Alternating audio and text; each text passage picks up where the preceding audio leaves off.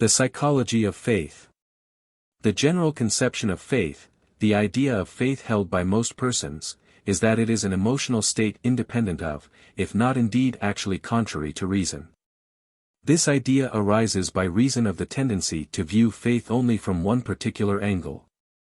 If faith were subjected to an all-around view, the observer changing his position and shifting his viewpoint in his observation, it would be seen that while faith often seems to transcend reason and to be independent of its reports, yet it is not contrary to or opposed to reason, and, in fact, depends largely upon reason for its direction and application. Faith, in its essence and fundamental substance, may be said to be beyond reason, to transcend reason. Yet, without the employment of reason and experience, faith degenerates into mere blind credulity.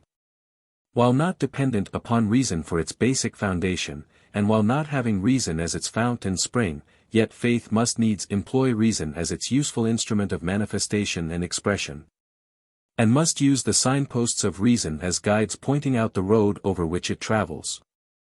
It is equally true that reason must be based upon faith, for, of itself it has no ultimate foundation.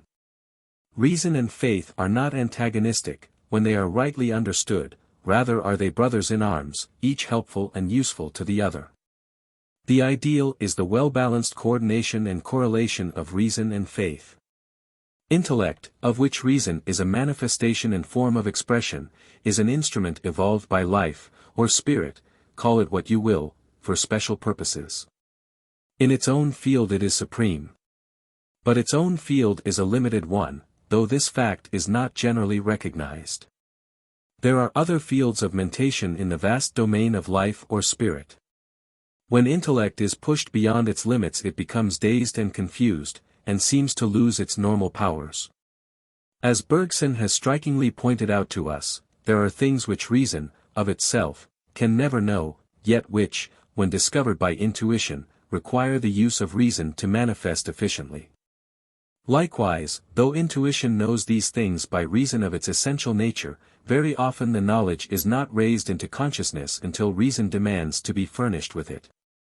When reason recognizes this fact, and is willing to call upon intuition for these reports, and to apply them when thus revealed, then, and then only, does reason rise to its greatest heights of attainment.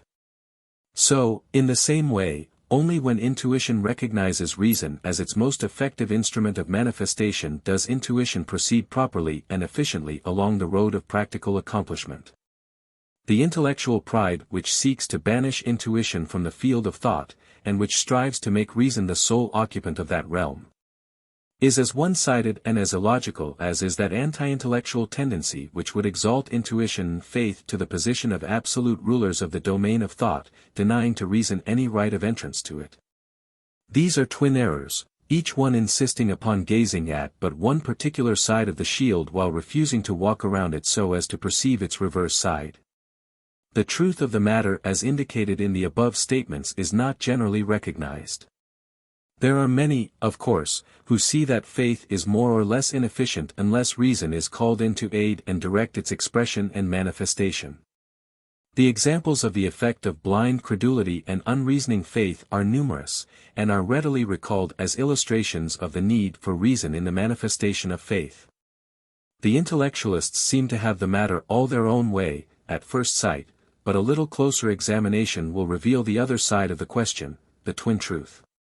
For when we demand to be shown the roots, bases, and foundations of reason, we are reluctantly pointed to what? Faith.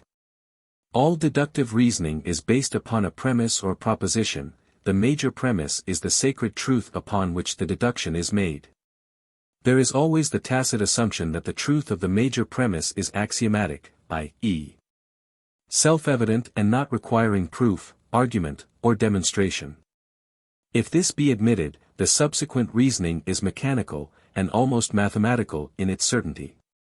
But when one claims that the person asserting the premise or proposition is begging the question, i.e., assuming without warrant the truth of the premise, or tacitly implying that it is accepted or not disputed, when the objecting one states, "I dispute your major premise," then the trouble begins. The burden of proof, in logic, rests upon the person advancing the premise or proposition, and he then may be called upon to prove the truth of his premise or proposition. When such person attempts to furnish such proof, and to support it by logical argument, he simply shifts his position a step or two backward. When that step is reached, he halts, and recommences his argument. How? By advancing another premise or proposition, usually another major premise which he assumes to be axiomatic, or self-evident. If this be objected to, he must again retreat and erect another line of entrenchments, and so on, and so on. If his opponent be sufficiently persistent and determined, this retreat is continued indefinitely, unless the first man disgustedly discontinues the argument, and refuses to play, this, of course, being his right, and in no way being a confession of defeat or in any way a victory for the skeptical opponent, the discussion simply is off in such case. All this brings us to the point where we perceive that sooner or later we reach a stage in reasoning in which there is something taken for granted, something assumed for the purposes of the argument, something which has not as yet been proved, but which is to be employed as the basis of the proof of something else, in short, something which is based on faith, expressed or implied. That basis of faith, however, need not be blind faith, or unreasoning credulity. It should, indeed, not be so. It may be, and usually is, something which seems reasonable and not inconsistent with reason, but, nevertheless, it is accepted by an act of faith, as logic defines that term, for it is not positively known, nor has it been proved logically. There is no escape from this conclusion, disagreeable as it may be to the extreme intellectualists. The better the logician, the more freely will he confess to this fact of logic. It is usually only the amateurs who seek to dispute it. Leaving the field of formal logic, and entering that of the practical logic of everyday thought and life, we find the same state of affairs existing. The most important reasoning of practical everyday life is based upon faith. We do not know positively that the sun will rise tomorrow morning. All that we know is that in the history of the race the sun always has risen in the morning, and we believe that it will continue the practice on the morrow.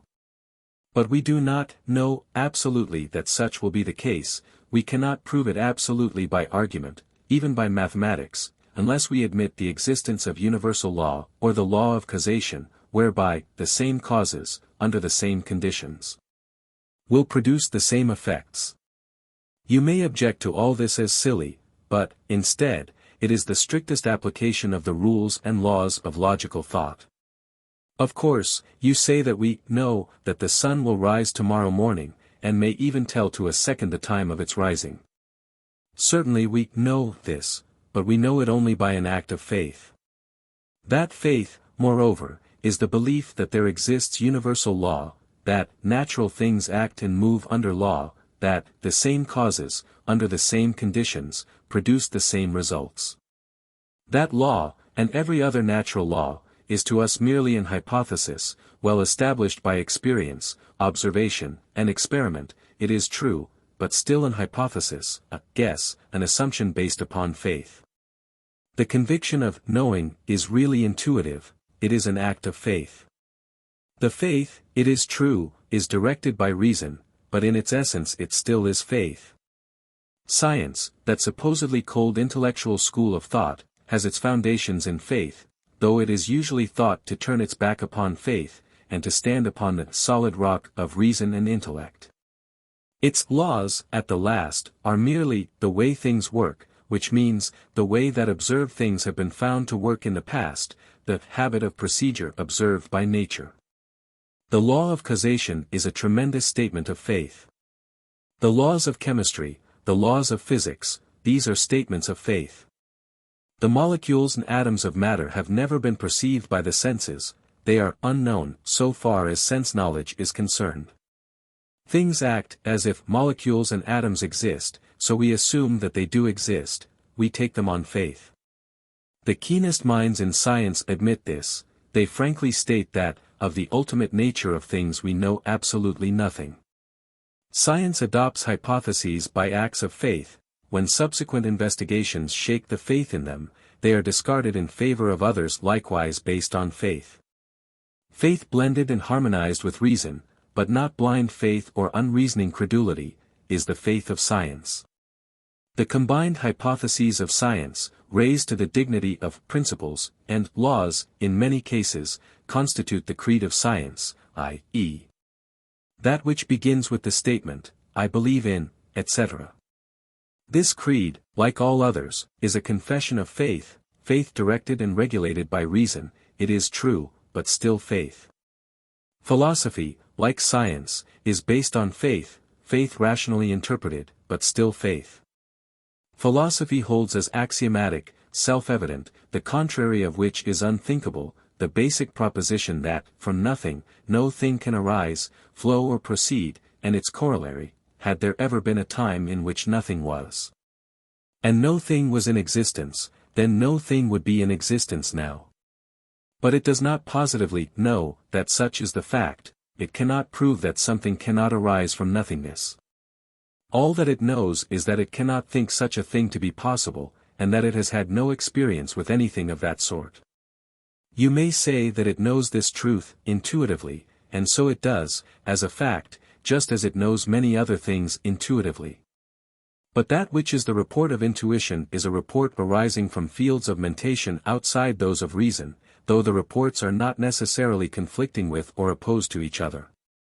All intuitive knowledge is belief based upon faith, at the last. Geometry is an exact science, yet it is based solely upon certain laws and principles which are accepted by faith, for they cannot be proved absolutely by reason.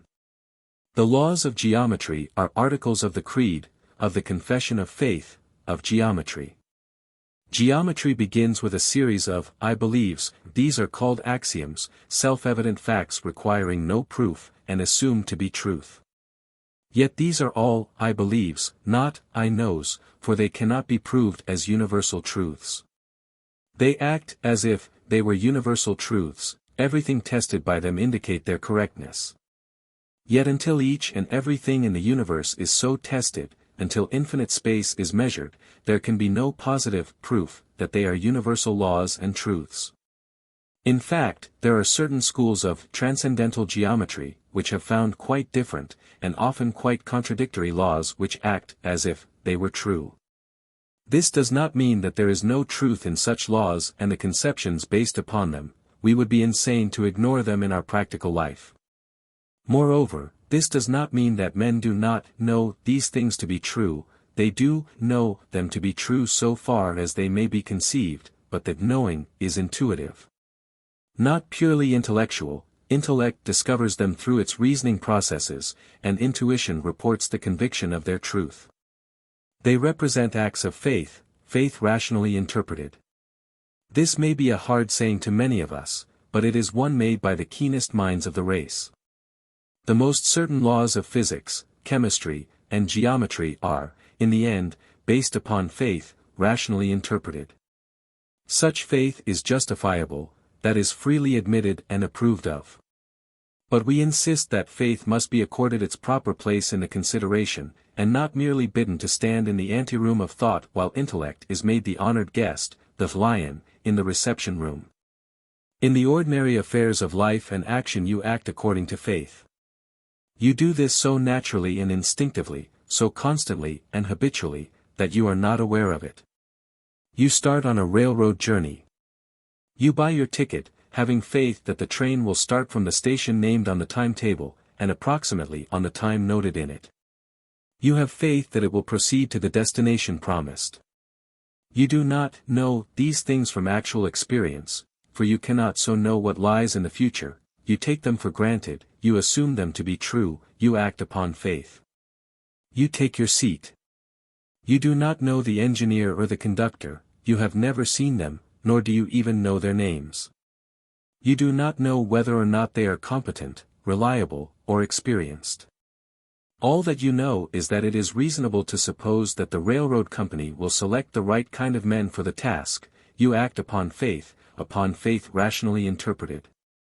You have faith in the company, in the management, in the system of conducting the matter, in the equipment, etc., and you stake your life and wholeness of body upon that faith. You may say that you only take a chance in the matter. But, even so, you manifest faith in that chance, or else you wouldn't take it. You wouldn't take a chance of standing in the path of a rushing express train, or of leaping from the Eiffel Tower, would you? You manifest faith in something, even if that something be no more than the law of averages. You place your money in a bank, here again you manifest faith, faith rationally interpreted. You sell goods on credit to your customers, faith again. You have faith in your grocer, your butcher, your lawyer, your physician, your clerks, your insurance company. That is to say, faith of some kind, or of some degree, else you would not trust anything whatsoever to them. If you believe that a man is dishonest, incompetent, or insane, you do not place confidence in him, nor trust your affairs or interests to him. Your faith is in his wrongness, and not in his rightness, but it is faith, nevertheless. Every belief short of actual, positive knowledge, is a form or phase of faith. You may say that these things denote, not faith, but rather confidence or expectation of some degree. This is merely changing the terms but not the meaning. In the preceding section of this book we have shown you that the very essence and substance of the present usage and meaning of the term and concept, faith, is confident expectation. The expectation may not be very pronounced, the confidence may be limited, but, nevertheless, it is confident expectation of some kind, form, phase, or degree. Even the belief that some undesirable and feared thing may happen is the negative phase of faith. Fear is a form or phase of faith mingled with the negation of hope. Fear and hope are both forms or phases of expectation. When raised to the degree of confident expectation they are markedly forms of faith. You have the faith that if you step off a high building into space, you will fall and be injured, perhaps killed. This is your faith in the law of gravitation. You have a similar faith in certain other physical laws. You have the confident expectation that evil results to you will follow certain courses of action concerning these physical laws. You have faith that poisons will injure or destroy your physical body, and you avoid such.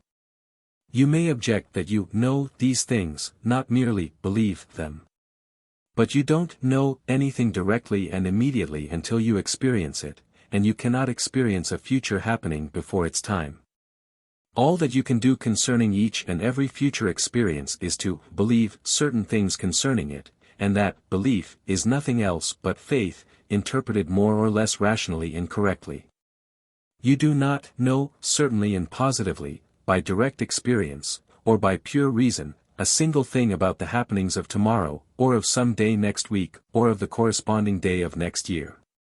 Yet you act as if you did possess such knowledge, but why? Simply because of your faith in the law and order of the universe, of the operation of the law of causation, whereby effects follow causes, of the law of probabilities, or the law of average. Or of some other natural law. But your knowledge of and belief in such laws are but forms of your faith, i.e., confident expectation that things will work out according to the rule observed in past actions. You cannot get away from faith in your thoughts and beliefs concerning the present and the future, any more than you can run away from your shadow in the bright daylight. Without faith rationally interpreted, without confident expectation in at least some degree, there could be no rational action or procedure. All human intercourse and communication, all human coordination and correlation between individuals, all dealings between man and man, all enterprises designed and carried on by man, and all the plans and purposes of the race of men, all these, each and every one of them, are based on some form of faith more or less rationally interpreted. We know certainly only the events of the present moment, or of the past, the events and happenings of the future, even of one moment hence, we know only by and through faith more or less directed and guided by reason. We live by faith, we act through faith. From the foregoing, and the reflections aroused in your mind by the consideration of it, you will perceive that faith has as true and as sound position and place in the psychology of the human being as have reason and intellect. Faith is not an alien intruder, it is a native of the mental realm which it inhabits, and its claims to citizenship are quite well founded. In its place, and within its normal limits, its work is as useful as is that of intellect or reason. Outside of that place, and beyond those limits, however, its work is as ineffective, or even as harmful, as is that of intellect which so transcends its normal field of activity. The mind may be debauched by arrogant intellect, as well as outraged by unreasoning faith. It is only in the well-balanced, thoroughly harmonized, combination of faith and reason, intellect and intuition that the human mind manifests its highest efficiency and performs its best work. Intellect and reason are comparatively late comers to the mind, in the history of mental evolution. Instinct, which is a phase of, or reflection of intuition, was there long before reason. Faith, by reason of its relation to intuition, is more deeply rooted in the mental soil than is reason, hence its wonderful power, manifested often in the very face of reason. By reason of this relation to the most elementary and essential, fundamental and basic facts of mental substance and process, faith has a motive power and an attractive power closely resembling that of desire and will. Indeed, there are many thinkers along the lines of esoteric philosophy who indicate that the element of faith, or confident expectation, plays a much more important part in the activities and accomplishments of desire and will than is apparent to those who view only the exoteric phase of the subject. As we proceed with this consideration of faith power, in the present instruction, you will perceive many instances of this elemental power of faith, and of the results arising from it. Faith not only blazes the trail which is followed by us in subsequent travels of will, it also digs the channels through which flow to us the currents of things, events, happenings and persons from the outside world. Well did the ancient sages accord to faith an equal position in the mental trinity with desire and will, respectively. Insistent desire, confident expectation, and persistent determination, desire, faith, and will, truly a trinity of personal power. Without the confident expectation, there will be no kindling of the flame of insistent desire, no application of the steel of persistent determination. Unless faith expresses itself in the confident expectation of the obtaining or attainment of the thing desired and willed, then will desire find it difficult to want it hard enough. And will find it impossible to persistently determine to obtain it. Desire and will depend upon faith for their inspirational forces. By means of the latter, the energizing forces of desire and the dynamic forces of will are inspired and vitalized, and have the breath of life breathed into them. Expectant attention. Psychologists have noted the effect of, and realized the important part played by that mental state known as expectant attention. Expectant attention is that concentrated direction of attention toward some action, event or happening which the individual expects to occur, i.e., to which he looks forward, with more or less confidence and belief, as likely to occur or to come to pass. This mental attitude, you will note, is a form or phase of faith or confident expectation such as we have considered in the foregoing sections of this book. It is an axiom of psychology that the laws of attention operate so as to cause the individual to perceive far more clearly the objects or facts toward which his attention is specially directed, and to perceive far less clearly those objects or facts which are outside of the field of his special attention. In fact, attention always proceeds by manifesting a selective action. In such selective action it more or less unconsciously, or, rather, subconsciously, brings and holds in the field of consciousness those objects which have attracted its notice, and shuts out of that field those objects which have not so attracted the same. Out of the multiplicity of sights and sounds which knock at the door of consciousness at almost every moment of your life, you select those which fit in with the general subject, idea, or line of thought to which your attention is directed, and at the same time reject the consideration and perception of those not so fitting in with such. If you are especially interested in violin music, you will hear clearly the notes of the violins, while the remainder of the instruments manifesting sound in the performance of a large orchestra are relegated to the fringe of consciousness and are perceived only as a general background. Another person would ignore the violins and would hear only the notes of his favorite instruments. In the same way, at a theatrical performance where a number of persons are on the stage at the same time, you are apt to see the actions and to hear the words of your favorite actor, while those of the others are far less distinct in your consciousness. Likewise, you read from the pages of a book only that which is associated with your previous ideas concerning its subject, hence the old saying, we get from a book only what we give to it. The professional magician understands and employs these laws of attention. He manages to direct your attention to one of his hands, and to hold it there, while his other hand performs the baldest and boldest kind of deception upon you without detection. Or, he manages to direct your attention to some other part of the stage, while under your very eyes, though unobserved by you, he makes certain changes which are necessary for the successful performance of his feat. Pickpockets and swindlers take advantage of this same state of affairs. They cause us to direct our attention to some other thing or place, while we leave unguarded the receptacle containing our possessions. We are all keenly awake to that to which our interested attention is directed, while we are all more or less asleep concerning the things from which such attention is diverted. This rule applies not only to your perception of objects through the senses, but also to your thoughts concerning any subject. You may imagine that you are exercising your reasoning powers judiciously, impartially, and without bias, but in most cases you are considering only the facts, data, and arguments which are in accord with your preconceived notions, beliefs, and prejudices in the matter. You tend to see only that one particular side of the question, that one set of facts, that one line of argument, the opposite aspect or phase being practically ignored by you. Or, even if you are particularly careful not to fall into this error, you at least tend to overemphasize the favorite set of facts or arguments, and to underemphasize the other and opposed group. Moreover, once having made up your mind concerning a subject, you fall into the habit of unconsciously or subconsciously selecting from your world of experience those facts and data which serve to corroborate your own belief, and those which serve to controvert the opposite belief. You find on all sides facts, data, and arguments sustaining your position, and overturning the opposite contention. You tend to become blind to undesired and unwelcome facts, data, and arguments, though you may not realize this unless you are especially watchful over your mental processes. From the same experience, however, you would gather a similar array of desired evidence on the other side were you committed to the views of that side of the case. When we say, you, we mean, all of us, as well. Our subconscious minds are strong partisans. They eagerly search for and select the desired objects of thought, and determinately shut the door to the opposite class of objects.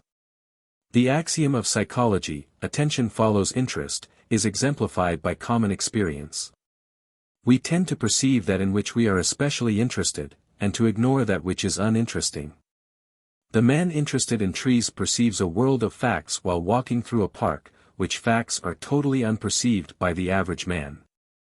The man interested in stone arrowheads finds them in walking through a field, though others pass them by unobserved. As John Burroughs has told us, the man with the walking fern in mind finds walking fern in every bit of woods, while the rest of us are not aware of its presence there. In short, all of us tend to perceive in the outside world that which corresponds with what already exists in our inner mental world. You, yourself, have often experienced the operation of this law of the mind when once you have become interested in some new subject, idea, or set of facts. While up to that time you have never observed any special facts or data connected with that which has become your object of interest. Now you will have come to the conclusion that the whole world is apparently becoming aroused to an interest in that particular subject, just as you have been.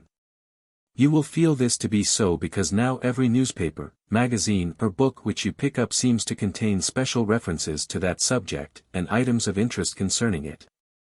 Likewise, you will hear the subject discussed in the trains and streetcars, in the clubs, and wherever a number of persons meet and enter into conversation. On every hand you find something which fits into this subject of your new interest. But the fact is that the change is not in the outside world, it is in yourself.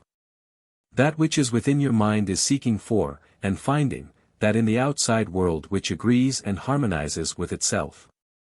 Another person not so interested, or even you, yourself, were you not so interested, would be almost, if not indeed totally unaware of these same interests on the part of others, even in the same places, conditions and surroundings. A new object of interest on your part acts like a pair of colored spectacles. You see the outside world of things and happenings tinted in harmony with your glasses. Technically stated, your attention follows your interest, and in so doing it manifests its characteristic selective power. The application of the mental laws just called to your attention is quite important in view of their practical effects upon your everyday life. By reason of these laws, the degree of your success in any particular line of work depends materially upon the degree of interest which is aroused in you concerning such work. If your interest is keen, then you will perceive and discover on all sides, in every day of your life, certain facts, data and other things which will serve the purposes of that work. You will find yourself dwelling in a world surrounded by such facts. If, on the contrary, you manifest little or no interest in your work, but perform the same almost mechanically, then this world of helpful things, ideas and facts will not exist for you, you will dwell in another world. There will be nothing in you to call out of the outer world that which is in harmony with itself. The above-mentioned psychological laws, and their effects may be stated briefly as follows. 1. You perceive only that toward which your attention is attracted and directed, and only in the degree to which that attention is so called forth. 2. Attention follows interest, and is called forth by it only in a direct ratio to the degree of that interest, therefore you perceive only that in which you are to some degree interested, and only according to the measure of the degree of interest manifested. 3. Your world of perceptive experience is created by your interested attention, by reason of the fact that such interested attention selects from the outside world such facts as are in agreement with its inner states, and rejects those facts which are opposed to such. 4. The same state of affairs is manifested in your mental world of memory, recollection, and selection of ideas. You select and perceive those which accord with your interest, and reject the opposite class. Now, the above brings us back to our consideration of the subject of expectant attention, which, as we have said, is a phase of faith or confident expectation. Expectant attention is a very potent and active form of interested attention. In it you not only are interested in an object, subject or state of affairs, but, in addition, you believe in certain conditions or facts, and expect that certain results will occur by reason of their presence. You not only have your attention directed toward the thing by reason of your interest in it, and see that which is in accordance with this, but you also expect, i.e., confidently believe, that certain events will happen or come to pass concerning those things, or proceeding from them. The cat watching at a mouse hole, or the dog digging out a woodchuck, manifests the keenest and most active kind of attention imaginable. This, not only because the animal is intensely interested in the object of obtaining his prey, but also because he hopes to capture it, expects to secure it, because he believes that he will get it in the end. If the animal did not so keenly believe and expect the successful result, his interest and attention would lack that intensity which is now present, and his energies would not be so actively called forth and manifested. This rule is equally true of human endeavor. When you believe in the probability of a successful outcome of an undertaking, you experience the keenest interest in the work leading to it. Your work is in direct relation to that expectation. If, on the contrary, you entertain grave doubts of the efficacy of your efforts and work, your energies will slacken, your interest will abate, and your attention will relax, and, as a consequence, your work will become less effective. Again, if you not only doubt and question the successful outcome, but also go so far as to actually believe that the effort will result in failure, then your interest will become dead, your attention weak, and your work of the poorest and most ineffective quality. More than this, if your belief and expectant attention be that of the certainty of failure, then you will actually find yourself unconsciously working with that idea in mind. And toward that end, you will be deliberately, though subconsciously, riding to a fall. What has been said above concerning the effect of interest, attention and expectancy, upon the conscious activities of your mind, is trebly true concerning your subconscious activities.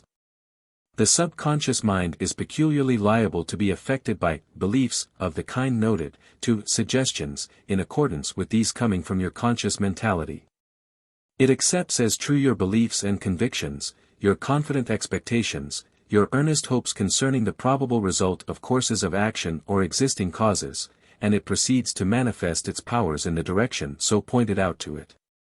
Accordingly, it blinds the attention to facts, ideas and conditions running contrary to your beliefs and expectations, and it renders keen your powers of perception of those facts, ideas, and conditions which agree with your beliefs and expectations. The subconscious mentality is very active, it works even while you sleep, and while you are thinking of other things, and, though in the first place it is influenced greatly by your conscious thoughts and beliefs, it eventually acquires control over the latter to a marked degree.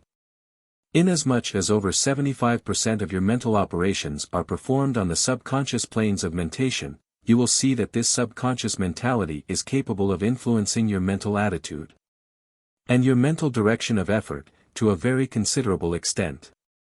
Accordingly, you will realize how important it is to have your beliefs and expectant attention under control, and to have them working in the right direction. Let us give you a few illustrations of the above stated principle, drawn from the experiences of everyday life experiences on the physical plane, but in which the subconscious mental influence is manifest. These illustrations may be deemed trivial by those who fail to perceive that the principle operating in them is also involved in far more important happenings and action. We ask you to accept these as simple illustrations of a far from simple general class of phenomena. Several years ago, one of the writers of this book knew a young man who was an expert bowler. He was a very careful player, with mind and muscles well under control, with great powers of concentration on his play, and with nerves not easily rattled.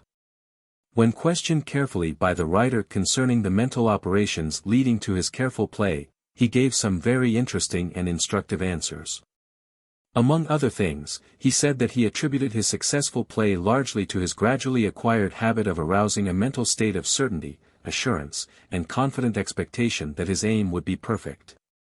He said that sometimes it was rather difficult to arouse that feeling, as he expressed it, it is sometimes slow coming, but that he would wait a few moments until it came. This coming, as he called it, was manifested by a certain sort of click in my mind, which was the signal to send the ball forward. When that click came, he just knew for certain that his aim was perfect. The confident expectation, or expectant attention, served so to coordinate his mental calculation and his muscular effort that success was assured.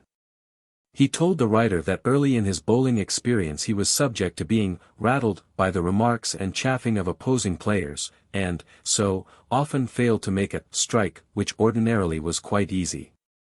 He said that he managed to overcome this difficulty by cultivating the power of shutting out from his consciousness the remarks of others. He added, however, that even quite late in his experience he lost a game by reason of having accepted the adverse suggestion of a bystander. As nearly as the writer can recollect the conversation, he used the following words in describing this occurrence. I was at a close stage of the game, and I could win only by putting the ball between the 1 and 2 pins. Which ought to have been easy for me to do, judging from my past record. Just as I was about to bowl, a friend of my opponent said, quietly, as if to his friend, just watch him hit the 4-pin. Somehow, or someway, there crept into my mind the idea that I was going to hit the 4-pin, which was about the worst thing I could do just then. I can't say that I was exactly afraid. But I got the notion that I was going to hit that 4-pin in spite of myself. I actually believed and expected it. I aimed with my usual care, straight between the 1 and 2 pins, and then let the ball go. I never could tell how it happened, but my ball rolled right toward that 4-pin, and struck it fair and square. And so, instead of making a 10 strike I got only a split. That fellow sure hoodooed me, all right. I never knew how he did it, but do it he did. Here was evidently a case of misdirected expectant attention, faith reversed. He believed and expected the bad shot, and, although he used his habitual care, his subconscious mind manifested his belief and unconsciously to him influenced his muscular action at the critical moment. His click of certainty in ordinary cases was the result of the same psychological principle. In either case, in each case, the subconscious mentality was striving to make true in outer action the inner belief. It was a case of thought taking form in action, of the response of the physical muscles to the subconscious mental state. We understand that baseball players report a similar state of affairs. They often just know the probable result of their batting, or of their catching of the ball in the field, they experience that certain state of expectant attention which is a phase of confident expectation. And their muscles become a perfectly coordinated machine.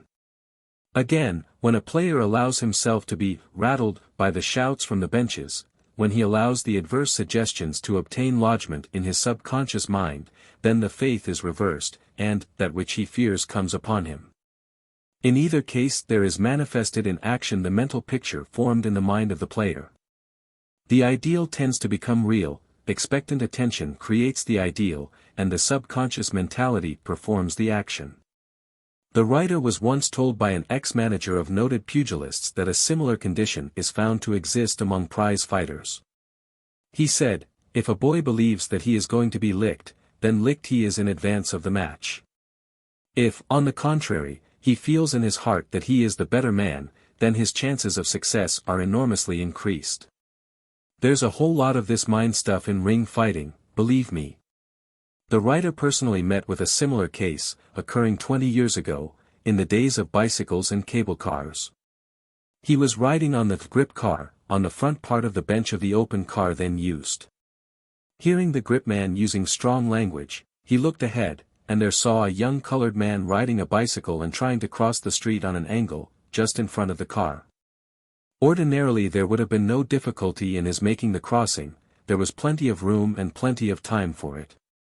But when the grip man swore at him, and called out, "Look out, there, you're going to run into the car," the young man's hand seemed to turn in spite of himself, and he, seemingly deliberately, turned his wheel and ran straight into the car. When picked out of the wreck of his bicycle, badly shaken up but uninjured, he was asked why he turned his wheel toward the car. He answered, I dunno, I expect dat will just got scared and runned away with me." The real truth was that his expectant attention was active, and the wheel acted just as he looked for it to act, his subconscious mentality performing the action. Many old-time bicycle riders will understand and appreciate this illustration, they have been there themselves. The same principle may be seen in operation in the actions of children. Children are very apt to take on the suggestions of their elders, and to act upon them subconsciously even when they don't want to. We have witnessed the unfortunate result of the admonition, "Look out, Myrtle, you'll drop that vase. Look out, it's slipping now." Of course, bang went the vase. Again, "Look out, Johnny, be careful, you'll slip off the banister." Johnny accepts the suggestion, his subconscious mentality believes it, and the action follows. We once saw a little boy walking along the top of a high brick wall. He made the trip backward and forward several times without trouble. But when, finally, a grown-up shouted a warning of danger, coupled with the assertion that the boy would fall off, the boy's expectant attention was aroused, and down he came.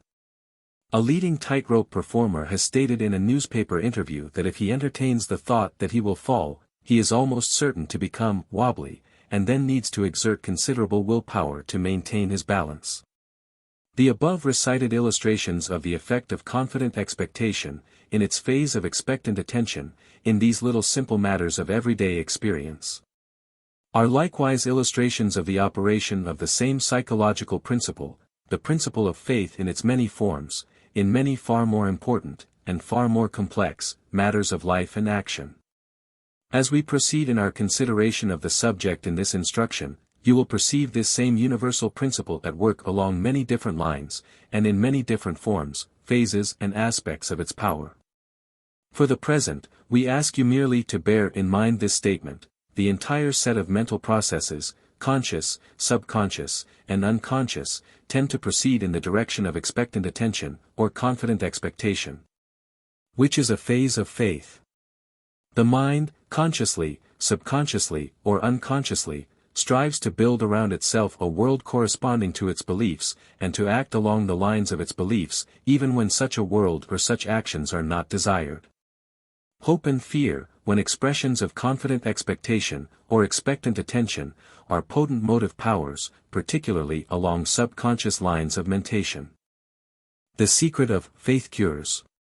Among the many phases and forms of the application and manifestation of the mental principle of faith power is that important phase or form known generally as faith cure. The consideration of the phenomena arising from the application and manifestation of this phase or form of faith power is well worthwhile, not alone because of their importance on their own account, but also because of the fact that in such consideration there is brought to light the operation of the potent force inherent in such general principle itself. By faith cure is meant the cure of disease by the exercise of faith in some external force or power, or in the force or power inherent in the mental or spiritual nature of the mind or soul of the individual. The following definitions, given by authoritative reference works, will perhaps bring out still more clearly the essential elements and meaning of this concept and term. Faith cure, or faith healing, is a form of mind cure characterized by the idea that while pain and disease really exist, they may be neutralized and dispelled by faith in divine power. The doctrine of Christian Science holds, however, that pain is only an illusion and seeks to cure the patient by instilling into him this belief. Faith cure is a term applied to the practice of curing disease by an appeal to the hope, belief, or expectation of the patient, and without the use of drugs or other material means.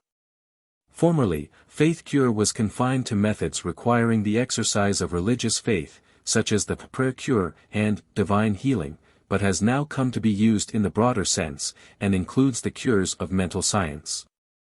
Also a large part of the cures effected by patent medicines and nostrums, as well as many folk practices and home remedies. By some, it is held to include also Christian Science, but the believers in the latter regard it as entirely distinct. Careful investigators and researchers along these lines are now generally agreed that the cures undoubtedly made by the various practitioners of the numerous schools and forms of faith cure, under their different names and theories of cure, have as their underlying effective principle the mental condition or state of faith. This principle operating so as to call forth the innate power of the mental physical organism to resist and to overcome the abnormal conditions which manifest as disease. Thus, all cures wrought by the mental forces of the individual, under whatever name or method, are, at the last, faith cures. That this innate power to resist and overcome disease actually exists in the human organism is now admitted by the best authorities. It is known as the protective and recuperative power of the organism, or else as the vis medicatrix naturae, or the healing power of nature. The power is known to dwell in that part of the mental equipment of man known as the subconscious mentality, which has direct control and supervision of many of the physical processes, and which is absolutely in charge of the involuntary processes, by means of which the most important functions of the body are performed. This innate power of the organism, so lodged in the subconscious mentality, is found to respond readily to the ideas accepted as true by the individual, to his beliefs, in short. These beliefs are forms of faith, at the last. The belief and faith of the individual in the effect and influence of any energy, force or power is capable not only of effecting cures of diseased conditions, but also of inducing and bringing about such conditions in the first place.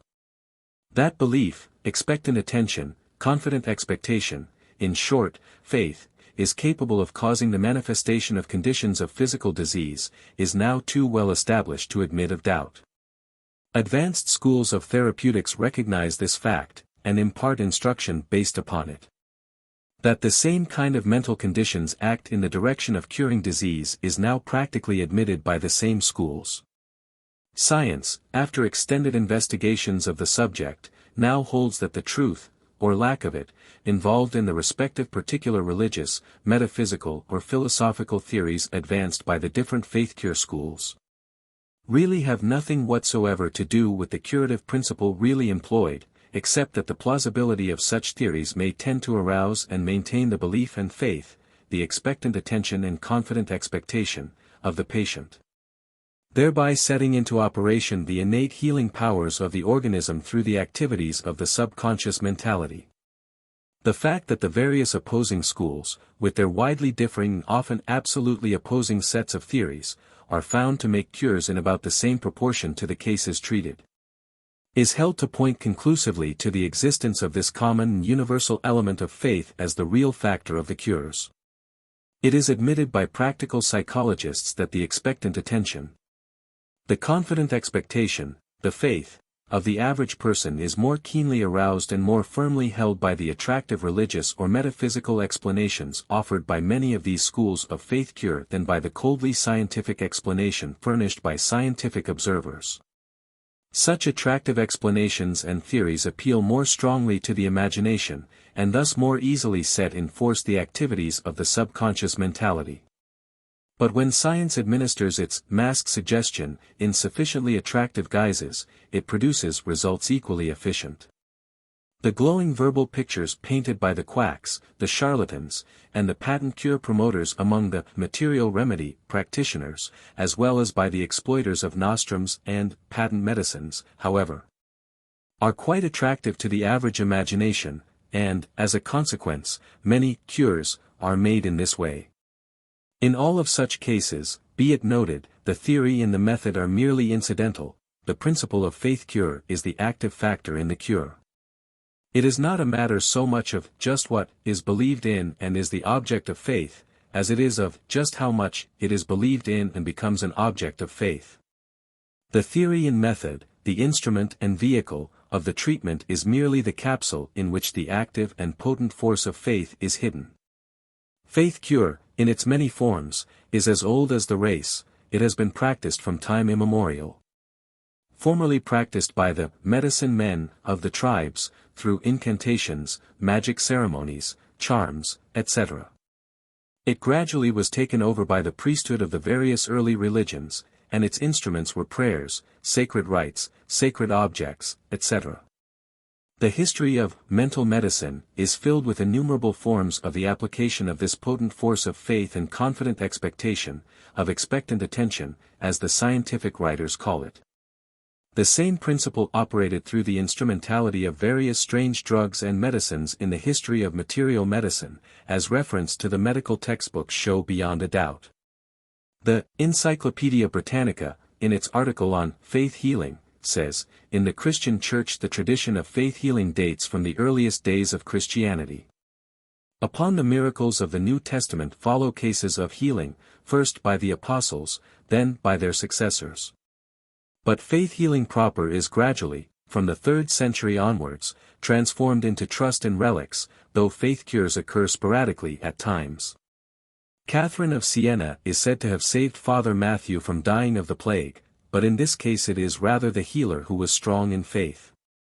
With the Reformation, faith healing proper reappears among the Monrovians and Waldenses, who, like the peculiar people of our own day, put their trust in prayer and anointing with oil. In the 16th century we find faith cures recorded of Luther and other reformers, in the next century of the Baptists, Quakers, and other Puritan sects. And in the 18th century the faith healing of the Methodists in this country was paralleled by Pietism in Germany. In the 19th century Prince Hohenlohe, Canon of Grosswardein, was a famous healer on the continent. The Mormons and Irvingites were prominent among English-speaking peoples. In the last quarter of the 19th century faith healing became popular in London, and Beth Shan homes were opened in 1881, and since then it has found many adherents in England. Under faith healing in a wider sense may be included, 1. The cures in the temples of Aesculapius and other deities in the ancient world, 2. The practice of touching for the king's evil, in vogue from the 11th to the 18th century. 3. The cures of Valentine Greatrakes, the Stroker, 16281683, and, 4. The miracles of Lourdes, and other resorts of pilgrims, among which may be mentioned St. Winfrid's Well in Flintshire, Treves with its holy coat, the grave of the Jansenist F. de Paris in the 18th century, the little town of Kevelaer from 1641 onwards, the tombs of St. Louis, Francis of Assisi, Catherine of Siena, and others. From the psychological point of view, all these different kinds of faith healing, as indeed all kinds of faith healing, as indeed all kinds of mind cure, including those of Christian Science and hypnotism, depend upon suggestion. In faith healing proper not only are powerful direct suggestions used, but the religious atmosphere and the autosuggestions of the patient cooperate. Especially when the cures take place during a period of religious revival or at other times when large assemblies and strong emotions are found. The suggestibility of large crowds is markedly greater than that of individuals, and to this greater faith must be attributed the greater success of the fashionable places of pilgrimage. In general accounts of the phenomena of faith healing, such as the one above quoted, you will generally find 2 points needing more detailed comment, namely 1. The point that cures are made even when the patients do not believe in the healing power invoked. And 2. The easy reference of the basic cause to suggestion, the statement often being made that it is merely suggestion. Let us consider these 2 points in a little further detail. In the first place, the person subjecting himself to these healing agencies always has some degree of belief and faith in the possible efficacy of the agency employed. Else he would not take the trouble and spend the time and money necessary to take the treatment. This faith may be merely a sneaking belief, but it is always there. Particularly where money is involved, this element must be present. For one does not part with money for treatments which he feels certain will do no good. There is always some hope, belief and faith present. Even the man who sneers at the idea of his warts being cured by a powwow has at least a faint hope of some possible good accruing to him, else he would not bother with the matter at all. This faint hope, belief, or faith, is taken up by the subconscious mentality and is there intensified, magnified, and concentrated. It may be stated as a positive and invariable principle that, without some degree of faith and hope, some degree of expectant attention, there can be no faith cure. This belief, hope, and faith may be hidden, and apparently rejected by the conscious mentality, but its seeds and roots are present in the subconscious mentality, and begin to grow and send forth shoots and sprouts under the power of the expectant attention. In the second place, to explain the phenomena of faith cure by the statement, it is merely suggestion, is but to give the phenomena a new name. Affixing a new term is not a true explanation. Of course, faith cure is suggestion, but what is suggestion? Analyzing the phenomena attributed to suggestion, and reducing the idea of suggestion to its essential elements, we find that suggestion consists of 1. Placing a strong idea in the mind, grafting it on the mind, as it were. 2. Arousing the expectant attention of the results implied or indicated in the suggested idea. And 3. Setting into operation the activities of the subconscious mentality in the direction of bringing about the result pictured by the expectant attention, which in turn has been aroused by the suggested idea. There you have the whole idea of suggestion in a nutshell. The suggested idea may be one of disease, as well as of healing.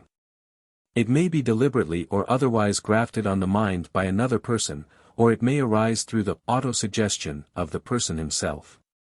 Made up of the material of ideas or suggestions that he has picked up in his experience with the world, in each case, and in all cases, the suggested idea is an idea which strikes the mind with force, and which seems quite reasonable, i.e., worthy of some belief.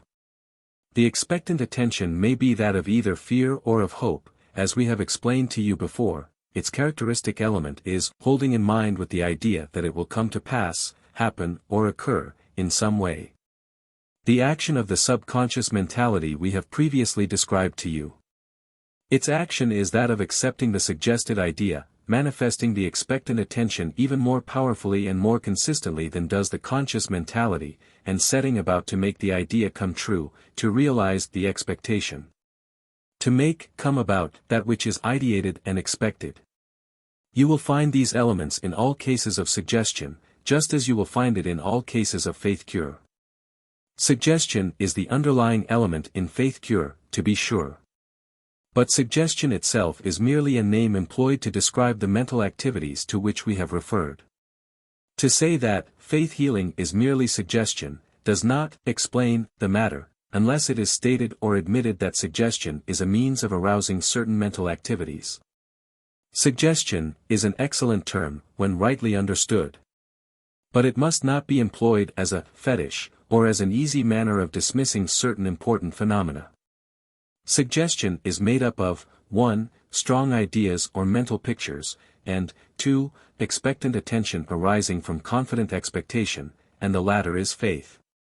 When this combined idea faith is planted in the subconscious mentality of the person, it begins to grow, sprout, and to bring forth leaves, blossoms, and fruit in action and physical form. Now then, all phenomena of faith cure, and of suggestion as well, are seen to depend upon the presence and action of the element or principle of faith power in the mentality of the individual. This faith power, however, is a much greater thing than mere healing power, great as is the importance of this particular and special phase of its manifestation. Healing power is merely one of many phases of the force and power of faith power. Merely one of its many forms of manifestation. The study of this phase of the whole subject, and the application of the valuable principles involved in it is well worthwhile. But at the same time you should not allow yourself to rest content with this one phase or form of its manifestation.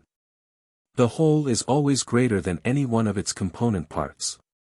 What is the great lesson to be learned from the consideration of the wonderful phenomena of faith power in its phase of faith cure, or of healing power? The answer is that there are two elements involved in that lesson, viz. 1. That there exists and is active a great natural principle, inherent in your natural mental physical organism, which tends to produce decided and marked effect upon your physical body. Either in the direction of disease or that of health and the cure of disease, and that this power is at your disposal and command, and to a great extent under your own control. 2. That this great principle is but a phase or form of a still greater universal principle of your being. Which greater principle operates in the direction of setting to work forces which tend to materialize in objective form that which exists in your mind in subjective form, i.e. As idea and faith combined, correlated, and coordinated, this greater power, like its lesser and specialized form, is available for your use, it responds to your demands when properly made. And submits itself to your general direction of idea and faith.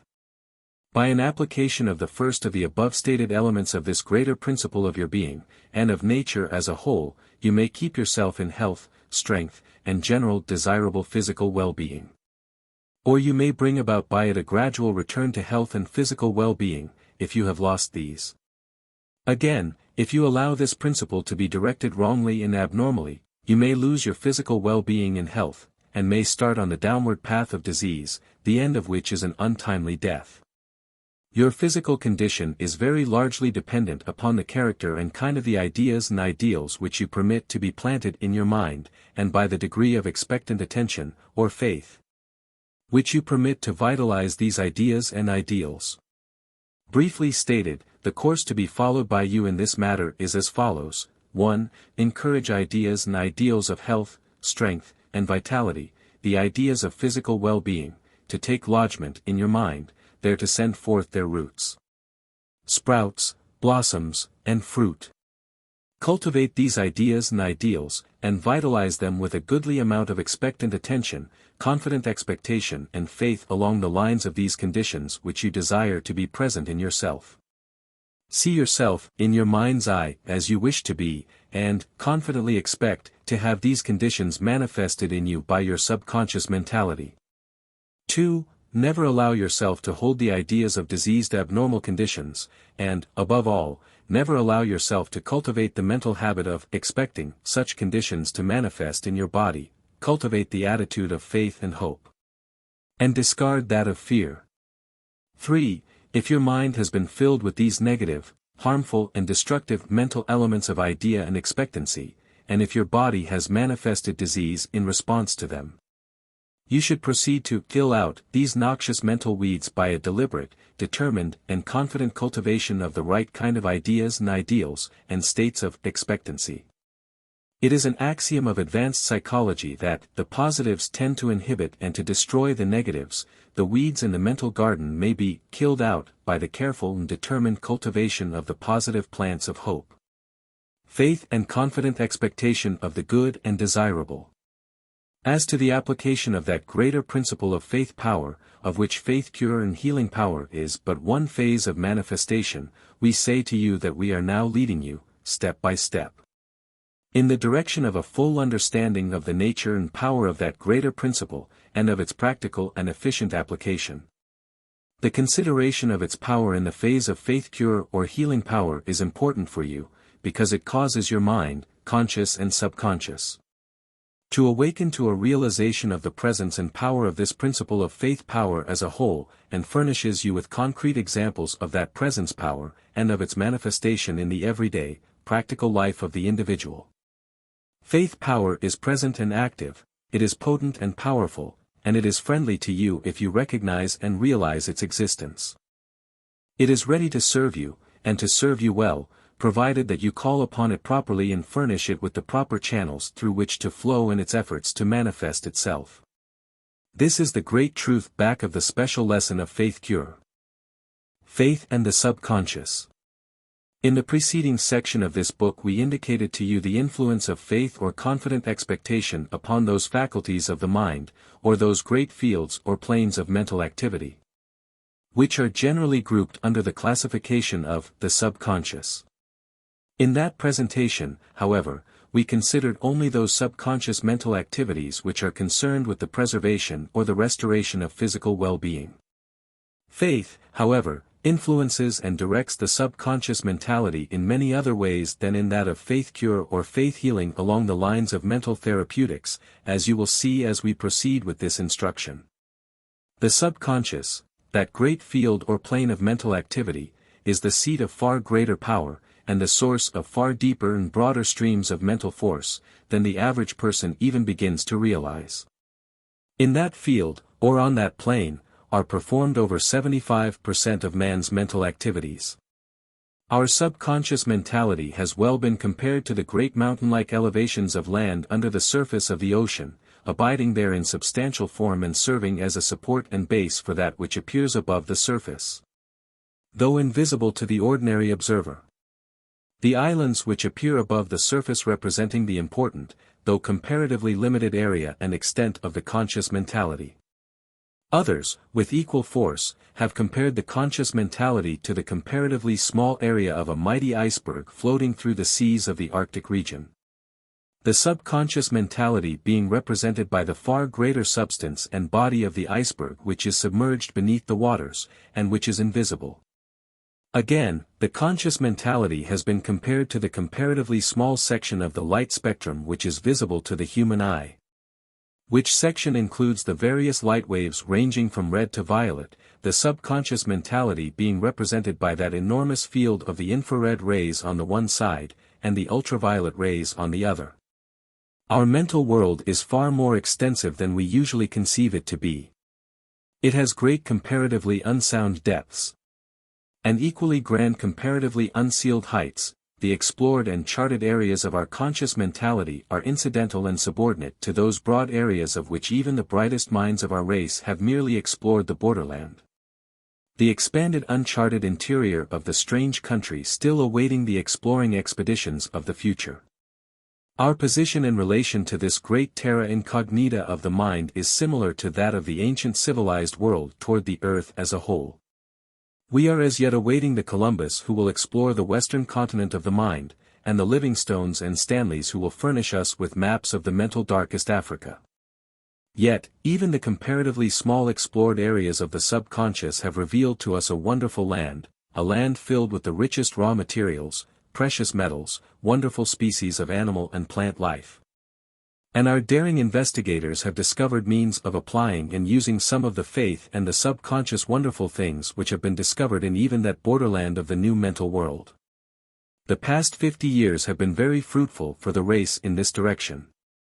We have learned not only of the existence of this new land filled with wondrous things, but we have also learned much concerning the nature of those things.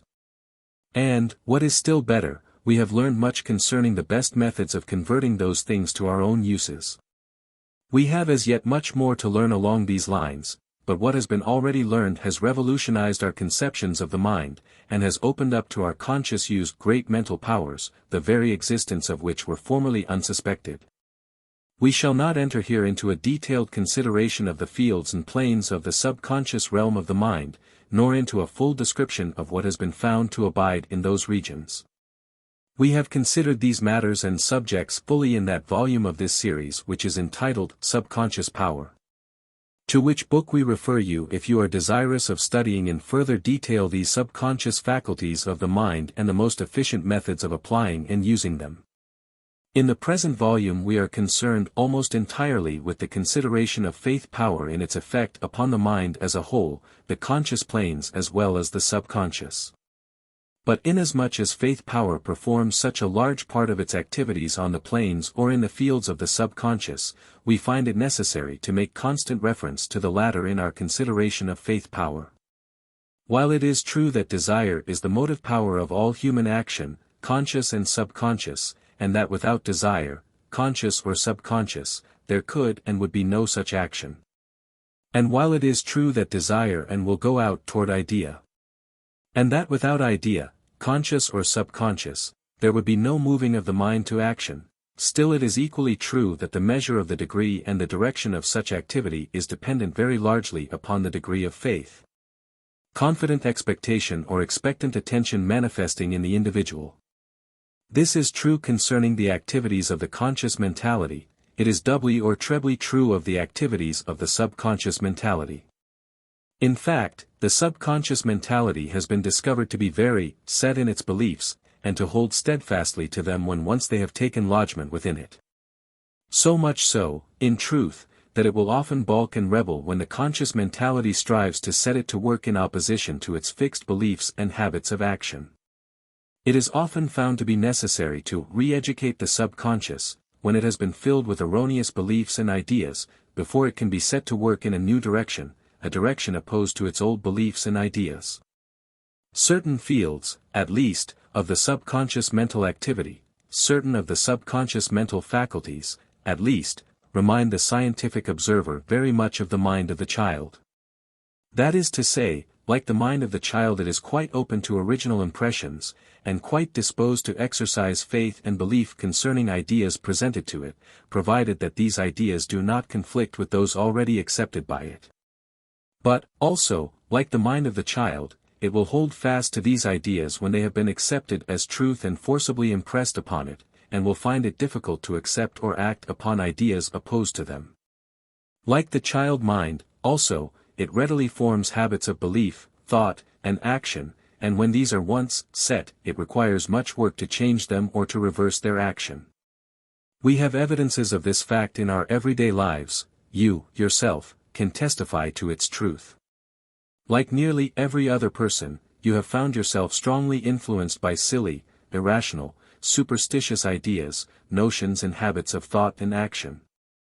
Long after you have thoroughly convinced yourself that such superstitions have no basis in fact or in truth.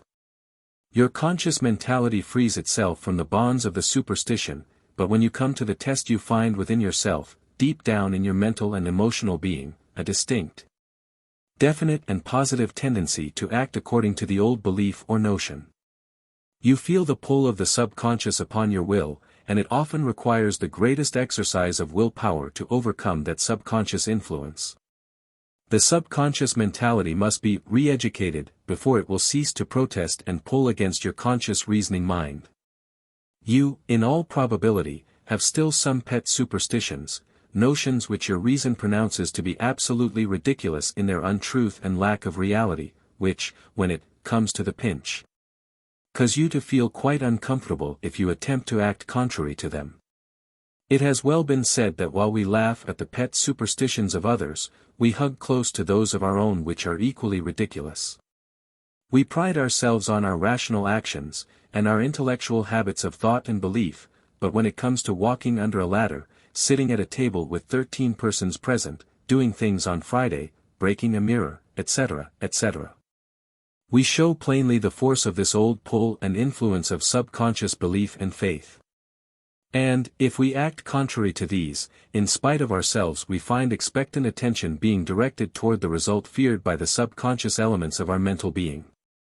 It is amusing to those who are free from those particular superstitions, and quite interesting to the scientific observer, to note that so many intelligent, well-informed, rational persons will hesitate to return for some forgotten thing after they once have left the house. Or that they will knock wood after having made some statement expressing success, freedom from trouble, etc. Or that they will show visible concern and distress when they spill salt at the table, or break a mirror, or do something else which their subconscious mentality believes to be a hoodoo. As for sitting at a table of 13 guests, some of the very bravest and most intelligent will feel that it is all wrong, and will sigh with relief when an extra guest is pressed into service to break the evil spell. Yet, in each of these cases, the person will frankly acknowledge that he has no rational or intellectual belief in the evil omen. He knows that there is absolutely nothing to it, but he feels queer about it, nevertheless. When he comes to the point of flying in the face of it. These persons are like the man who said that in the daytime he absolutely scorned the idea of ghosts, but that in the middle of the night he believed implicitly in them. These queer contradictions of human nature are accepted as matters of fact by most of us, though they are usually regarded as beyond rational explanation. However, when the action of the subconscious mentality is recognized, a new light is thrown upon the subject, and the perplexing mental duality is explained. The two sides of the mental shield are perceived and known to be just what they are. But these hidden beliefs of the subconscious, and its direction of action in accordance with them, are not confined to those superstitions concerning unlucky things and evil omens. Quite as strong and quite as active are the subconscious beliefs and notions about lucky things and good omens. The principle is the same in each case, though the direction is opposite. Many very intelligent men secretly feel that certain things are lucky for them, or that certain things act as charms bringing them success and good luck in their undertakings. Many a man has a sneaking belief in the efficacy of a horseshoe over the door, though he may pretend that it has been placed there, just for fun. You will discover the strength of the subconscious belief if you attempt to remove the symbol. You would be surprised to learn how many otherwise intelligent persons carry lucky stones, lucky coins, or other charms held to bring success or to avoid the opposite.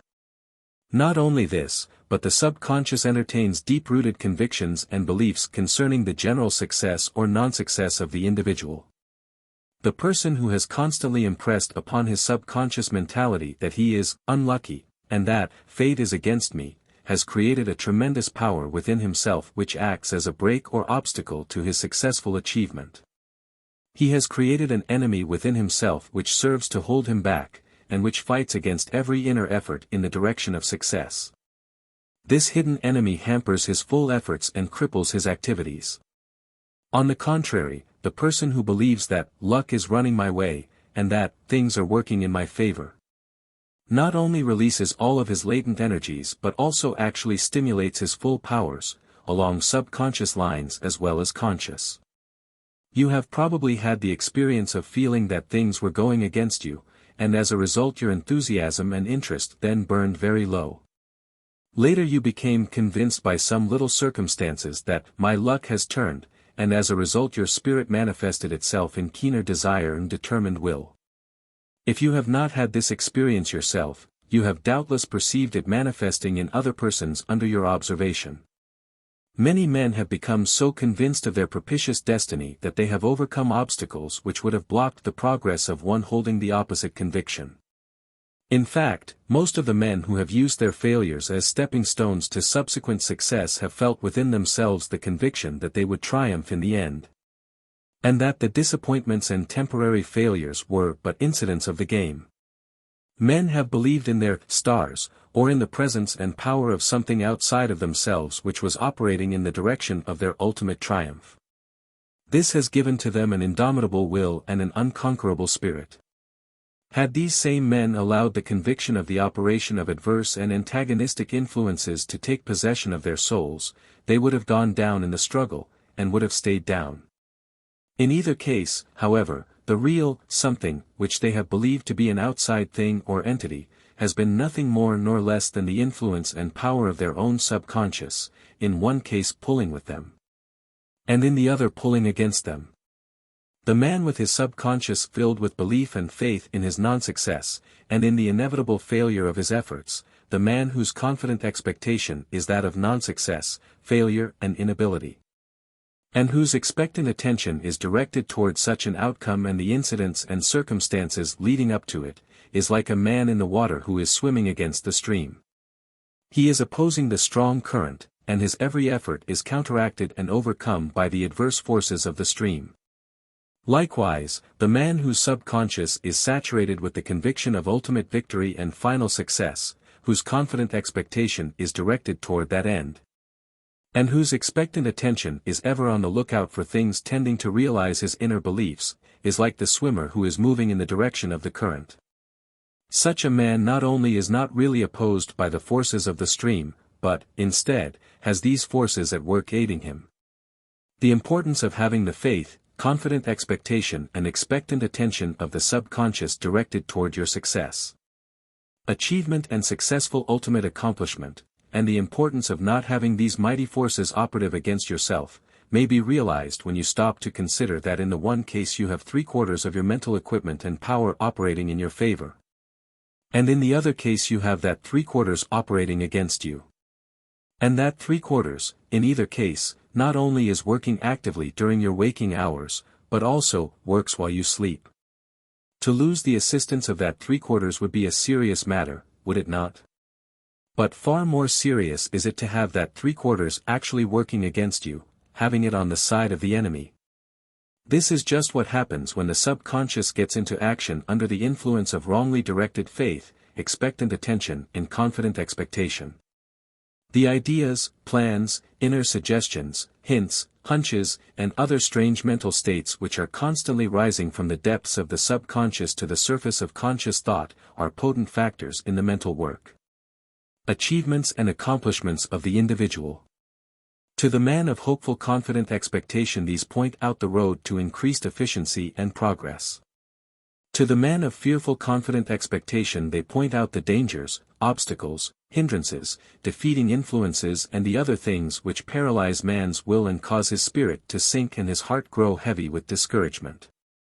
The spirit, the soul, the heart of the man are colored by these subconscious influences, and, in turn, they tend to provoke action and movement in the direction corresponding to the state of belief indicated by that color.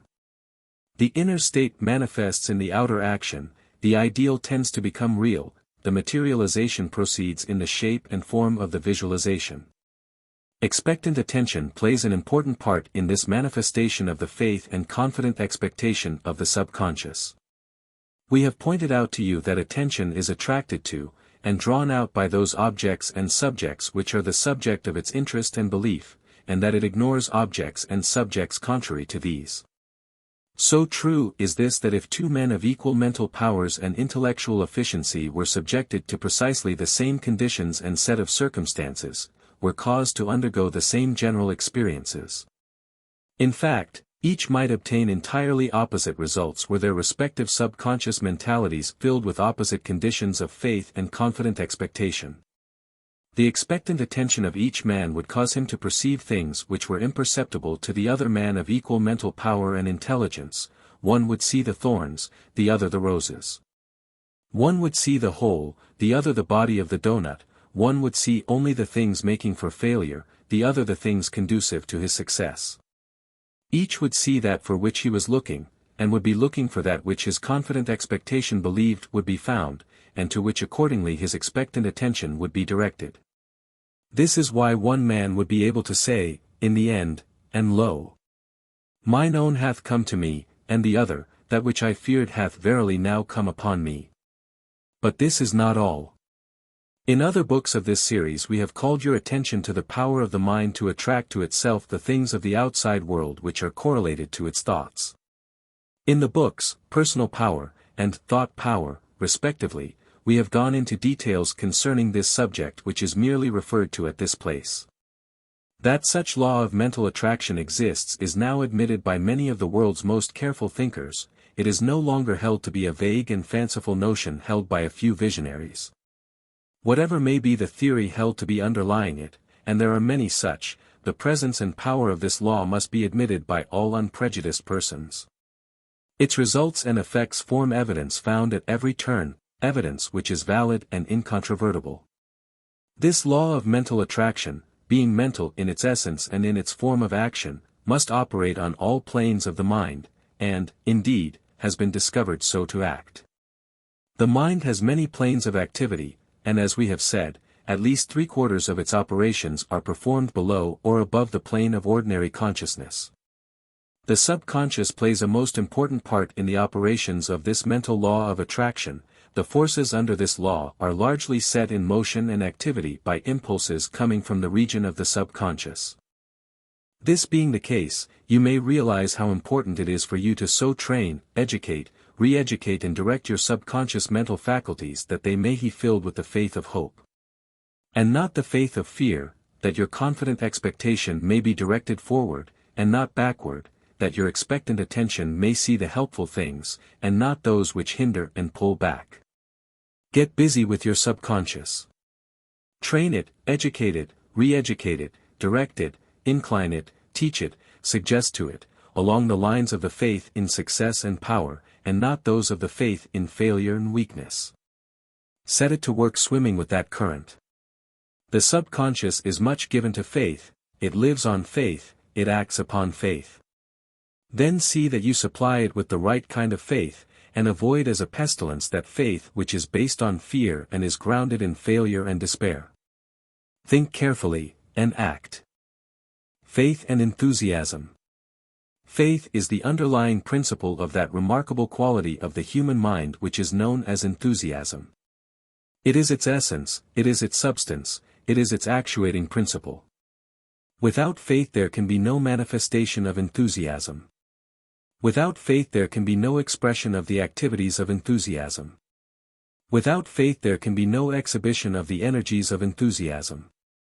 Without faith the quality of enthusiasm remains dormant, latent and static. Faith is needed to arouse it, to render it active, to cause it to become dynamic. Moreover, the faith required for the manifestation and expression of enthusiasm must be positive faith, faith in the successful outcome of the undertaking, faith exhibiting its positive phases, faith in the attainment of that which is desirable and which is regarded as good. You can never manifest enthusiasm toward that which you confidently expect to be a failure, nor toward that which you feel will bring undesirable results and effects. Negative faith has no power to arouse enthusiasm. The presence of positive faith is necessary to awaken this wonderful latent mental or spiritual force. Enthusiasm is a mental or spiritual force which has always been regarded by mankind with respect, often with a respect mingled with awe. To the ancients it seemed to be a special gift of the gods, and by them it was regarded as animating the individual with almost divine attributes of power, and as causing him to absorb a portion of the essence of the divine nature. Recognizing the fact that men under the influence of enthusiasm often accomplish almost superhuman tasks, the ancients came to believe that this added power and capacity arose from the superimposition of power from planes of being above that of humanity. Hence, they employed terms to define it which clearly indicated their belief in its transcendent nature. The term, enthusiasm, is directly derived from the ancient Greek term meaning, to be inspired by the gods. The two compositive elements of the original term are, respectively, a term denoting inspiration, and one denoting the gods, or divinity, the two terms in combination meaning literally, inspired by the gods. The present meaning of the term, in its English usage, is, 1. Inspiration as if by a divine or superhuman power, or, 2. Enkindled and kindling fervor of soul, or, 3. Ardent and lively zeal or interest. The term, enthusiast, formerly was employed in the strict sense of, one moved or actuated by enthusiasm, but it has gradually acquired the corrupted meaning of, visionary, fanatic, zealot, or one carried away by zeal or fanaticism. This latter meaning having arisen by reason of the intemperate actions and expressions of persons carried away by zeal or fanaticism, lacking the balance of reason and logic. The implied discredit arising in this way has in some degree extended to the term, enthusiasm, itself. This is much to be regretted, for the term has an honorable history and in its true meaning indicates a most important and valuable quality of the human mentality.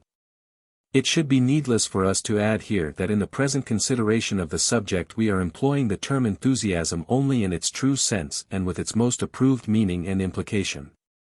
It is interesting to note that in the history of the term, enthusiasm, the word has been almost invariably associated with the idea of inspiration. The latter term originally meant, breathing in, and in its figurative sense it indicated a breathing in of divine or superhuman power. As we have pointed out to you, enthusiasm originally meant to be inspired by the gods. Later, the definition was extended to include the inspiration of great writers, poets, artists and orators. Thus, Socrates speaks of the inspiration of the poets as a form of enthusiasm.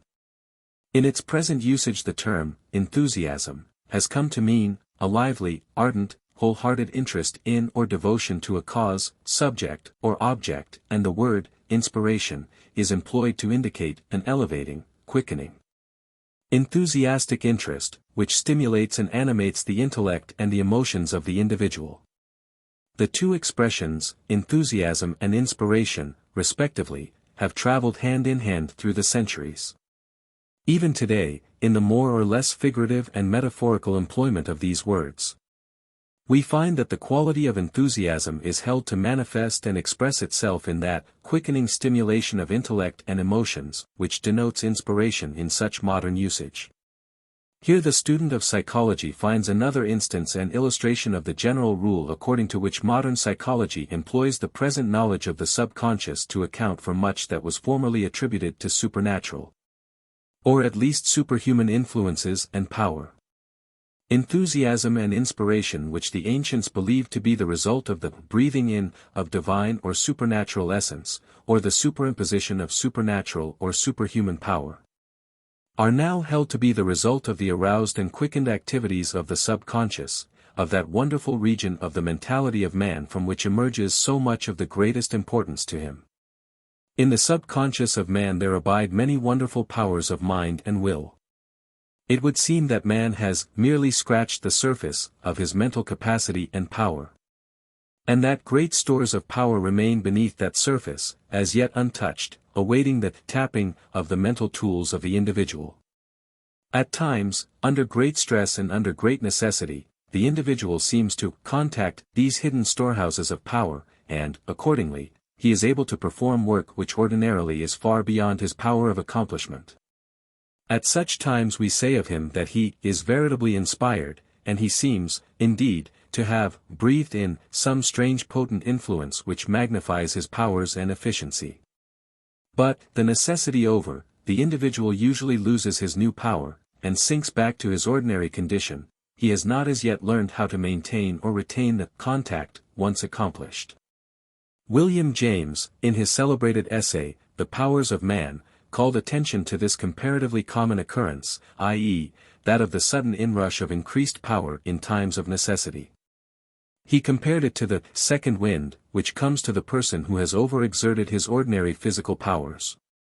Such person, after feeling exhausted and fatigued to such an extent as almost to be compelled to cease his efforts, when he is all out of breath, suddenly experiences a feeling of relief, and finds that his second wind has come to him, and that he is thereby enabled to make a fresh start. Professor James held that man not only possesses the power of developing a second wind in physical exertion, but that also he has the power of developing a mental second wind in much the same manner.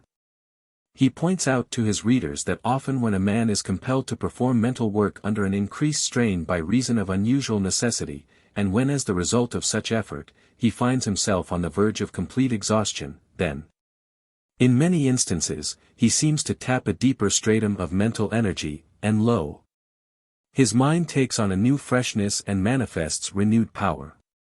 The mental second wind thus attained, he is able to make a fresh start. James held that not only is the mental second wind capable of development, but also that there is the possibility of the development of a third wind, a fourth wind, and so on, the limit not being as yet known.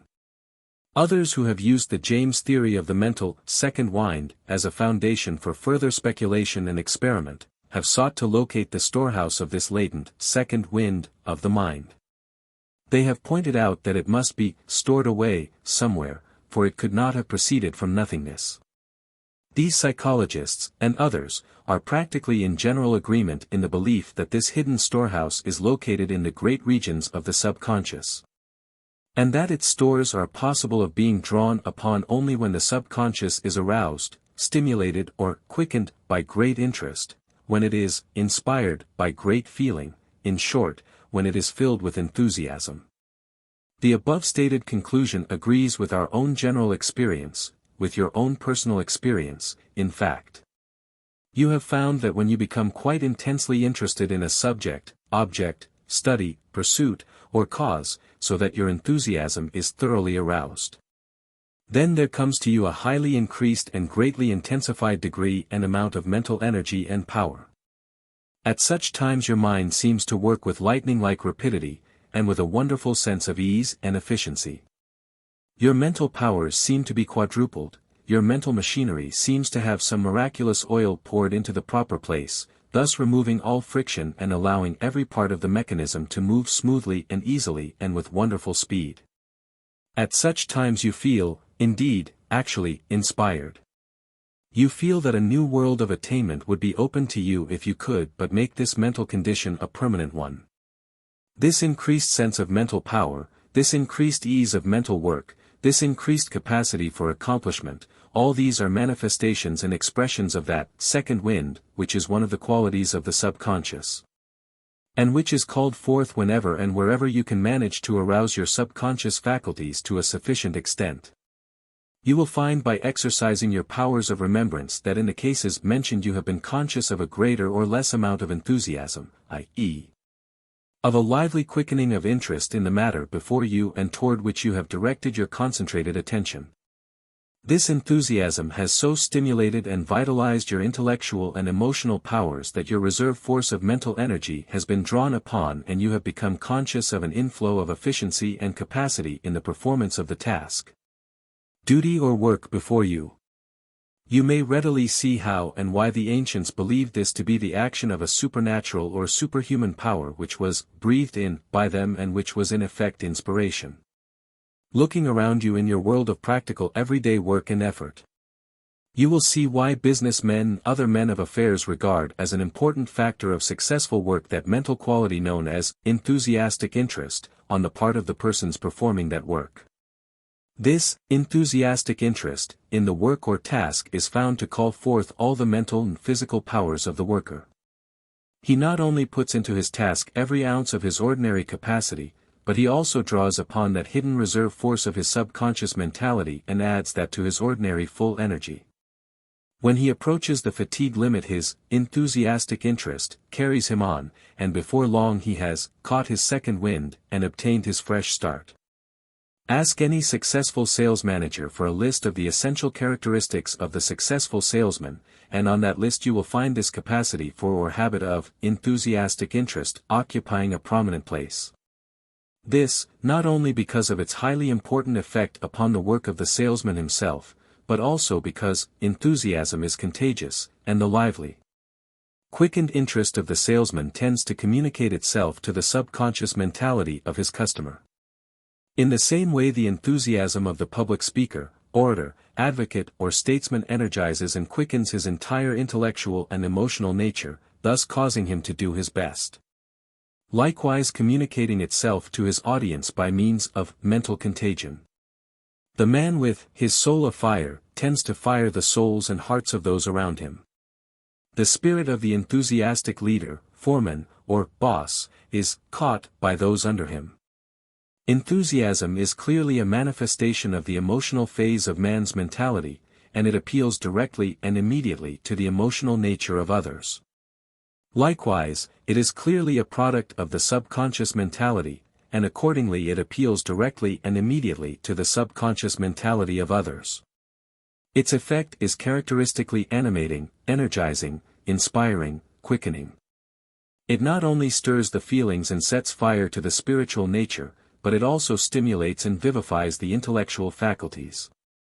The live wires in the world of men are those individuals who possess the quality of enthusiastic interest, highly developed, and habitually manifested when the occasion calls for it.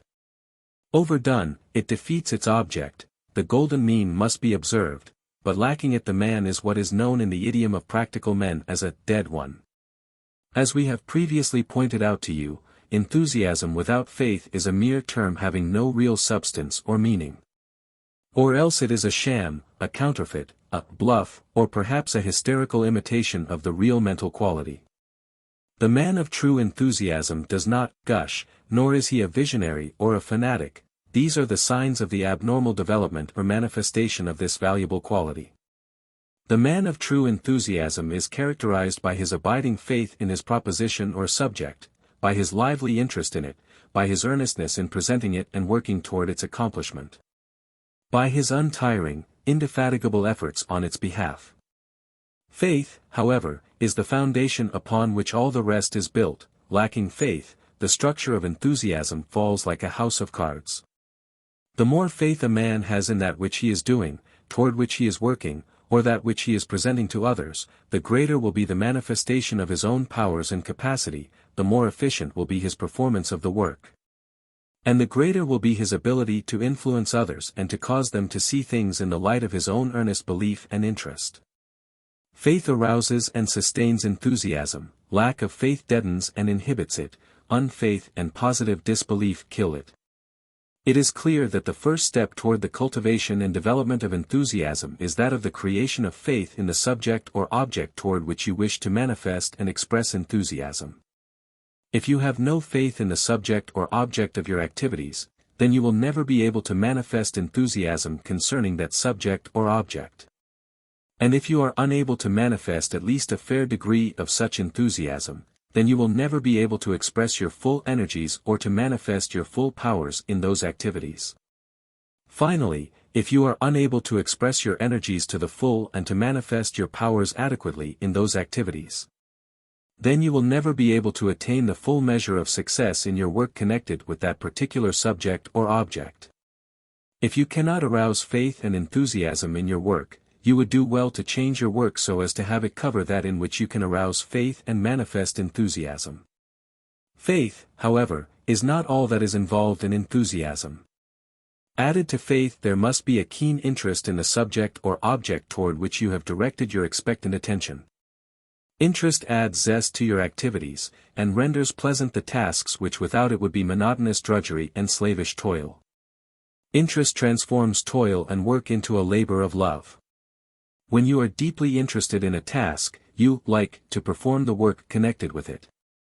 Interest arouses the creative instinct in the heart and soul of the worker. And all true creative expression is pleasant, and is capable of affording satisfaction to the worker.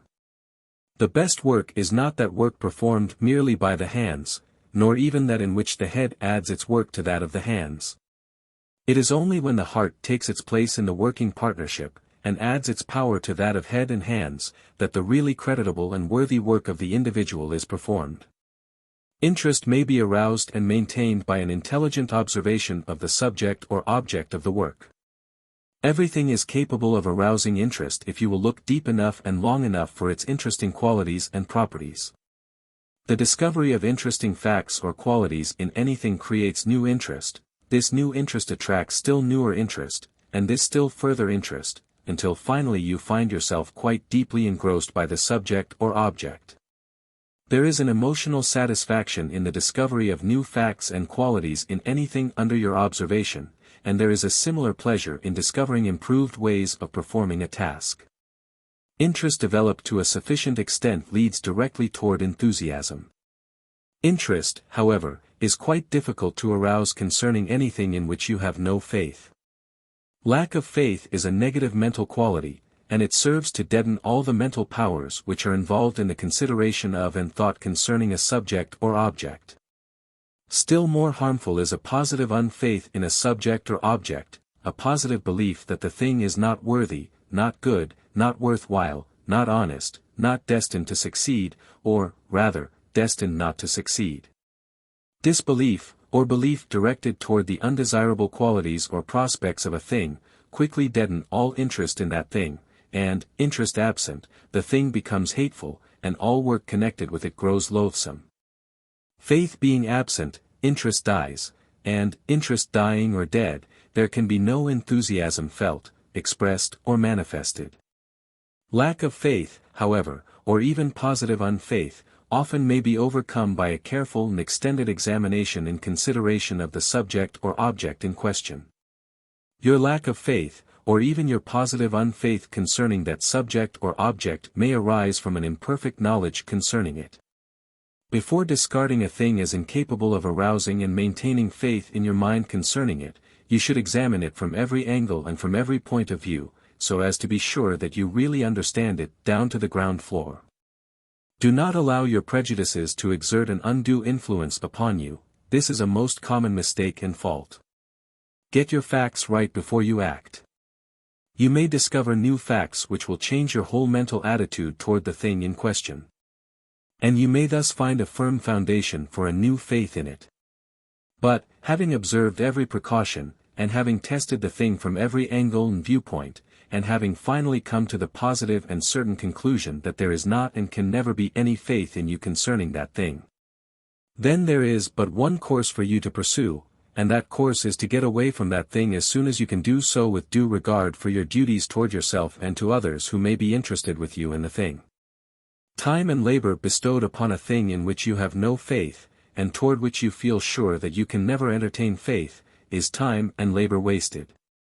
Get out and take hold of something in which you have, or can have, faith, toward which and concerning which you feel that you can manifest and express enthusiasm. Life without faith and enthusiasm is a living death. Persons living that life are mere walking corpses.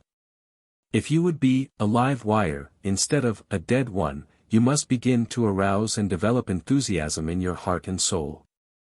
You must cultivate that keen and quickened interest, and that lively and earnest faith in what you are doing, and in the things to which you are giving your time and work. You must mentally breathe in, and inspire, that spirit of life which men for many centuries have called enthusiasm, and which is the twin sister of inspiration. Then will you know the exhilaration of that enkindled and kindling fervor of soul, that ardent and lively zeal, the mark of true enthusiasm. Faith and mental power. In the volume of this series entitled Personal Power, and in several other volumes of the same series, we have repeatedly called the attention of our readers to the fact that the powers and energies of the mind are called forth under the influence of those mental activities known respectively as 1. Ideation, 2. Desire, and 3. Will. First, there must be present in the mind a strong, clear, definite idea and mental picture of the object toward which the mental energies and powers are to be directed and applied. Second, there must be present in the mind a strong, insistent, burning desire, longing and craving for the attainment of the object toward which the mental energies and powers are to be directed and applied.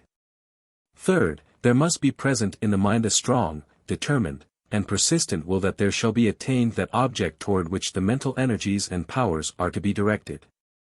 These three mental factors operate in the direction of arousing and maintaining in action the mental powers and energies necessary for the accomplishment of the particular work required for the attainment of the object of attention. Desire and will. If any of the three be but weakly manifested, or faith power practically absent, then there will be a corresponding weakness in the action of the mental powers and energies. In effective mental action there must always be the clear, definite idea of that which is sought after, the ardent, insistent desire for it, and the strong, persistent will for its attainment. Underlying these three there must always be that strong, lively, unfailing faith which serves as the base and foundation of the entire structure. Not only does faith serve as the base and foundation of the mental structure just mentioned, but its influence must also ascend to and permeate that which rests upon it.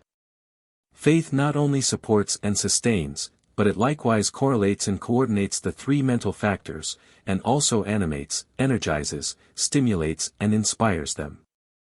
When we examine the matter closely we perceive this action and influence of faith upon each of the three aforesaid mental factors involved in all successful activities and performances of the mind of man.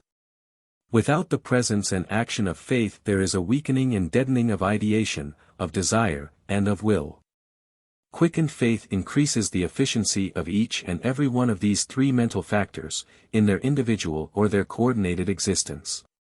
Let us now consider in a little closer detail the action and influence of faith upon these three several mental factors involved in the successful manifestation of mental power. Faith in idealization. In this instruction the term idealization is employed in the sense of the act of creating the ideal, mental, form, pattern, design or mold of that which you desire to materialize in objective reality. In the volume of this series entitled Personal Power, we present the idea of idealization as follows: ideals, clearly defined in outline and sharply defined in configuration, well energized and vitalized by an inflow of willpower, tend to materialize themselves in objective reality, by means of a. Building up a corresponding ethereal pattern, outline, design or mold, around which is deposited the substance of materialization. And b. By means of attracting to itself the persons, conditions, things, and environmental factors which aid in the process of materialization. Materialization is the act or process of investing with material form, or material properties, that which has previously existed in idealized form or condition. In the same volume are given the following suggestions concerning the materializing of the ideal form, the form in the seed, which you desire to manifest in the form of plant, flower and fruit. 1. Idealize the desired things, happenings, or conditions just exactly as if they were existent and active at that particular moment, right here and now, before you. 2. Idealize yourself as you wish to be or to do. 3. Idealize others as you wish them to be or to do. 4. Idealize happenings as you wish them to occur. 5. Idealize conditions as you wish them to be. 6. Idealize environment as you wish it to be. 7. Idealize your power, strength or ability as you wish them to be. It is of paramount importance in all cases in which you wish to accomplish something by the power of your mind, whether along exoteric or esoteric lines of activity, that you should first create in your mind a clear, strong, definite idea, ideal, or mental picture of the thing or condition which you wish to create or bring into material form in the objective world. The importance of this creation of a clear, strong, definite idea or ideal of that which you wish to attain, accomplish, or gain possession of, cannot easily be overestimated. From the simplest task to the greatest achievement, the materialization is rendered far easier of accomplishment, and far more effective in its results, by reason of the previous existence of a strong, clear, definite mental idea, ideal or form. The ideal form must always precede the material form.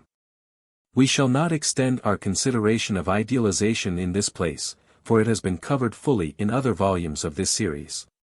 Our purpose here is merely that of pointing out to you the fact that it is most difficult, if not indeed actually impossible, to practice idealization effectively unless there first exists in your mind a firm, earnest, steadfast faith concerning the possibility of the accomplishment, or of the bringing to pass of the desired thing or condition.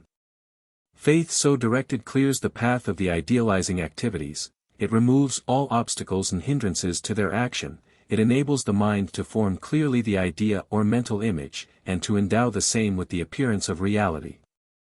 Doubt, distrust, or feeble faith, on the contrary, interfere with the process of idealization, and renders the ideal or mental picture hazy, indefinite and indistinct. Unfaith, or faith extended in the opposite direction, tend to distort the ideal form, if not, indeed, to cause it to take on the form of the opposite to that which is desired. Feeble faith, or distrust and doubt, and still more, unfaith or wrongly directed faith, cause you to feel that all effort toward attainment is futile, useless, and not worthwhile. They cause the poison of "I can't" to enter the mind, and the battle is lost before it is begun.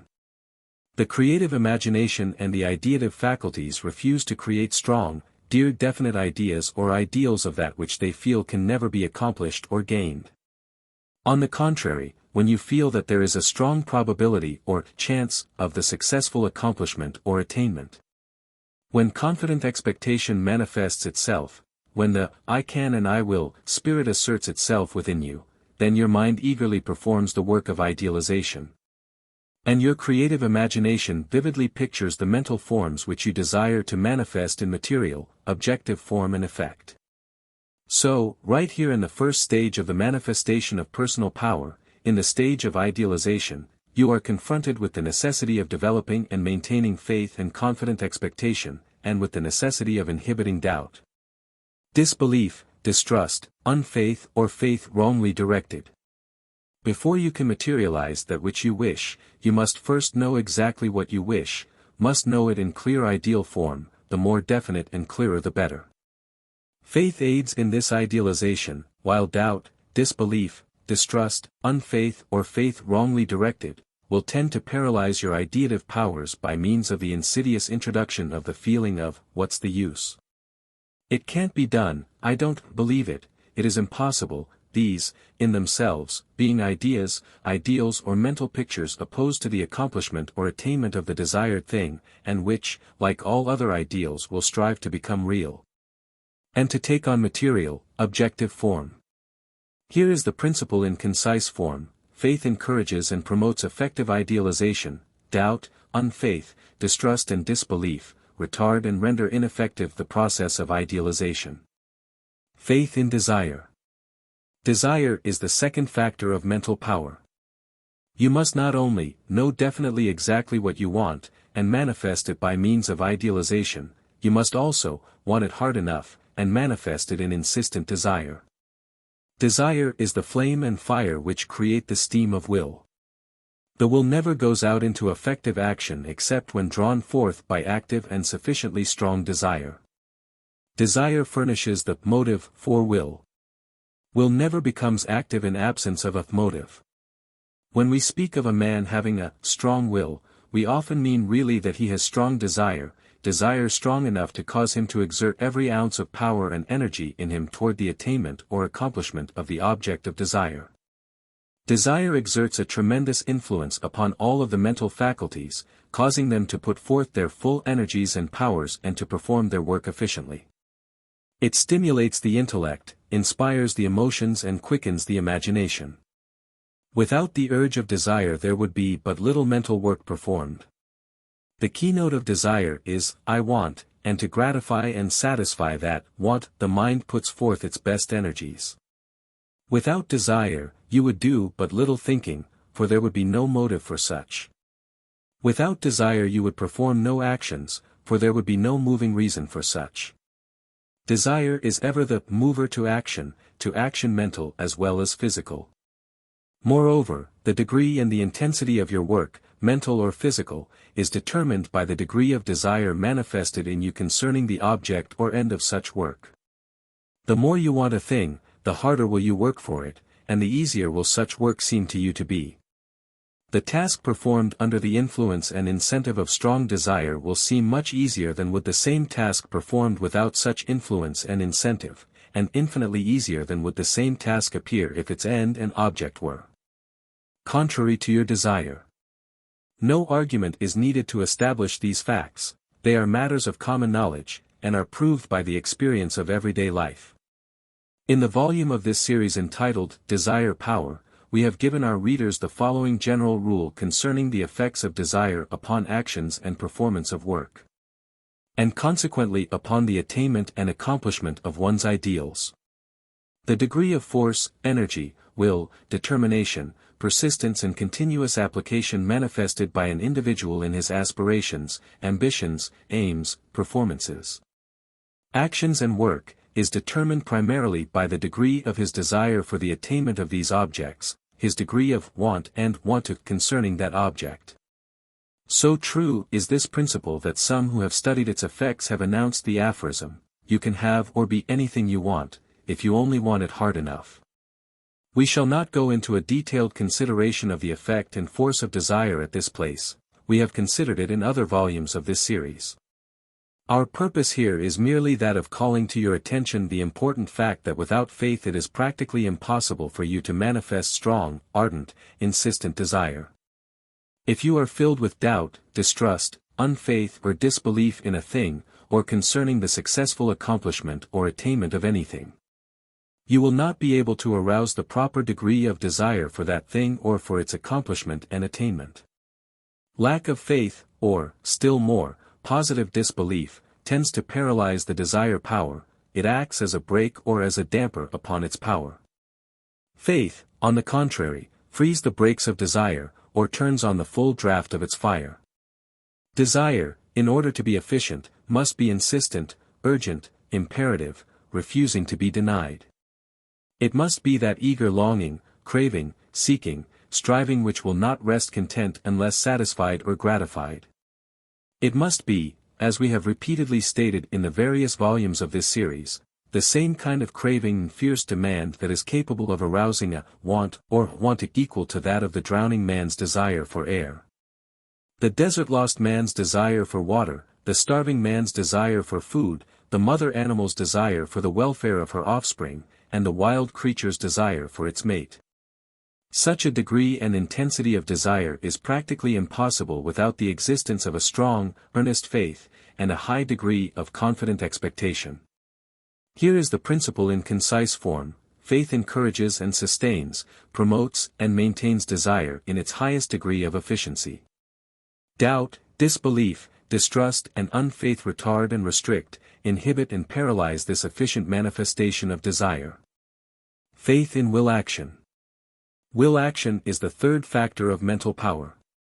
You must not only know clearly just what you want, and see it in your mind's eye in ideal form, you must not only want it hard enough and arouse its power to a degree of insistence and demand which will not brook denial or defeat, you must also call into service the persistent, determined, indomitable application of the will, which will hold your energies and powers steadfastly and relentlessly to the task of accomplishment and attainment.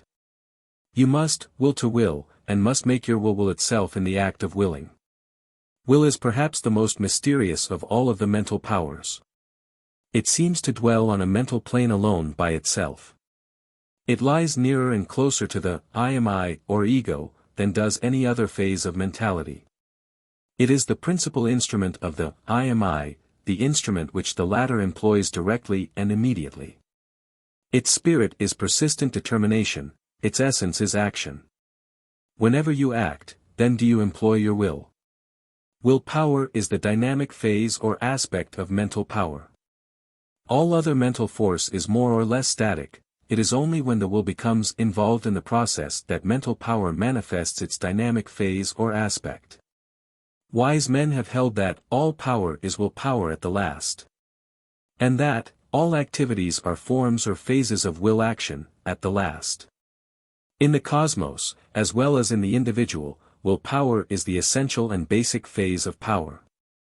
While it is true that will goes out only in response to desire, consciously or unconsciously present and active, and while it is likewise true that will always moves toward an idea previously existent in the mind, it is also true that will is greatly encouraged in action and in efficiency by the presence and power of an earnest faith or confident expectation, and that its action is retarded, restricted, weakened, or perhaps absolutely inhibited by an absence of faith, or by the presence of unfaith, doubt, distrust or disbelief.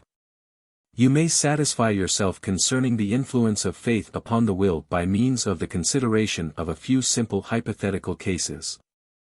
For instance, you may be admiring a distant star, and speculating concerning its scenes and possible inhabitants. You feel a strong desire to know something about that distant object.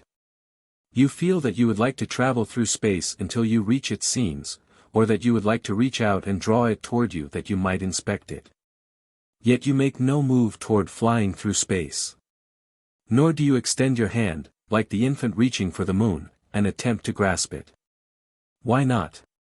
Of course, simply because you have no faith that such attempts would be successful.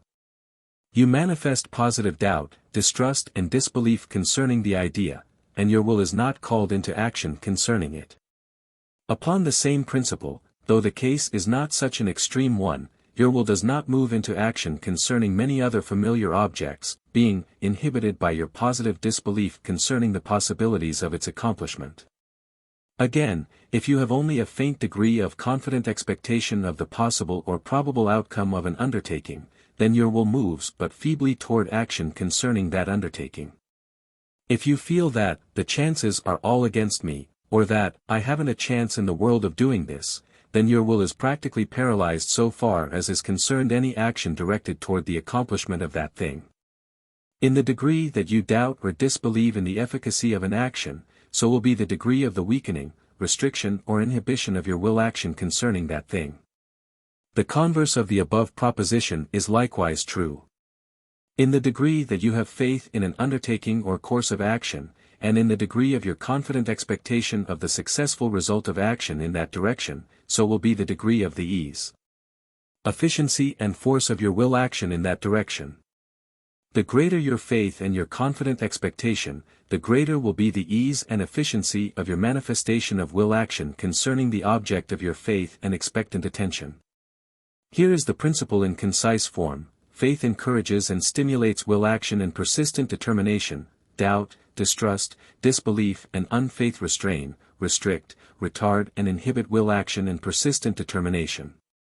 Faith in combined idea desire will. From the foregoing, you will realize that in order to manifest your mental power to its full degree of efficiency, or even to an approximate degree of effectiveness, it is necessary that you should experience and entertain at least a very considerable amount of faith, and a lively degree of confident expectation concerning the object, subject, achievement or attainment toward which your mental power is to be directed. If you have not this degree of faith and confident expectation, you cannot expect to be able to manifest an effective degree of mental power in the case. In the event of finding yourself in such a position, you must either strive to arouse, develop and cultivate a true faith and a rational confident expectation concerning the object of your endeavors, or else, b. to withdraw from the attempt because you fail to find a rational and valid basis for such faith and confident expectation. To continue the attempt without faith, and without at least a very fair degree of confident expectation, is to violate the essential laws of your own mental and spiritual being. However, as we have pointed out to you before, it is not proper to withdraw from a task or a pursuit or undertaking because of lack of faith and confident expectation. Until you have thoroughly examined the matter in the light of reason free from prejudice, nor until you have satisfied yourself that there is no valid and true basis for faith in the thing in question. However, the fact remains undisputed that without faith and confident expectation your mental power will refuse to manifest itself actively and efficiently. Your heart must be in the undertaking or task, or your head will not do its best work therein, and your hands will follow the lead of the head. Efficiency comes from the exercise of head, heart and hands. The attractive power of faith. In addition to the influence exerted by faith over and upon those phases of mental power which manifest in the more familiar activities of thought, desire, and will, which you have considered in the preceding section of this book, faith also plays an important part in those less familiar activities of the mind which operate in the direction of affecting and influencing the things, conditions and persons in the outside world. This is particularly true concerning that phase or form of mental power which manifests along the lines of the law of mental attraction. While the orthodox and more formal schools of psychology do not as yet openly admit the validity of the phenomena of mental power to which we have just referred, nevertheless there exists a large and rapidly growing body of careful thinkers, experimenters, and observers who have thoroughly satisfied themselves of the reality of such phenomena, and of the validity of the teachings concerning the mental laws governing them.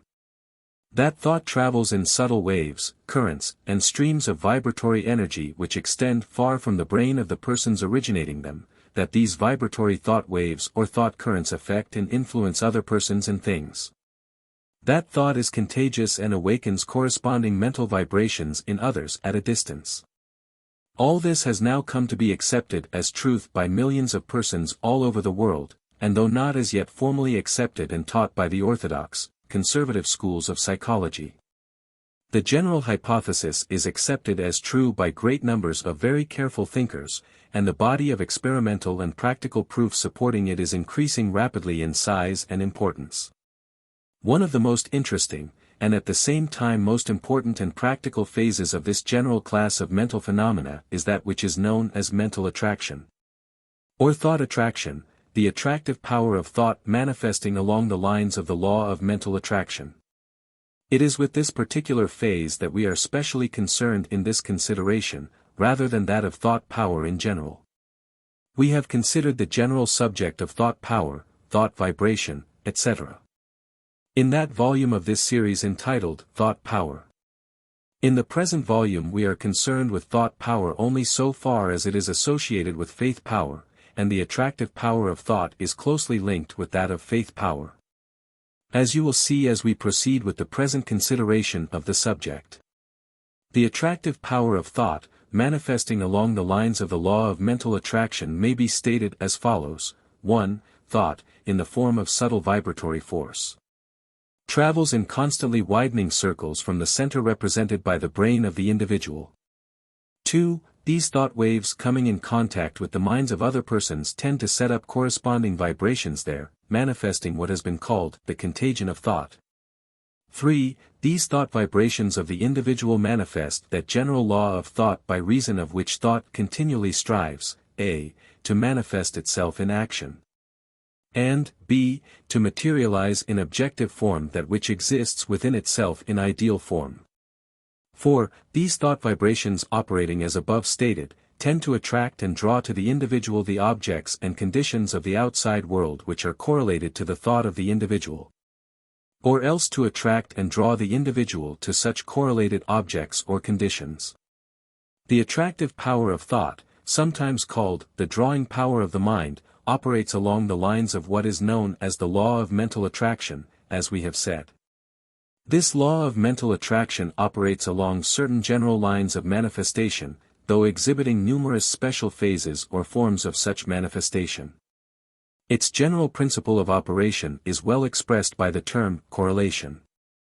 Correlation means reciprocal or mutual relation, and relation meaning connection, kinship, alliance, attachment or affinity. Correlation, then, means mutual or reciprocal relation, connection, kinship, alliance, attachment or affinity. Things which are correlated are tied or linked together by mutual affinity, kinship, alliance or similar connection. One of the cardinal principles of mental science is that thoughts and the things represented by them are correlated, i.e., linked and connected by subtle ties or bonds of attachment, affinity or kinship. The second principle of mental science is that correlated things tend to attract each other. Thus the things of the outside world tend to attract the thoughts which are correlated to them, and the thoughts tend to attract the things to which they are correlated. Thus there is set up a process of mutual attraction or drawing to. Things attracting and drawing to themselves correlated thoughts, and thoughts attracting and drawing to themselves correlated things, conditions, happenings, or persons.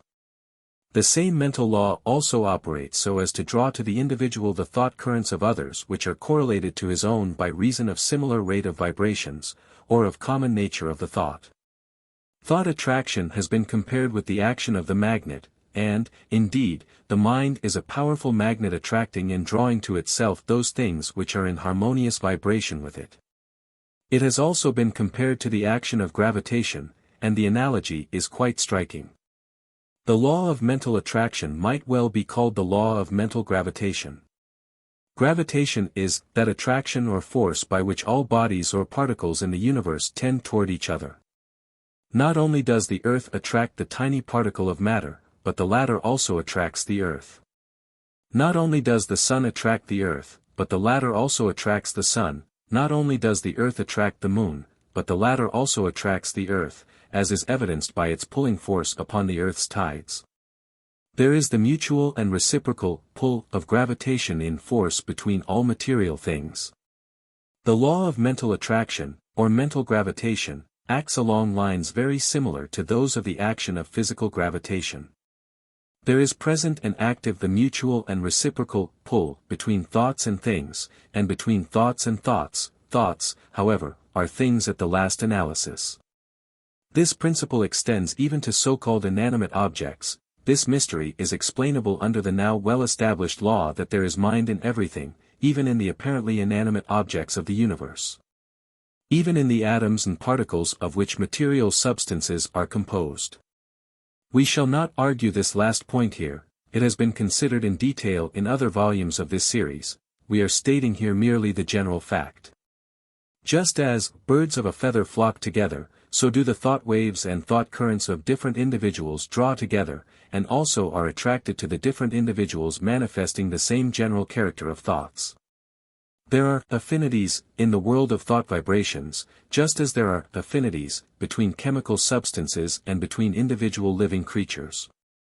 We not only draw to us thought vibrations in harmony with our own, but we also draw to ourselves other persons whose general thought vibrations are similar to our own. The negative phase of attraction, that phase known as repulsion, operates along the same general lines as the positive phase.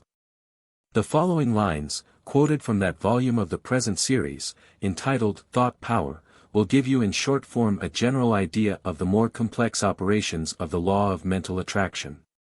Not only do you attract thought vibrations, thought waves, thought currents, thought atmospheres, etc. of a harmonious character, and to which your thoughts have a natural affinity, you also attract to yourselves, by the power of thought attraction, other persons whose thoughts have an affinity and harmony with your own. In the same way you attract to yourself, and are attracted toward, other persons whose interests run along the same general lines as your own. You draw to yourself the persons who may be necessary for the successful carrying out of the plans and purposes, the desires and ambitions, which fill your thoughts most of the time. And, in the same way, you are drawn toward those into whose plans and purposes you are fitted to play an important part. In short, each person tends to attract toward himself those other persons whom he needs in order to materialize his ideals and to express his desires, providing that he wants hard enough and providing that the other persons are in harmonious affinity with his plans and purposes. There are other, and still more subtle, phases of the operation of thought attraction which must be noted here, although they involve the operation of certain powers of the mind, and of nature, which are but little understood by the great masses of persons. We have reference here to the fact that by thought attraction not only other thoughts, not only other persons, are attracted to oneself, but also that the conditions, environment and circumstances necessary for the effective expression and manifestation of one's thoughts are often brought into being for him. They can scarcely be said to have been attracted to him, rather does it seem that he is attracted to and by them. There is evidently a correlation established between these things and one's thoughts. Subtle natural forces are called into operation in order that there may be a coordination of the person, the time, the place, the conditions, the opportunity required for the expression and materialization of the thought. Persons who have had their attention directed toward the operations of the law of mental attraction, and who have learned to apply the principles of its manifestation in their own affairs in life, observe many wonderful instances of its power in the happenings of their everyday life. Books, newspaper items, magazine articles bearing on some subject which is prominent in their thoughts, all these come to hand in an almost uncanny way. Persons who fit into the general scheme of the thought plan come into one's life. Peculiar happenings come to pass in the same way. Things arise which fit in with the general idea. Unexpected circumstances arise which, although often at first sight seemingly obstructive and undesirable, in the end are found to dovetail perfectly into the whole scheme of things. No wonder that many persons having these experiences are at first inclined to attribute them to supernatural or superhuman influence, but they are in full accordance with natural law, and are a part of the powers of man, when rightly understood. It is undoubtedly true that clear idealization and insistent desire, combined with the persistent determination of will, give power, energy, and force to the attractive power of thought in the cases just recited. Thoughts characterized by strong, clear-cut ideas and ideals, inspired by insistent desire, and stiffened by persistent will, are far more effective in thought attraction than are thoughts of the opposite character. But the factor of faith or confident expectation plays an equally important part in the process. Here, as in every other manifestation of mental power, or personal power of any kind, the factor of confident expectation is most important, and one which must always be pressed into service and never overlooked or undervalued. As we have repeatedly stated in this book, faith and confident expectation is the great stimulator and energizer of mental power, and doubt, disbelief, distrust and unbelief are the great weakeners, depressants, and inhibiting forces of the mind.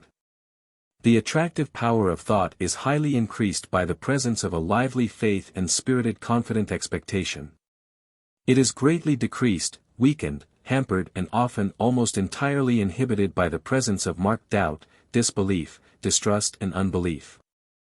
The general law concerning faith and confident expectation is as fully and actively operative in the phenomena of thought attraction as in any of the other phases of mental power. When your thoughts concerning an object, a plan, an undertaking, a course of action, is strongly colored by faith and confident expectation, they are given an active, forceful attractive quality. They may be said to be inspired by that confident, expectant, hopeful mental attitude, and are accordingly filled with life and spirit.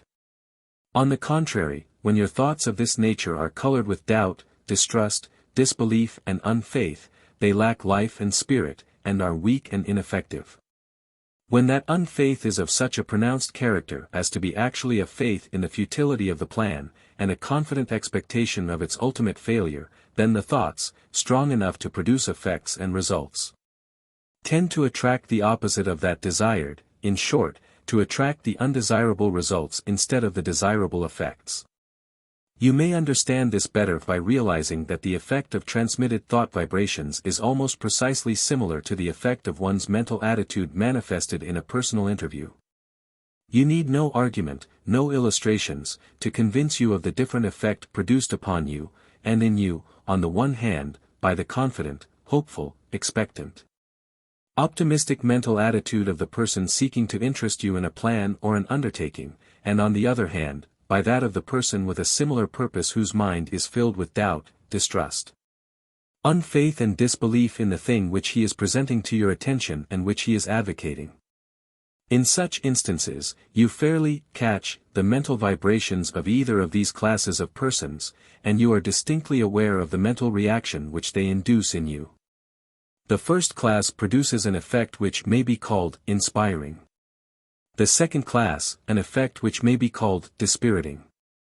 The one class invites success and cooperation, the other class invites failure and a refusal on your part to fall in with the idea presented.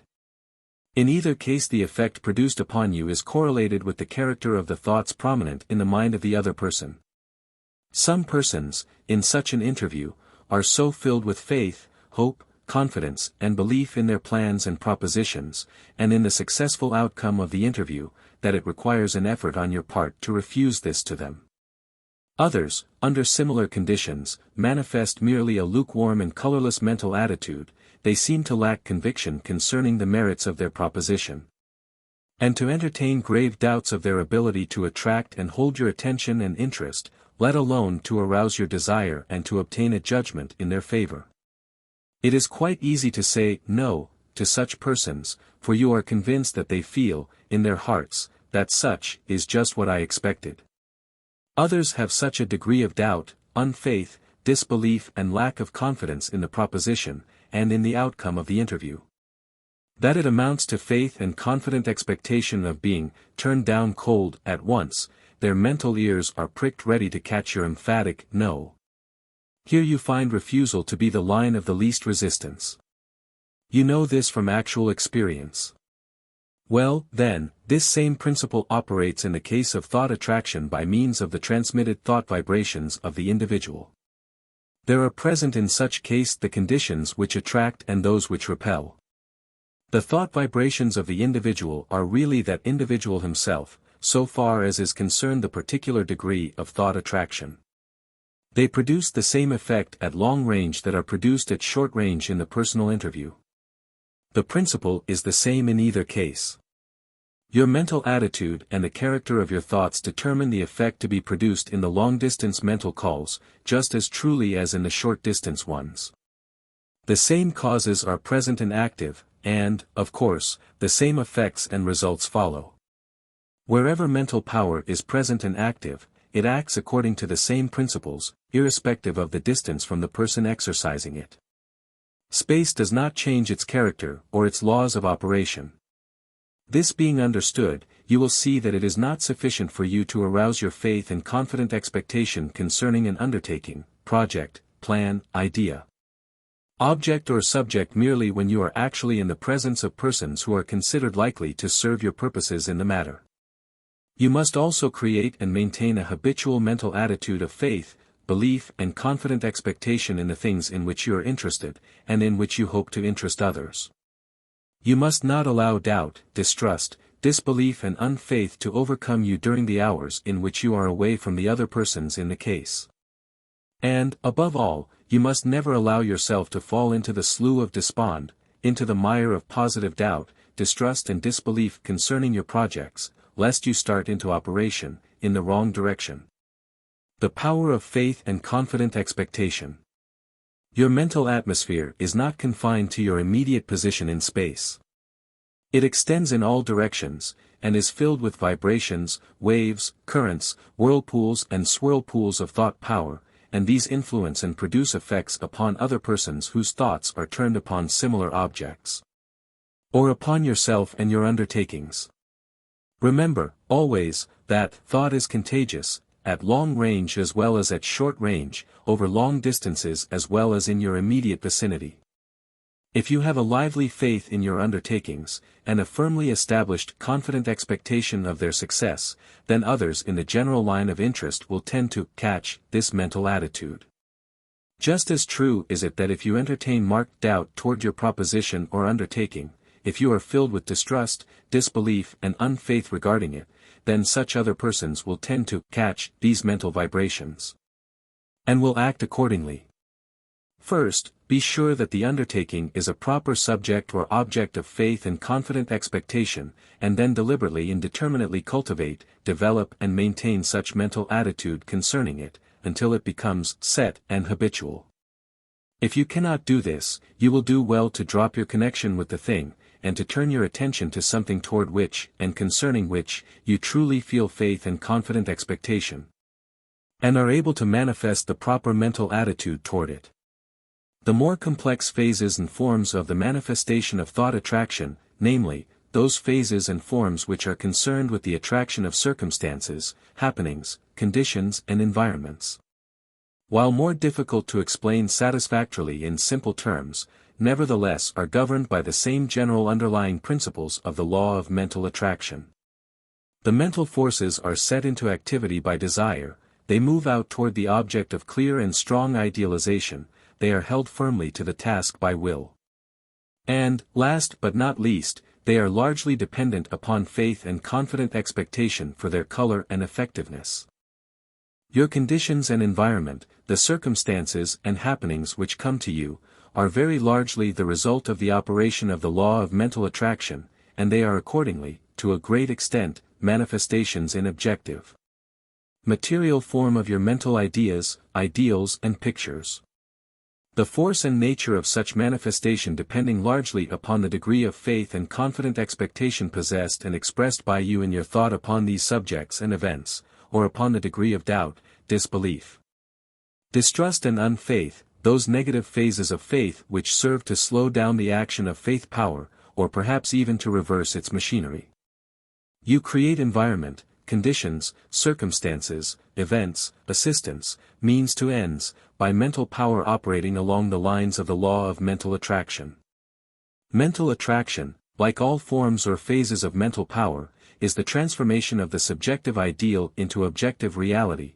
The thought tends to take form in action, the mental form tends to take on objective materiality and substance. The ideal is represented by the clear, strong, definite mental picture or ideal form manifested in idealization. Desire furnishes the flame and heat which generate the steam of will needed in the creative process. But the idealization is impaired and weakened, the desire dies away, the will loses its determination, unless faith be there to create the confident expectation. The less the faith and confident expectation, or the greater the doubt, disbelief, distrust, unfaith and lack of confidence, the weaker is the idealization, the weaker the desire, and the weaker the will power manifested. Without faith, there can be no confident expectation, without faith, the fires of desire die away, without faith, the steam of will ceases to be generated, and thus attainment becomes impossible. Whenever you think of the law of mental attraction, think of faith, for faith is its very soul, its inspiration. Faith in yourself. In the foregoing sections of this book we have asked you to consider the subject of the importance of developing and maintaining faith in the subjects and objects, the undertakings and propositions, which constitute the basis of your endeavors and work, and also that of the confident expectation concerning the successful outcome of your endeavors in their behalf, when these actually have been undertaken. In the present section we ask you to develop, maintain and manifest faith in yourself and confident expectation concerning the outcome of your expression of personal power, in thought, will, and work. Important as is the maintenance of the confident, expectant mental attitude toward the objects and subjects of your endeavors, and toward their successful outcome, even still more important is the intelligent, intuitive mental attitude of faith and confident expectation concerning yourself, your possession of personal power, and your ability to manifest efficiently your latent, innate powers and energies in actual objective performance. You, the individual, are the base and ground, the coordinator and correlator of your active forces and energies, and the creator of the world which constitutes your environment. And you are the proper subject of the manifestation of your earnest faith and your most certain confident expectation.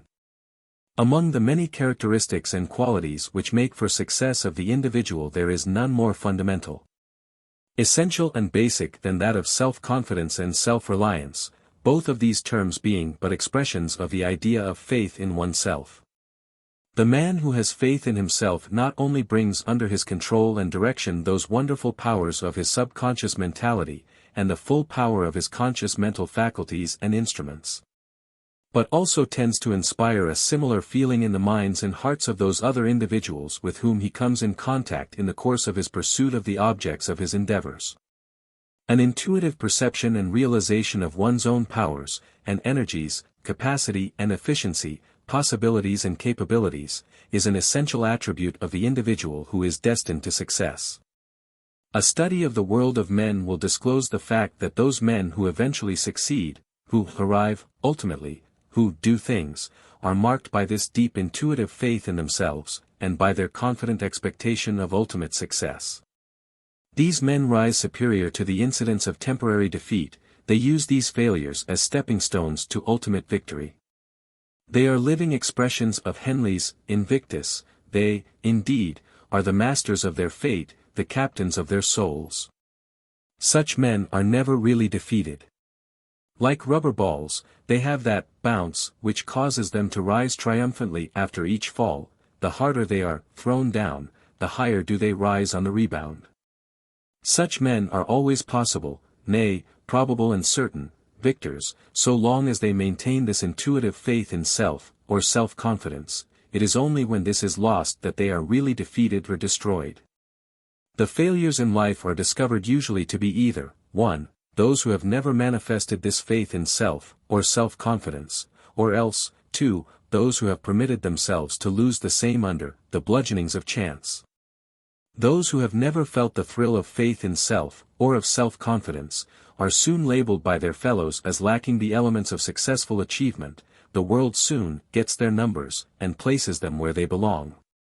Their lack of self-faith and self-confidence is felt by those with whom they come in contact. The world lacks faith in them and has no confident expectation of their success. Those who once have had this self-faith or self-confidence, but who have lost it by reason of temporary failure or setbacks, are in even a still worse condition. This, because while the never had it class have merely a lack of the inspiriting quality, these had it but lost it individuals actually have now a positive unfaith, distrust, and disbelief in themselves and their abilities. They believe that luck is against me, and they actually entertain confident expectation that the worst is yet to come. They have set the law of mental attraction operating against them, instead of for them. Their only hope is to reverse their backward-running mental engine, and once more to get that I can and I will spirit. The study of the life story of the successful men in all walks of life will illustrate this principle to you so forcibly that, having perceived it, you will never again doubt its absolute truth. In practically every case you will find that these successful men have been knocked down, and bowled out, many times in the early days of their careers, often even later on in life. But the knockout, though perhaps dazing them for a short time, never robbed them of their gameness, their will to succeed. They always arose to their feet before they were counted out, and they always grimly, but resolutely, faced fate. Though their heads were bloody, they were unbowed, as Henley triumphantly chants. Fate cannot defeat such a spirit. In time, Destiny recognizes the fact that, here is a man, and being feminine, she falls in love with him and bestows her favors upon him. If you will examine carefully the variety of confident men in the world around you, you will find that they may be grouped into two general classes. The first of these classes is made up of the vainglorious, egotistical, conceited men, the braggarts, the boasters, the cheap persons who are enamored by their own personality, and who delude themselves, as they seek also to delude the world, into the belief that they are really great and wonderful men. They are conceited, not self-believers. They are filled with vanity, not with true self-reliance and self-respect. They are the peacocks and apes of the world of men, not its lions and eagles. They are base counterfeits of the self-reliant, self-confident men of the true type. They are but laths painted to resemble iron. They are false fronts, possessing no real stability or power, and having nothing serving to back them up. The world soon discovers them to be, in the slang phrases so expressive of the spirit of the idea, two spots trying to be aces, or four-flushers. Yet, at least for a time, they often manage to fool persons, but sooner or later they crumple, shrivel and fade from view. The second class of confident individuals is made up of men who pay but little attention to the superficial aspects of personality, except, perhaps, to employ such as their tools and instruments in working upon the world of superficial observers. Instead, they have a deep underlying faith in that something within, which they have discovered to be the center of their power and being. The I am I looms large in their mental vision, but that I is the great I of true individuality, and not the insignificant I of superficial personality. These men distinguish and differentiate between the John Smith, grocer, age 46, part of themselves, and that mysterious I am I which recognizes that the outer mask of personality is merely that of the part they are now playing in the great game of life, in the cosmic drama. The truly great and successful men in all walks of life intuitively recognize that the elements of personality, which the masses of the public seem to think constitutes the real individuality of the successful man, are at the best but petty and trifling things, things worn about the individuality as one wears his everyday garments, and that the real individual himself is hidden from the sight of the lovers of superficiality, though being the most real thing in the world to the true individual himself. The true individual has the most intense faith in his individuality, but regards his personality as merely something necessary for his personal manifestation and presence, and never as the thing in itself of his being. This statement will appear meaningless to those who are unable to distinguish between the inner individuality and the outer personality, between the I and the me, as some have expressed it. But all who have caught even the faintest glimpse of the real self, who have entered into the dawn of the I am I consciousness, these will know what we mean, and will strive toward a fuller realization and manifestation of that something within. That moment in which the soul first experiences this consciousness of I am I, it is born into a new world, a world in which faith in itself becomes an intuitive perception, and in which the confident expectation of the realization of that faith becomes an habitual mental attitude. We are not seeking to lead you into a maze of metaphysical speculation or mystic contemplation by calling your attention to this great subject and object of your faith in yourself, this immanent I am I, this wondrous something within yourself, which abides in that secret place of your temple of being. Instead, we are asking you to lay aside, at least temporarily, all such mental activities directed toward abstract subjects or objects, and to turn your gaze inward until, becoming accustomed to the seeming darkness, you will see, at first faintly, then plainly, that magnificent being which is yourself, glowing in a light soft but penetrating, the inner light. When you have found this, then verily have you found that true subject and object of faith in yourself, the only true subject and object of self-faith.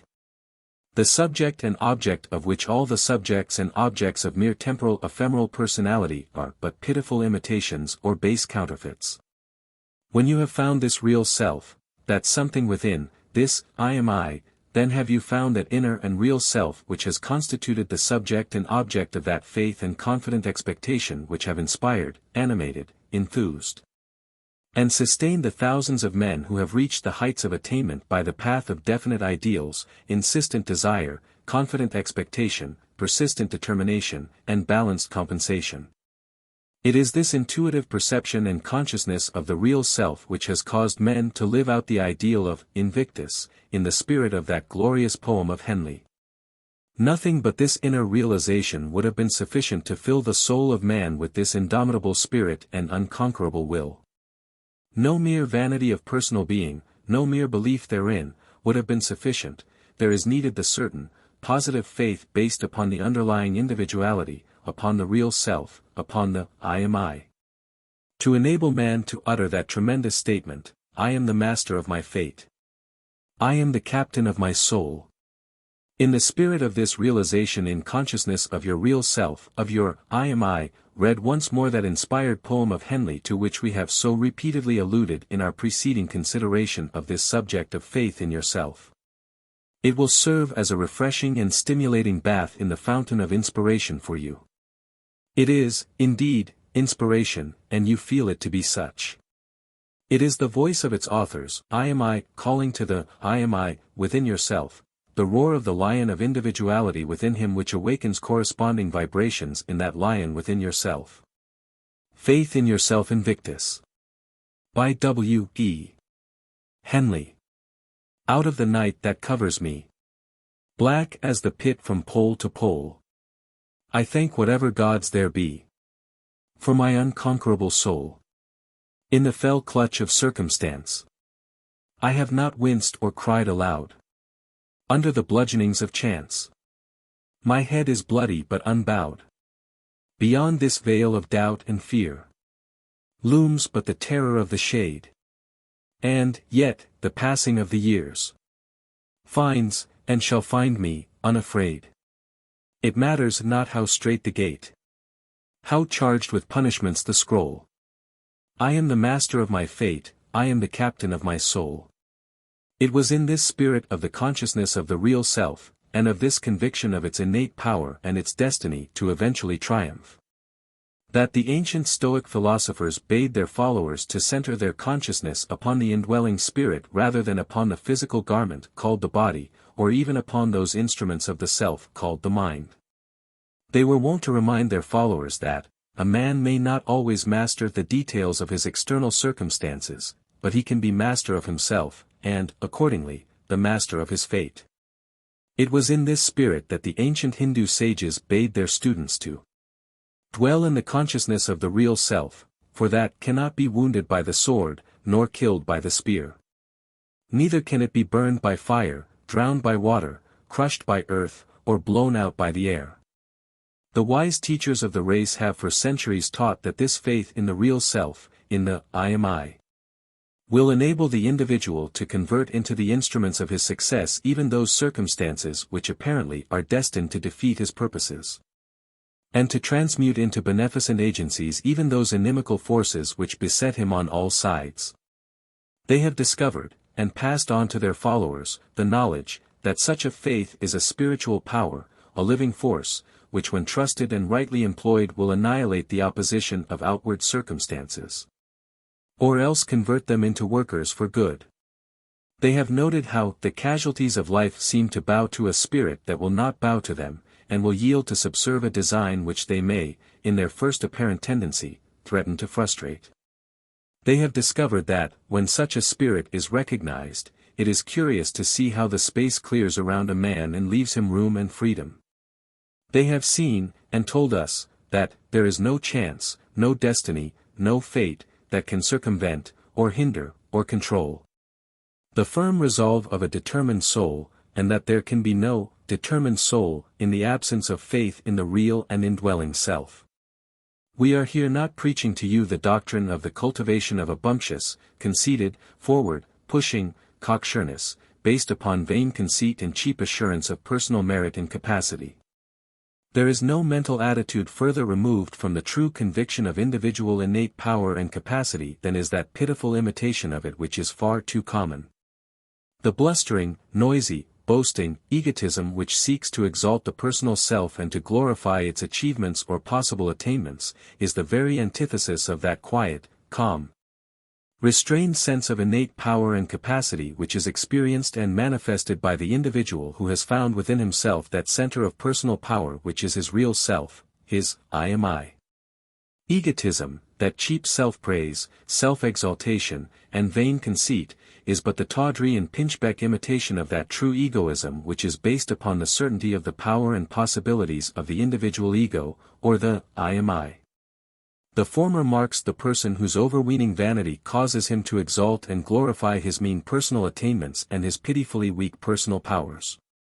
The latter distinguishes the individual of true power and real capacity, who manifests his efficiency and capabilities in deeds, not in words, in actions, not in braggadocio, in performance, not in swaggering, boasting, vaporings concerning his fancied ability and his imaginary deeds. There is a difference as wide as that betwixt the poles between true egoism and base egotism. Be sure that you differentiate between these two opposing mental attitudes. The real self, the I am I, which is the true and proper subject and base of your faith in yourself, and of your confident expectation based upon this, is that something real within yourself which abides permanent, stable, firm, immutable. Amidst the surrounding temporal, shifting, changing physical and mental processes which compose your emotional equipment. It is the true individual surrounded by the incidents and instruments of your personality. It is that center of being around which moves the complex mechanism of your personal existence. It is that absolutely subjective entity which acts through the objective instrumentality of your mind and body which you have regarded as yourself, but which in reality are but phases of the mechanism through which the self acts in order to manifest itself in objective existence. In that volume of this series entitled, Personal Power, we have instructed you concerning this real self. And therein have pointed out to you the methods of mental analysis by means of which this real self may be disentangled from its machinery of mind and body. In fact, this discovery of the real self and of its effective manifestation, when once achieved, forms one of the two great essential principles of this entire course of instruction embodied in this series of books. Our concern here is merely that of identifying that discovered real self with that self which is the true and only valid basis for your faith in yourself, and of your confident expectation of its successful manifestation in thought, word, and deed. Your real self is a ray from the great sun of spirit, a spark from the great flame of spirit, a focal point of expression of that infinite self of spirit. The Orientals strive to indicate this relation of the self to the self by the illustration of the reflection of the sun in a million waterpots. There is but one real sun. But in each pot there is a perfect represented image of that sun which serves to illumine the water in the pot, and which shines with force and power when the waves and ripples of the water are stilled and calm. Others have compared the self to the tiny whirlpool in the great ocean of spirit. Others have sought to illustrate it by the analogy of the brilliant glow in the electric lamp, the result of the power of the principle of electricity manifesting through the resisting carbon in the lamp. But all of these illustrations and analogous representations are feeble and inadequate, though they may serve to point out and to indicate the nature of the relationship between the infinite power and its individual expressions. Enough for us to state here is the fact that you, your real self, your I am I, is real, permanent, firm, stable, true, the only thing that is so in your entire personal being. Just as spirit is the only thing so in the infinity of being manifested in and through the cosmos. Your faith in it is as fully warranted as is your faith in the infinite power of the cosmos, for at the last the two are one in essence and fundamental being. Your real self is the absolute fact of your being, the one and only such absolute fact. All the rest is relative and comparative, finite and conditioned by circumstance. Your real self is your master self.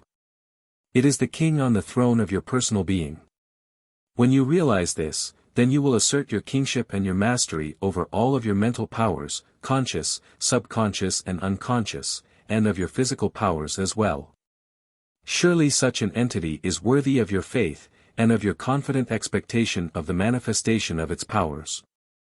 The earnest faith in your real self and your confident expectation concerning its manifestation and expression in your work, your endeavors, your plans, your purposes, serve to bring into action your full mental and spiritual power, energy, and force. It quickens your intellectual powers, it employs your emotional powers efficiently and under full control, it sets into effective action your creative imagination, it places the powers of your will under your mastery and direction. It draws upon your subconscious faculties for inspiration and for intuitive reports, it opens up your mind to the inflow of the illumination of your superconscious spiritual faculties and powers. It sets into operation the law of mental attraction under your direct control and direction, whereby you attract to yourself, or you to them, the circumstances, events, conditions, things and persons needed for the manifestation of your ideals in objective reality. More than this, it brushes away the obstacles which have clogged the channels of your contact with and communication with Spirit itself, that great source of infinite power which in this instruction is called power. Discover your real self, your I am I, then manifest your full faith in and toward it, and cultivate your full confident expectation concerning the beneficent results of that faith.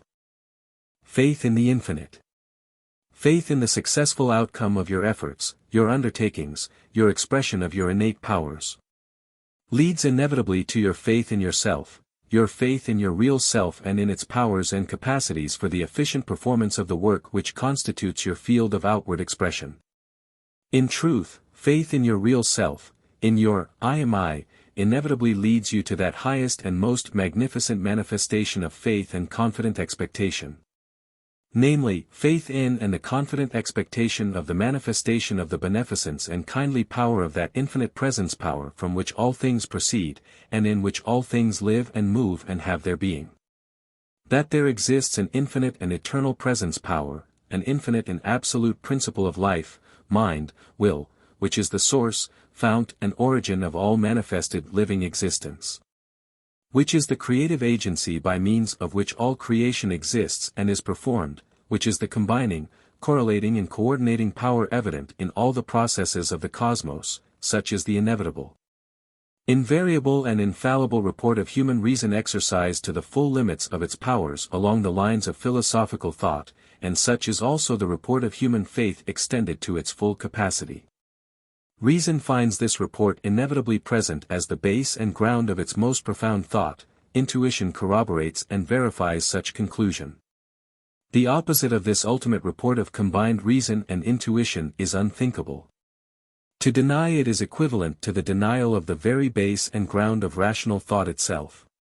In that volume of the present series entitled Spiritual Power, we have considered this subject in detail and at length, and have shown not only that reason is compelled by its fundamental laws to make a final report of this kind, but also just why it is compelled to do so. In addition, we have shown that intuition agrees in this final report of truth, and just why this is inevitable. The consideration of the facts so presented brings the conviction that this fundamental intuition of truth is as firmly established, and as little open to successful denial and refutation, as is the fact of the fundamental intuitive assurance of the reality of your actual existence as a living entity. Here, faith becomes an actual knowing, it rises to the position of a faith that knows, not merely believes. Reason and intuition, employed to their full limits of power and capacity for the discovery and announcing of truth, establish the following basic and fundamental facts of existence, viz. 1. That there is present in being and power an infinite and eternal creative power which is the causeless cause of the cosmic manifestation, in whole and in its parts, of the world and its manifold activities which are experienced by us through our consciousness. 2. That there is present and in being an infinite and eternal coordinative power which combines, correlates and coordinates the activities of the multiplicity of apparently separate objects and activities of the cosmos into one harmonious whole operating under universal law and order in which there is no room or place for blind chance or accident. 3. That there is present in being and power an infinite and eternal life principle, which is the constant, permanent, unchangeable, invariable, identical essential essence of livingness which animates and inspires the countless manifestations of life and livingness perceived to exist in the cosmos, and which is the essential base and ground for the multiplicity of changing, temporal, impermanent living forms and their activities which arise, abide for a time, and then pass away in the cosmic process.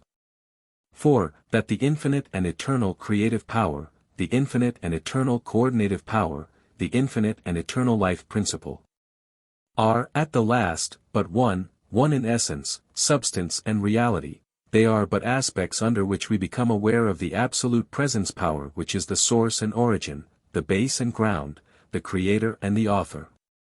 The supporter and the sustainer, the combiner, correlator and coordinator, the essence and substance of the entire cosmic manifestation consisting of an infinity of universes with all contained therein.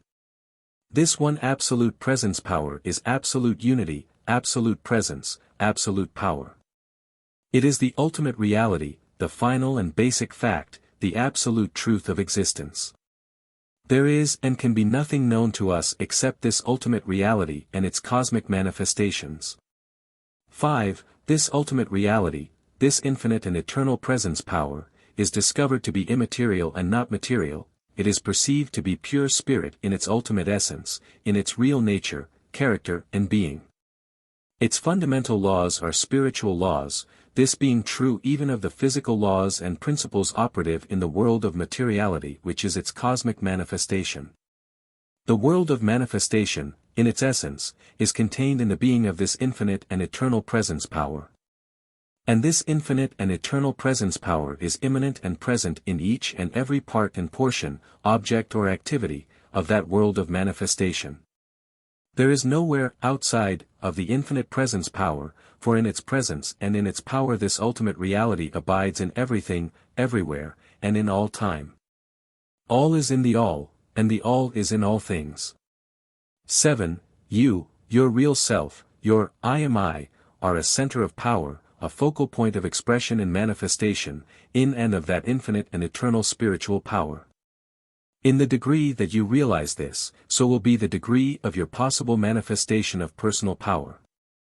In the degree that you realize this, so will be the degree of your possible individual contact with the infinite presence power, and of the opening and freeing of your spiritual channels of communication with and from it.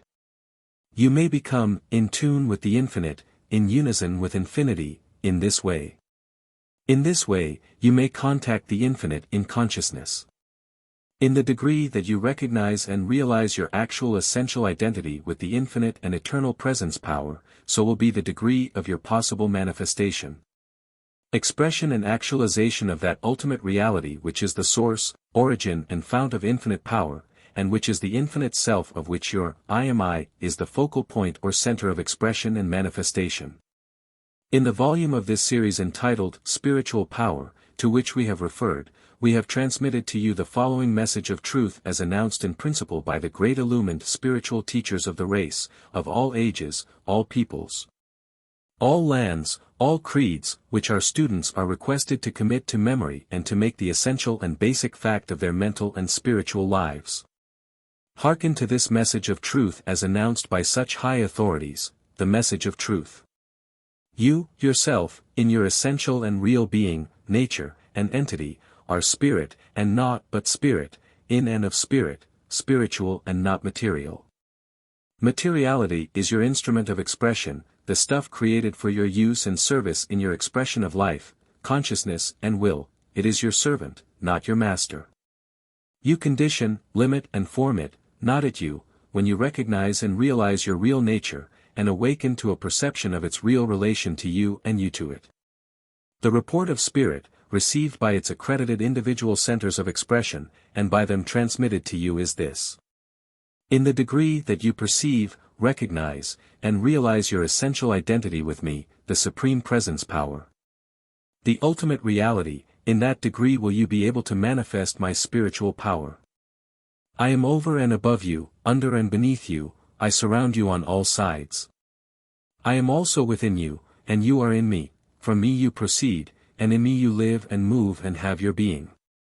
Seek me by looking within your own being, and likewise by looking for me in infinity, for I abide both within and without your being. If and when you will adopt and live according to this truth, then will you be able to manifest that truth. In and by it alone are freedom and invincibility, and true and real presence and power, to be found, perceived, realized and manifested. In the above stated message of truth will be found the essence of the esoteric teaching and inner doctrine of all of the world's great religions and most profound philosophies. In all religions there exist, 1. the exoteric or outer teaching and doctrine intended for the great masses of persons who are unable to understand or to grasp the deep truths and doctrines, those who are not as yet ready for the full truth, and who are not as yet able to bear the truth. And 2. The esoteric or inner teaching and doctrine intended for those who have developed spiritual perception to an extent enabling them to grasp, understand, and assimilate the full spirit of the truth. In the sacred writings of all of these great religions will be found constant though carefully guarded references to the existence of this dual aspect of teaching and doctrine. The essence and substance of this inner doctrine, or esoteric teaching, is found to be practically and essentially the same in all of the great world religions and philosophies. Notwithstanding the wide difference in the exoteric teaching and doctrines and in the names and forms employed therein. This essence and substance is found to be capable of expression in 3 brief general axioms, as follows. Ultimate reality, truth, being and principle is one and one only. In its essential and fundamental nature it is spiritual and not material, the one ultimate principle of being is spirit. 2. The soul or spirit of man is identical in nature and essence with the infinite spiritual principle or being. It is a spark from the divine flame, a ray from the divine sun, or a reflection of the divine presence. This undetached fragment from the divine life is immanent within the being of every human individual, though usually undetected by reason of being hidden and covered with the mass of finite, personal characteristics. But no matter how much hidden or covered over, it is always there, its light burning brightly though obscured from ordinary perception. 3. By faith in the infinite presence power, which abides within and without the individual soul, and by the confident expectation of its manifestation through the channels of individuality. The individual soul proceeds to clear away the obstructing debris of finite personality, with its mass of doubt, distrust, disbelief and unfaith, and to afford a clear passage of the spiritual light and power of the indwelling presence power. By so doing it also opens the channels of contact with and inspiration from the superimposing presence power of infinity. Pause a moment at this point, and consider carefully the above 3 axiomatic statements of the esoteric teaching and doctrine of all the great religions and philosophies. You will find that you have always known of these, though you have never clearly recognized them. If you have studied the great religions other than your own, you will now see that this teaching and doctrine is implicit in each and all of them. Piercing the surface of the exoteric teachings and doctrines of your own religion, you will find this teaching and doctrine expressed in them in veiled and guarded terms, now that your eyes have been opened to the truth. You will find corroboration of these teachings in many hitherto perplexing and mystifying passages in your own scriptures. If, as is probable, you have been reared in some branch of the Christian Church, you will find in the words of the Master, and of that great teacher, St. Paul, numerous corroborations of this truth. If, instead, you are a Jew, you will find in the Hebrew Scriptures abundant testimony along the same lines. The ancient prophets of Israel knew and taught this truth, as references to their writings will fully establish. Likewise, if you are a Hindu, a Buddhist, a Mohammedan, you will find in your sacred books a full corroboration of the above statement. As the ancient Oriental sages were wont to say, the truth is one, though men call it by many names, and express it by many different terms. Moreover, in all of the esoteric teaching and doctrine, so announced by the founders of the great religions and their successors, you will find that the road to the recognition, realization and manifestation of the truth is always that of the path of faith. Even before works, there is placed faith. Before the manifestation, there must come the full realization, and before the full realization must come the full recognition and the perception, accompanied by the deep feeling of faith. Before the believer may justly expect to reap, he must sow the seeds of confident expectation. Everywhere we find the repeated and constantly reiterated note of faith, faith, faith.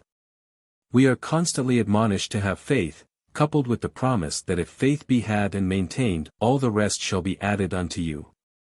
In Jewish and Christian theology, faith is that mental act of man which places him in an acceptable relation to God.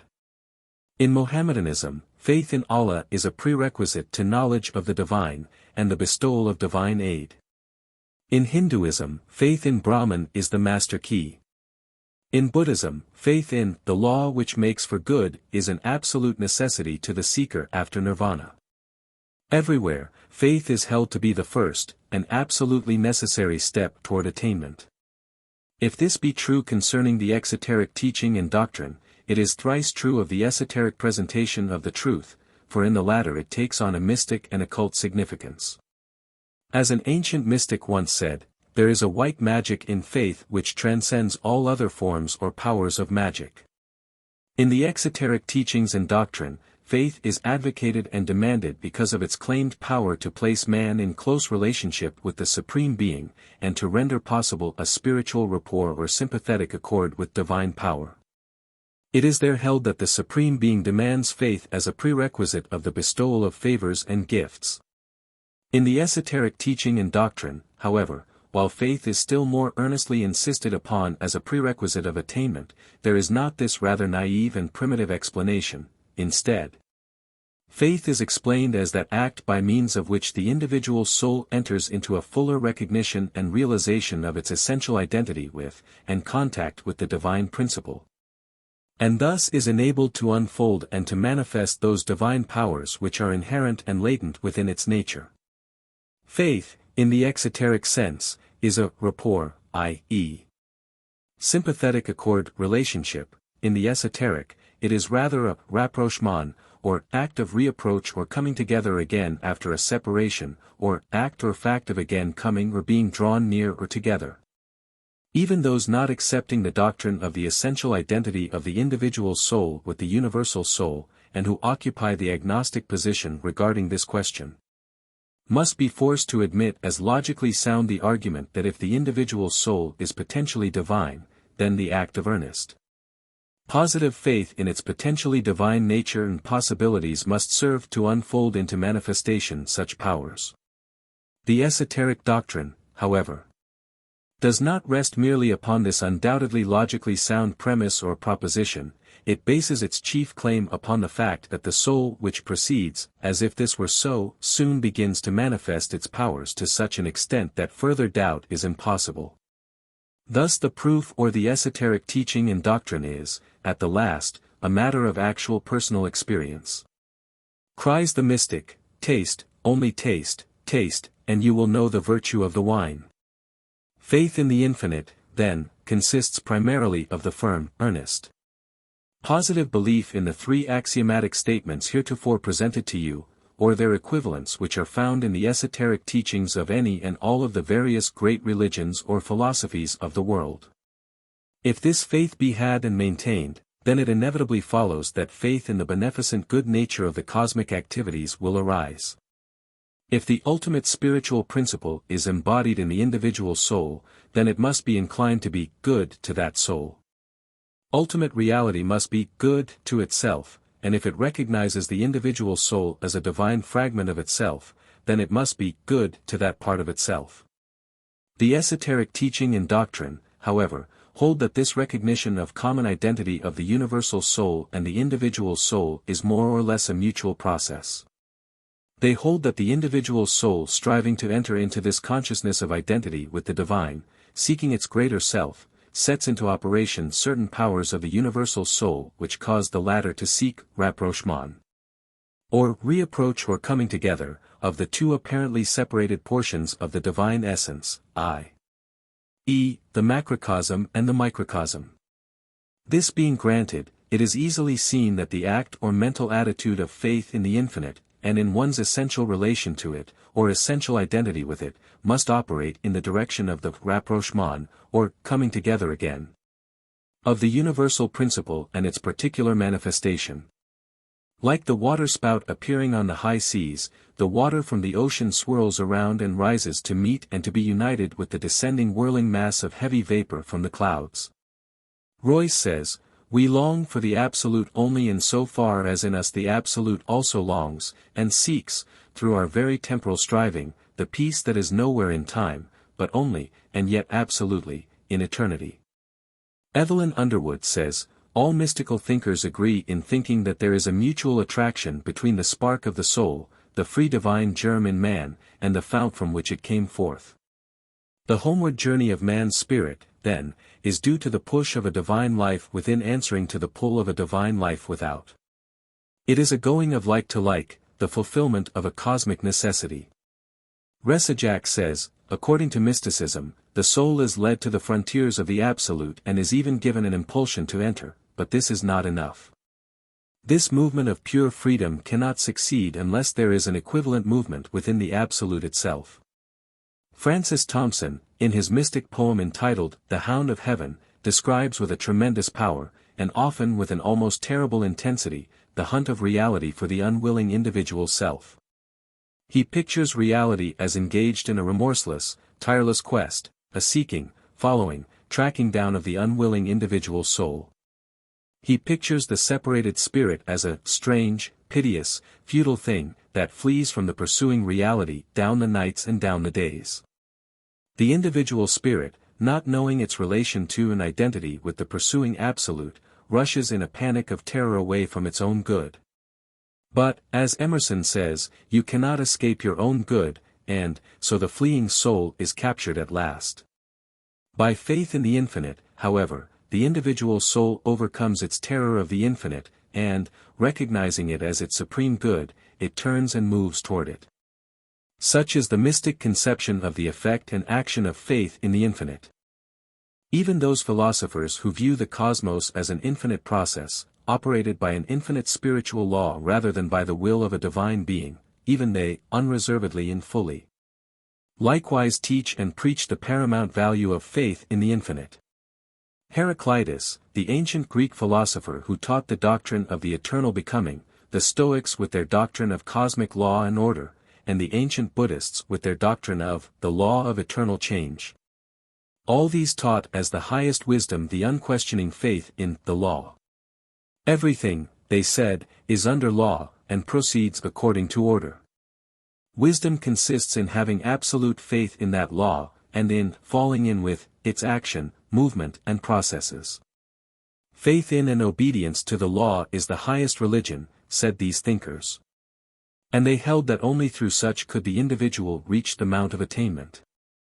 There are many practical philosophers of our own lands and age who, while more or less agnostic concerning the existence of a divine supreme being, at least of such conceived as a person, nevertheless are in full agreement with the ancient philosophers just mentioned in the general conception that the cosmos is governed by infinite law and proceeds according to eternal order, and this law and order they conceive to be spiritual rather than material.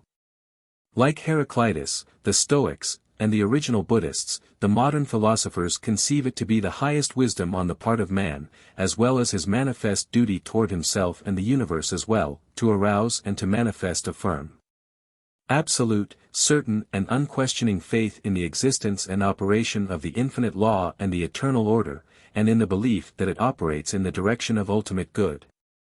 And to endeavor to move along with the cosmic current, to acquire and to maintain the cosmic rhythm, to beat time and to keep step with the cosmic order, in short, to get and to keep in tune with the infinite. These thinkers, while very practical and pragmatic, nevertheless manifest toward this infinite law and eternal order a mental attitude of faith and confident expectation which closely resembles the corresponding mental attitude of the devout religious believer. To them, as to him, faith is the cardinal principle of their thought and action. They do not shrink from that extreme test of pragmatism, viz., would you trust your life to it? Instead, they trust not only their lives, but their welfare, their happiness, and all that is worth while in human existence, to the operation of that law. They have found it to be the most practical form of philosophy, a philosophy that works out in actual life, and which surely pays in the end. This pragmatic philosophy, like most of the philosophies worthy of the name, and like all of the great religions, is based upon faith and confident expectation.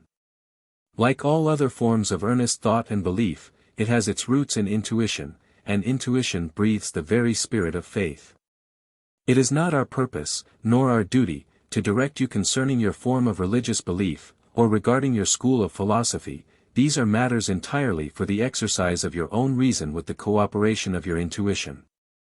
But we conceive it to be our duty, and it is certainly our purpose, here to advise you, with all the earnestness at our command, to cultivate the mental attitude of faith, absolute and unquestioning faith in the presence and power of an infinite and eternal ultimate reality of a spiritual nature. And to cultivate an equally earnest and fervent faith in the operation of the law and order manifested by that ultimate reality, call the latter what you will, God, principle, power, truth, law, or the unknowable reality.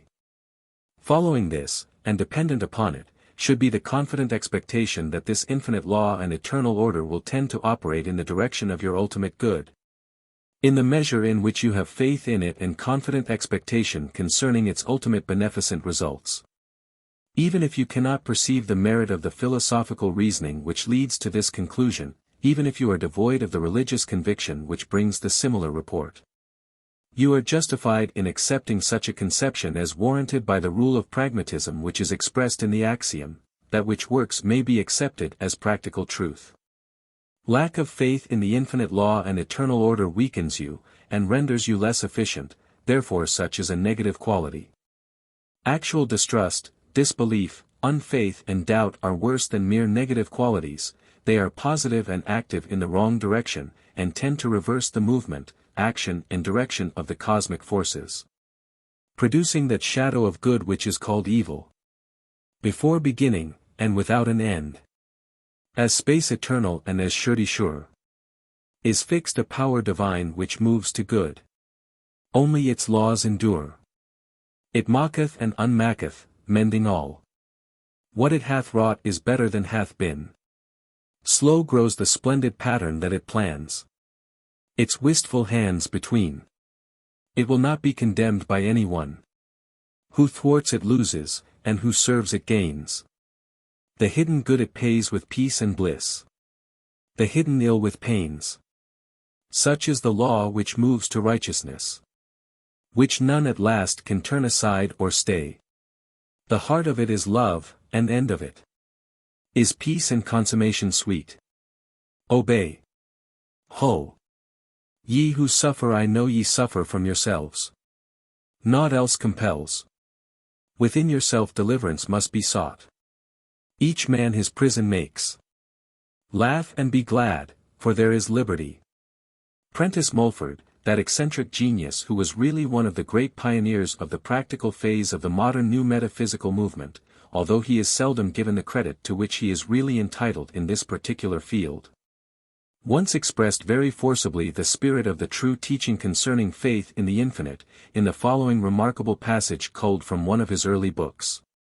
A supreme power and wisdom govern the universe. The supreme mind is measureless and pervades endless space. The supreme wisdom, power and intelligence are in everything that exists, from the atom to the planet. The supreme power has us in its charge, as it has the suns and endless systems of worlds in space. As we grow more to recognize this sublime and exhaustless wisdom, we shall learn more and more to demand that wisdom, draw it to ourselves, and thereby be ever making ourselves newer and newer. This means ever perfecting health, greater and greater power to enjoy all that exists, gradual transition into a higher state of being, and the development of powers which we do not now realize as belonging to us. Let us then daily demand faith, for faith is power to believe and power to see that all things are parts of the infinite Spirit of God, that all things have good or God in them, and that all things, when recognized by us as parts of God, must work for our good. The following statement of the general basic principles of the modern New Thought movement was made several years ago by one of the writers of the present book. It is reproduced here because we think that it presents in concise form the essential spirit of the philosophy of that great modern school of thought just named. After the non-essential and debatable teachings of its various branches have been ironed out, there exists a great underlying something or somewhat that is beneficent and well-disposed toward you, and which tries to help, aid, and assist you whenever and wherever it can do so. 2. Faith and confident expectation regarding the beneficent power of that something or somewhat tends to open the channels of its influence in your life. While doubt, unbelief, distrust, and fear tend to dam up the channel of its influence in your life, and to rob it of the power to help you. 3. To a great extent, at least, you determine your own life by the character of your thought. By the nature and character of your thoughts you furnish the pattern or mold which determines or modifies the efforts of the something or somewhat to aid you, either in the direction of producing desirable results, or else in bringing about undesirable results by reason of your damming up the source of your good. These three fundamental principles of new thought, which is really the oldest kind of thought expressed in new forms, will serve you as the strongest kind of basic platform for practical new thought demonstration. If you will stand firmly on this platform, make its teachings and principles a part of yourself, and strive to manifest its truth and facts in your own life, then you will be the very best kind of new thoughtist, even though you may never have heard even a word of new thought teaching, metaphysical speculation, or philosophical theorizing. In that volume of this series entitled Spiritual Power, especially in its concluding section entitled Unison with Infinity, you will find a far more extended reference to this particular phase of the general subject of faith and confident expectation directed toward the infinite. If you are interested in this special teaching, we feel justified in recommending to your attention the book just named. The advanced students of the esoteric teaching contained in the scriptures of all the great religions, as well as their inspired teachers, are aware that in the Book of Psalms, in our own scriptures, are to be found several of the great masterpieces of the esoteric teachings concerning faith power. In them is given the essence of the secret doctrine concerning faith in the infinite. Chief among these are the 23rd Psalm, and the 91st Psalm, respectively. So important are these two great esoteric poems, so filled with practical, helpful information are they, that we deem it advisable to reproduce them here that you may avail yourself of their virtue and power at this particular stage of this instruction. Accordingly, they are given on the next following 2 pages of this book. The Psalm of Faith. Psalm XXI. The Lord is my shepherd, I shall not want. He maketh me to lie down in the green pastures, he leadeth me beside the still waters. He restoreth my soul, he leadeth me in the paths of righteousness for his name's sake. Yea, though I walk through the valley of the shadow of death, I will fear no evil, for thou art with me, thy rod and thy staff they comfort me. Thou preparest a table before me in the presence of mine enemies, thou anointest my head with oil, my cup runneth over. Surely goodness and mercy shall follow me all the days of my life, and I will dwell in the house of the Lord forever. The Psalm of Security, Psalm XCI. He that dwelleth in the secret place of the Most High shall abide under the shadow of the Almighty. I will say of the Lord, He is my refuge and my fortress, my God, in Him will I trust. Surely He shall deliver thee from the snare of the fowler, and from the noisome pestilence. He shall cover thee with His feathers, and under His wings shalt thou trust, His truth shall be thy shield and buckler. Thou shalt not be afraid for the terror by night, nor for the arrow that fleeth by day, nor for the pestilence that walketh in darkness, nor for the destruction that wasteth at noonday. 1,000 shall fall at thy side, and 10,000 at thy right hand, but it shall not come nigh thee. Only with thine eyes shalt thou behold and see the reward of the wicked. Because thou hast made the Lord, which is my refuge, even the Most High, thy habitation. There shall no evil befall thee, neither shall any plague come nigh thy dwelling. For he shall give his angels charge over thee, to keep thee in all thy ways. They shall bear thee up in their hands, lest thou dash thy foot against a stone. Thou shalt tread upon the lion and the adder, the young lion and the dragon shalt thou trample under feet. Because he hath set his love upon me, and therefore will I deliver him, I will set him on high, because he hath known my name. He shall call upon me, and I will answer him, I will be with him in trouble, I will deliver him, and honor him. With long life will I satisfy him, and show him my salvation. The teachers and students of the inner teachings, the ancient wisdom, the secret doctrine, are also aware of the esoteric spiritual significance of the lines of the well-known hymn, Lead Kindly Light. Written by Newman in a period of spiritual stress.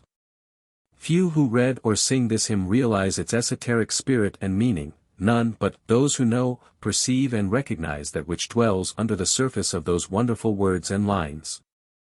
But it is a matter of common notice and comment that even many persons who are outside of the fold of the Church find great inspiration, help, courage and practical aid from that wonderful hymn. We feel that we may close this part of our instruction no more fitly than by quoting the lines of that magnificent verse. We trust that you may be able to plunge beneath its surface and discover, in the deep places, the spirit of that great chant of faith power. The chant of faith power, lead kindly light, amid the encircling gloom. Lead thou me on. The night is dark, and I am far from home. Lead thou me on. Keep thou my feet, I do not ask to see the distant scene. One step enough for me. Lead thou me on. Carry with you ever the spirit of the ancient aphorism of the wise sage, which we have already quoted for your benefit in the pages of this book, and which adorns its title page. Faith is the white magic of power. Will power, your dynamic forces. Will power. Of all the varied manifestations of power proceeding from that power which the best human thought perceives to be the source and origin of all the power in the universe. That manifestation which we know as will power seems to be the most fundamental, the most elemental, the most universal.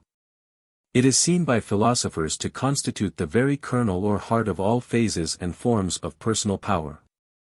Many, indeed, have held that in will power abides the ultimate principle of the universe, and that all forms of power, force and energy, at the last, must be thought of in terms of will power. Whatever may be the ultimate facts of the universe, there can be no dispute concerning the dominating position occupied by will power in the life and being of the individual man. When you undertake the task of self-analysis, you will find your will at the very center of your being, so close to the I am I, or ego, that it is most difficult to disentangle it from your real self. Your sensations, your passions, your emotions, your tastes and your talents are found to be under the control of your trained will. You may set them aside from yourself and analyze them, correct them, improve them. But the will lies closer to yourself, you cannot set it apart from yourself as you can the other mental states. It is neither sensation nor emotion, though it may dominate both. It is always subjective and active, abiding and operating from the very citadel of your being. Emotion and thought may lie deep in your being, but will lies still deeper. Emotion and thought are objective to the will, and may be influenced and directed by it. You are conscious of your sensations and of your emotions as merely incidental to your existence. But you are directly conscious of your will, just as you are conscious of your self-existence. You can modify your other mental states, but you cannot modify your will in the same way. The will is your sole instrument of modification and it cannot be turned back on itself. The office of the will is that of action, and in its activities it directs and orders, commands and regulates the other mental states. In fact, the will acts chiefly through and by means of its control and direction of your other mental states. Will power may be developed and trained, of course, otherwise this book would have no purpose and intent. But it is not to be developed and trained as are the other mental states or powers, for these are modified by the action of the will upon them.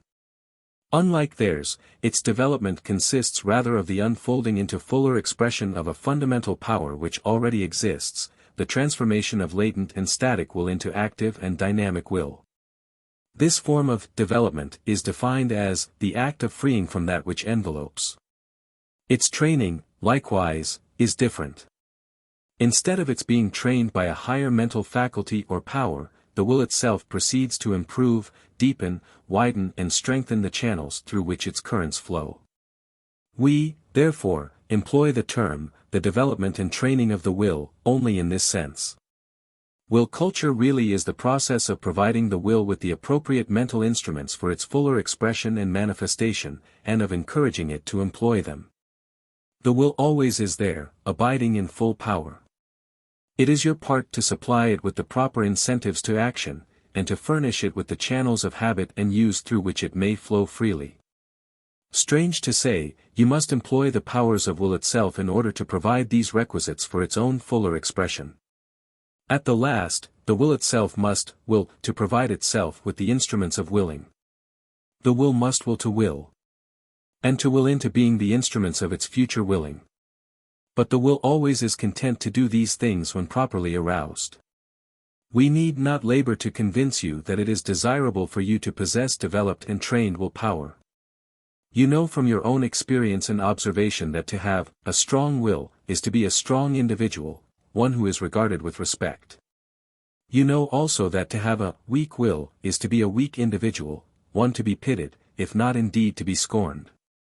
You may, however, have fallen into the error of supposing that the possessors of the strong will are individuals especially favored and blessed by nature, or by the powers above nature. You may be among those who regard strength of will as akin to height, complexion, or similar personal characteristics which have been bestowed upon certain individuals without any effort on their part, and to which no other individuals may hope to attain if they have not been born with them. If you have fallen into this error, now is the time for you to rid yourself of it. Thoughtful psychologists take an entirely different view of the case. While recognizing the fact that to some individuals the manifestation of willpower is easier at the beginning, that it comes more natural to some than to others.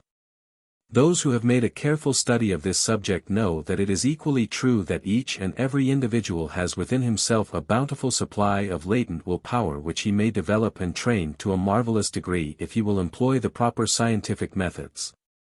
In fact, experience has proved that many of the individuals who have thus acquired a high degree of willpower are able to manifest it more consistently and more habitually than many of those who were born to it, but who have not learned how to apply it effectively.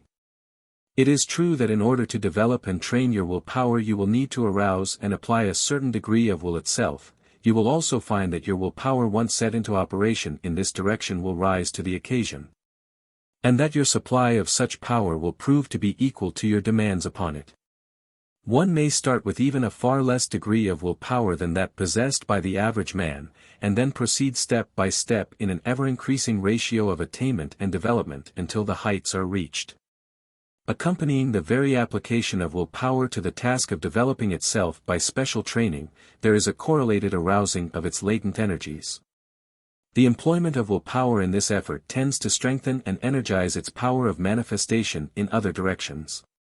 We ask you to take careful notice of this peculiar situation. Willpower may be developed and trained only by willpower. Willpower is required to develop and to train willpower. Willpower is self-developed and self-trained. Willpower applies its energies to itself, and by means of this it tends to perfect and improve itself. The other mental faculties and powers find it necessary to call on willpower to perfect them. But willpower requires no outside aid, and can obtain none. It must ever fall back upon its own inherent powers when it wishes to develop or improve itself. If you had no willpower, you would never be able to develop any, since you would have nothing else with which to develop it. But, fortunately, you have will to start with, though it may exist merely in a latent or dormant state. Willpower is your heritage, and it will be at your service if you demand it. When you employ willpower to develop willpower, you not only build a mental path over which the will thereafter travels, but you also actually strengthen and develop the will itself by the very task of building such paths or roads. In creating the tools for the use of the will, you also render the will itself stronger, better and more efficient. Here we have a striking illustration of the old biblical statement that, to him who hath shall be given. The more persistent and the longer continued the efforts of your will to develop and train your willpower, the stronger will your will become by reason of the energies expended in the effort. By employing willpower in the task, you will actually gain willpower as the result. This is a very significant fact, and one which you should always bear in mind. The more of will you give, the more of will you have. This is the way of the will. Here at the very beginning, you should realize that there is no royal road to the development and training of willpower. There is no magic charm which when worn will transform the weak-willed individual into the strong-willed one. There is no miraculous drug, concealed in an attractive capsule, which needs but to be swallowed by one in order to render himself a veritable Samson of willpower, or a Napoleon of will. There is no magician's wand which when waved over the individual may transform him in the twinkling of an eye into the man with the will of the Titan. Those who have dreamed of such a miraculous and magic process of transformation may as well realize these facts, right here at the beginning. But equally true is it that the wonderful results which many have dreamed of securing by some kind of miraculous or magic power are possible of attainment by you. Provided that you will apply yourself to the task in the right spirit and with a firm determination to succeed. You may obtain the highest success in this direction, but you must work for it just as you must work for anything else worthwhile in life. Just as you may develop yourself physically by exercise along the lines of scientific physical culture, so you may develop your willpower by scientific methods and exercises. This, indeed, is the only way. Willpower may be obtained in no other way. But, on the other hand, the reward will far more than repay you for your efforts. Moreover, once you have taken the first few steps, you will find that your interest will increase. And you will be encouraged by the many little indications of the actual development of willpower which will make themselves manifest even from the start. We would here call your attention to another important and interesting fact concerning the task of the development and training of willpower. While the discipline and exercise of the task entails some degree of self-sacrifice in the direction of setting aside certain minor courses of action which may have a strong basis of habit, you will find yourself more than compensated for the loss by the pleasure which comes from the consciousness of the unfoldment of new powers within yourself. The new interests will soon supplant the old ones, and the joy of possession will overbalance the price of denial. In this connection, we would impress upon you the fact that no intelligent application of willpower is a loss, such is always a gain. In every intelligent exercise or application of the will you are making an investment in willpower, you are making a deposit in the bank of will, and this bank pays at attractive rate of interest. We know of no better investment for you. Your expenditures are transformed into savings stored up as a reserve fund drawing good interest. This surely should prove an attractive proposition for you. We take it that you have already developed at least the average degree of willpower. The fact that you have undertaken the study of this book is evidence that you have developed at least some degree of the will to will, that you know what a valuable thing willpower is, and that you desire to possess and manifest still more of it. We are proceeding upon such assumption, even when we may seem to be giving instruction designed for those of a lesser degree of attainment. Do not make the mistake of passing over any of the simple and elementary phases of our instruction merely because you may think that you have passed beyond that stage, and have outgrown the need for such instruction. The rule is this: that which will make a weak will strong, will make a strong will stronger. Even the most elementary method or exercise may be employed profitably by those of giant willpower, particularly where the strength has not been effectively trained or efficiently directed. If you are seeking by the methods of this book to direct the efforts of some weaker-willed friend or relation, we would say to you that you are on the right road. There are no exceptions to the rule that willpower is capable of development and training in the case of any individual. While there is will, there is hope. There is latent will in everyone, even in the weakest-willed person. Moreover, those who are suffering from a diseased will, or from a discouraged will, may feel certain that the right effort will raise them from their unfortunate condition. There lives no man to whom the benefit of will culture is denied. There is no man so weak, so old, so burdened with a long series of will failures, to whom it may not be said truthfully that the gate of hope is still open to you. Enter into your own kingdom of awakened will. Now, right here at the beginning of our instruction, we shall ask you to recall an experience of your youth. If you have ever lived in the country, you will understand the principle involved therein. We allude to the process whereby the good old pump on the farm was set going, by means of the process of priming it, i.e., of pouring into the pump a pailful of water in order to set into operation the internal mechanism whereby the working of the pump handle brought up to the spout a free and full supply of water. Now, then, here at this point we are going to ask you to prime your good pump of willpower, in order to set it going. Later, you will find some good suggestions concerning that which you should pour into the pump of willpower in the process of priming it. Pour these in, and before long you will feel the thrill of the mounting willpower, the will to will. Priming the pump of willpower. Begin by realizing just how much you really want to attain strong and effective willpower. Let the feelings of your subconscious mentality rise to the surface of your consciousness. You will discover that you have some very strong feelings on the subject. Give to these feelings the full possession of your mind. Let the desire for willpower permeate your whole being.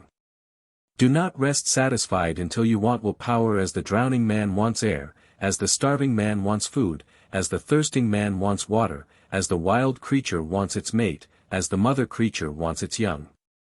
Before you can get anything you must want it hard enough.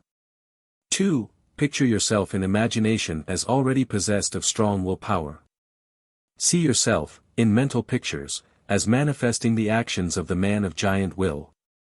See yourself as the man of invincible determination, of the purpose once fixed, and then victory or death.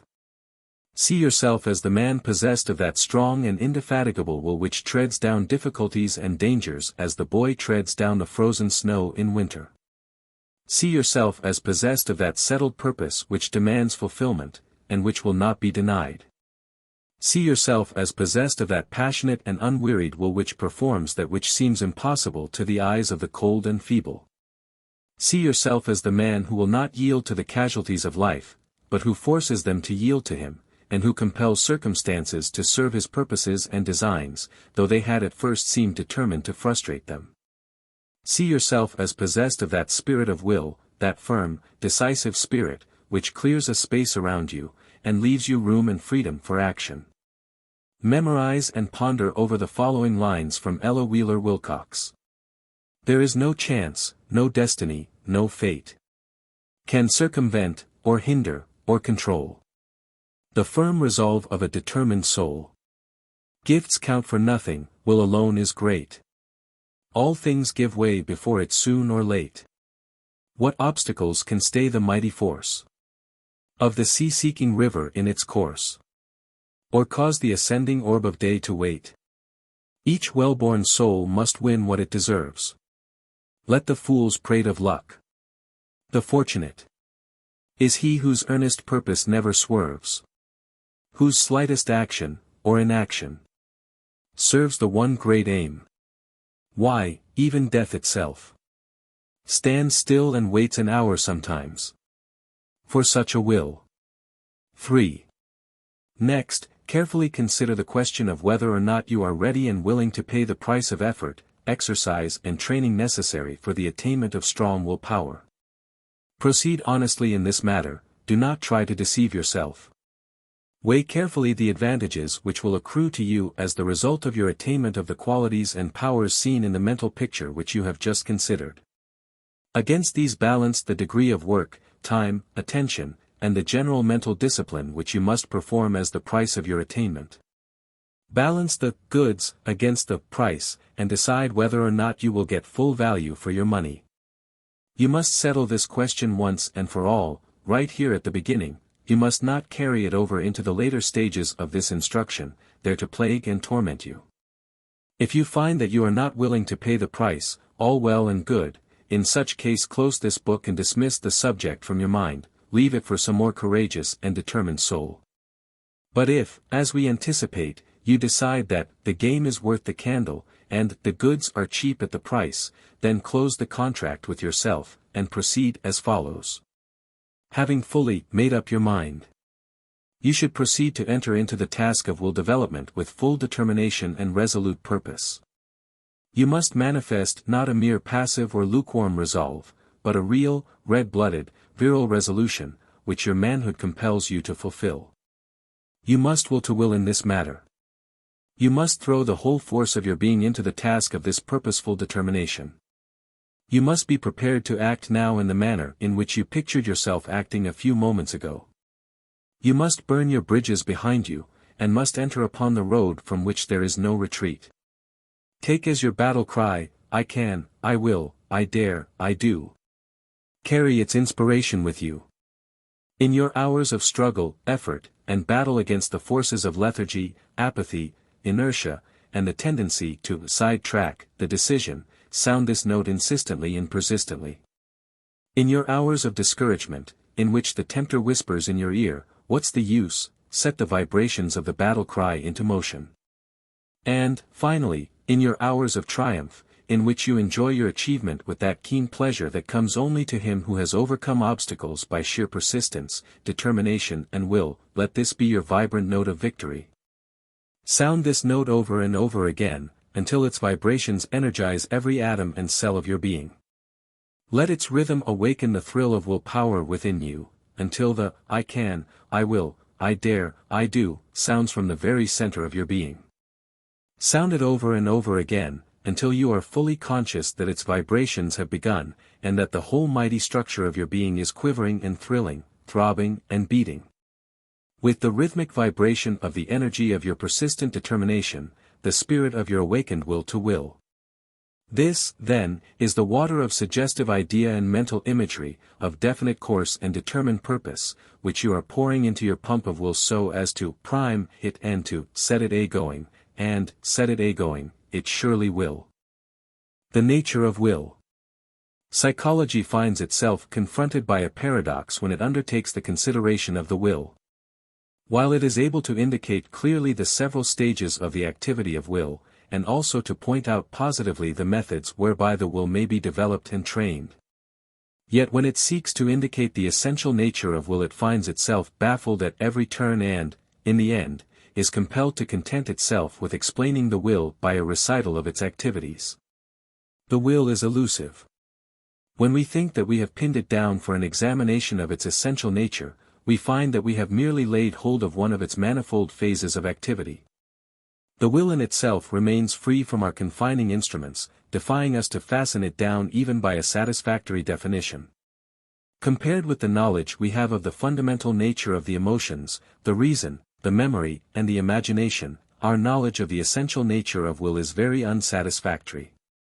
Yet, at the same time, we know that we have a will and that we will, and, moreover, we know how to train our will and how to develop and unfold its power. We have but to attempt to define the will, even with the aid of the best dictionaries, in order to realize how far beyond all possible definitions of it is our intuitive and direct knowledge of its presence, its powers, its activities. Turning to the dictionaries, we find that will is defined as the power of the mind which enables a person to choose between two courses of action, also, the actual exercise of the power of choice. And, in a secondary meaning, strong wish or inclination, desire or conative feeling. The dictionaries further inform us that the power of choice is the distinctive attribute of will, and that the exercise of that power is more properly called volition. Now, this definition is not in accord with the fuller conception of the term will which most of us entertain. Moreover, it is not in full accord with the teaching of the best modern psychology. Most of us, when we employ the term will, have in mind the exercise of the strong purposeful, determined power of the ego or I am I. We know that within ourselves is a strong dynamic force, which when applied with a set and determined purpose is capable of acting with tremendous force, overcoming obstacles, breaking barriers, and sweeping away opposition. Moreover, the best modern psychology informs us that will always is concerned with action, and that without action there is no completed process of will. In the present book we shall consider will as being essentially concerned with action, and as being most characteristically manifested in the mental states which we know as purpose and determination, respectively. All the other phases of will we shall regard as being merely incidental to this phase of purposeful determination, and as contributing to such phase. By following this course, we believe we shall be emphasizing the practical aspect of will power, and that we shall be keeping the inquiry and instruction in the channel promising the greatest benefit to you in the accomplishment of your ends and aims, your ambitions and your hopes. The term, purpose, seems to express satisfactorily this understanding and conception of will. It is defined as the view, aim, design, intention, determination, resolution or will to accomplish or reach some particular object. Another definition is that which a person sets before himself as the object to be gained or accomplished, the end or aim which one has in view in any plan, measure or exertion. That which one intends to do, hence his intention, design, plan or project. Employed as a verb, the term, purpose, is defined as, to intend, to design, to determine or resolve on anything as an end or object to be gained or accomplished. The term, determination, in this particular meaning, is defined as, strength or firmness of mind, firm resolve or resolution, and absolute direction to a certain end. In the mental state of purposeful determination, and in its resultant action, we have at least a working principle of the phase of willpower with which we are vitally concerned in this book. We shall consider and apply the principles of the other phases of will toward the end of the accomplishment of this purposeful determination phase of willpower. We ask you to fix this principle in your mind, and to keep it in view throughout the entire course of this inquiry and instruction. Memorize the term, purposeful determination. We have thought it well to present to you at this point a brief and general synopsis of the 5 stages of will, the stages which each and every process of will manifests as it unfolds into active expression. The more clearly you understand the processes of will, the more clearly will you be able to will. These 5 stages of will are as follows: 1. Feeling and emotion, 2. Desire and impulse, 3. Deliberation and consideration, 4. Determination and decision, 5. Voluntary expression and action. Here follows a brief description of each of the above-stated 5 stages of will. 1. The stage of feeling and emotion. Feeling is defined as the simple agreeable or disagreeable side of any mental state. Emotion is the complex of feeling. Feeling is the indispensable element of all emotional states. While feeling, in itself, is not to be regarded as a phase or aspect of perfected will, yet it is true that feeling is one of the raw materials of will action. Or, stating it in another form, all will activities have their roots embedded in the soil of feeling and emotion. This fact is not generally recognized by the average person, but it is one which everyone is forced to admit when he analyzes and examines his will processes. In the category of feeling and emotion we, of course, include the moral and religious feelings and emotions, as well as each and every other form or forms of feeling and emotion. It has well been said that the phenomena of the world have value to us only in so far as they affect our feelings.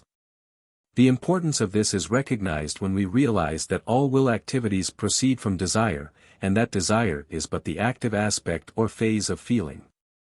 We will to do only what we desire to do.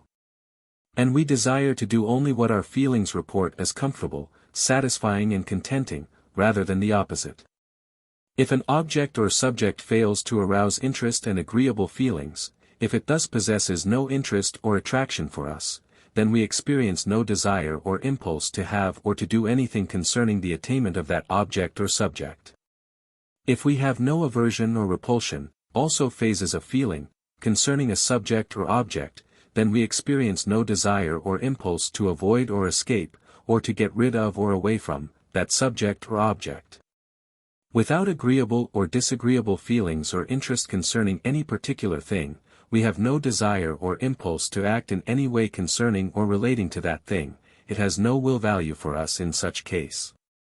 If feeling and emotion were eliminated from our mental being, then all things alike would prove absolutely uninteresting to us. In such case, in the familiar phrase, all things would look alike to us, we should not want any of them, nor should we want to take any action toward attaining any of them. Likewise, we should not dislike any of them, nor should we want to take any action in the direction of escaping, avoiding or getting away from anything whatsoever. In such case, our will would be so absolutely passive and inert that it might as well be non-existent. 2. The stage of desire and impulse. The essential active element of desire and impulse is that which in psychology is called conation, which is defined as that element of consciousness which shows itself in tendencies, impulses, desires and acts of volition. It is essentially a mental state of unrest, and it manifests whenever a mental state tends by its nature to develop into something else. Desire is defined as a conative tendency toward that which promises emotional satisfaction and content, or else away from that which threatens emotional dissatisfaction and discontent. Desire has for its object the satisfaction of some form of pleasurable feeling, or the escape from some form of painful feeling. This pleasurable feeling, or painful feeling, however, may be concerned with either, a. immediate, or, b. remote events. Likewise, such events may concern either, c. the individual himself, or, d. others in whom he is interested and to whom he is related by the bonds of affection or sympathy. No matter how complex may be the feelings arousing the conative impulses of desire, their ultimate analysis will show that the basic feeling is that inspired by some promised pleasure or some threatened pain, immediate or remote, direct or indirect, deemed likely to be experienced by the individual. Desire is the connecting link between feeling and will. On one side it is blended with feeling, on the other side it blends into will. It depends for existence upon feeling, it depends for expression upon will. Desire always manifests by a more or less definite want or want to, this accompanied by a peculiar feeling of tension or strain, known as impulse. The stronger the desire, the stronger is this tension or strain of impulse, this conative urge toward action. Feeling and emotion inspiring desire may manifest on the open plane of consciousness. Or, again, they may abide more or less concealed in the recesses of the subconscious mentality, or, again, they may exist in the guise of habit. But wherever they exist or abide, or in whatever form or guise they present themselves, they are always feeling and emotion in the stage of transformation into the conative energy of desire, and striving to escape and find release in voluntary action of the will. 3. The stage of deliberation and consideration. Deliberation is the act of deliberating or weighing in the mind. In this stage you find yourself confronted with several alternative courses of action, or else with the question, to do or not to do some particular thing. In each and every instance of deliberation, however, you will find that each alternative course of action will involve certain phases of desire, i.e., certain tendencies to attain or to secure something promising emotional satisfaction and content, or else to escape from and to avoid something threatening emotional dissatisfaction and discontent. These alternative appeals of desire too will present conflicting emotional attractions or repulsions, or both. These you weigh one against the other, one set against the other, until finally you strike the balance of decision. In such cases, you will find yourself, figuratively speaking, tasting these several dishes of emotional food, noting the agreeable or disagreeable qualities of each, and endeavoring to decide which promises the greater degree of emotional satisfaction or dissatisfaction, content or discontent. The fact that in this process of deliberation you call upon reason, memory, imagination and other mental powers or faculties, to assist you in your decision, must not cause you to overlook the all-important part played in it by desire. You will find that in the end you have decided upon the course of action which promises you the greatest emotional content and comfort, and the least emotional dissatisfaction and discomfort. You have employed reason, and its assistant faculties and powers, merely to enable you to discover which of the alternatives possesses the greater promise of ultimate and permanent emotional value along the lines of content and comfort. Your reasons governing your decision concerning will action are always found to be based upon motives of this particular kind. 4. The stage of determination and decision. Determination, in this usage, is the act of terminating or bringing to an end, the state of decision. In this stage, the processes of deliberation, or the weighing of motives, is brought to an end, and the mind is made up. The old school of psychology held this to be the last and final act of will, its characteristic act. This, indeed, would be true if we could accept the old definition of will as the faculty which chooses or makes choice. But under the later conceptions and definitions of will, in which it is perceived that will is essentially concerned with action, we see the necessity of pursuing our inquiry further. There is a marked difference between the usage of merely making up your mind, or of even deciding to act, and that of the actual performance of the associated action which you have decided to perform. Many a time you have made up your mind, and have decided to act, only later to fail to act or to carry out your decision. This distinction is illustrated by William James' familiar story of the man making up his mind, and deciding to get out of bed on a cold morning when the alarm clock sounded. Frequently he finds it necessary to make up his mind, and to decide several times before he finally expresses the thought in action.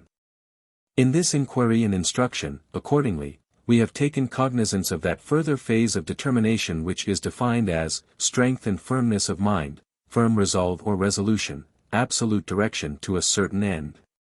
In this phase of the stage of determination, you reach the process of purposeful determination. Here the stage of determination blends into that of voluntary action, and becomes one with it. 5. The stage of voluntary expression and action. Voluntary action is defined as the process of acting and moving by willpower. This is the final stage of the will. It is will in full flower. It is toward this end that will has been struggling and striving, which effort has given activity to all of the processes of the preceding stages or phases of will. Voluntary action is the very spirit of will. Without the manifestation of voluntary action, the will process is practically incomplete. Determination is the decision to will, or, in its more active phases, the resolve or resolution, the purposeful determination to will. Or, in still more intense manifestation, even the will to will, itself. But in voluntary action we have what has been called will willing itself in action, and manifesting itself as will. Here the trigger of the will has been pulled by the I am I. Here the spring of action has been released.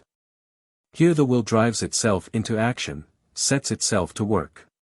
Here the will not only wills to will, but also actually wills itself into full manifestation and expression. Here we have the real will expressing its purpose, its determination, and its full power and inner nature. This is the phase of will that so eludes our definition in formal terms, because we have no terms, other than those of will itself, with which to define it. In the previous phases or stages we could employ the terms of feeling, desire or reason in striving to indicate the nature of the processes of such stages or phases. But here we have nothing else with which to compare will, for there is nothing else of its kind. Will is unique, sui generis, alone in its class, in a class by itself. You cannot hope to apprehend intellectually its essential nature. But you can and do know it, and experience it within yourself, as the closest instrument, implement and power of the I am I, the ego, the self. Expression and inhibition. There are two general phases or forms of voluntary action with which you must become acquainted. The first phase or form is that of expression. Here the will action proceeds in the direction of the actual expression and manifestation of the mental states animating and inspiring the will. The second phase or form is that of inhibition. Here the will action proceeds in the direction of checking, restraining, keeping back or inhibiting the expression of certain insistent but objectionable mental states seeking to inspire the will to action. Here the effort is exerted in response to the stronger, opposing mental states which have won in the will conflict during the stage of deliberation and decision. In inhibition, the will is employed for the purpose of binding, locking up and restraining the activity of the defeated set of desires which repeatedly present themselves in an attempt to reverse the former decision of the will. Many regard the phase of expression as the characteristic activity of voluntary action, and from one point of view this is correct. But you should never lose sight of the fact that the man who can and will manifest the phase of inhibition, when necessity arises, and wisdom dictates such course, is none the less the man of giant will power. In fact, the man of the strong will usually accomplishes his great results of expression only after he has manifested inhibition in the direction of refraining from acting upon many very strong impulses and desires which are opposed to his top values of will. In many cases, indeed, one employs in inhibition a degree of will power not less than that required in the processes of expression. It often is quite as hard not to do a thing, as it is to do a thing. The man of purposeful determination and will power achieves his distinction very largely by reason of the fact that he is able to hold before his mental vision one ideal, or set of ideals, one set of prime motives, one set purpose, one top value, and then resolutely and determinately, even ruthlessly, to thrust from his region of will all conflicting and opposing tendencies and desires, inclinations and impulses, urges and cravings. In order to manifest into action the one great ideal, such a man finds it necessary to inhibit and to restrain a host of lesser ideas, desires, inclinations, urges and cravings. In order to accomplish some one great thing, you will often find it necessary not to do many other things which conflict with and oppose that one great thing.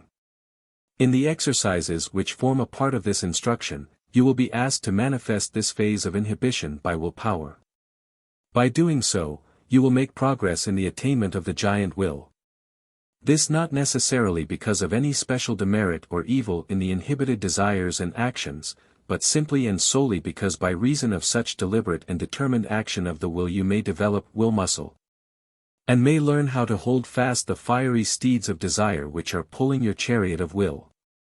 The steeds of desire serve well their rightful purposes when they are held well in hand, but, unrestrained, they frequently run away, and end by overturning the chariot and perhaps destroying the driver.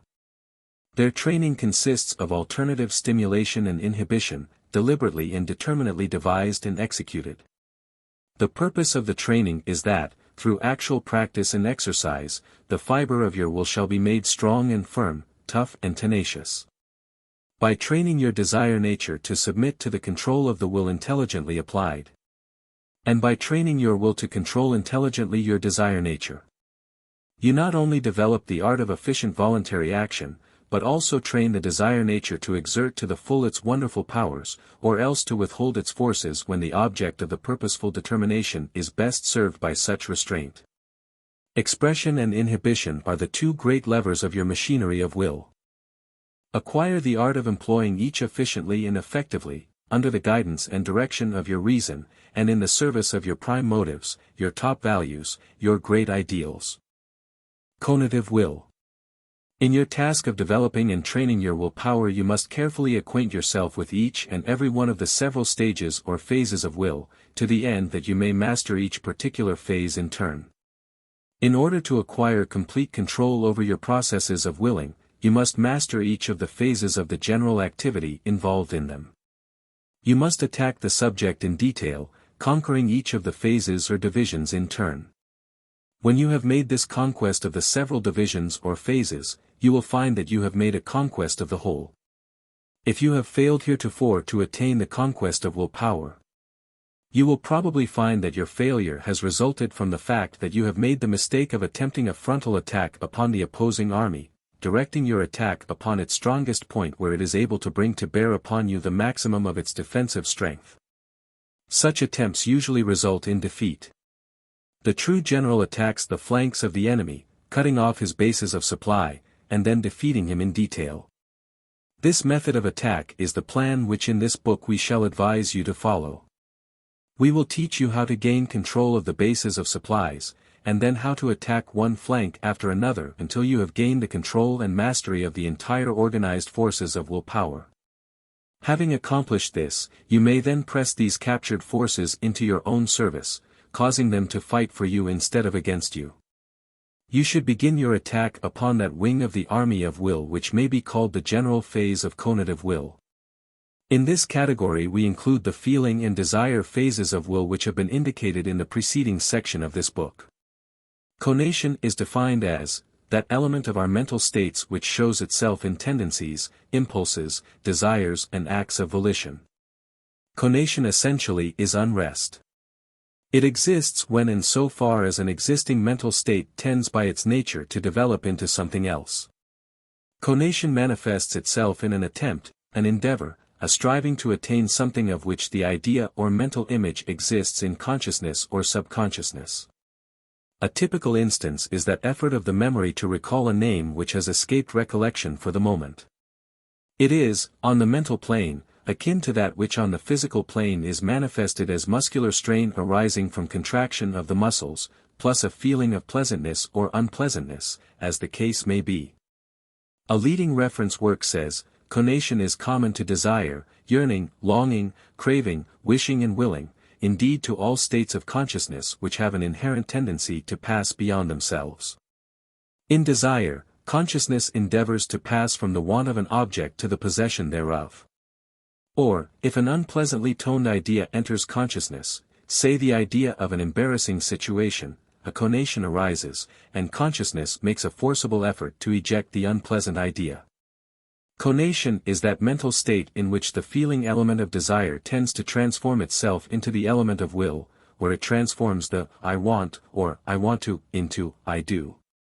It follows the rule of desire which causes the movement toward the object or condition promising the greater emotional satisfaction and content, and away from the object, or condition threatening the greater emotional dissatisfaction and discontent.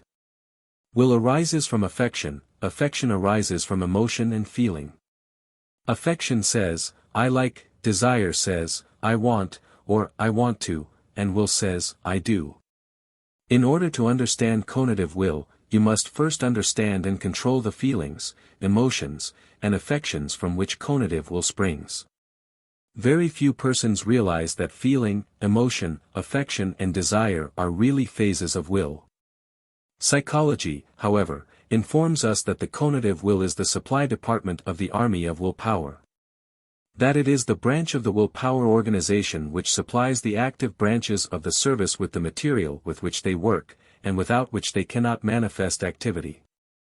It is very important for you to realize this fact fully, since you must begin your work of developing and training the will by acquiring control over the processes of the feelings, emotions, affections and desires which go to make up that which is called conative will. You are familiar with the praise accorded to the strong will, but very likely you are not quite so familiar with the fact that under the surface of that valuable mental quality and power there must always exist a strong, ardent, insistent and persistent desire. Without strong, ardent, insistent desire, even the strongest will fail to be called into action. Well has it been said that, desire is the flame, the heat of which generates the steam of will. The men of the strong will are almost always found to be men of strong desire. What is called aspiration and ambition is really merely a special form of strong desire, given definite form and direction by idea. Likewise, all forms of religious or spiritual craving, or moral aspirations, are forms of desire. Nearly everyone believes that he has desire well developed within his being, but, as a matter of fact, very few persons have even begun to realize just what desire really is. The great masses of persons believe desire to be merely the faint, colorless, wanting, or the equally gentle and mild wishing, which represents the extent of their development of conative will. They usually have not even the most remote idea of what it means, or feels like, to be filled with that eager, longing, craving, ravenous desire which expresses itself in an insistent demand for the desired object or condition.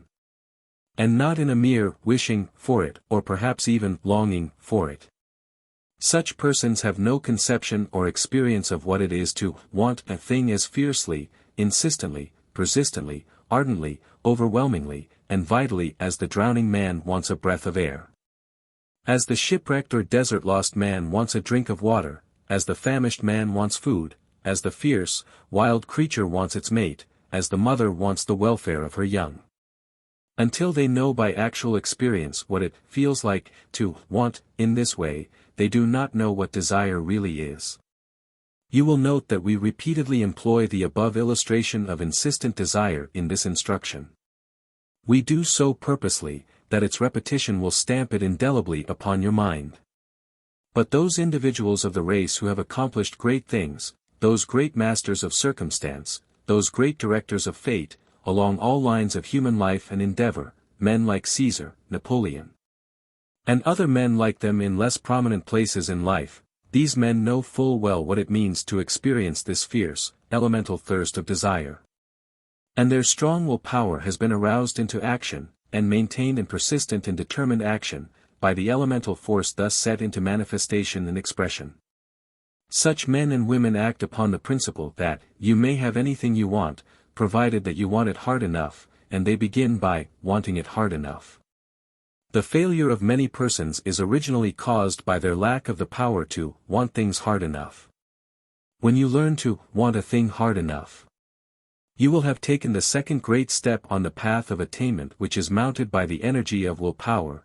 The first step is that of knowing just what you want, definite ideals and insistent desire. These, with will, are the prerequisites of persistent determination.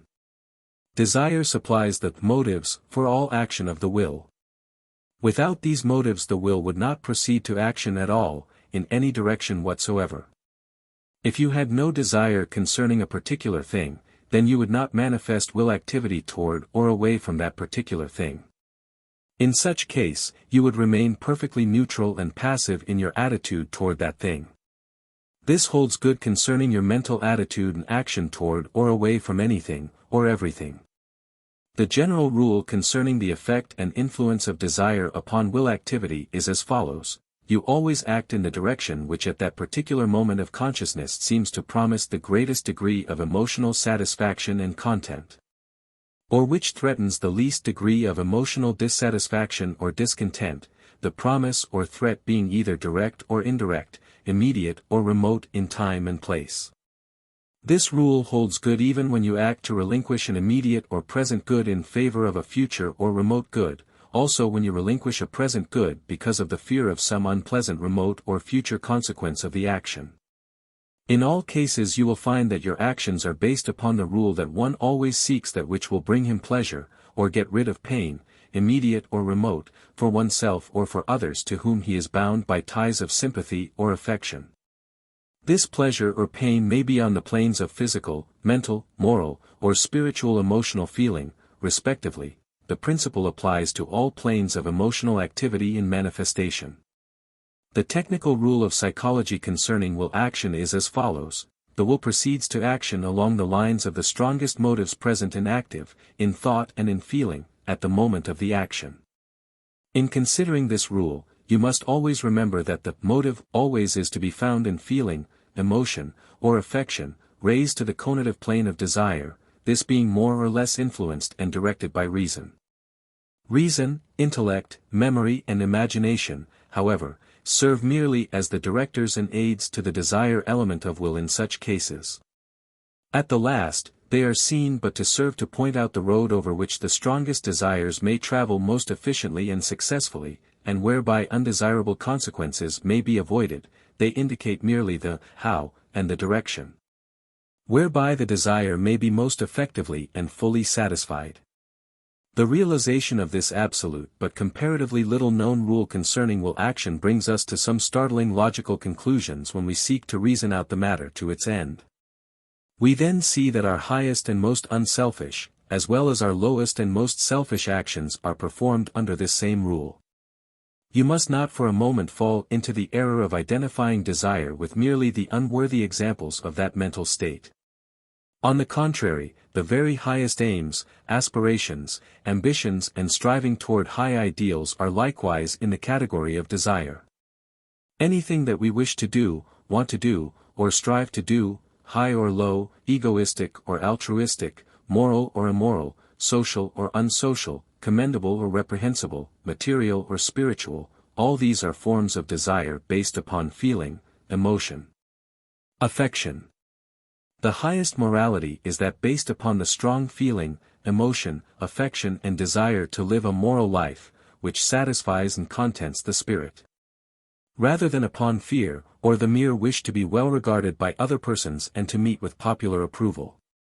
But, here, you must not fall into the error or fallacy of believing that man is a mere automaton moved hither and thither by desire, or as a mere helpless slave of desire.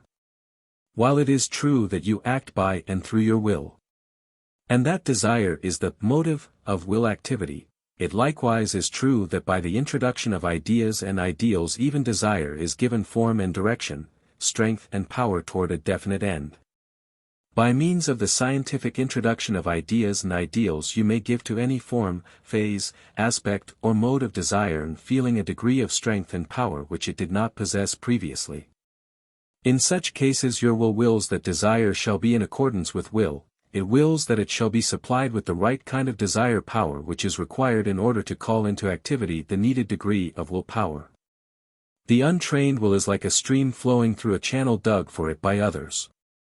The trained will, on the contrary, first digs its own channel and then flows through its self-imposed, self-limited banks and walls. It is self-limited, and, at the last, self-directed. Keen reasoners, at this point, sometimes object that even in such cases will is moved by desire in some form or degree.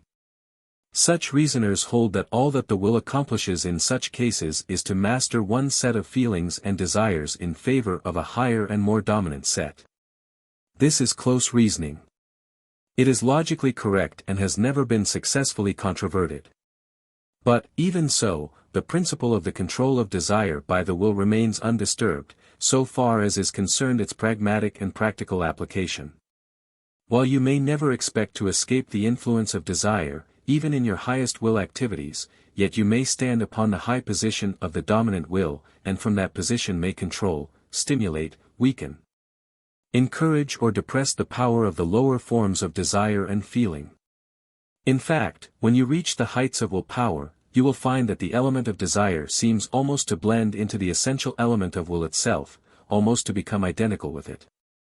In such cases, you will be forced to the conscious conviction that here, at the last, you have ceased merely to desire to will, and instead have reached the point where you are able to will. Be the metaphysical theory whatever it may, the fact remains that to him who has climbed the heights of will there sooner or later comes this supreme report of consciousness of the freedom of the ultimate will. But such heights are reached only by those individuals who have paid the price of attainment, who have persistently climbed the steep mountain paths of willpower, and have at last reached the clear space at the top. Such experiences are unknown to the great masses of the people. The average person is practically the slave of his desire, usually of his cruder and most primitive ones. He does not understand even the first principles of the mastery of desire by the dominant will. The great mass of persons are will slaves, there are but few real will masters. Here, in a nutshell, is the distinction between the will slave and the will master. The average person is moved to will activity by the forces of feeling, affection and desire, the strongest desire motive always winning the day. Those who have arrived at a scientific understanding of the subject, however, know that while it is true that the strongest desire always wins the battle, nevertheless, it is equally true that the strength of feeling, affection and desire is directly proportionate to the strength of the ideas or ideals animating it. Consequently, by the skillful employment of attention, itself one of the principal weapons of will, in the direction of holding in consciousness a certain set of ideas or ideals, one may cause these ideas or ideals to energize the set of feelings and desires associated with them, and at the same time to weaken the opposite set of feelings and desires. By the control of the attention, the I am I, through the will, is able to control feeling and desire, to make them act as his servants, and thus to attain to the mastery of will. By the scientific employment of ideas and ideals, through the attention, you may control, direct, and master the activities of the conative will. But, as we have said, the average person has not even the faintest glimmering of this truth, and, as a consequence, such person remains throughout his life a will slave instead of becoming a will master. It is an axiom of psychology that, the degree of force, energy, will, determination, persistence, and continuous application manifested by an individual in his aspirations, ambitions, aims, performances, actions and work is determined primarily by the degree of his desire for the attainment of his objects, his degree of want and want concerning those objects. This is the more technical statement of the principle embodied in the aphorism which has been previously quoted to you, i.e., desire is the flame that produces the steam of will. The logical inference being that when you wish to produce and use the steam of will you must first supply the full flame of desire. In that book of this series entitled Desire Power, we have considered in close detail the subject of desire in its relation to other forms and phases of personal power, including the phase of willpower. In it we have drawn upon familiar human experience, and upon the facts of natural history concerning animal life, for the purpose of illustrating the nature and character of desire regarded as the motive power of will activity, etc. The following paragraph, marked by quotation marks, reproduced from the pages of the book referred to, follows the presentation of those illustrations. We advise you to study carefully the principle announced therein, and to commit to memory the spirit of those principles, as expressed in the master formula of attainment, as follows: you may have anything you want, provided that you, 1. Know exactly what you want. 2. Want it hard enough. 3. Confidently expect to obtain it. 4. Persistently determined to obtain it, and 5. Are willing to pay the price of its attainment. We have called your attention to the above examples and illustrations of the force of strongly aroused elemental emotions and desires, not alone to point out to you how strong such feelings, Emotions and desires become under the appropriate circumstances and conditions. But also to bring you to a realization of the existence within all living things of a latent emotional strength and power which is capable of being aroused into strenuous activity under the proper stimulus, and directed towards certain definite ends and purposes indicated by that stimulus. That this strength and power is aroused by, and flows out toward, the particular forms of stimulus above indicated is a matter of common knowledge. But that it may be aroused to equal strength, power and intensity by other forms of stimulus, such stimulus having been deliberately placed before it by the individual, is not known to the many, only the few have learned this secret. The method, above referred to, whereby the latent desire power may be aroused and stimulated by the presentation to it of the stimulus of suggestive and inciting ideas and mental pictures, is based upon the following psychological principle. Desire is aroused and flows forth toward things represented by suggestive ideas and mental pictures. The stronger and clearer the suggestive idea or mental picture, the stronger and more insistent is the aroused desire, all else being equal. The knowledge of and the application of this principle renders you the master of desire instead of the slave of desire, the latter condition and state being that of the great multitude of persons who have not learned the secret of the mastery of desire. The following quotation from Professor Halleck will serve to illustrate the principle involved in the process of the employment of the power of attention in the direction of presenting to desire the stimulus of suggestive ideas and mental images in order to more fully arouse and to further strengthen the feeling and conative tendency. Halleck says, the first step in the development of the will lies in the exercise of attention. There is a sense of effort in voluntary attention.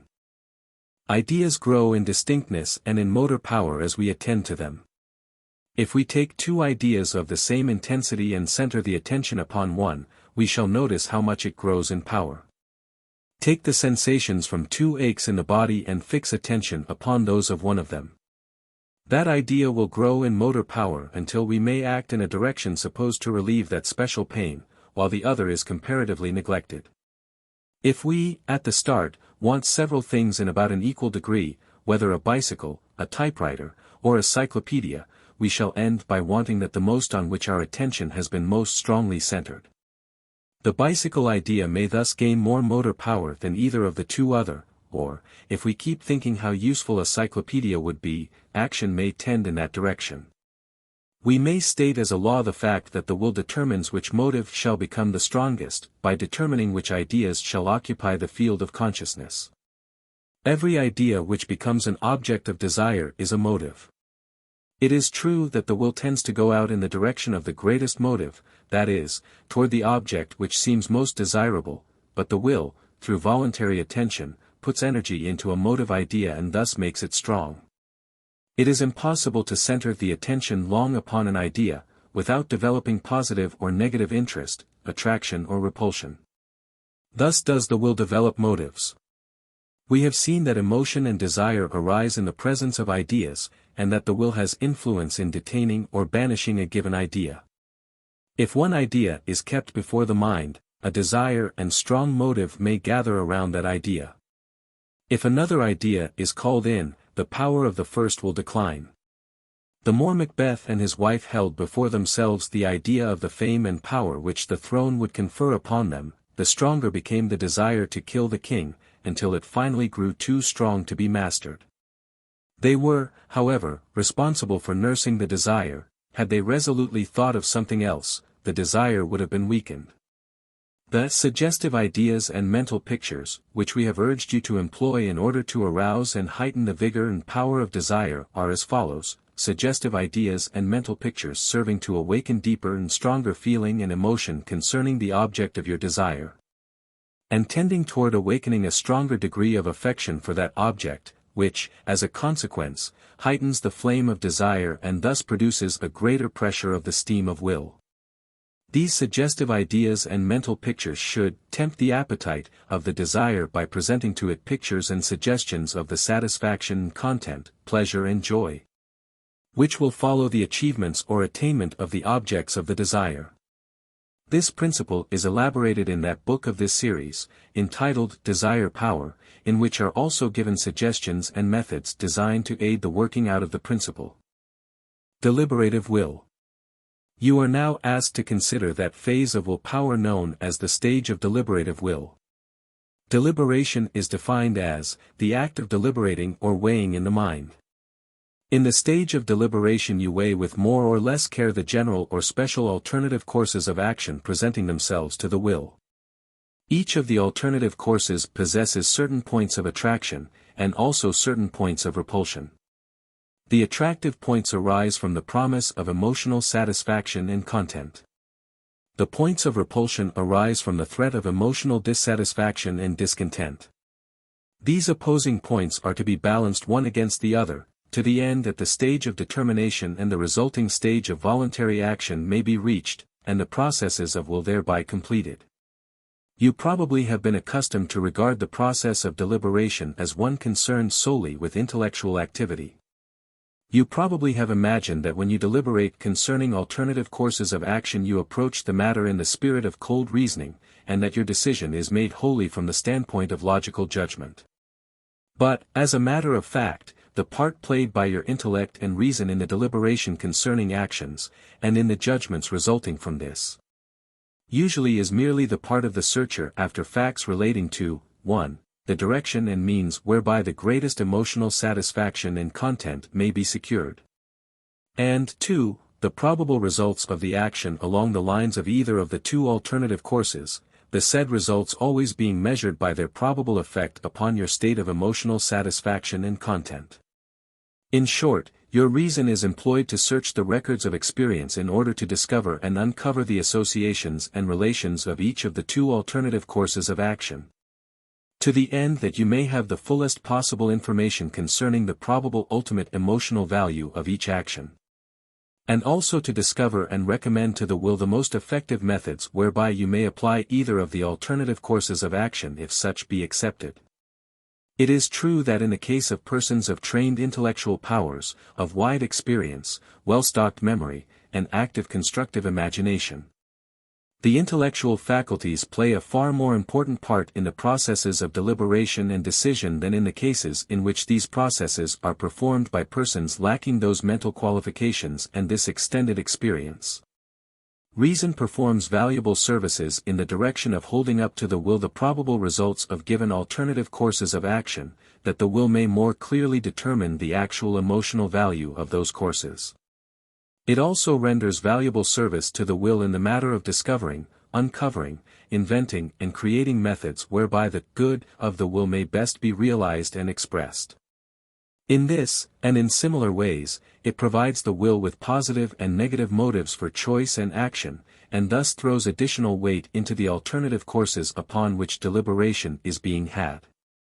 Reason serves will in this way by placing its forces of memory, imagination and association of ideas at the disposal of will. It also aids will in the direction of furnishing it with the fullest possible information concerning the alternative courses of action under consideration, by telling it all about them, to the best of its ability. This is of the greatest value in the process of deliberation, and very often determines the decision. A course of action, clearly and definitely known, has a very great advantage as a candidate for will action over one not so known. Reason proceeds to aid will in this way with a machine-like coldness, provided that emotion be kept from interfering with the work. Reason has nothing to gain but the satisfaction of its own nature in thought. Reason is very cold-blooded, and tends to proceed with the appalling inexorableness of a machine. It is unfeeling and unmoral, it proceeds logically from premise to conclusion without regard to emotional or moral values.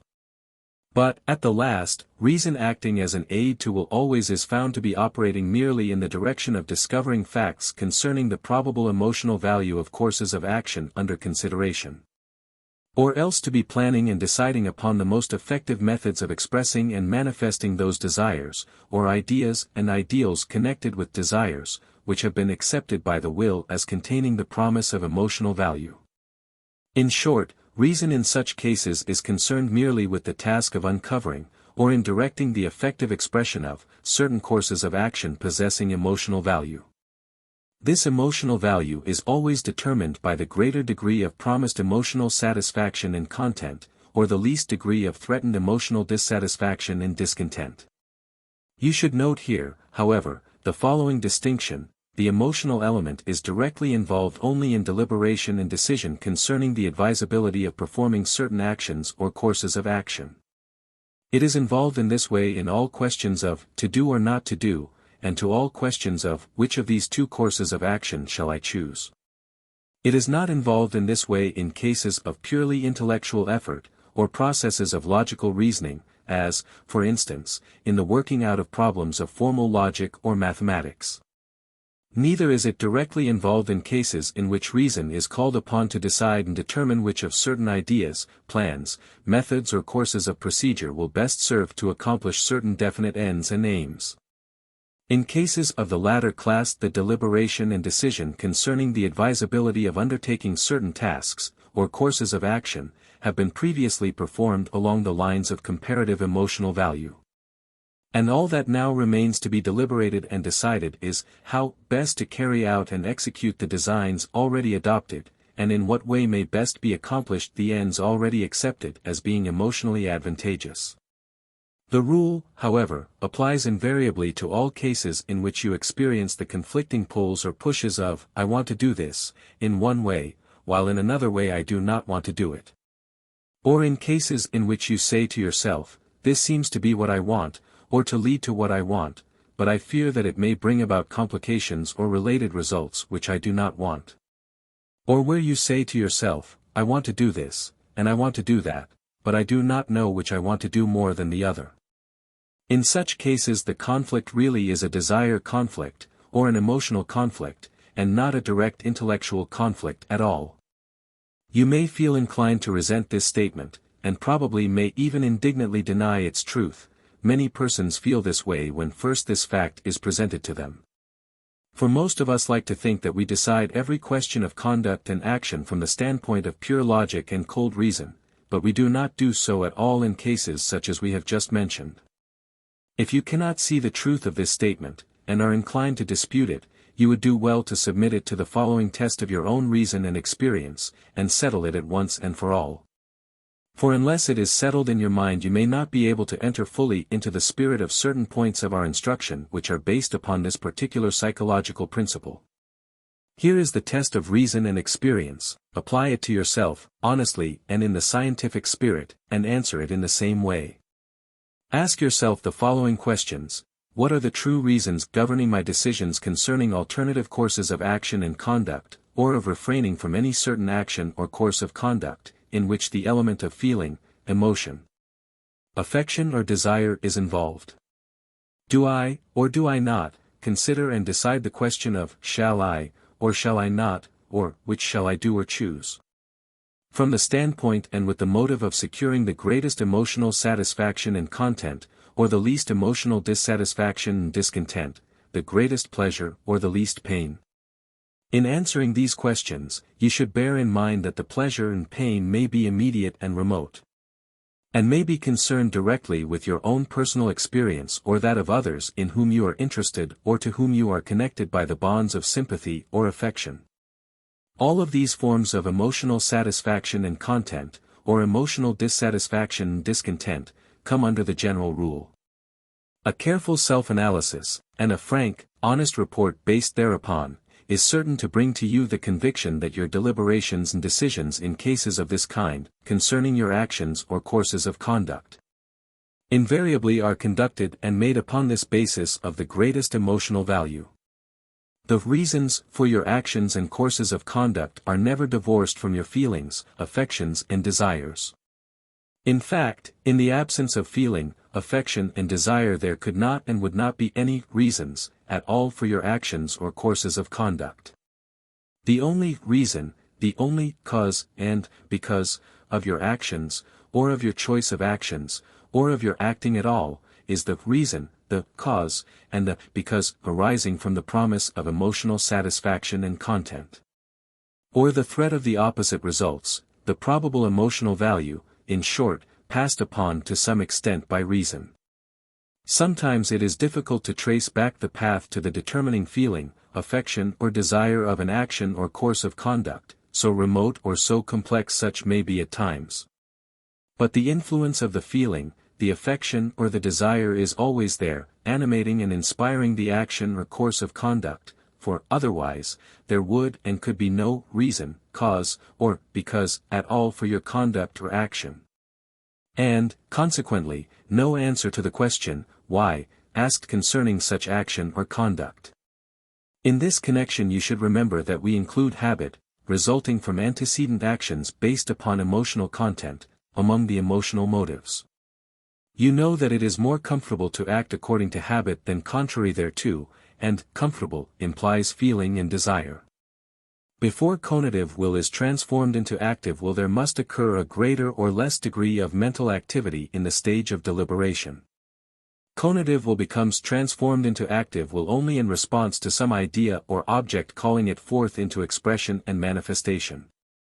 There are usually several alternative ideas or objects presented to the will for decision and choice, or at least there is the alternative of, to do or not to do. Here, deliberative will, assisted by intellect, weighs and appraises these conflicting alternatives. The process of deliberation may be extended over a considerable period of time, or else it may be almost instantaneous, but it is always performed. Pleasure and pain, agreeable or disagreeable mental states, are the precedents of all definite activities of will. Action is found always to proceed toward the most agreeable, and away from the most disagreeable mental state. The will is always interested, never disinterested, in its actions. It always moves to gain some end, to acquire something which to it seems good. Life is largely a matter of securing the agreeable and escaping the disagreeable. But it must not be forgotten that by the shifting of the mental point of view our emotional feelings often change from the agreeable to the disagreeable. And vice versa, sometimes there is a violent shifting from one pole to the other of our emotional nature. Such changes arise from the discovery of new attributes in the objects and ideas presenting themselves for deliberation, decision and determination. Thus, while feeling, affection and desire are the motives for all will actions, the other mental faculties play an important part by presenting to them the ideas and mental images which tend to influence and direct the emotional faculties, and thus have an important influence on will itself. Finding your definite purposes. We shall now illustrate to you the process of deliberative will by an appeal to your own personal experience. While doing this you will also be obtaining some practical exercise along the lines of efficient deliberative will work and activity. In the following illustrations and examples, the particular principles under consideration will be brought out.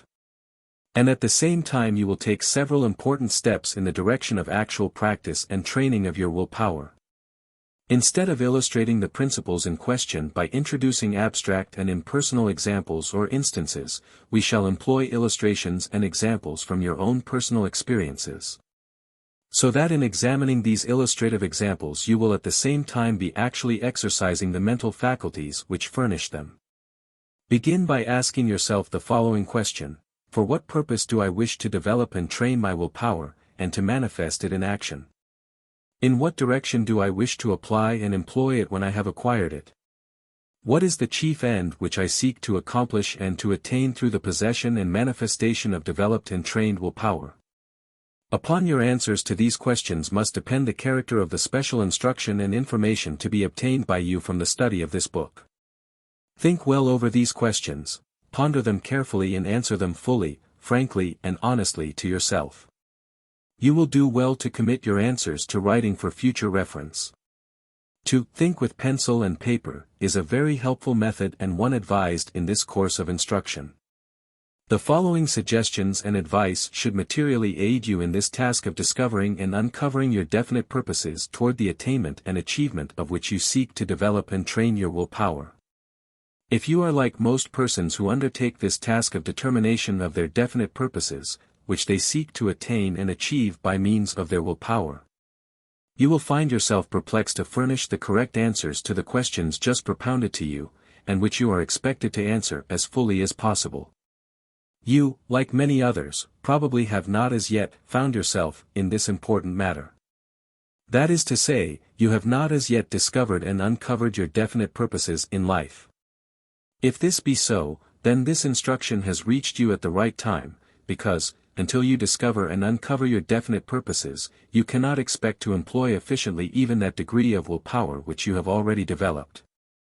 Not to speak of that additional degree which you hope to attain. Most persons in this stage, and this probably includes yourself, find themselves filled with merely a vague and general, though perhaps quite strong, inclination and tendency to push forward into action, thereby to attain and achieve that which will be good to them and for them. They feel the general outward pressure of conative will, but they do not as yet know in just what direction to exert that inner power. This condition is all right so far as it goes, but it does not go far enough. The sense of willpower is there, but willpower without definite purpose is inefficient and useless. There is needed here a strong, definite, positive, purposive direction for the conative will. We shall now present to you the methods whereby this needed element may be supplied. Dominant desires. In the first place, you should discover your dominant desires, i.e., the strongest and most insistent desires which abide within your mental and emotional being. It is no easy matter to discover and uncover your dominant desires without some instruction concerning the process. You will find that your mental and emotional being is filled with a multitude of desires, great and small, transient and permanent, many of which oppose and interfere with others. There is required of you a determined and careful weighing and measuring of your desires, the element of depth and width, as well as of weight, being taken into the calculation. There must be a weeding of the desire garden, a cutting away of the dead wood of the tree of desire, a test of strength and vitality between opposing sets of desires, resulting in the survival of the fittest. In that book of this series entitled Desire Power, we have gone into detail and into an extended consideration of this process of the discovery of the dominant desires, to which you are referred if you are especially interested in the subject. The detailed and extended consideration of this special feature cannot be repeated in this book, and is confined to that book dealing with the special subject of desire power. The following condensed synopsis, however, will serve to give you the essence and substance of the general principle involved. 1. The regions of the mind are explored for the purpose of bringing to light the various feelings, emotions, affections, longings and desires which compose your emotional nature. These, as they are brought to light, are carefully noted on a written list.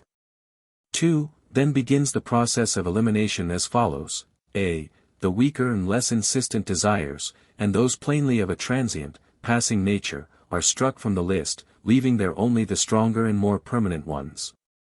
b. The list is then again carefully scrutinized, those desires which stand out by reason of their superior power are retained, the remainder being eliminated.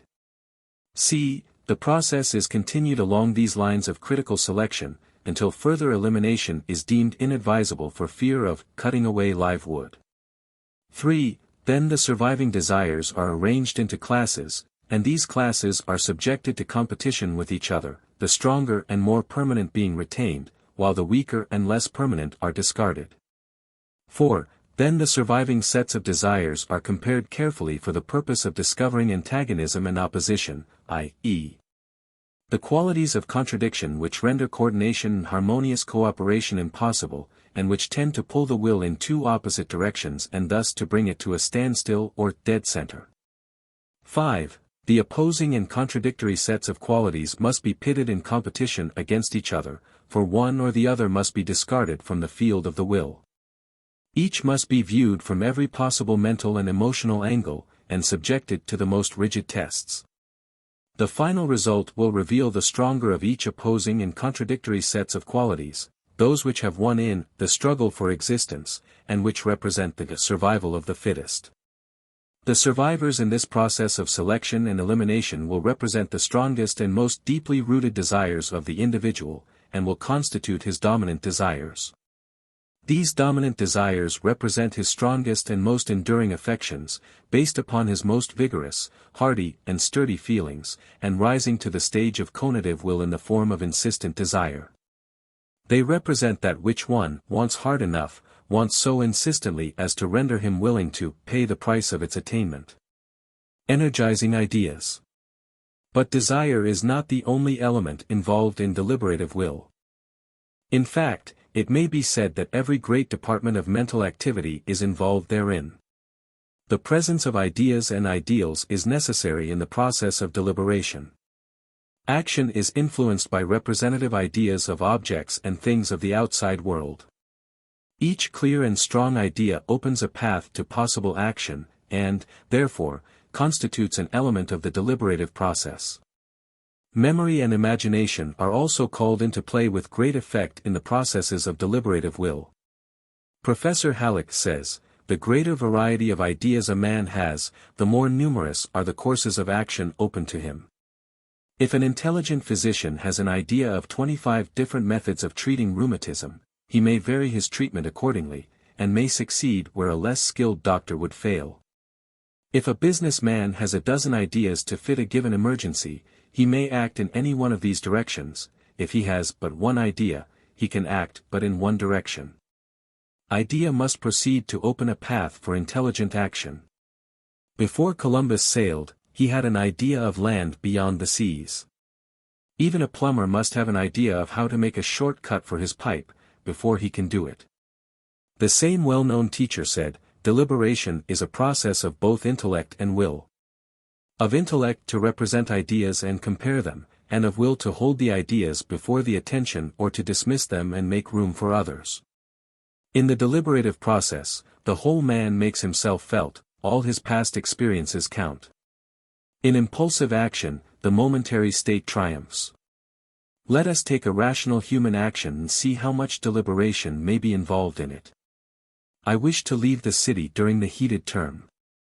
Before I act, I not only have the desire to go, but I must know where to go. I find out the location, the merits and the defects of a number of summer resorts.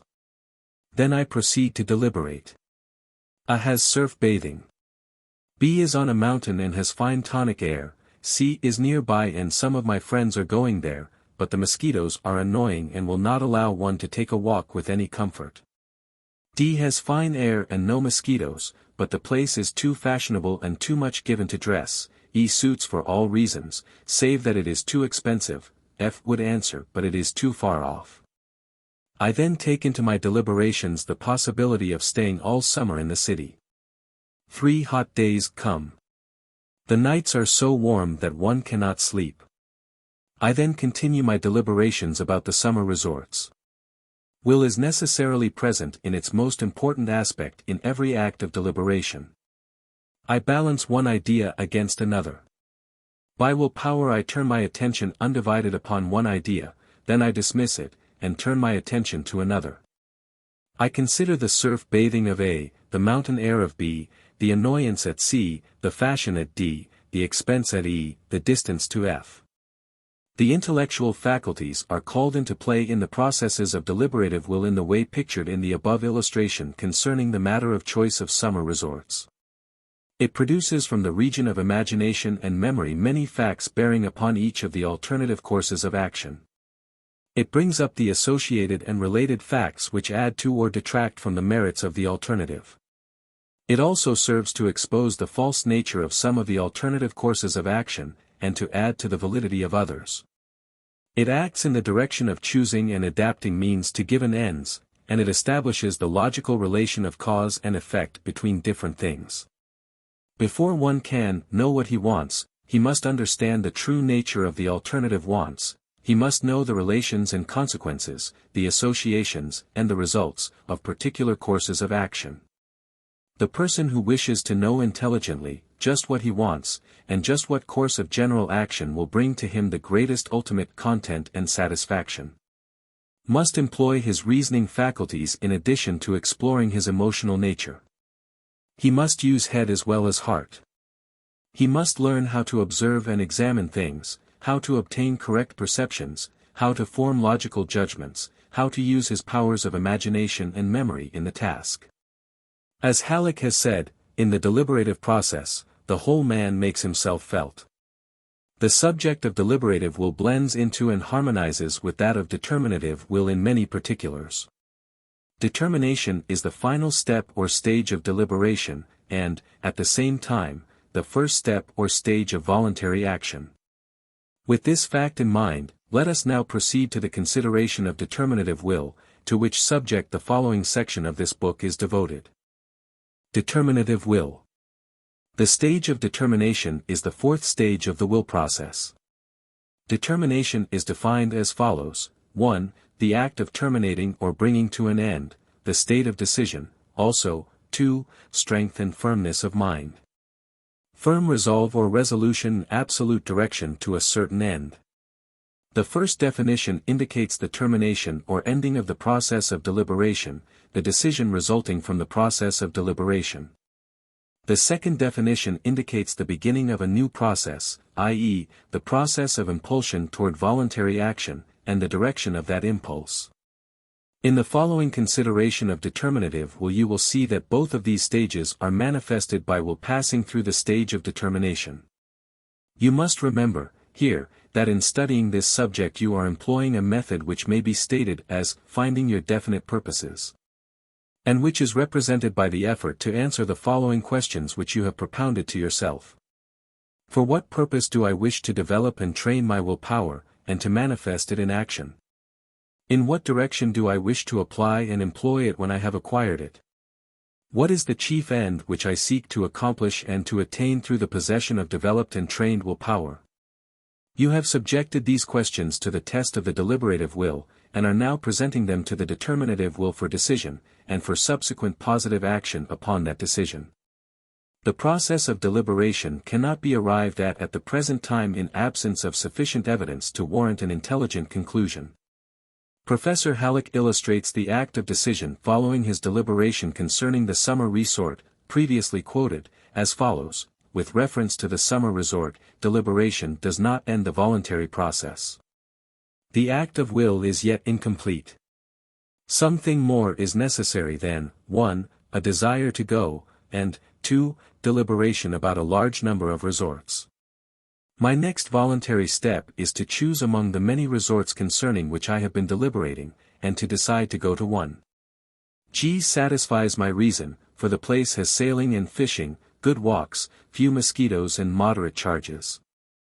I then cut short the deliberation and decide to go to G. Decision is a termination of the process of deliberation. The illustration just quoted, however, ends with the performance of the first stage or phase of determinative will, i.e., the stage in which the deliberation is brought to an end, and the decision made. Here the individual says, I have decided to go to G, I shall go to G. He has made up his mind to go to G, but he has not as yet actually set into operation the will machinery of action upon that decision. He must also come to the point in which he can and will truthfully say, I have now the definite purpose of going to G, I intend to go there, and I now begin to exert my willpower to that end. This last represents the second phase or stage of determinative will. In consideration of this particular phase of the activities of the will, we find present the typical examples of the distinction between the strong, healthy will, on the one hand, and the weak, flabby will, on the other hand. The individuals composing the first class make up their minds firmly and positively, and then release their impulsive and directive powers toward the related will action. The individuals composing the second class, on the contrary, find it most difficult, 1. To make up their minds, 2. To keep their minds made up, and, 3. To exert their impulsive and directive powers into manifestation and action. The decision which terminates the process of deliberation is distinctly an act of will, and the sense of voluntary strain and effort is clearly perceptible in the process. Many find decision to be the hardest part of the whole voluntary process. Such persons frequently find it almost impossible to make up their minds, to decide and determine their course of action. They have a decided tendency to allow others to make up their minds for them. Another large class is composed of persons who are in the habit of making up their minds in a flash, without due deliberation or exercise of judgment. Such persons frequently find themselves in trouble as the result of their hasty judgments. and often are required to expend considerable time and energy in their endeavors to rectify matters or to escape from the consequences of their ill-considered decisions. The course of the wise person lies in the direction of escaping these two undesirable extremes, and in maintaining the golden mean between them. Many persons who recognize in themselves the tendency to waver in making decisions, and to escape so far as possible the real act of decision and determination, have vainly sought the cure for their trouble in the conventional advice and platitudinous instruction concerning the use of the will in such cases. These persons have felt intuitively that there must be some scientific method, based upon sound psychological principles, which would enable them to overcome their handicap, and serve to establish a new habit of making decisions and determinations. Such intuition is well grounded in fact, for such a method does exist and will accomplish its object. In the following several pages we shall present it to your attention.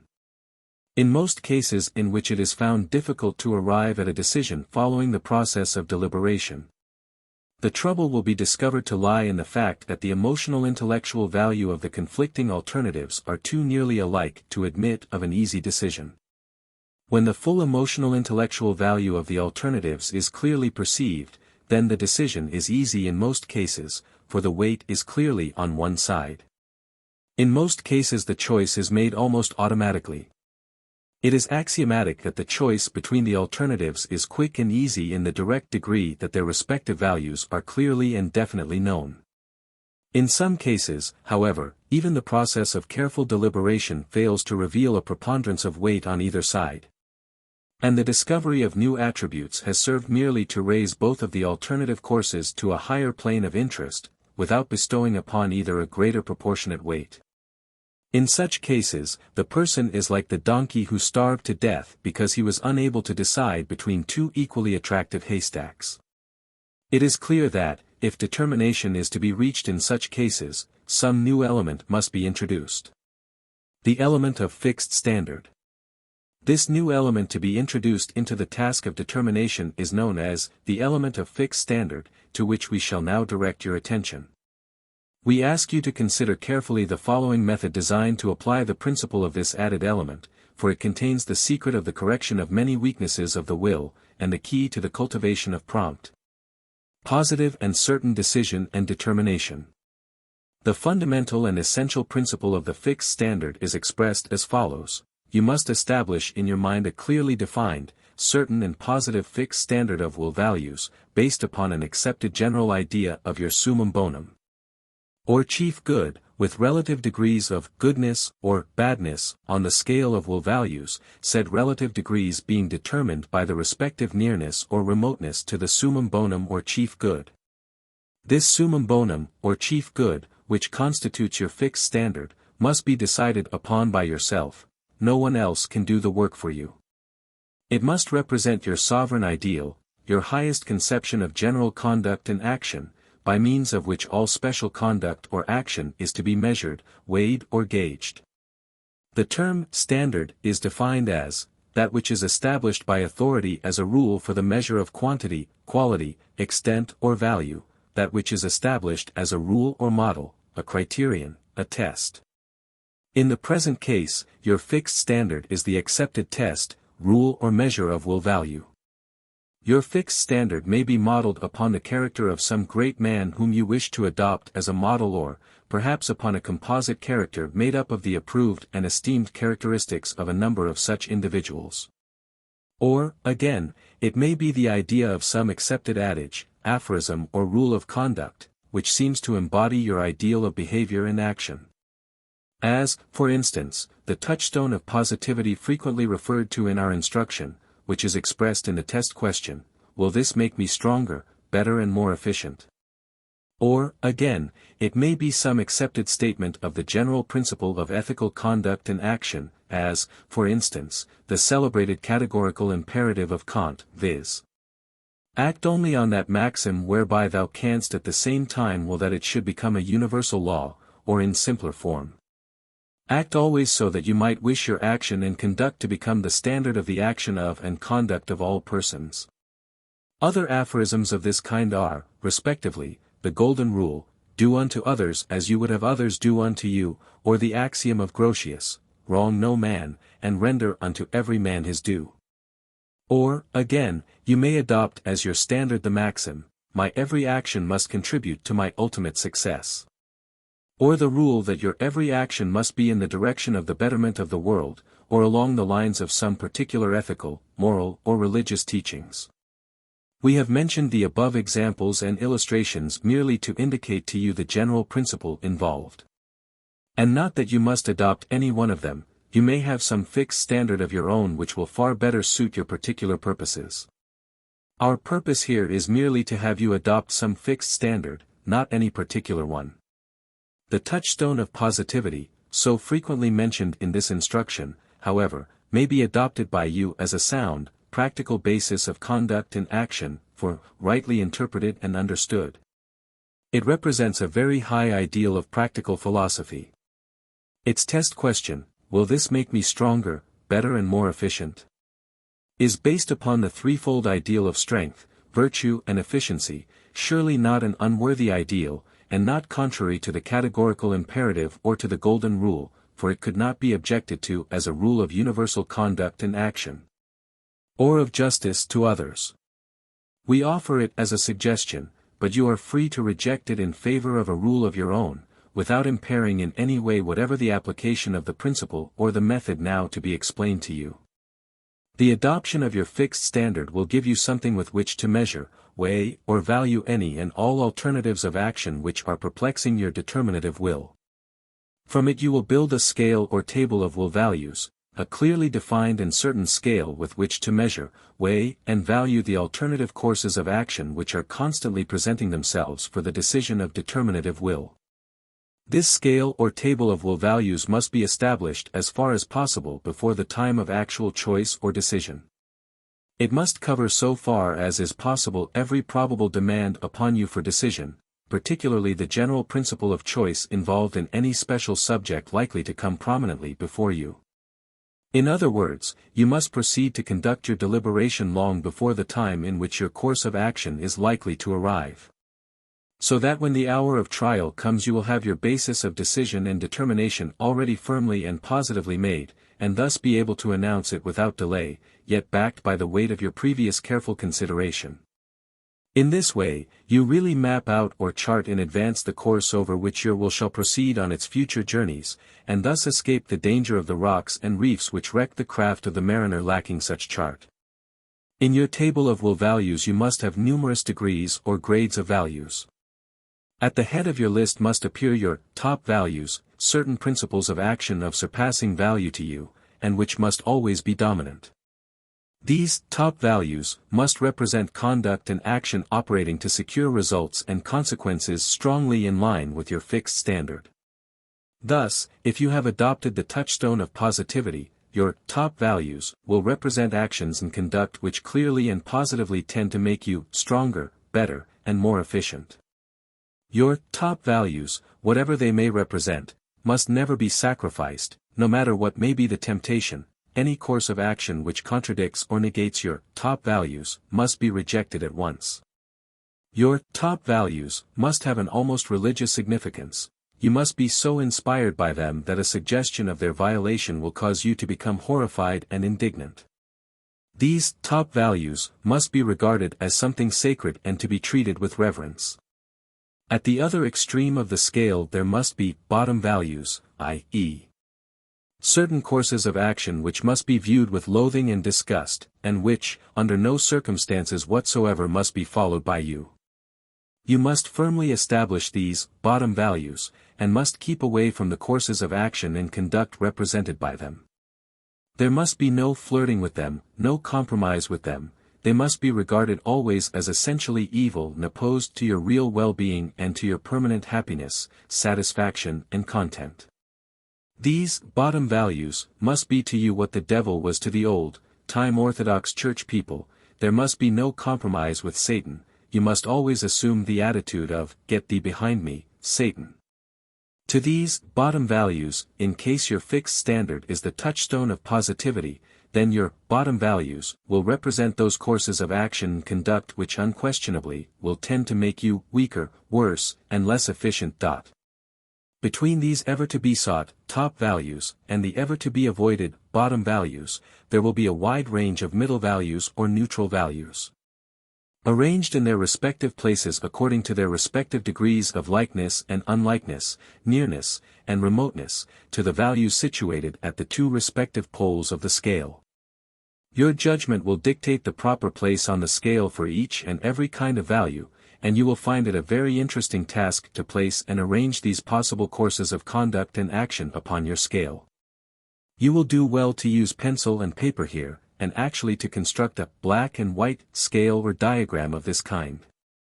The main fact to be remembered, the one vital fact upon which the value of the whole system depends, is that the arrangement must be committed to memory so that it may be recalled easily at any time. Each grade, class or subclass, on the scale must have its own definite and particular place, so that it may always be found when looked for. And each class must be definitely set off and apart from the one above it and the one below it on the scale.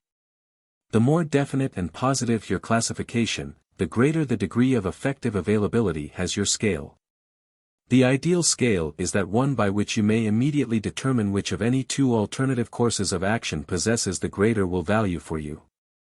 The nearer to this ideal you can come, the more effective will become your table of will values. A little active use of your imagination at this point will convince you of the wonderful service that a table of this kind will render to you.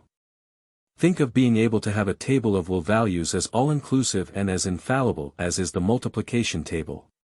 You will find that it is as great an improvement upon the ordinary hit-or-miss method as the use of the multiplication table is an improvement upon counting off on your fingers.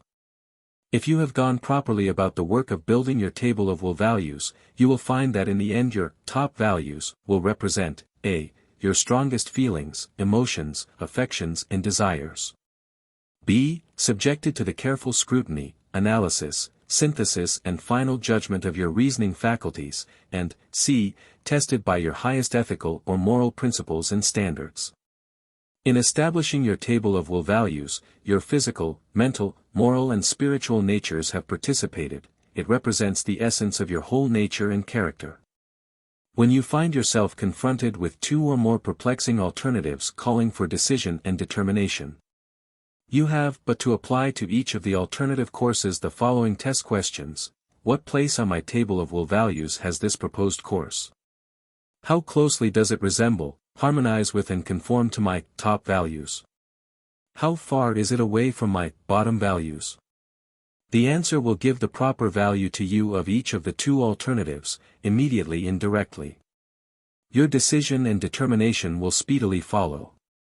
Moreover, by this method the will is trained into the habit of decision and determination along the lines of the highest will values. However, you must remember that your table of will values may be added to, improved, modified and subjected to the process of evolutionary development, as your experience broadens and widens your intellectual, emotional and moral horizon. The table of will values of the youth, while properly to be employed by him at the time, cannot properly be held to govern the man of matured experience. As with everything else in nature, the law of evolution should govern this table of will values. The system is no rigid, inflexible code which when once formed and adopted can never afterward be improved and enlarged. On the contrary, the intelligent, progressive man will see to it that his table of will values keeps pace with his ever-advancing knowledge and experience. But, here, you should note two very important points of advice and caution concerning proper changes in your table of will values, viz. 1. Never change or modify your scale of will values when under the influence of temptation, or upon the suggestion of others interested in your decision, or when under the fire of opposition. 2. While your scale of will values remains unmodified and unimpaired concerning any decision or choice of a course of action, you should live up to it implicitly and positively. It must be strictly adhered to until modified in the proper manner, and under the proper circumstances, i.e., free from outside urge or temptation, suggestion or opposition. The following additional advice concerning these points doubtless will be of assistance to you. 1. As we have said above, your table of will values should never be changed or modified while you are under fire either of temptation, direct opposition, or the suggestions of others. All your changes, modifications, and evolutionary developments in your table of will values should be made by you when you are apart from, and free from, the direct influences just referred to. This because when under the direct influence of these psychological forces your judgment is not always perfectly clear, and your emotional nature often is agitated. Here is the rule: the changes and modifications, those amendments to your constitution of will, should be made only under the same, or similar, circumstances, and with the same care, consideration, deliberation and subjection to tests, which were involved when you made the decisions leading to the original formation of your table of will values, your constitution of will. By observing this rule you will keep your feet on solid rock, and will escape many dangers and unpleasant experiences. 2. Again, we have told you that you should stand by and live up to your existing table of will values at all times.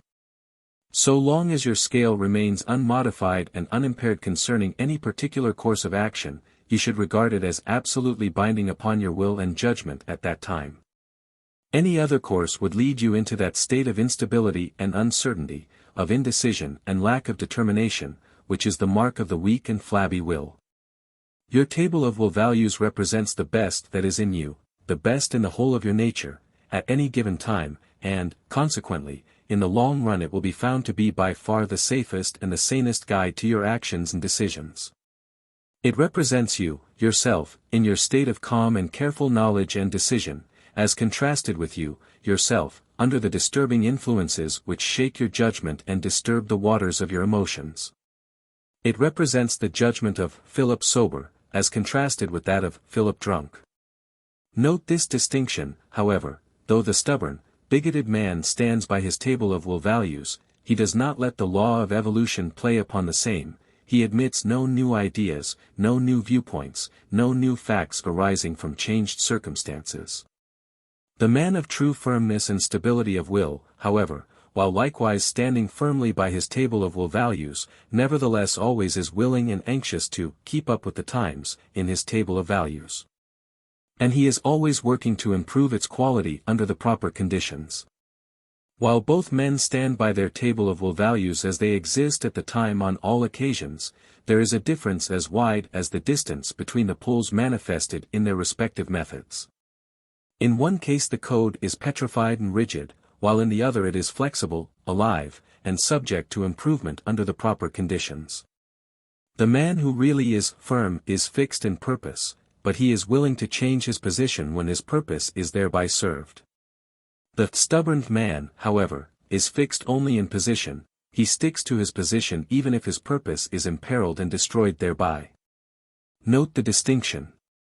The above stated two cautionary rules will be found to work out well in practice, in the long run, the few exceptions, or apparent exceptions, serving principally to emphasize the general rule. There are but very few cases in which these rules will not prove to be the formulae of the wisest and sanest action and conduct. If you have exercised due care in building up your table of will values, the exceptions to these rules will prove to be remarkably small, so small, in fact, that they may be said not to count in the sum total of your experiences. This system based upon the table of will values is not nearly so arbitrary as it may seem at first glance. Inasmuch as your table of will values has been built carefully, and as carefully passed upon in final decision, it represents the best in your emotional being, your intellectual being, your moral being. This being so, it follows that in living up to these highest reports of your whole being, and in avoiding that which is reported by your whole being as being low and unworthy, you are living up to that which is of the greatest real and permanent value to you. You are being true to yourself, and, according to good authority, in doing this you are also being true to all other men. Establishing a conscience of will values. If you proceed with proper earnestness and determination in the work of building up and establishing your table of will values based upon your chosen fixed standard, and then proceed to apply the standards of that table honestly and conscientiously, then, before long you will find that you have established what may be called a conscience of will values in your subconscious mental being. This new conscience will grow strong, and will soon manifest itself as strenuously and as efficiently as does the more familiar ordinary, moral conscience, with which all of us are more or less familiar. The newly awakened conscience of will values, existing in the subconscious regions of your being, will sound the alarm bell when you are in danger of violating the principles of your fixed standard and of failing to observe your top values. It will render you uncomfortable when you are not living up to the requirements of your standards. It will impart the feeling of a warm glow of satisfaction when you comply with the principle. The man in whom this conscience of will values has been awakened is blessed. He will have a something within, which will keep his feet on the right path, and which will warn him from straying into the bypaths which beset the road of attainment. And thrice blessed is he who, having this conscience, acquires the habit of steadfastly heeding its warnings and obeying its orders. This section of this book should be studied in connection with the one immediately preceding it, and the one immediately following it, for the three sections are closely related in subject matter. And the instruction in each blends very closely with that in the two others.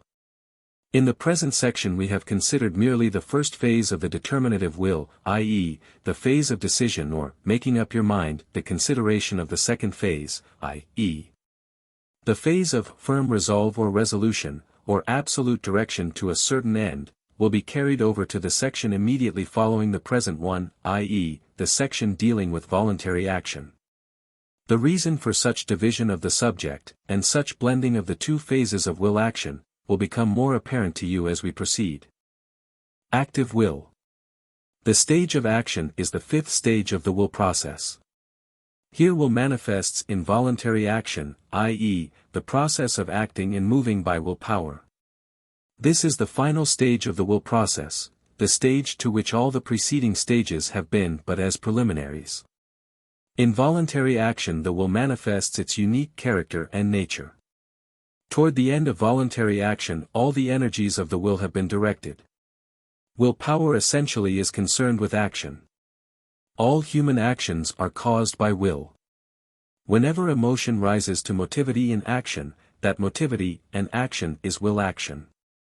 Will is inevitably involved in all doing. The motor element of ideas is obtained from will. Theoretically, it may be said that decision and determination complete the process of will, and, indeed, the old psychologists so held and taught. But practical experience, supported by the teaching of the new psychology, insists that decisions and determinations are of little real value unless they proceed into action. The old saying that, the road to hell is paved with good intentions, might well be altered in its phrasing so as to read that the pathway to inferno is paved with non-completed good decisions and aborted resolutions. Many persons are in the habit of thinking that when they decide and resolve to do a thing, then the matter is ended, and they need do nothing else in the matter. It is very easy to sit in a comfortable armchair and resolve that you will do thus and so in the world of action.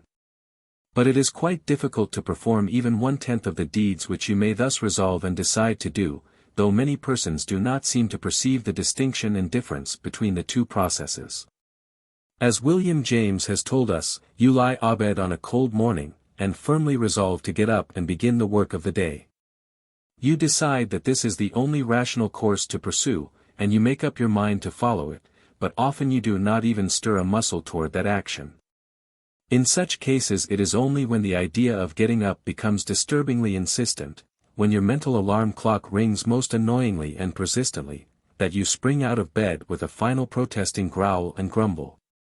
The world is filled with persons who are unable to realize that deciding and resolving to do a thing is a far different matter from actually doing it. These persons seldom accomplish any real work of their own volition, all that they do they are forced to do by others or by the force of circumstances.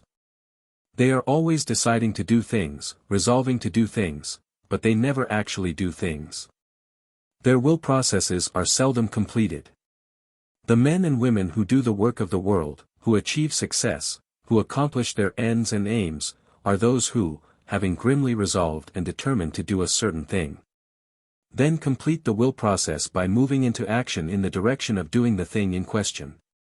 But here, again, we meet with another of those strange paradoxes with which the science of psychology abounds.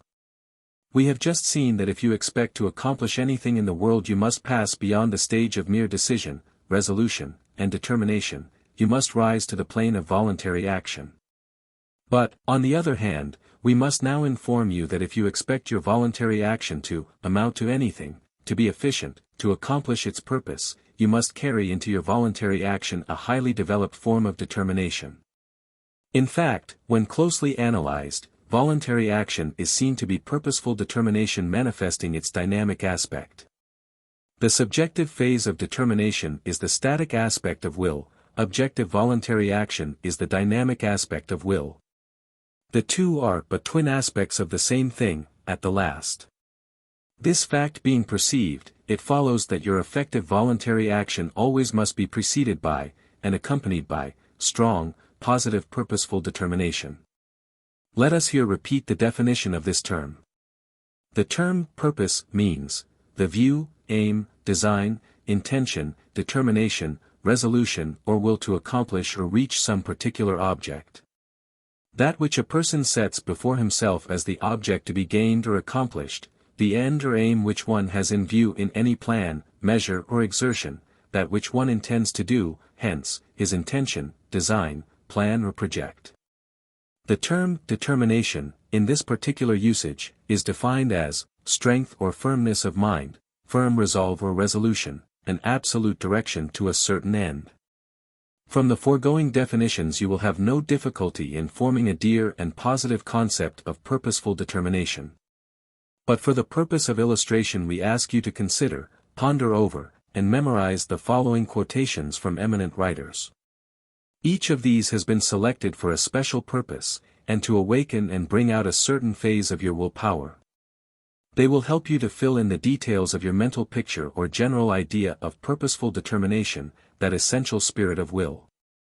Buxton says, "The longer I live, the more certain I am that the great difference between men, between the feeble and the powerful, the great and the insignificant, is invincible determination, a purpose once fixed, and then victory or death.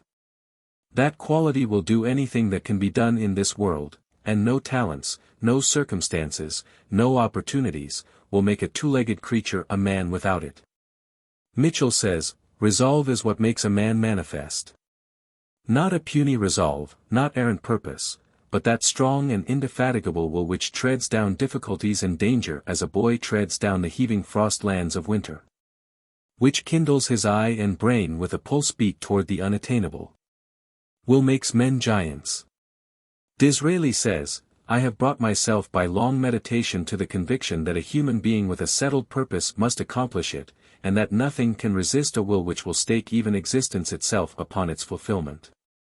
Simpson says, "A passionate desire, and an unwearied will, can perform impossibilities, or what may seem to be such to the cold and feeble." Foster says, "It is wonderful to note how even the casualties of life seem to bow to a spirit that will not yield to them, and tend to subserve a design which they may, in their apparent tendency, threaten to frustrate. When a firm, decisive spirit is recognized, it is curious to see how the space clears around a man and leaves him room and freedom." Emerson says, "We go forth austere, dedicated, believing in iron links of destiny, and will not turn on our heels to save our lives. A book, a bust, or only the sound of a name shoots a spark through the nerves, and we suddenly believe in will. We cannot hear of personal vigor of any kind, great powers of performances, without fresh resolution. This, then, is the spirit in which you should institute your voluntary actions leading to the achievement and realization of your prime motives, your top values, your fixed standard, your summum bonum or chief good. You should approach your task in the spirit of the master formula of attainment which is referred to so frequently in our instruction, and which is as follows: 1. Definite ideals, 2. Insistent desire, 3. Confident expectation, 4. Persistent determination, and 5. Balanced compensation. We ask you to consider carefully the principles of this master formula which you are about to employ in your task of voluntary action leading toward achievement. Consider in detail its elements, as these are presented to you in the following several pages, ponder them carefully, commit to memory their essential points. 1. Definite ideals. Before you may proceed intelligently to do a thing, to obtain a thing, or to achieve a thing, it is necessary that you have a clear and definite idea and ideal of that thing. In your consideration of purposeful determination, you must not lose sight of the importance of purpose while you are developing determination. Determination will lose much of its dynamic force if it is scattered, or if the purpose directing it lacks definiteness and clearness. Remember that one of the definitions of determination is absolute direction to a certain end. And that purpose means the aim, design, intention, resolution, determination and will to accomplish or to reach some particular object or end. Note particularly the reference to a certain end, and to some particular object or end. The words certain and particular imply definiteness, clearness, preciseness, specificness of meaning, idea and ideals. They point to the necessity of definite ideals and definite purpose. If definite direction is lacking in your voluntary action, then your purposeful determination has lost one of its strong arms. This first element of the master formula is very important in the case before us, the case of the manifestation of voluntary action and purposeful determination. Before you can really determine to act effectively, you must know the purpose of your action, the end to be attained, or the thing to be obtained, or the direction in which you wish to travel. The more definite and positive your purpose and aim, the greater will be the degree of concentration that you are able to apply to the task. Here you must bring to bear your powers of ideation and visualization.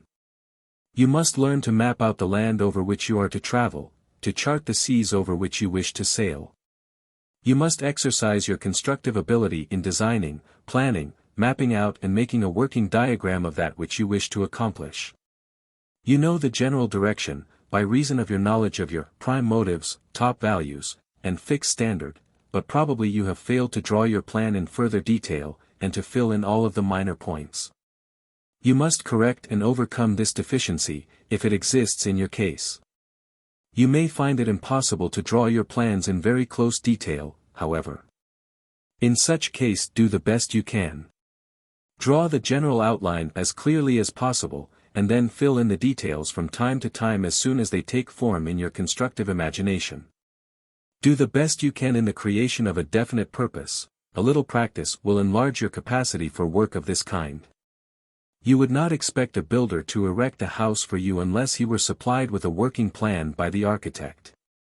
You would not expect a railroad contractor to build a line or road for you unless he were furnished with the plans of the engineer for such construction. Therefore, you must know positively, clearly and definitely what you wish to accomplish. The ends and aims to be attained, the direction of your efforts, the particular purpose you wish to work out into achievement, before you can expect to apply effectively your persistent determination. It is not scientific for you to sing, "I don't know where I'm going, but I'm on the way." You must know where you're going, and, not only that, you must also know for just what purpose you are going there, and what you are likely to meet with on the road. You must take a lesson from the old story of the architect on the witness stand. He stated that one of his profession was required to plan every building. The opposing lawyer sneeringly asked him, "Pray tell us, then, who was the architect of the Tower of Babel?" The architect promptly answered, "There was none, sir," hence the confusion and failure. By reference to the quotations on a preceding page, you will see that the quoted writers have laid special emphasis upon the purpose well fixed, the settled purpose, the design. Disraeli's statement that a human being with a settled purpose must accomplish it gives us the keynote. The purpose must not only be clear and definite, but it also must be a fixed and settled purpose, a purpose adhered to with dogged persistency and determined steadfastness. The more clearly you can see just what you want to do, the better able will you be to do it, and the more determined you will be to materialize that idealized and visualized purpose. You must not only want to hard enough, but you must also know just what you want, to know it clearly enough, and definitely enough. Possessing and manifesting these powers of your mental and emotional being, you are prepared to apply and to exercise your purposeful determination to its utmost capacity and with its full powers. Having discovered your purpose in life, you must proceed to manifest it in voluntary action, and to materialize it. The more definite and clear the mental picture, the more definite and positive will be the materialization. 2. Insistent desire. You have become acquainted with the facts concerning the power of desire. You have seen that all will power is set into operation by desire, and that the degree of manifested willpower is directly proportionate to the degree of the desire back of and under it. This being so, you need no further argument concerning the necessity of manifesting strong, positive desire when you wish to accomplish anything. You realize that the flame of desire is needed to generate the steam of voluntary action. Toward the attainment of the objects or circumstances represented by your top values, or prime motives, or the manifestation of your fixed standard, you should ever seek to manifest that insistent, imperious, dominant feeling desire which will not be denied. This mental state we have repeatedly illustrated by the example of the drowning or suffocating man demanding air, the starving man demanding food, the shipwrecked or desert-lost man demanding water, the wild creature demanding its mate, the mother creature demanding the safety and welfare of its young. This is the spirit of insistent desire in which you should approach your task of voluntary action toward the attainment of your prime motives and top values. 3. Confident expectation. The mental state represented by the term confident expectation is one of positive value to you. Its opposite, i.e., the mental state of fearful doubt, is most harmful to you. Confident expectation tends to release into activity all the powers of your mental being, and to fill them with that eagerness for accomplishment which is based upon confidence and belief in the final successful outcome. Fear and doubt tend to paralyze the will, while faith and hope tend to energize and inspire it. We need not here go into the psychology of this fact. Sufficient for the present purpose is the statement of the fact itself, and the reference to common experience to illustrate its operations. If you will consider the cases of the men and women who have accomplished great things in the world, along any of the many lines of human endeavor, you will see that in every case such individuals have been inspired by the belief in their ultimate success. They have confidently expected a successful outcome. Had they believed otherwise, they would not have had the courage and perseverance which have enabled them to overcome the obstacles in their path, and to mount to success upon the stepping stones of their own apparent failures. It is confident expectation, that combination of faith and hope, which enables one to act upon the adage, when you feel that you must let go, then hang on the harder, for victory is near. When we realize the effect of confident expectation upon the will activities, we are almost impelled to agree fully with Tanner in his celebrated statement that, to believe firmly is almost tantamount to accomplishment. But whether or not this principle may be carried that far, it is unquestionable that confident expectation is a most powerful and mighty element in successful and effective voluntary action. In this instruction we have urged the adoption of the slogan, I can, I will, I dare, I do. The I can is based upon confident expectation, the I dare springs from the same inner conviction of ultimate success. In fact, the spirit of confident expectation breathes through and pervades the whole of the slogan, and all the processes of the awakened will. 4. Persistent determination. Here we approach the characteristic element of purposeful determination. The very word determination carries with it the idea and thought of persistency. There is present the idea of persistency in all applications of the I can, I will, I dare, I do slogan or maxim. There must always be present not only the determination to do the thing, but also the persistent application of the will to the task. Determination without persistency would be like the play of Hamlet with the character of Hamlet omitted. In fact, it is difficult to form a concept of practical willpower unless we include in the concept the element of active persistency. The persistent will is the effective will, the real will in action. Whatever else we may conceive effective will to be, we must always conceive it as being persistent. In persistent determination you manifest willpower not only in voluntary action, but also in the task of steadying and holding to its work the dynamic power of will. When you have gained complete control of your aroused willpower, you must apply to its activities the quality of persistence. This quality you must manifest in steadfastness, firmness, fixed intention, positive direction and unfailing constancy in continuing the course chosen. You must manifest it by steadfastly pursuing the work undertaken, and in holding fast to the general plan designed to govern that work. You must manifest it in perseverance in spite of obstacles and discouragements, and in steadfastness in face of opposition and hindrances. The characteristics of persistent determination are stability, perseverance, fixedness of purpose, tenacity, doggedness and persistent application. Persistent determination enables you to hold your will close to its task, to hold it there firmly and continuously until success is attained and the victory is won. Success in many instances depends upon the application of persistent determination, the manifestation of the power and determination to hold on to the last.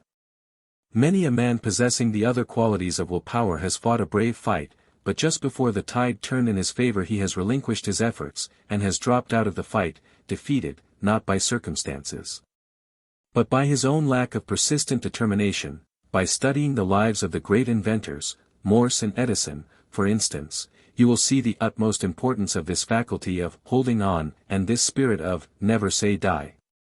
5. Balanced compensation. This element of the master formula finds its familiar expression in the phrase, paying the price. In all attainment the price must be paid. Compensation is a law of nature, and manifests its force on all planes of existence, and in all forms of activity. One who seeks to attain anything must be prepared to pay the price.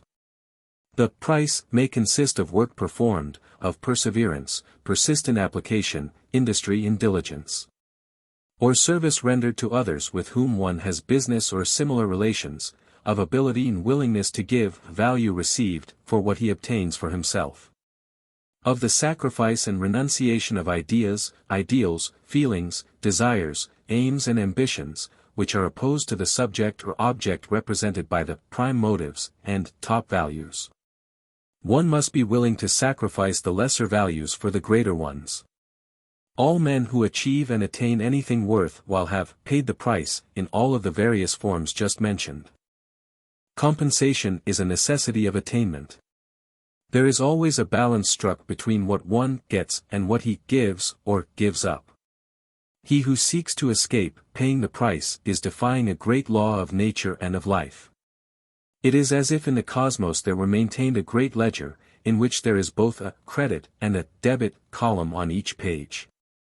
The law is continually striking balances, trial balances, and final settlements. The wise realize this, and profit by their knowledge, the fools ignore it, and are the losers by reason of their folly. Say the gods to men, what do you want? Take it, and pay for it. The spirit of the active will. The following quotations from eminent writers will serve to illustrate the spirit of the active will, particularly in its phase of purposeful determination. You should consider each of the quotations carefully, ponder them earnestly, and commit them to memory. Each one of them has been selected for the purpose of bringing out some particular point or principle, and each and all of them are designed to serve as an inspirational maxim for you in moments of trial, temptation, doubt or discouragement. They are veritable potions of will tonic. We defy you to repeat them earnestly without feeling the vibrations and thrill of will stirring your soul, and awakening the spirit of, I can, I will, I dare, I do. Kennan says, in this world, the human spirit with its dominating force, the will, may be and ought to be superior to all bodily sensations and all accidents of environment. Harriet Beecher Stowe says, when you get into a tight place and everything goes against you until it seems that you cannot hold on for a minute longer, never give up then, for that is just the place and time that the tide will turn. D'Alembert says, go on, sir, go on. The difficulties you meet with will resolve themselves as you advance. Proceed, and the light will dawn, and shine with increasing clearness on your path. Henry Ward Beecher says, it is defeat that turns bone to flint, and gristle to muscle and makes men invincible, and form those heroic natures that are now in ascendancy in the world. Do not be afraid of defeat. You are never so near victory as when defeated in a good cause. Coiler says, it is astonishing how many men lack the power of holding on until they reach the goal. They can make a sudden dash, but they lack grit. They are easily discouraged. They get on as long as everything moves smoothly, but when there is friction they lose heart. They depend upon stronger personalities for their spirit and strength. They lack independence or originality. They only dare to do what others do. They do not step boldly from the crowd and act fearlessly. Emerson says, "I know no such unquestionable badge and ensign of a sovereign mind as that of tenacity of purpose, which, through all changes of companions or parties or fortunes, changes never, bates no jot of heart or hope, but wearies out opposition and arrives at its port." John Hunter says, "Is there one whom difficulties dishearten, who bends to the storm? He will do little. Is there one who wills to conquer? That kind of man never fails." Napoleon Bonaparte said, "The truest wisdom is a resolute determination." Munger says, "A strong defiant purpose is many-handed, and lays hold on whatever is near that can serve it. It has a magnetic power that draws to itself whatever is kindred." Wirt says, "The man who is perpetually hesitating which of two things he will do first, will do neither. The man who resolves, but suffers his resolution to be changed by the first counter-suggestion of a friend, who fluctuates from opinion to opinion, from plan to plan, and veers like a weathercock to every point of the compass, with every breath of caprice that blows, can never accomplish anything real or useful. It is only the man who first consults well, then resolves firmly, and then executes his purposes with inflexible perseverance, undismayed by those petty difficulties which daunt a weaker spirit, that man can advance to eminence in any line." Fothergill says, "Will-power is one of the greatest natural endowments, as it is one of the finest outcomes of self-culture. The man who succeeds in climbing, step by step, finds his will-power expanding with his energies, with the demands upon him. Strength of will is gameness, the power to stay." Englishmen have always prided themselves upon their game qualities. Whether the tenacity of their bulldogs, the endurance of their race horses, the unflinching courage of their game fowls, or their own indomitable purpose. Where there's a will, there's a way. The way may be long hidden from sight, hard to find, long and wearisome, seemingly endless, but on it the traveler goes with unshaken resolution, to success at last. In purposeful determination and voluntary action thereupon, the will deliberately chooses an end or object to be attained, and then proceeds to manifest the determination in outward form and action. It proceeds to its end with intensity of purpose and directness of aim. The end must be clear, definite and capable of distinct visualization. The effort to gain that end must call into operation the whole nature of the will, and the whole force and energy of the will-power. As it has well been said, the whole, living strength of the will must be literally hurled into it, not once or twice, but again and again, until it is accomplished. The purposeful determination must be real, it must be meant by you with the full power of your soul. You must not trifle with such resolutions, you must be in deadly earnest about them. Remember that the honor and integrity of your will is at stake, and that you must not bring discredit upon it.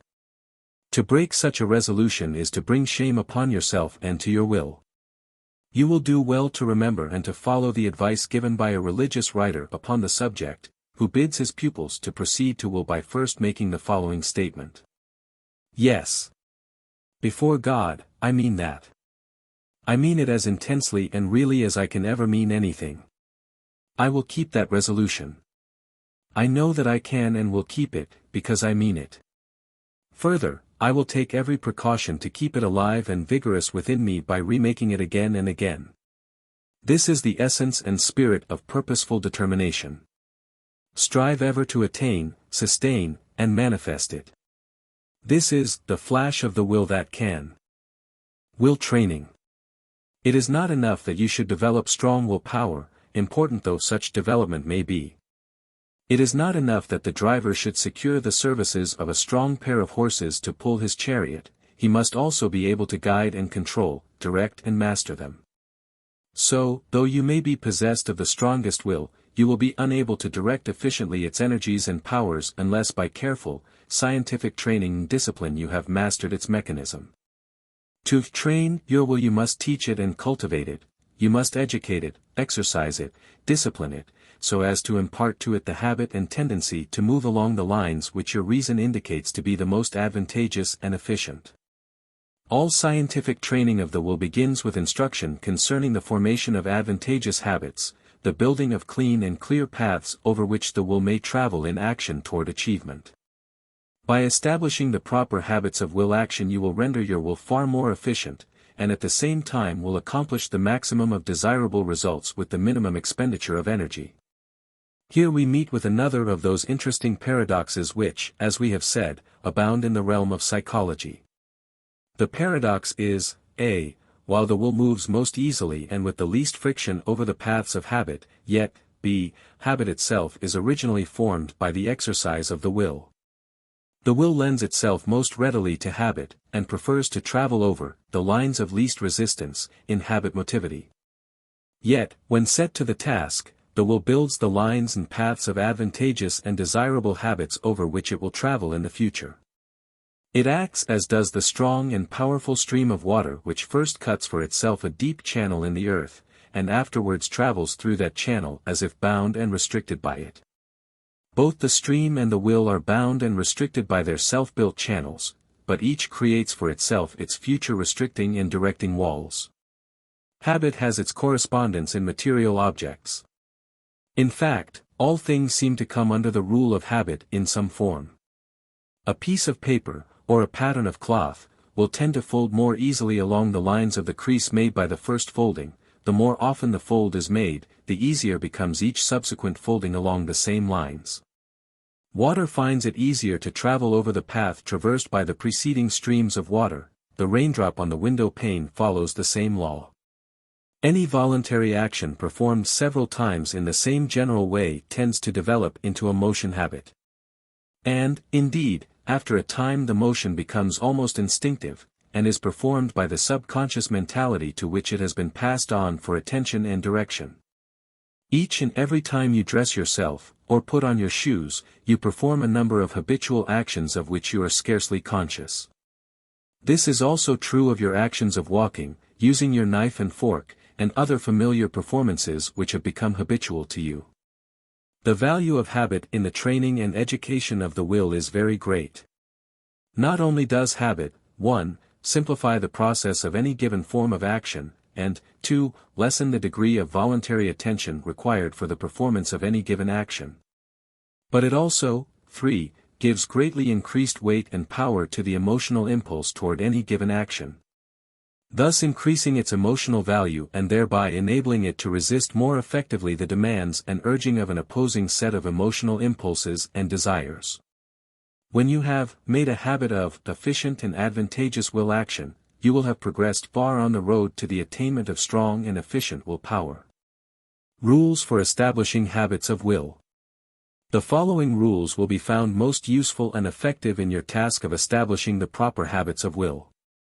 In applying them you must employ your table of will values and your fixed standard to determine which particular habits you shall strive to develop, cultivate and acquire. When in the following rules you come across the words, the habit, or the habits, you will understand that such terms apply to those habits which express the desires, tested by reason, which stand well to the top of your table of will values, or else to minor courses of will action which serve to further the interests of these high values. Here follow the rules. I. Employ a strong initiative. In launching a new habit, employ a strong initiative. Put as much determination and motor energy as possible into the particular course of action, at the start. Launch the ship of habit as far as possible into the stream of action, employing the full strength of the determination and will force at your command. This will impart to the new habit sufficient momentum to carry it well past the first dangerous places, and to give you a good running start. Your principal danger of yielding to temptation will come at the start. But if your momentum is sufficient to carry you past these earlier temptations, you will be able more easily to resist the later ones. The longer you manage to postpone the time of the first temptations, the less power will those temptations have over you. Therefore, always remember, try to get a good running start. 2. Exercise care at the beginning. The beginning of the formation of the new habit is the most critical time of the entire task. This because the power of the opposing habit has not as yet begun to fade by reason of the manifestation of the opposite, i.e., the new habit. The rule is, Never allow even a single exception or failure to occur until the new habit has become well established. Until the new habit has become well rooted, you must brave it with all your power against the stormy winds of temptation and opposition. It has well been said that failure or yielding to temptation at this early stage is like letting fall the ball of string which you have been carefully winding. The single slip undoes more than many turns of the hand will be able to rewind. The psychology of the case is this: the two opposing impulses must be handled so that the advantageous one may have an uninterrupted series of successes, and the disadvantageous one a continuous series of failures. The result of this preliminary series of conflicts plays a very important part in the determination of the future relation of the two opposing forces. Here is found to apply the rule of, to him who hath shall be given, and to him who hath not shall be taken away even that which he hath. The habit of victory once acquired by the advantageous impulse, it will thereafter possess an immense psychological advantage over its repeatedly defeated opponent. The man who determines to establish a certain advantageous habit will surely fail if he follows Rip Van Winkle's plan of saying that, this one doesn't count, whenever temptation to violate the rule presents itself. The taking of, just one, cigar when you have decided to stop smoking, or the taking of, just one, little extra, snooze, when you have decided to establish the habit of rising at a certain hour, may prove to be the undoing of the entire purposeful determination. On the other hand, each time one of those early, just one more, indulgences is resisted and defeated, the purposeful determination becomes stronger, often to a degree out of all proportion to the apparent present actual value of the accomplishment. 3. Repeated performance. In establishing a habit, you should repeat the performance of the associated action as frequently as possible. You will by that means make clearer and wider the mental path over which you wish your will to travel habitually. Moreover, as a consequence, you will exercise the particular faculty which you wish to make strong and to develop in efficiency. The will is strengthened not by the mere mental determination to perform an action, but rather by the actual performance of the action itself. The path of motivity is created only by actually traveling over it. And the oftener it is traveled over, the easier becomes the future journey over it. The actual motor effect of will action gives the set to the brain cells and areas involved in any particular course of action. The actual effort forces you to dig your heels in the ground and to exert your energy. As it has well been said, he who has no solid ground to press against will never get beyond the stage of gesture making. Therefore, seek every possible opportunity for such action until the habit becomes firmly established. A lock works better after it has been used several times, a garment clings better to the body after it has been worn a few times. The cloth folds more easily in the crease after it has been folded a few times, and as an old writer once said, continued action is like a stream of water, which wears for itself a channel from which it may not easily be turned. 4. Control the attention. So far as possible, do not allow the attention to dwell upon ideas suggesting a course of action opposed to that associated with the new habit. Keep the attention fixed, so far as is possible, upon the ideas associated with the new habit. Thus you will feed the one set of motor ideas, and starve the opposite set. If you are trying to break yourself of the habit of smoking, you are very foolish if you allow your mind to dwell upon the pleasures of the pipe, cigar, or cigarette.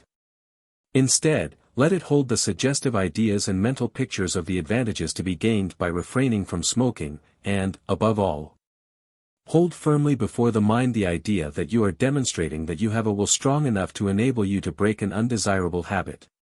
You will do well, particularly at first, to follow the example of the companions of Ulysses, who stopped their ears with wax that they might not hear the seductive voices of the sirens. The voyagers who neglected this precaution were lured to their destruction, because they allowed the tempting sounds to enter their ears. This is not cowardice, but the part of courage, when rightly understood. He jests at scars, who never felt a wound. As has well been said, it takes more courage to turn away from some ideas than to face them, and the coward is sometimes he who remains on the scene. One of the most effective methods of inhibiting or neutralizing the power of a disturbing or threatening desire or impulse is that of deliberately changing the direction of the attention. It is an axiom of psychology that, while attention follows interest. Nevertheless, attention may be directed by a determined act of will so as to arouse interest not previously present. This interest, so awakened, rises to desire, and desire gives motive power and direction to will. In this axiom we have the key to the problem which we are now considering. It is a well-established fact of psychology that, in the processes of the deliberative will and of the determinative will, that particular alternative which in some way attracts and holds the attention will have greater weight and power than would otherwise be the case. The interesting alternative is given the more favorable position, while the uninteresting one is pushed to the side, sometimes unjustly. This process is akin to that which we experience in ourselves when we give the preference to a political candidate whom we know and like, rather than to one unfamiliar to us and who does not arouse our interested attention. In view of this fact, you may see how important it is that you should direct and hold your attention, so far as is possible, upon the course of action which your reason and your table of will values inform you to be the best and more advantageous one. And to shut out of your attention and interest, so far as is possible, the opposing alternative. By doing this you give to the advantageous idea the added strength of attention and interest, and you place the objectionable idea in the far less favorable position. Many a man has prevented himself from acting foolishly and wrongfully by determinately turning his attention to the probable consequences of the proposed harmful action. It has been well called a master stroke of the inhibitory battle to bring into the field of consciousness an idea of the benefits of a contrary action, or the mental picture of the evil effects of the proposed action. The drunkard thinking of the sick child at home is strengthened in his effort to inhibit the urge of appetite. The more that Macbeth and his wife held in mind and pictured in imagination the idea of fame and power, the stronger grew their desire and determination to kill the king. Their attention developed increased interest and desire, and thus heightened the power of the original motive. The will is able to determine which of the motives influencing it shall become the stronger. It accomplishes this by deciding which of two alternative sets of ideas shall occupy the field of attention during the desire conflict. Emotion and desire develop under the stimulus of attention. The will, being the master of attention, has the power to encourage or to banish the ideas calling forth the emotional feeling and the resulting desires. If one set of ideas is kept well in the field of attention, a strong emotional interest and desire may gather around it. But if the opposite set of ideas is called into the field of attention, and is then held firmly there, then the first set of ideas will lose interest and motive power. This principle is illustrated in one of Molière's comedies. Yeppie, a dissolute character, is sent by his wife, a washerwoman, to the village shop to buy a piece of soap, and is entrusted with a small coin for that purpose. But Yeppie wants a drink. He knows that his wife will beat him if he wastes the money, but he also knows that he has a strong craving for the glass of wine. A desire conflict ensues. Yeppie says to himself, "My stomach says wine, my back says soap." He is torn by the internal struggle. Finally, as he walks along, he sees the tavern ahead of him. This decides the conflict, the object in the field of attention proving stronger than that which is outside that field. He says, "Is not a man's stomach more to him than his back?" "Yes," say I, and into the tavern he walks. Had he but looked around the corner and there seen his wife wearing a look of determination on her face, and carrying a big stick in her hand as she marched after him, he would have decided in favor of his back rather than his stomach. The two sets of desires and impulses were nicely balanced in the case of Yeppie, but the added element of aroused attention and interest brought the victory for the wine, and the defeat of the soap. The following rules will be found useful in connection with the direction of attention in will training. Particularly in the matter of inhibiting and restraining the unwelcome and disturbing desires and impulses which pull in the direction opposed to that of the high values and the fixed standard. 1. Feed the positives. Feed the will with suggestive ideas and mental pictures favorably representing the desires and actions which constitute the top values of your table of will values, and which are in accord with your fixed standard. 2. Starve the negatives. Starve the disadvantageous desires and impulses, and their resulting actions. By resolutely refusing to allow your attention to be directed toward suggestive ideas and mental pictures favorably representing the desires and actions constituting the low values or bottom values of your table of will values, and which are in opposition to your fixed standard. 3. The law of opposites. In cultivating an advantageous desire or impulse, and its resulting action, resolutely refuse to allow your attention and imagination to become occupied with suggestive ideas and mental pictures favorably representing the opposite set of desires and impulses and their resulting action. In restraining, inhibiting or neutralizing a disadvantageous desire or impulse and its resulting action, deliberately and determinately direct your attention and imagination upon the suggestive ideas and mental pictures which favorably represent the opposing, i.e., the advantageous, set of desires and impulses, and their resulting actions. The reason for the above rules is as follows: 1. Attention and interest feed desires and impulses, and strengthen ideas, lack of attention and interest starve them. 2. By bestowing attention and interest upon one set of desires, impulses, or ideas you tend to inhibit, weaken and starve the opposite set. Both of these facts are highly important. You should memorize this statement concerning them. Exercises in will training. The observance of the rules stated in the foregoing portions of this section will be found to give the will considerable valuable exercise in will training. In addition to these, however, there are several general forms of exercises which will prove of great value to you in the direction of strengthening the fiber of your will, and of developing your powers of steadfastness, resolution and determination. By exercising your will against obstacles, opposition and hindrances, those existing in the outer world, and those which have their abode in your inner world of habit, desire and impulse, you give to your will a resisting power and an aggressive force which will make themselves felt in the affairs and conduct of your everyday life when you are required to assert your will power and strength of will. Your attention is now called to the following principles and methods of will training directed to these ends. Tempering the will along the lines of resistance. The practical thinkers of the race, for centuries past, have known that one of the best possible exercises for the development of strong will power, and for its efficient training, is that of the deliberate and determined performance of certain selected unpleasant tasks. This performance being undertaken and carried out not necessarily by reason of any actual immediate value to oneself or others of the performance itself, but, rather, solely and simply because of the valuable exercise of the will thus obtained, and the equally valuable training of the will accomplished by these means. Many of the ancient occult teachers began the instruction of their pupils in this way, the result being that the persistent practice of this method, under the intelligent guidance of the teachers, developed and trained the pupils into veritable giants of will power.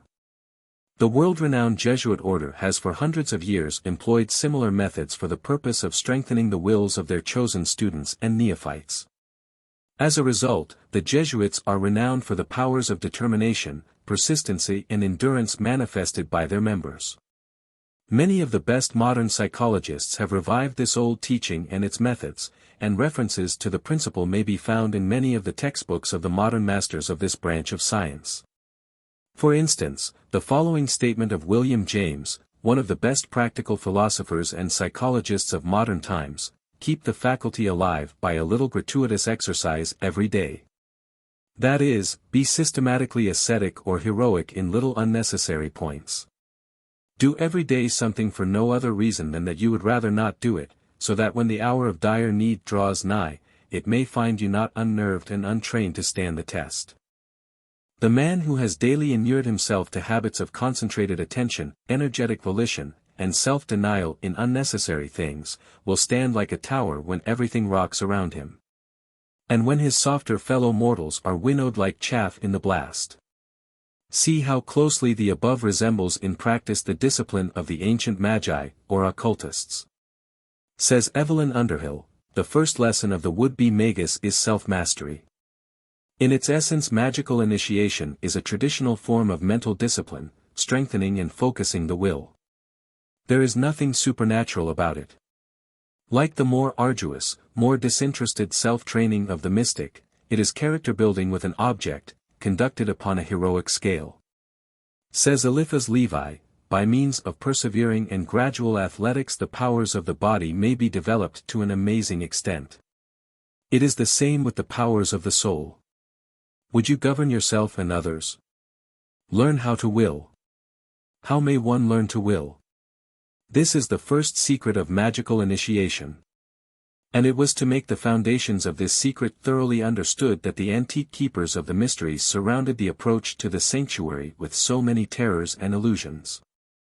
They did not believe in a will until it had given its proofs, and they were right. Strength cannot prove itself except by conquest. Idleness and negligence are the enemies of will. And this is the reason why all religions have multiplied their practices and made their cults difficult and minute. The more trouble one gives himself for an idea, the more power one acquires in regard to that idea. Hence the power of religions resides entirely in the inflexible will of those who practice them. The ancient and modern method of accustoming the will to face and to accomplish disagreeable tasks, and to overcome disagreeable conditions by sheer determination, is one of the very best systems of schooling in tempering the will. By accustoming the will to act in this way, you will school it so that it will act efficiently when similar conditions arise in actual life. This has well been called tempering the will along the lines of the greatest resistance. The will trained in this way is always ready to meet disagreeable emergencies, no matter how suddenly they may present themselves, nor how serious they may be. It has well been said of men trained in this way, that while others will be crying over spilt milk, the possessors of trained wills of this kind will be hunting for another cow to milk. Or may even have found such a cow and to have actually begun to milk her.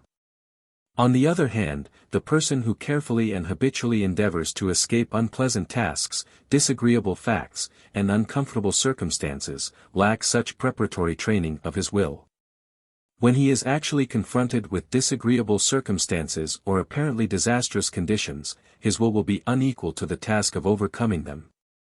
The men who have pushed and elbowed their way to the front ranks of endeavor in any of the walks of life, have developed wills of this kind. Some of them have obtained the development by strenuous experiences in the University of Hard Knocks, while others have anticipated and forestalled this by scientific preparation before the day of the actual examination. Life is filled with disagreeable tasks, and uncomfortable circumstances. To perform the first, and to master the second, requires the trained will. Wise is he who learns his lesson before the hour of trial, he is doubly armed for the fray. Training of this kind has been likened to fire insurance on a house. It costs something in effort and self-denial, but it is something laid by for the hour of need. It is the great reserve fund of habitual will action upon which you can draw in the time of necessity. The importance of such training cannot be overestimated. It is like starting and maintaining an account in a good savings bank. You add to it little by little, and you accumulate rapidly by reason of the compound interest drawn by your deposits. A well-known teacher was wont to advise his pupils to do something occasionally for no other reason than that they would rather not do it, if it were no more than giving up a seat in a streetcar. Napoleon had a will trained along these lines. His will was so completely under his control that apparently without any emotional struggle he could enter upon courses of disagreeable, difficult and unpleasant action, even though they involved the greatest hardships. You will find numerous opportunities to exercise your will along this line of training. Every day will furnish you with such.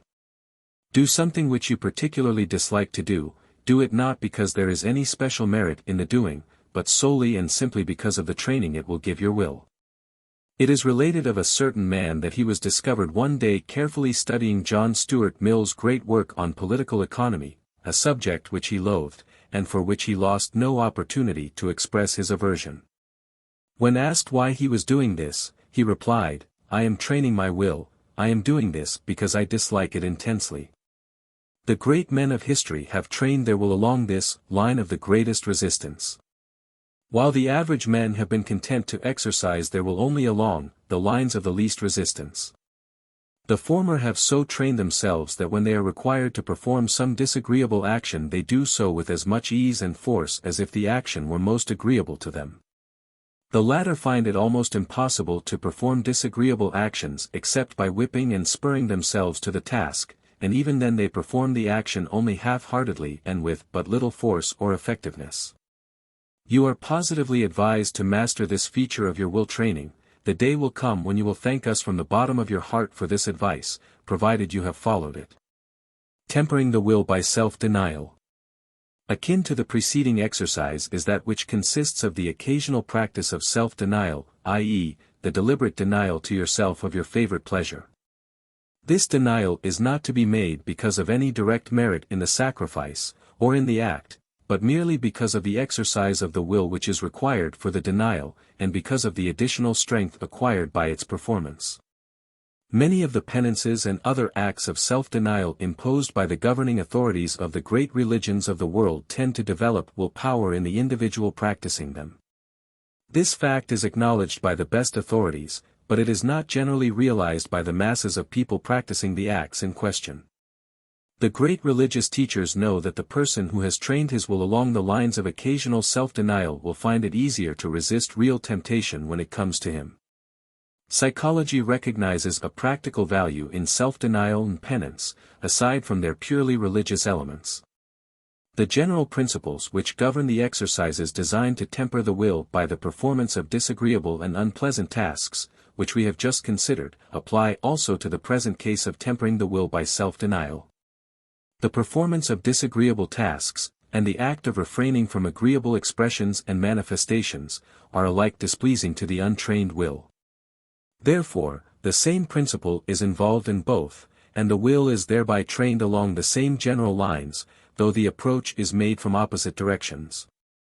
In the method of training the will by the practice of self-denial, you must deliberately select some most pleasant action or course of action, something which you wish very much to perform, and then resolutely refuse to perform the same within a certain time limit. The denial may involve the refusal to smoke your customary after-dinner cigar, to drink your favorite cup of coffee, to read the conclusion of an interesting book or of the new installment of a serial story, to eat some particularly desired and favored dish, to attend some play which you have been very anxious to witness, in fact, the refusal to do any particular thing which you earnestly long to do. The time limit must be definitely fixed, and must be strictly observed. There is a positive psychological value to the definite time limit. You must be absolutely honest in your selection of the object of your self-denial, it must involve a real test, and must require a real effort of the will to accomplish. You must give up something of real emotional value to yourself, of course only for the time of the exercise, or within the time limits deliberately set by yourself at the start. The time limit must be sufficiently extended to afford a real test of the will. The self-denial must hurt, it must be sufficient to make you smart. You must be a severe taskmaster to yourself in these trials, tests, and exercises. There must be no trifling or fooling in the matter. You must set yourself a real man's job, and you must be the real man to accomplish it.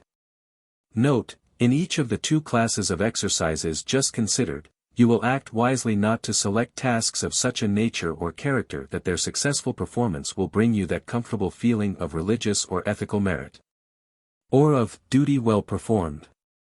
Nor anything which you are in duty bound to do, or not to do, in accordance with your accepted codes of religious, ethical, or moral duty or obligation.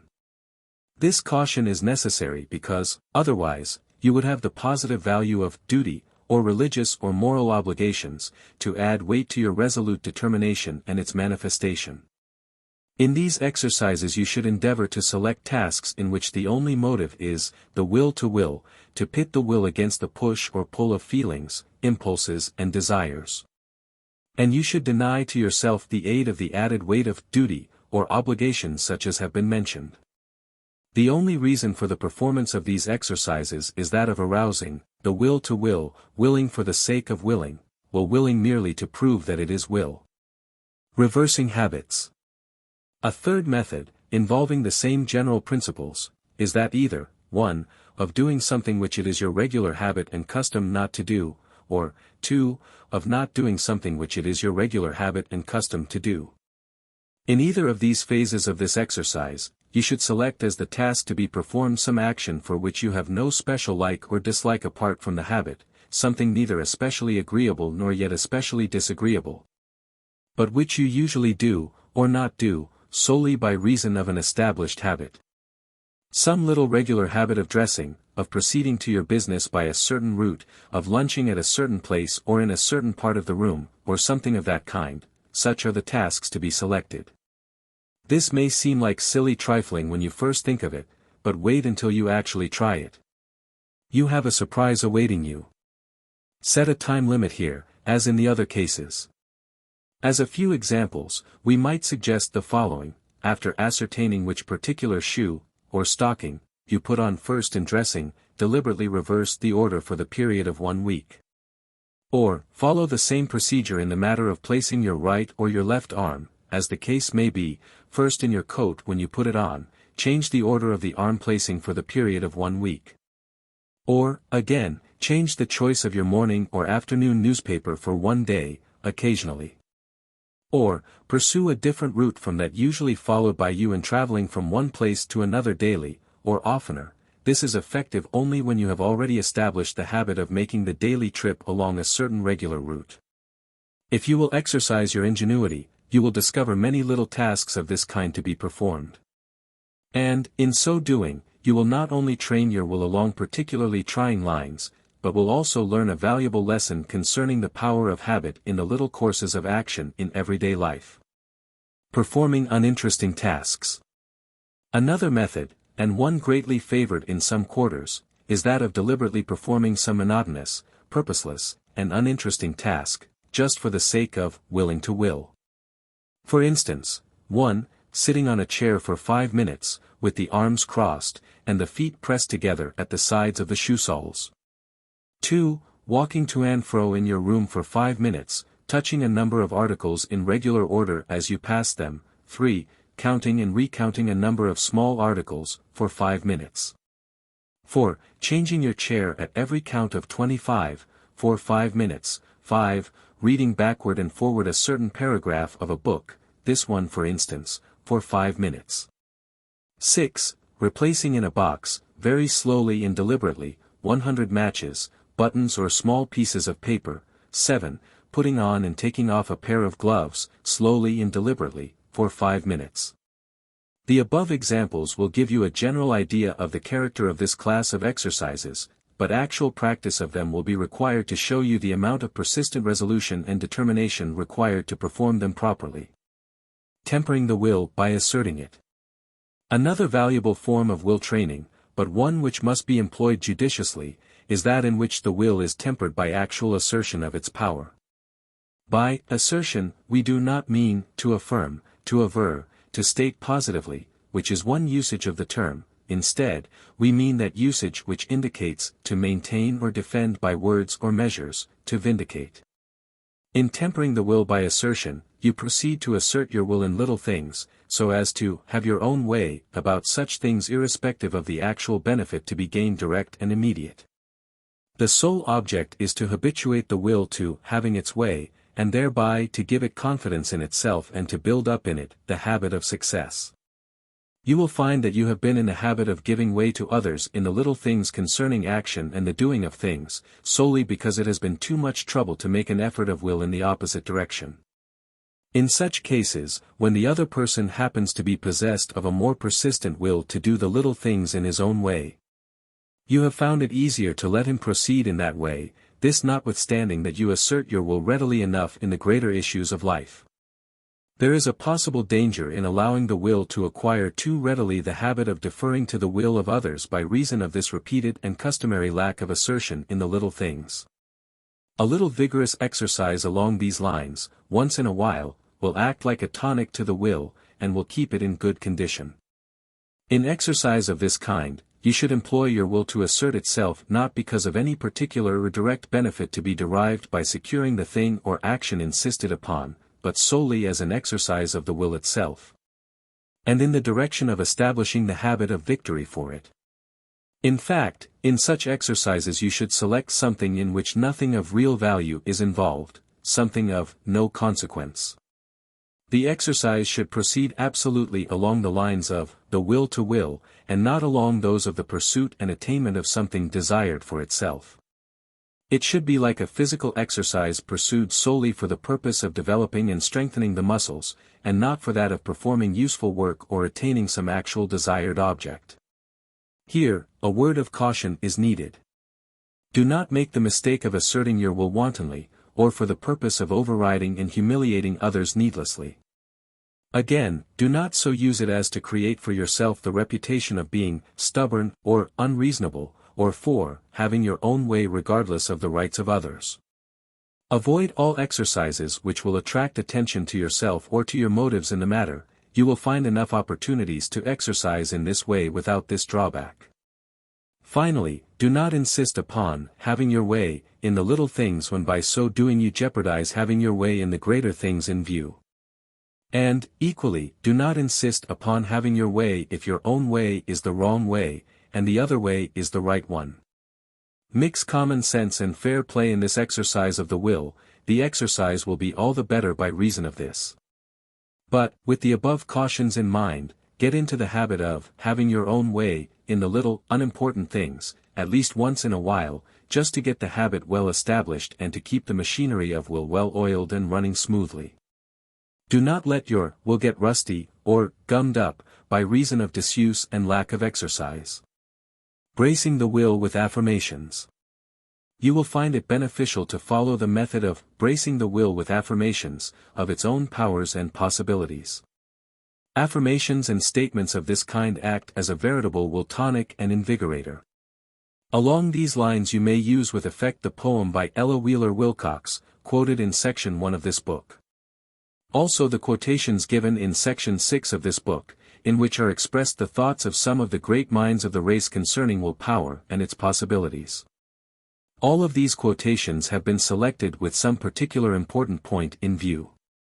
You may also employ in this way the master formula of attainment, viz., I. Definite ideals, 2. Insistent desire, 3. Confident expectations, 4. Persistent determination, v. Balanced compensation. And, likewise, the slogan, I can. I will, I dare, I do. You might add to the list any favorite quotations of your own, provided that they serve to inspire, energize and strengthen your purposeful determination and to awaken the will consciousness. Finally, you will do well to add to the list the quotation from Lummis on the last page of the next section of this book. The method of procedure here is as follows: read over each selected quotation, aphorism, maxim or other affirmative statement, until you have extracted its full spirit and essence, and have caught the thought of its originator. Then carefully and thoroughly memorize it, so that you will be able to recall it readily and without undue effort. You must know it by heart as well as you do the words of your favorite song or verse. Take plenty of time for the task. But do not drop it until completed. But do not take up a second selection until you have thoroughly mastered and completed the first. After you have these affirmative selections at your command, get into the habit of recalling them to memory from time to time. Do this at any time of the day when you have a few moments to spare, while on the streetcars, while walking along the street, while waiting in the hotel lobby for someone, while waiting for your train in the station, etc. Meditate upon them. Get the inspiration and power from them. Also, at night, just before going to sleep, recall these selections or statements, one at a time, and fall asleep thinking about them. If you should happen to awaken in the middle of the night, don't worry about loss of sleep, or be filled with the fear of insomnia. Instead, let your mind play with these affirmative statements, and allow your soul to bathe itself in their spirit. General suggestions concerning will training. In addition to the special examples of exercises and methods of will training which have just been recommended to you, you will find it useful to invent and to construct exercises of your own design for the same end, or to create variations or combinations of the exercises and methods to which we have called your attention. Any and all forms of will exercises are beneficial, providing that they set before the will a clearly defined task which is not beyond the powers of the aroused will to accomplish. Provided that the will sets itself earnestly to the task of accomplishing it. It is absolutely essential that the will should face the task bravely, and to determine resolutely to accomplish it fully. The exercise must also always call for effort on the part of the will, if the will is expected to benefit by it. An occasional, isolated effort benefits the will but little, repeated and reiterated effort is required. Particularly beneficial are regularly repeated efforts conducted along the lines of definite method, and calling forth the release of willpower in an almost habitual manner. In such exercises, you will do well to focus your willpower, and to concentrate it upon some one end. Cultivate the habit of concentrated will action in your exercises. Form a strong, definite purposeful determination, and then pour into its manifestation the whole power of your will. For the time being, let that one purposeful determination be your dominant motive, and its manifestation your chief aim in life. The successful performance of these exercises will create in you the habit of accomplishing your definite object, the custom of getting the thing done, the fashion of carrying out your determined plan. Your will, in this way, will acquire a new confidence in itself. It will acquire the habit of succeeding. It will approach more difficult tasks with a new spirit of confidence and expectation of success. A bolder and braver spirit will animate it, and it will proceed to the new and more difficult task with the spirit of the conqueror. It will have learned how to grapple with a difficult situation as earnestly as one does with a physical enemy. It will proceed to the combat with that tenacity of determination, with that fierceness of resolve, with that passion for success which a writer has well said may almost be called vindictive, in its aggressive and persistent quality. Do not let the apparent triviality of the tasks cause you to undervalue their importance in your will training. As has well been said, willpower is built up by a gradual process of practice on the smallest things, and every act of self-conquest in one sphere of life makes the battle easier in all the other spheres. Exercises of this kind, inspired by the determination to gain strength and power of will, and its definite direction and control, if persistently conducted will inevitably lead to that which you seek to gain from them. But, as a celebrated teacher has added, will exercises must be methodical and well regulated as to degree and length, or else they are perhaps worse than useless. We need scarcely remind you that there is no exclusive virtue vested in any one of the particular tasks which we have suggested for your practice and exercise. You may substitute almost any others for them, and, in fact, you will do well to use your ingenuity and powers of invention in that direction. The one thing always to be observed in this connection is that the particular special and definite principles mentioned by us must always be involved and included in your exercises. Again, you may exercise along the lines either, 1, of performing some positive actions during a certain fixed time, or else, 2, of avoiding the performance of some particular actions during such time. The one is a positive form of exercise, the other is the negative form. The new motive.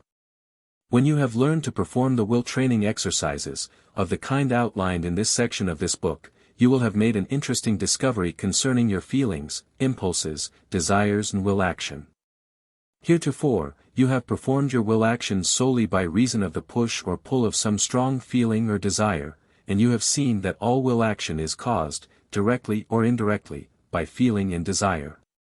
Now, in the performance of these exercises, you will have found that you are acting apparently without the push or pull of feeling or desire. In fact, in several of the exercises you will be actually acting against such push or pull.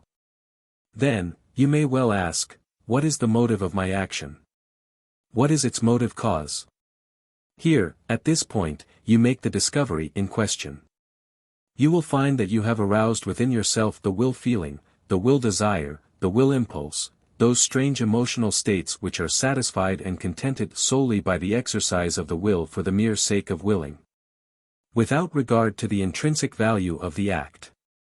You here make the acquaintance of the will to will, that unique mental state which seems to arise at the very center of your mental being, deeper than any feeling, any emotion, any desire, any impulse. Here is the will willing to will, moved only by will, and gratifying only will. This strange mental state is definable only in its own terms, there is nothing else with which to compare it, nothing with which to define it.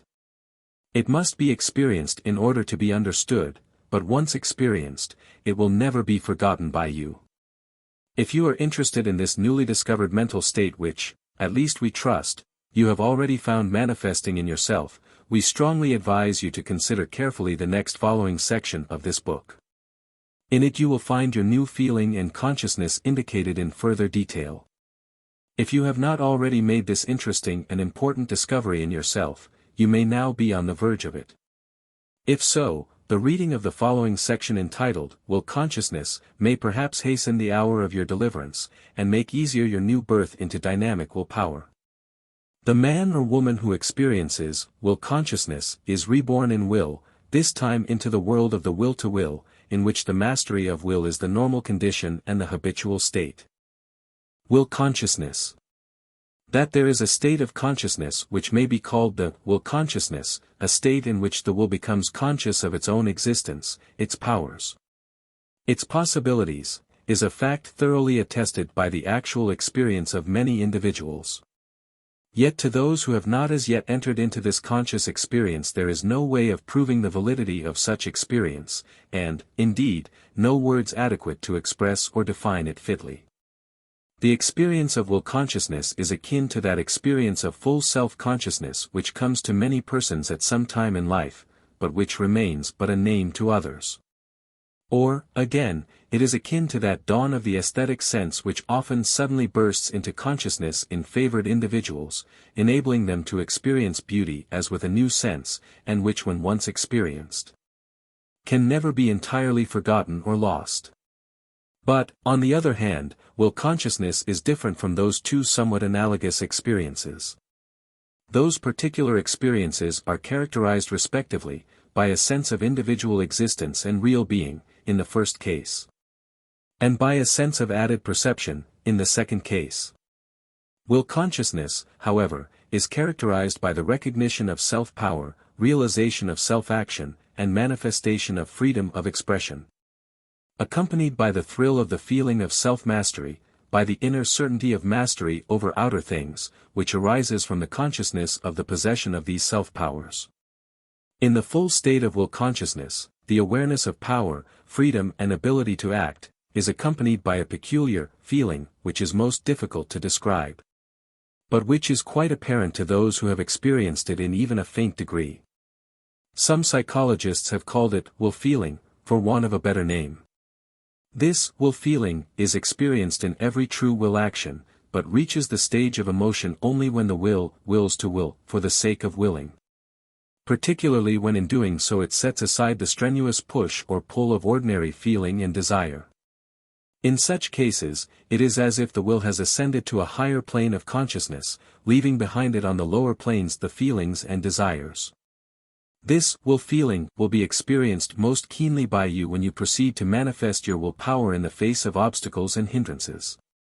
It will arouse in you the thrill of courage and daring, the enthusiasm of bravery. You will find that as you develop and train your will you will open the door to an entirely new phase of satisfying and contenting emotion, a phase which seems to develop along the lines of will development and training. It never palls upon you nor grows stale, on the contrary, it grows steadily until finally it becomes one of the dominant elements or factors of your emotional life. In its highest stages, this will consciousness will seem to wear thin the barrier which separates your individual self from what may be called the will of the all-power, that ultimate power which is the source and origin of all the power manifested in the universe. In this stage, you will at times become dimly aware of the throb of the heart of the universe, will feel its energies pulsing through your mental and spiritual arteries. At such moments you will become aware that, the all is one, and each is a part, and not a part as it seemed to be. The heart of life has a single beat, pulsing through God, and Claude, and me. In this dawn of the will consciousness there will come to you a sense of joy, and of a peace which, indeed, passeth all understanding. The will consciousness cannot be purchased with money, neither can it be acquired as a gift from others. It must be acquired by work and exercise, by a steadfast development of your own inherent powers. You learn to will only by willing, and you acquire will consciousness only by willing to will. By your own efforts you must arouse the sleeping giant within yourself, and by your own efforts you must awaken him to a conscious realization of his own existence and power. When you have done this, then someday it will suddenly dawn upon you that this giant will is really yourself, your greater self which has swallowed up the old partial manifestation of selfhood which you formerly regarded as yourself.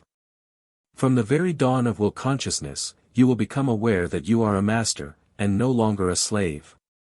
You will experience the sense of freedom and independence, and will be able to see what a puppet-like creature you formerly were.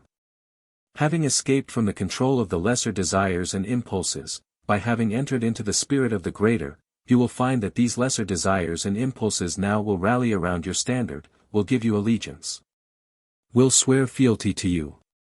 For, from the moment you have conquered them, they will become your eager and earnest servants. Despise not these lesser elements of feeling, desire and impulse, they will prove useful servants to you, so set them to work for you. It is found that feeling, impulse and desire, like fire, are good servants, though poor masters. Remember the old aphorism, all things are good enough to be used by you, but no thing is good enough to use you. It is a platitude that, he who gains self-mastery attains to the mastery of others, but only when you have developed will power and attained will consciousness are you able to read the full meaning in these old and familiar words. Only then will you perceive the truth of the teachings of the ancient occult sages who held that you may exert the mastery over other persons and things, even over wild beasts and natural forces, you must first have gained the mastery over the rebellious elements of your own nature which have usurped the throne which rightfully is your own. When you have conquered the inner forces, you have acquired the right to control the outer forces. When you have deposed the usurpers of your kingdom, and have seated yourself upon the inner throne of your own mental and spiritual being, then will you be able to issue your edicts to the outer kingdom over which you have sovereignty. When you have tamed and mastered the menagerie of wild beasts within yourself, then will you be able to master and control the wild beasts in others. So said the ancient teachers, the best modern thought sustains the doctrine. There is a serious side to this attainment, however, which you must not fail to recognize and to heed. In attaining this reward of will power and will consciousness, you will find in your hands a mighty instrument for good or for evil. There will come to you at times a sense of tremendous responsibility for the proper use of this newfound power. The greater the degree of power attained by you, the greater is the responsibility. Your resolutions will lose their former character of impermanency and ineffectiveness, they will take on the character of permanent, effective forces. They will become deeply rooted in and strongly attached to reality. They will become terribly sincere and real, at times you may actually experience awe when you contemplate them. At times, there may come to you the temptation to regard yourself as apart from other men who have not as yet attained the heights reached by you. These other men will show that they recognize something different in you, and will fail to understand you. They may even feel more or less uncomfortable in your presence, and will be apt to regard you as cold, unsympathetic, or even as lacking in some of the qualities of humanity, this because you have risen above some of the common weaknesses of humanity in its present stage of development and evolution. You will find yourself, in a sense, living ahead of your time. There will be manifest in you the prophecy and the dawning spirit of the Superman. Be not unduly affected by these things, keep in touch with the world as it is. Retain your sympathy with mankind as it is, and, above all, keep your feet on the ground of practical everyday life in the present, and be not tempted to soar up to the region of the clouds, one plane at a time, remember. You will discover that when you have developed and trained your will, when you have acquired will power, and have attained the will consciousness, you will have become more truly an individual than you were before. You will have become a master of destiny, instead of remaining a slave of circumstance. You will know what you can do, and you will do it. You will be able to do what you will, and to will that which you do. You will have mastered both impulse and lethargy, you will have reached the golden mean between the two extremes. You will possess and use energy, yet will not needlessly and uselessly waste or dissipate it. You will be able to begin a task, to continue it as far as is necessary, and to discontinue it when wisdom dictates that course. You will be able to proceed just as far as is required, yet will be able to stop at that point and not take an unnecessary step. You will also find that you have no inclination to err and display your newfound power for the edification or mystification of others. You will possess that certain sense of inherent power which will cause you to rise above such weaknesses and vain displays. The truly strong man does not boast of his strength and power, neither does he vaingloriously strive to exhibit it. You will be aware that others recognize the power within you, and are influenced by it. Yet that very sense of the possession of certain power will tend to inhibit you from boasting about, or making a needless display of it.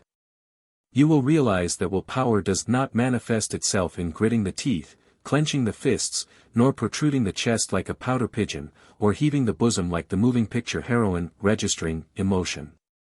Likewise, you will discover for yourself that which all wise men, of all ages and all lands, have always known, i.e., that willpower and will consciousness do not necessarily impart gruffness, sternness, nor harshness to their possessor. True willpower frequently screens itself with an exterior of suavity and agreeableness. Many individuals of the strongest willpower manifest a pleasant manner, and express a suave politeness, to such a degree that the unthinking observer may be deceived into believing that the individual has no will of his own, and that his only desire and object in life is that of being agreeable and pleasant to others.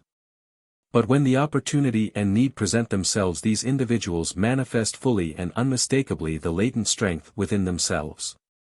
The iron hand in the velvet glove is the ideal of the diplomat.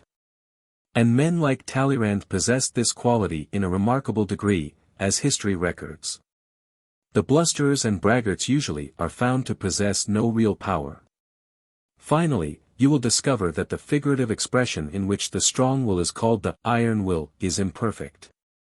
You will find that this figure of speech does not convey the idea of that which the strongly developed and scientifically trained will really is. In its place, you will prefer to use the expression, the steel will, the will of finely tempered steel. The iron will may break under the strain of circumstances, whereas the will of steel will yield a little for the moment, only to spring back to its original position and form when the pressure is withdrawn. The steel will bends at times, rather than to allow itself to be broken, but it always springs back, in true form, and resumes its action inspired by purposeful determination. The steel will bends, but it never loses its shape, form or strength. Its purpose may be frustrated temporarily, but it is never permanently defeated. In fact, the energy of its rebound and springing back often serves to accomplish the desired end and purpose. Think of your will as being like the thoroughly tempered, fine, strong Damascus blade which bends and springs back when necessary, but which is never broken nor bent out of shape, rather than as the iron bar which breaks under pressure, or else is bent out of shape. Summing up the discoveries made by you when you have developed and trained your willpower to that degree in which you have experienced at least the dawn of will consciousness and the will to will, you will find that you have acquired the following qualities, attributes and powers. I. The consciousness of pure will within yourself. 2. The habit of employing that will with directness, efficiency and scientific accuracy. 3. The knowledge of an inexhaustible mine of inner resources, power and ability to act with purposeful determination. 4. The power to will for the sake of will consciousness. V. The power of manifesting or inhibiting will action by will. Better than all, you will have discovered that at the very center and heart of your will, on the very throne of will, you, yourself, abide as the sovereign king. When you have reached the ultimate stage of will consciousness, lo! Will itself will seem to have disappeared, and you alone will remain, then the will be seen to have become the acting part of yourself.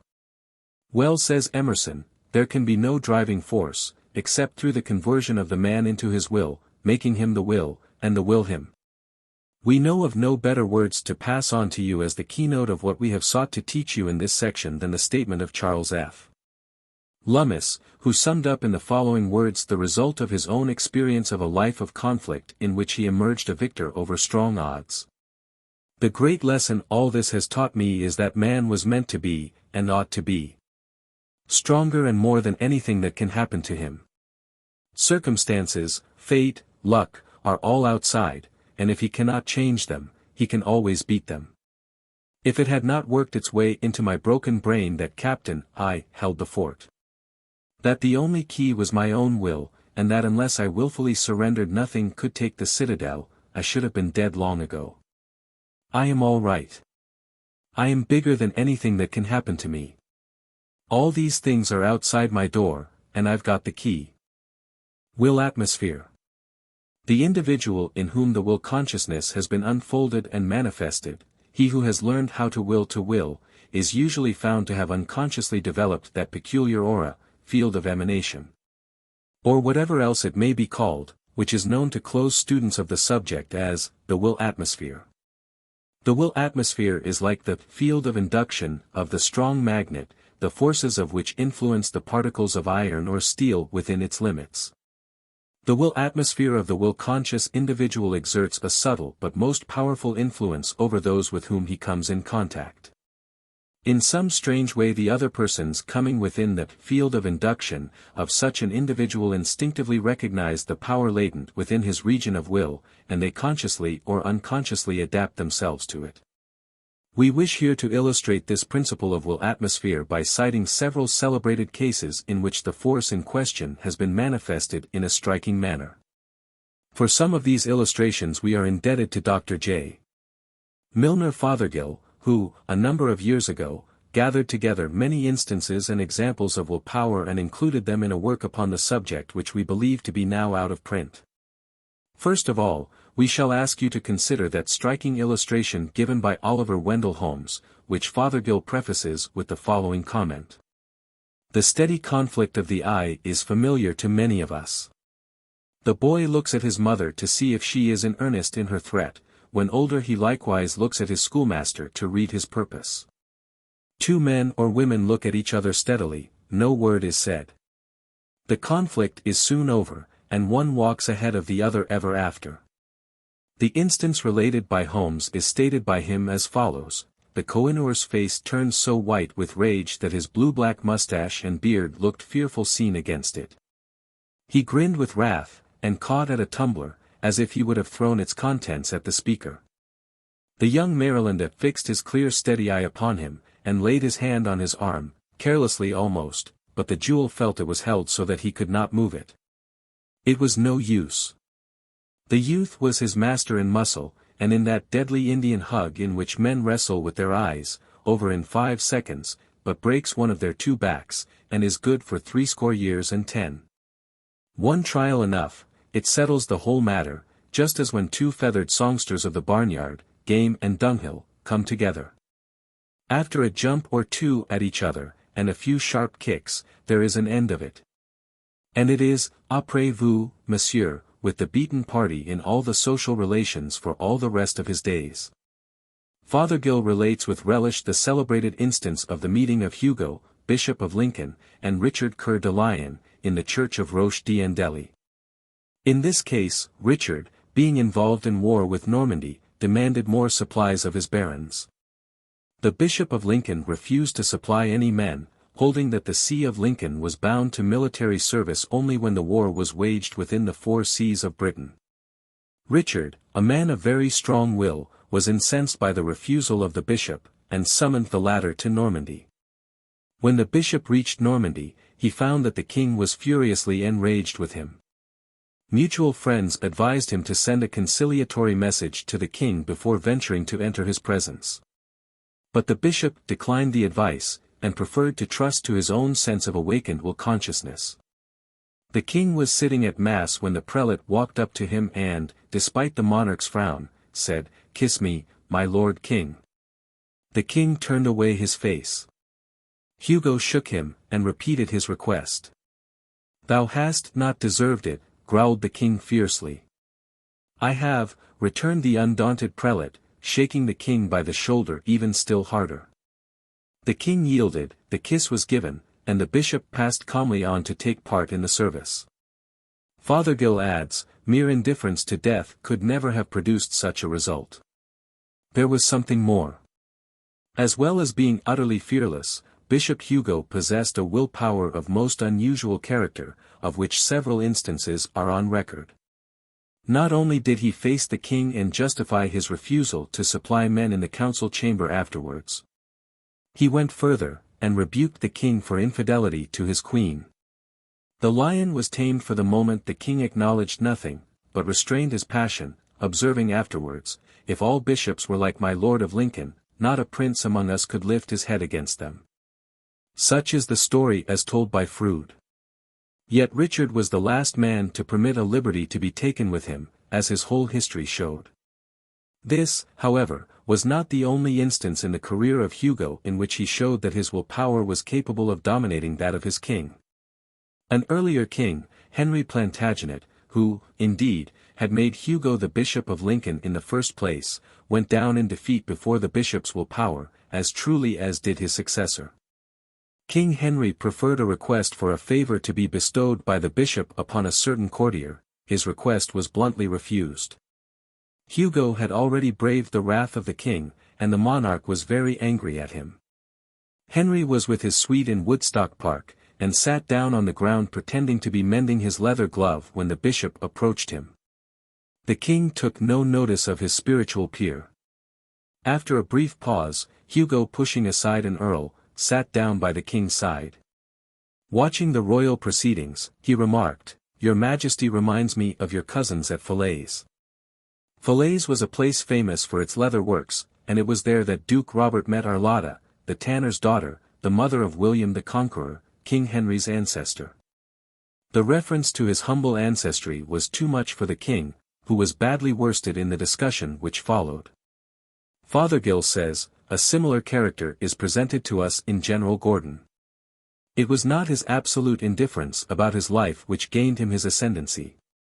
In China, where life is held to be of little or no moment, the absence of any fear of death would go but little way, and it did not constitute the basis of Chinese Gordon's ascendancy. His secret lay elsewhere. Nor did his supremacy in the Sudan rest upon his bravery, for the Arabs of the Sudan are as brave as any warriors in the world, as the history of their conflicts testify. When Gordon took a chair and sate himself down by King John of Abyssinia, or presented himself alone to the Arab sheiks who had sworn to take his life, it was not his disdain of death alone which carried him through both perils unharmed, or enabled him to hold Khartoum. Equally implicit confidence in the protection of heaven has not saved others when in peril. All the faith of Savonarola only led him to a horrible death amidst torturing flames. But without this indifference to their fate, neither Bishop Hugo nor General Gordon could have come unscathed out of the terrible dangers they deliberately chose to meet. Any fear of death certainly would emasculate any man under these circumstances. The will power must be accompanied by personal courage when danger to life has to be encountered. The heroism of the Jesuits, who labored among the Red Indians early in the history of Canada, was sustained by their devotion, for many suffered terrible cruelties. But no one of them ever possessed in a higher degree that will power which compels the obedience of others than did La Salle, the pioneer of the Mississippi. In George Washington we see a splendid illustration of that power which molds other men, and compels them to follow its behests. His patient sagacity rested on the basis of his will power. A curious instance of the magnetic power of will was furnished by the story of the relations of the late Benjamin Disraeli to the Conservative Party of England. An alien, handicapped by his early avocations, at first the House refused to listen to him. Yet irresistibly he rose step by step to be a Conservative leader who educated his party, and at last was Prime Minister with a solid array of the best-bred Norman-descended patricians of England at his back, yielding ready obedience to his wishes, a leader of men, too, deeply imbued with traditions, and also a personal friend of his sovereign. Here what is meant by the words, "By faith ye shall move mountains," was illustrated vividly. The House of Orange has furnished some striking examples of the effect of will power. William the Silent held his followers together by an iron will that bent under no catastrophe, no disaster. It refused to submit. A like character was that of William, afterward King of England. Men who disliked him did his bidding. He inspired the dispirited allies with his own resoluteness. When his schemes were foiled by a defeat, he immediately set to work to repair his losses, and deprive the French of the fruit of their victory. That the House of Orange possessed many grand characteristics will be readily admitted, but no one of their endowments is more remarkable than their will power. The peculiar commanding power of leaders, no matter whether regular like John Churchill, or that of a guerrilla chief like Mina, in the Peninsular War of Spain. Of the Red Indian Pontiac, who imperiled the existence of the Anglo-Saxons on the American continent. Or even the Negro commander Toussaint Louverture, seems not to depend upon ability only, but on character in which the will power is a leading factor. Men with marked will power come to the front in emergencies, as seen in Oliver Cromwell, the Fangrazier, and Napoleon Bonaparte, the artillery subaltern. In both these instances national convulsions produced the seething cauldron from whence they rose, each to an eminence of position and fame. They were heavily handicapped by their early position, yet they rose superior to it. But amidst all these men there rises up a woman even more remarkable than they, the village maiden Joan of Arc, who inspired courage into the beaten warriors of France, and led them to victory. In what lay her witchcraft, for which she was finally burnt? In her capacity to animate others, which was really based on her will power.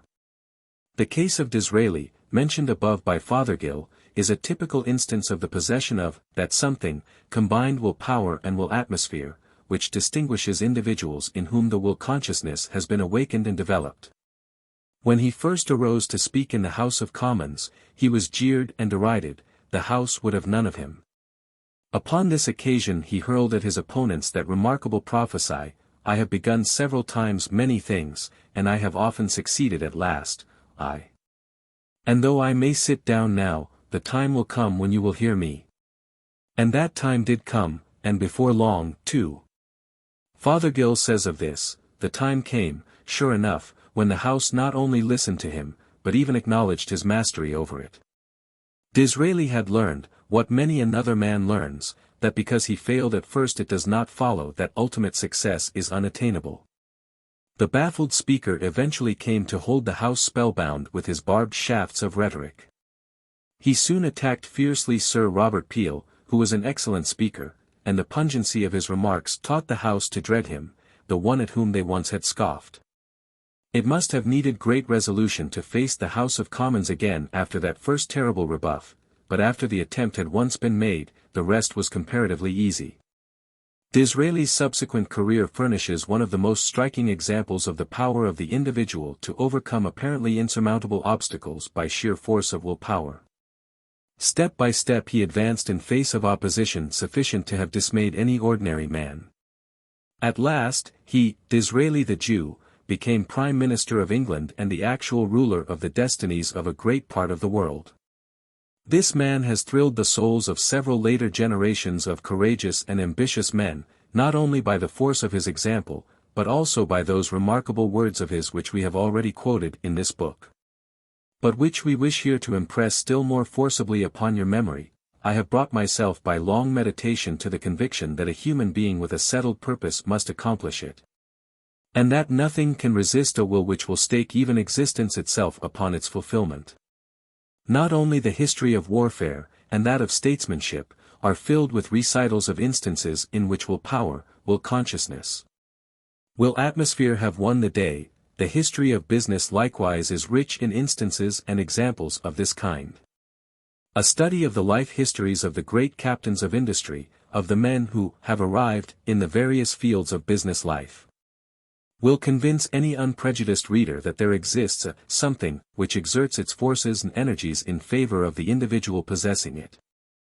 A still closer analysis will reveal the fact that that something has will power at the very heart and center of itself, is possessed of the will consciousness, and manifests the will atmosphere. Fothergill gives us many typical instances of this kind which he noted in his study of the history of English manufacturers. We shall give you in brief form a statement of several of the most typical of these cases cited by him. A study of these and similar cases serves to awaken the perhaps dormant will power in the reader, and also illustrates the general principle now under consideration by us. Josiah Wedgwood was the youngest of 14 children, bred and born a potter. At that time the pottery business of England was limited to a very common earthenware. The fine pottery now produced is largely the result of the pioneer work performed by this one-time little delicate lad. He was apprenticed to the trade, but was handicapped by illness which made him lame in his right knee, and which finally resulted in the amputation of his right leg.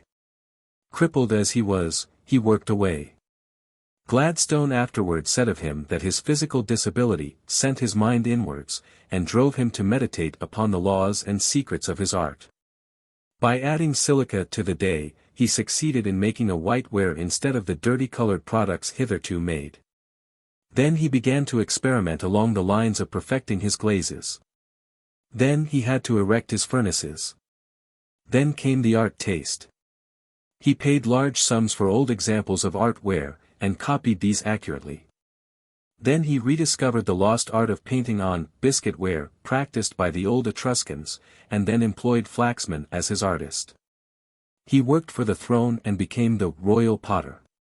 He not only advanced himself, but also made of his part of England a great high-grade pottery producing centre. Wedgwood furnishes a typical example of the man handicapped by nature, facing great obstacles, meeting with many discouragements, but in the end triumphing by means of the consistent application of his will power.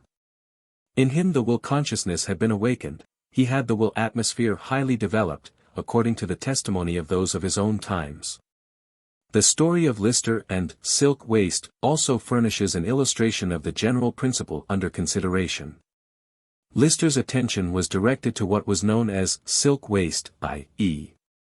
the waste made from the manufacture of neat silk and pierced cocoons, and which looked like mutilated ropes, dirty flocks, or mucilaginous hemp, and was knotted and sticky and choked with sticks and leaves and dead silkworms. For many years he struggled with the problem of converting this unpromising waste stuff into available silk material. He battled with circumstances, and repeatedly faced utter financial ruin in the attempt. At one time he was out of pocket no less a sum than $1,500,000, the fortune previously made by him in other ventures.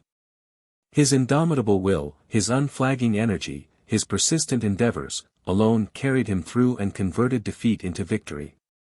In the end, he succeeded in manufacturing silk velvets with a silk pile and cotton back, silk carpets, imitation sealskin, plush velvet ribbons, corded ribbons, sewing silks, Japanese silks, poplins, etc. From the once despised silk waste. When, in after years, a statue to Lister was unveiled at Bradford, England, an eminent speaker said, "What is it especially we are honoring? It is the pluck which this man has shown. It is the feeling that he said to himself, here is something which ought to be done, I will not rest until I have found out how it can be done, and having found out how it can be done, where is the man who will stop me doing it?" A writer in relating the story of Josiah Mason, the English manufacturer who started in business at the age of 8 years, peddling cakes on the street, and who when he died was one of Great Britain's great commercial giants, says of the subject of his sketch, Mason had, to begin with, a strong, powerful, almost irresistible will. That which he wanted, he would have, and in a great measure he did have. Little or great, all objects or purposes came within the range of his powerful will. And whatever or whoever he opposed, he surely conquered in the end. Not that he was blindly obstinate, or unwilling to take counsel. Another great quality which he possessed, very helpful to the accomplishment of his will, was absolute patience. He knew how to wait. With patience there went in close union a wonderful perseverance. Mason was remarkably tenacious. He held firm to his purpose, and worked it out with never-ceasing vigilance and energy. He was the embodiment of living will power. Illustrations and examples of this kind might be multiplied indefinitely. The story is the same, no matter of whom it is told, or what may be the native land of that person.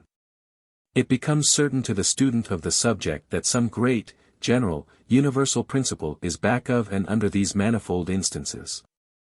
There is always evident the presence and power of that something which is manifesting as will power, will consciousness, will atmosphere.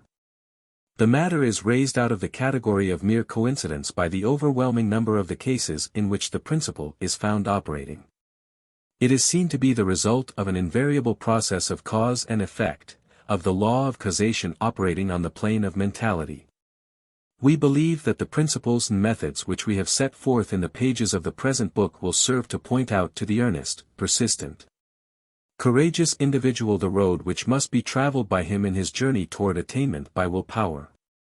We believe that in the statement of the master formula is to be found the secret of success. Let us repeat it to you once more in its popular form. Here it is: you may have anything you want, provided that you, 1. Know exactly what you want, 2. Want it hard enough, 3. Confidently expect to obtain it, 4. Persistently determined to attain it, and 5. Are willing to pay the price of its attainment. Reread the several instances of success through willpower related in the foregoing pages of this section, and consider them in the light of the master formula of attainment above stated. You will see that in each and every case the successful individual has, first, known exactly what he wanted to do or to get. That he has then wanted it hard enough, that he has firmly believed in and confidently expected to get or to do it. That he has persistently determined to get or to do it, and, finally, that he has always been willing to pay the price of the will atmosphere attainment or achievement. In each case there has been that marked manifestation of 1. Ideals, 2. Desire, 3. Faith, 4. Will, and 5. Service. Let us close by quoting the following truths from the writing of Dr. Fothergill, that esteemed pioneer in the work of recording the principles and practice of willpower, and whose work has served as at least a part of the foundation structure of all who have followed him. He says, "Willpower is seen in the man who bides his time, who knows how to wait, which involves the when and the why. Circumstances may stand in his way, and he must wait.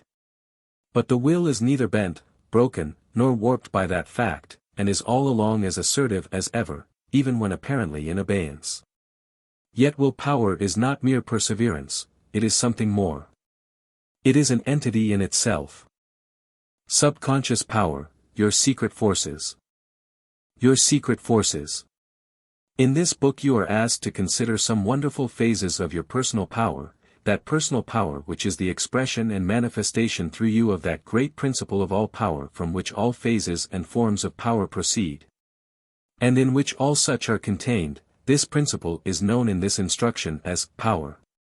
In several of the other volumes of this series of instruction upon the subject of personal power, we have asked you to consider those particular phases of your personal power which are known, respectively, as creative power, desire power, faith power, will power, etc. While in nearly all of those books occasional reference has been made to the activities of the subconscious planes of mind and will, their primary subject matter has been that which is concerned chiefly with the respective processes of the several phases of mental activity manifesting on the planes of ordinary consciousness.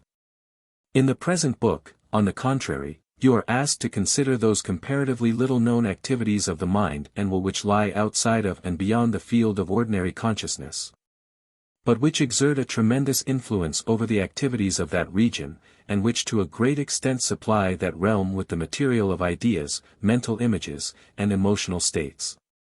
While the mental planes lying outside of and beyond the field of ordinary consciousness have been until recent years comparatively unexplored by psychologists, and in fact have been almost entirely ignored by Western psychology until modern times, the best thought of the present time is in practical agreement upon the fact that on those hidden planes of mentality are performed the major portion of our mental work, and that in their field are in operation some of the most important of our mental processes.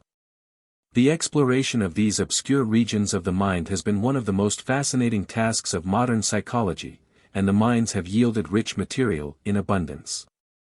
Many mental phenomena formerly either denied as impossible by the orthodox psychologists, or else regarded by the average person as evidence of supernatural agencies and forces, are now seen to fit perfectly into the natural order of things, and to operate according to natural law and order.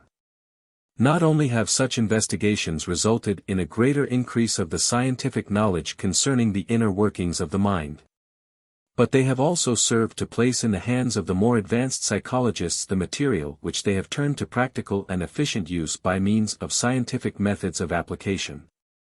The effect of these discoveries has been the presentation of an important truth to the thinking individual, the truth that his mental realm is a far greater and grander land than he has heretofore considered it to be. No longer is the self held to be limited in its mental activities to the narrow field of ordinary consciousness.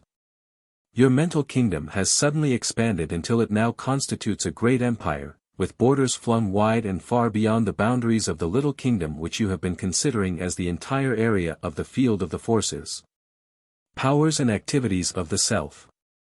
The self has often been likened to the king of a great mental kingdom. But, in view of the discovery of the new facts concerning the wonderful field of the unconscious, subconscious, and superconscious mental activities, the self is now more properly to be represented as a mighty emperor of a vast empire of which only a comparatively small portion has as yet been explored. You are being called upon to appreciate more fully the ancient aphorism, "You are greater than you know." Your self is like a new Columbus, gazing at the great new world which it has discovered around itself, and of which it is the owner and the ruler. The writers on the subject of the realm of the subconscious mentality, being impressed by the vastness of this new empire of the self, have exercised their imaginations in the direction of supplying familiar illustrations borrowed from the world of concrete material things. It is astonishing to discover how close is the analogy furnished by certain of these illustrations and figurative symbols. We ask you to consider the following symbolic representations in order that your mind may more readily grasp the great truths involved in these new discoveries concerning the realm and power of the subconscious mentality. Some writers have compared the subconscious and the conscious regions of the mind to the visible and invisible portions of the solar spectrum. Science informs us that the visible portion of the solar spectrum, with its red, orange, yellow, green, blue, indigo and violet rays, is bounded on its lower side by a region of infrared rays, and on its upper side by a region of ultraviolet rays. These invisible fields of light extending almost indefinitely in either direction. These hidden rays are invisible to our unaided eyes, but are recorded by delicate scientific instruments. The larger part of the heat rays emanating from the sun is invisible to us, and forms a portion of the infrared field of the solar spectrum. Likewise, the major portion of the chemical changes in the vegetable world, upon which depend the life and growth of the plants, results from the action of the ultraviolet rays which are invisible to our unaided eyes, but which our scientific instruments faithfully record. The most powerful rays of light, those which produce the most marked effects upon living creatures, are the invisible ultraviolet rays, the rays of dark light as they have been fancifully styled. Other writers have compared the conscious and subconscious planes of mentation to a small luminous circle, surrounded by a great ring of twilight. And, beyond this, an indefinite darkness, the events occurring in that twilight region, and in that night region, being quite as real as those occurring within the luminous circle. Others still have likened the mind of man to the earth, with its great underlying deposits of coal and oil, in which slumber latent light, heat and other forms of potential energy, force and power, awaiting but some appropriate stimulus to bring to the surface the materials from which those forces may be released. Ignoring to a great extent the disputes and differences on the part of the psychologists concerning the most appropriate names and terms to be employed in the consideration of the out-of-consciousness fields of mental activity and work, and brushing aside as non-essential the distinctions and differentiations between the various phases of these activities, we shall in this instruction embrace the entire field and its activities under the general term of the subconscious. Employing the term, the subconscious, to indicate the entire field of activities of the mind which are performed below, above, or in any way outside of the field or plane of the ordinary consciousness of the individual. We soon discover that the activities of the subconscious extend over a very wide range of manifestation, and embrace a great variety of forms of expression.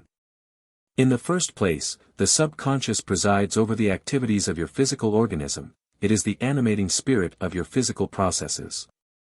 It performs the manifold tasks of digestion, assimilation, nutrition, elimination, secretion, circulation, reproduction, in short, all of your vital processes. Your conscious mentality is thus relieved of these great tasks. Again, the subconscious supervises the performance of your instinctive actions. Every action that you perform automatically, instinctively, by habit, by heart, and without conscious employment of thought and will, is really performed by your subconscious mentality. Your conscious mentality, thus relieved of this work, is able to concentrate upon those other tasks which it alone can perform. When you learn to perform an action, by heart, or by habit, the conscious mentality has turned over this particular work to your subconscious. Again, the subconscious is largely concerned with the activities of your emotional nature. Your emotions which rise to the plane or level of consciousness are but the surface manifestations of the more elemental activities performed in the depths of the ocean of the subconscious. Your elemental and instinctive emotions have their source and home in the subconscious. They have accumulated there by reason of habit, heredity, or racial memory. Practically all the material of your emotional activities is stored on the planes and levels of the subconscious. Again, the subconscious presides over the processes of memory. The subconscious planes or levels of the mind constitute the great storehouse of the recorded impressions of memory. Moreover, on those planes or levels is performed the work of indexing and cross-indexing the memory records, by means of which subsequent recollection, recognition, and remembrance are rendered possible. These regions of your subconscious mentality contain not only the recorded impressions of your own personal experience, but also those racial memories or inherited memories which manifest in you as instinct, and which play a very important part in your life. Again, the subconscious is able to, and frequently does, perform for you important work along the lines of actual thinking. By means of mental rumination, it digests and assimilates the materials furnished by your conscious mentality, and then proceeds to classify these, to compare them, and to proceed to form judgments and decisions upon them and from them, all below the levels of your ordinary consciousness. Careful psychologists have decided that by far the greater part of our reasoning processes are really performed on mental levels and planes outside of the field of the ordinary consciousness. Much of your creative mental work, particularly that of the constructive imagination, is performed in this way, the result afterward being raised to the levels of conscious thought. Finally, there are levels and planes, above those of the ordinary consciousness, just as there are those below the latter. Just as the lower levels are largely concerned with working over the stored-up materials of the past, so these higher levels are concerned with reporting that which may be considered to represent the future conscious activities of the human race.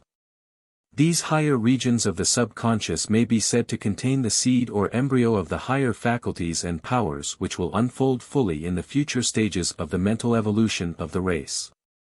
Many of these higher faculties and powers are even now beginning to manifest in occasional flashes in the minds of certain individuals, and, as a consequence, such individuals are frequently regarded as inspired, or as possessing that indefinable quality or power known as genius.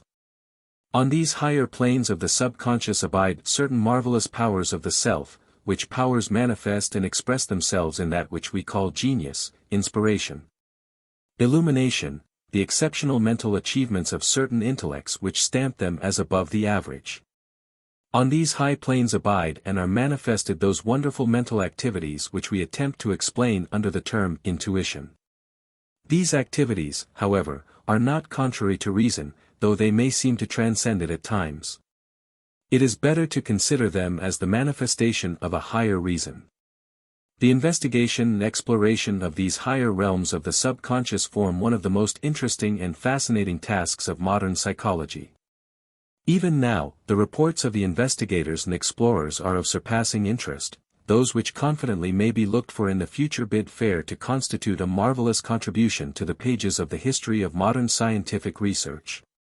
In this book we shall ask you to accompany us in an exploration of the various regions of the subconscious, those wonderful realms of your mind, from the highest to the lowest.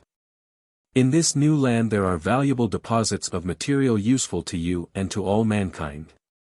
It is our purpose to point out these to you, and to instruct you in the most approved methods of mining and converting them to practical uses. You are not specially interested in the history of the explorations of the early travelers in this realm, nor in their conflicting theories and their technical terms, nor in their claims of priority of discovery. If we judge you rightly, you are interested chiefly in the matter of being led directly to the mines containing these rich deposits, and in being told just how to conduct the mining operations and the converting processes. In this spirit, then, our journey of exploration shall be conducted. The secret forces of the great subconscious, like all other great natural forces, may be harnessed and pressed into service by you. Like electricity, they may be so managed and directed into the proper channels that they may be set to work by and for you. You have been employing these forces, to a greater or less extent, in very many of your mental activities. But, in all probability, you have been employing them instinctively and without a full knowledge of the laws and principles involved in them. When you understand just what these forces are, how they work, and the methods best calculated to produce efficient results and effects, then you may proceed to employ subconscious power them intelligently, deliberately and with conscious purpose and intent, end and aim. The average man employs but about 25% of his subconscious power. The man who understands the principles and methods to which we have just referred will be able to employ 100% of his available subconscious power. This means that he will be able to increase fourfold his subconscious mental work and activity, with correspondingly increased results and effects. Inasmuch as at least 75% of man's mental processes are performed on the plane or level of the subconscious, it will be seen that the benefits arising from quadrupling his subconscious mental activities and available power are almost beyond the power of adequate calculation. This increased power and efficiency, moreover, are not obtained at the cost of increased effort and mental wear and tear, on the contrary. The man effectively employing his subconscious relieves himself of a great portion of the mental strain incident to the employment of the conscious mentality. Subconscious mentation. For many years Western psychology held tenaciously to the theory that all there is of mind, all mental processes, all thought, all feeling, all will activity, were contained within the narrow limits of the ordinary consciousness. It held that the ordinary consciousness was identical with mind. We say Western psychology, because Oriental psychology for many centuries, for over 2,000 years in fact, had recognized the out-of-consciousness, mental planes, states and processes. In spite of the fact that many conscious mental states were perceived to be but superficial manifestations of much deeper processes. In spite of the fact that many such mental states were seen to arise from the depths of mental being lying far below the level of the ordinary consciousness. In spite of the fact that the emotional nature undoubtedly has its fundamental and elemental existence below the levels of the ordinary consciousness. These old-time orthodox psychologists held firmly to their original contention, and denounced those who ventured to express a doubt concerning it. These old-timers, it is true, found many facts which remained unexplainable under the old theory. But, like many other orthodox thinkers along other lines of thought, they took the position that the old dogmas and teachings must be supported at all costs, and that if the facts conflicted with their theories, then so much the worse for the facts. But finally the pressure became too strong, and the younger men studying and thinking about the science of the mind began to advance tentatively the idea that perhaps there might be other regions of the mind. Regions lying below the threshold of consciousness, levels or planes lying below the ordinary mental levels and planes, upon which important mental processes are performed. In spite of the continued and strenuous opposition of the orthodox psychologists, these courageous thinkers conducted extended experiments and made careful observations for the purpose of discovering the nature and the laws of these great unexplored realms of the human mind. These investigations were made for the most part by psychologists who felt that this unknown region of the mind must exist in order to explain and satisfactorily account for certain observed conscious mental phenomena. The conscious effects were before them, but the out-of-consciousness cause of these was unknown. They reasoned that if such and such effects were present, then such and such causes must also be present, although so far these causes had not been discovered. These pioneers were like the astronomers who posited the necessary existence of certain undiscovered planets by reason of the discovered actions of certain known planets, which actions were seen necessarily to be caused by the presence and influence of other planets as yet undiscovered by science. Or, changing the illustration, We may say that these advanced thinkers were like the early explorers who, by reason of occasionally observing strange floating trees, animals and bodies of men in certain far distant waters, hazarded the theory that there must be an undiscovered world situated far to the west of their own world. This was the idea that inspired Columbus, and which finally led to the discovery of America. In the same scientific spirit, these pioneer psychologists sought to account for certain observed mental activities, deflections and influences upon the theory that there must exist other planes of mental activity, lying out of consciousness, which constituted the field of a wonderful activity, the results of which afterward rose to the surface of consciousness.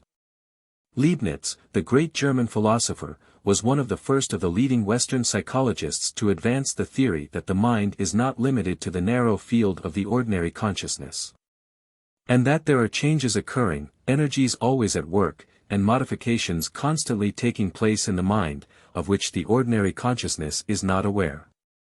Others followed in his footsteps, until finally the large number and high standing of the advocates of the new idea forced recognition and respect for it on the part of the orthodox psychologists. Vigorously opposed, and often violently ridiculed, this great idea gradually attracted to itself strong support, and finally became an accepted doctrine in the standard Western psychology. As a straw showing how the wind of even the most conservative thought is now blowing in the direction of the general recognition of the existence of the out-of-consciousness planes or levels of mental activity, we quote the following extract from an article contained in the Encyclopaedia Britannica, 11th edition, Volume 25, page 1063. The reality of modes of mental operation which may properly be called subconscious or subliminal is now generally admitted.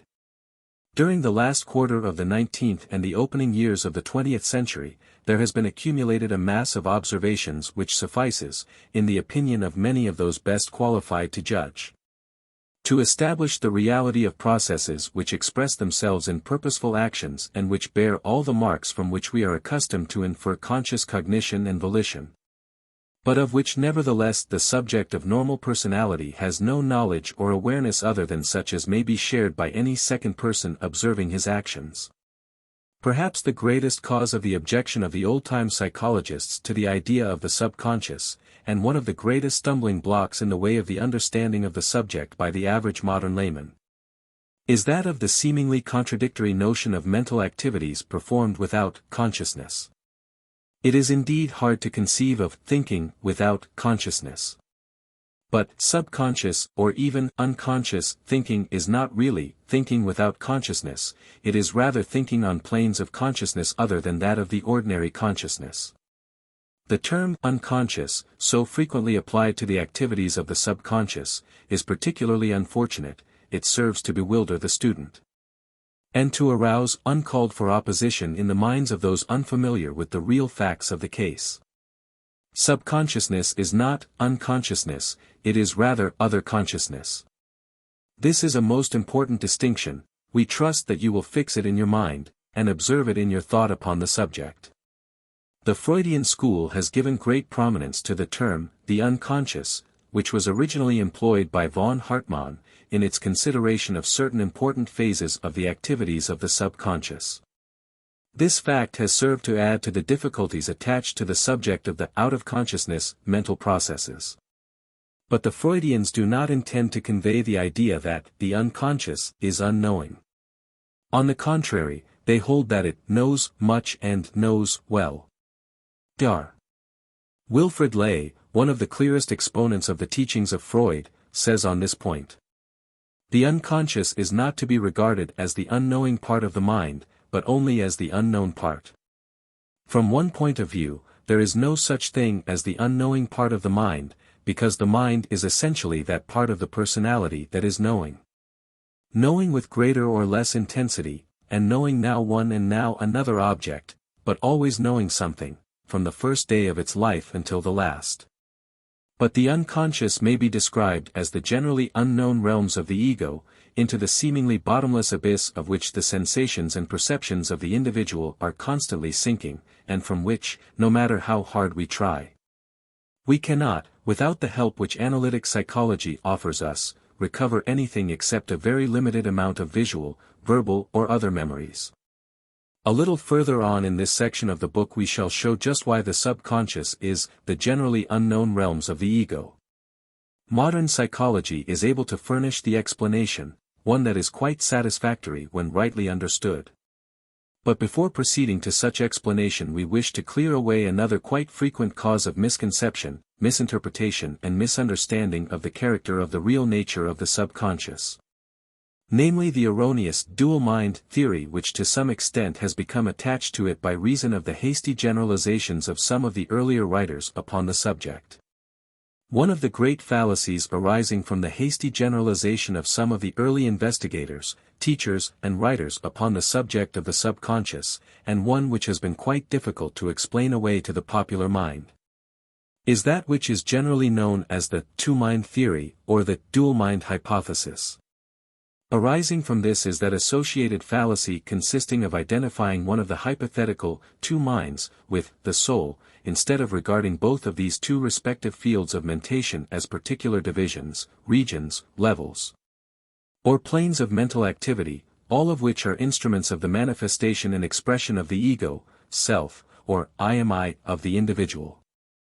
Frederick W. H. Myers, the English essayist and investigator of psychic phenomena, was, in 1887, the first to advance tentatively the idea of the dual mind of man. But Myers was far more conservative than were some of his followers in this respect, as will be seen from the following brief consideration of his ideas. Myers' original idea was that the self is not only a unity, but also a coordination of its several phases and powers. He held that in addition to the more commonly recognized attributes the self possesses faculties and powers unexercised and unexercisable by the consciousness that finds employment in the direction of the affairs of everyday life. At first, Myers confined his attention to the conception of a level of consciousness existing below the ordinary level or plane of everyday consciousness, below the threshold of that consciousness, as he very aptly expressed it. He employed the term, the subliminal consciousness, to indicate all that takes place beneath the ordinary threshold, or say, if preferred, the ordinary margin of consciousness, not only those faint stimulations whose very faintness keeps them submerged, but much else which psychology as yet scarcely recognizes, sensations, thoughts, emotions, which may be strong, definite and independent, but which, by the original constitution of our being, seldom merge into that supraliminal current of consciousness which we usually identify with ourselves. But later, Myers yielded to the temptation to generalize beyond conservative limits, and he thereby laid the foundations for much wild thought on the part of his later followers, thought which, by the way, Myers would undoubtedly have repudiated had he been living at the time. But even his generalization was advanced quite modestly, and tentatively, as will be seen by the following statement of it made by him at the time, perceiving that there are not only isolated subliminal processes, but that there also is a continuous subliminal chain of memory involving just that kind of individual and persistent revival of old impressions and responses to new ones, which we commonly call a self. I find it permissible and convenient to speak of a subliminal self. The following explanation made by Myers shows that, at the last, his term, the subliminal self, was employed principally for the purpose of convenience and for distinguishing between the two great planes of mental activity, rather than as a hard and fast declaration of belief in a two-mind or two-self combination of entities. I do not intend by using this term, the subliminal self, to assume that there are two correlative and parallel selves existing always within each of us. Rather, I mean that part of the self which is commonly subliminal. And I conceive that there may be, not only cooperations between these quasi-independent trains of thought, but also upheavals and alterations of personality of many kinds, so that what was once below the surface may for a time, or permanently, rise above it. And I conceive also that no self of which we can here have cognizance, is in reality more than a fragment of a larger self, revealed in a fashion at once shifting and limited through an organism not so framed as to afford it full manifestation. Another phase of the dual mind theory became quite popular for a time as the result of the theories and teachings of Dr. Thomson J. Hudson, which were first announced in his book entitled The Law of Psychic Phenomena, published in the year 1893. Dr. Hudson's original fundamental theory was that man has, or appears to have, two minds, each endowed with separate and distinct attributes or powers, each capable, under certain conditions, of independent action. It should be clearly understood at the outset that, for the purpose of arriving at a conclusion, it is a matter of indifference whether we consider that man is endowed with two distinct minds, or that his one mind possesses certain attributes and powers under some conditions, and certain other attributes and powers under other conditions. It is sufficient to know that everything happens just as though he were endowed with a dual mental organism. Under the rules of correct reasoning, therefore, I have a right to assume that man has two minds. And the assumption is so stated, in its broadest terms, as the first proposition of my hypothesis. For convenience, I shall designate the one as the objective mind, and the other as the subjective mind. But Hudson soon advanced from this comparatively modest fundamental premise. He proceeded as if the duality of the mind were an established fact, and he attributed to his hypothetical subjective mind the most wonderful powers and properties. In addition to the well-recognized subconscious mental processes, he attributed to the subjective mind certain mysterious powers which he held sufficient to account for the psychic phenomena of telepathy, hypnotism, clairvoyance, spiritistic manifestations, psychic action at a distance, psychic movement of material objects, etc. He held that the subjective mind acted without the use of the physical senses, that it was able to see at a distance, and without the natural organs of vision, that it could leave the body and travel to distant lands, that it could read the thoughts of others, and the contents of sealed envelopes and closed books, etc., etc. Finally, he announced, in other words, it is the soul. Hudson claimed that the subjective mind operated more freely and efficiently when the person is placed in a hypnotic state, and that it was unqualifiedly and constantly amenable to the power of suggestion. That is to say, the subjective mind accepts, without hesitation or doubt, every statement that is made it, no matter how absurd or incongruous or contrary to the objective experience of the individual. In his later books, Dr. Hudson sought to establish the immortality of the soul by means of his hypothesis of the subjective mind, the latter being by him identified with the soul. He also sought to establish the divine pedigree of man by means of the same hypothesis, holding practically that divine mind must be subjective mind raised to infinity. Notwithstanding that he had previously asserted that the subjective mind could be hypnotized, and that it did its best work while in that state. And that it was subconscious mentation amenable to suggestion to such an extent that it would accept without hesitation the most absurd and ridiculous statements. Hudson's theories and teachings, though extremely popular for a time, are now but seldom heard of or quoted. Their value now is generally held to consist chiefly of the great interest which they aroused in the public mind concerning the phenomena of the subconscious. The extravagances of the theory, and the wildness of many of its conclusions, have been gradually ironed out by the more thoughtful and scientific treatment of the subject by the later investigators and writers. The value of Dr. Hudson's pioneer work is gratefully acknowledged by the present-day workers along the same general lines. And much of his teaching, which was at one time severely condemned by the more conservative psychologists, is now seen to fit in with the newer views of the subject, and the former is properly interpreted and rightly understood and stated. We do not consider it necessary to enter here into an extended recital of the theories and teachings of the multitude of teachers and writers who followed rapidly in the footsteps of Myers and of Hudson, and who carried to an extent undreamed of by those pioneers their original comparatively conservative hypotheses of the dual self or the dual mind. While serving to attract to the general idea of the subconscious the minds of many persons who, otherwise, would never have heard of it, they often tended to repel the minds of more thoughtful persons by the mass of fantastic theory and unwarranted conclusions with which they surrounded the fundamental facts. All this, however, has now almost entirely passed away. The barnacles have been scraped from the bottom of the ship, and it is now quite easy sailing. We now hear very little of the dual mind or dual self theories. The facts which were obscured or distorted by them are now explained and accounted for by the teachings of approved modern psychology. The unity of the mind is still maintained, but even the most conservative psychologists now admit, nay, actually insist, that the mental unity has many phases, many planes, levels, and regions of manifestation and expression.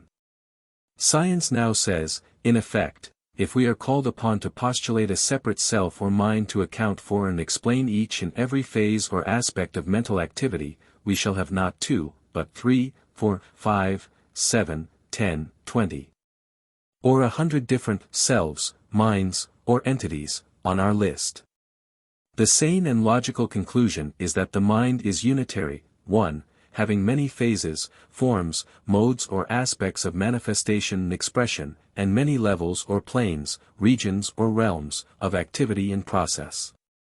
Professor Joseph Jastrow says concerning this point, it is quite misleading to think of the subconscious as a veritable, independently organized psyche, or as a subservient understudy. However partially apposite and wholly legitimate such comparisons may be as metaphorical aids.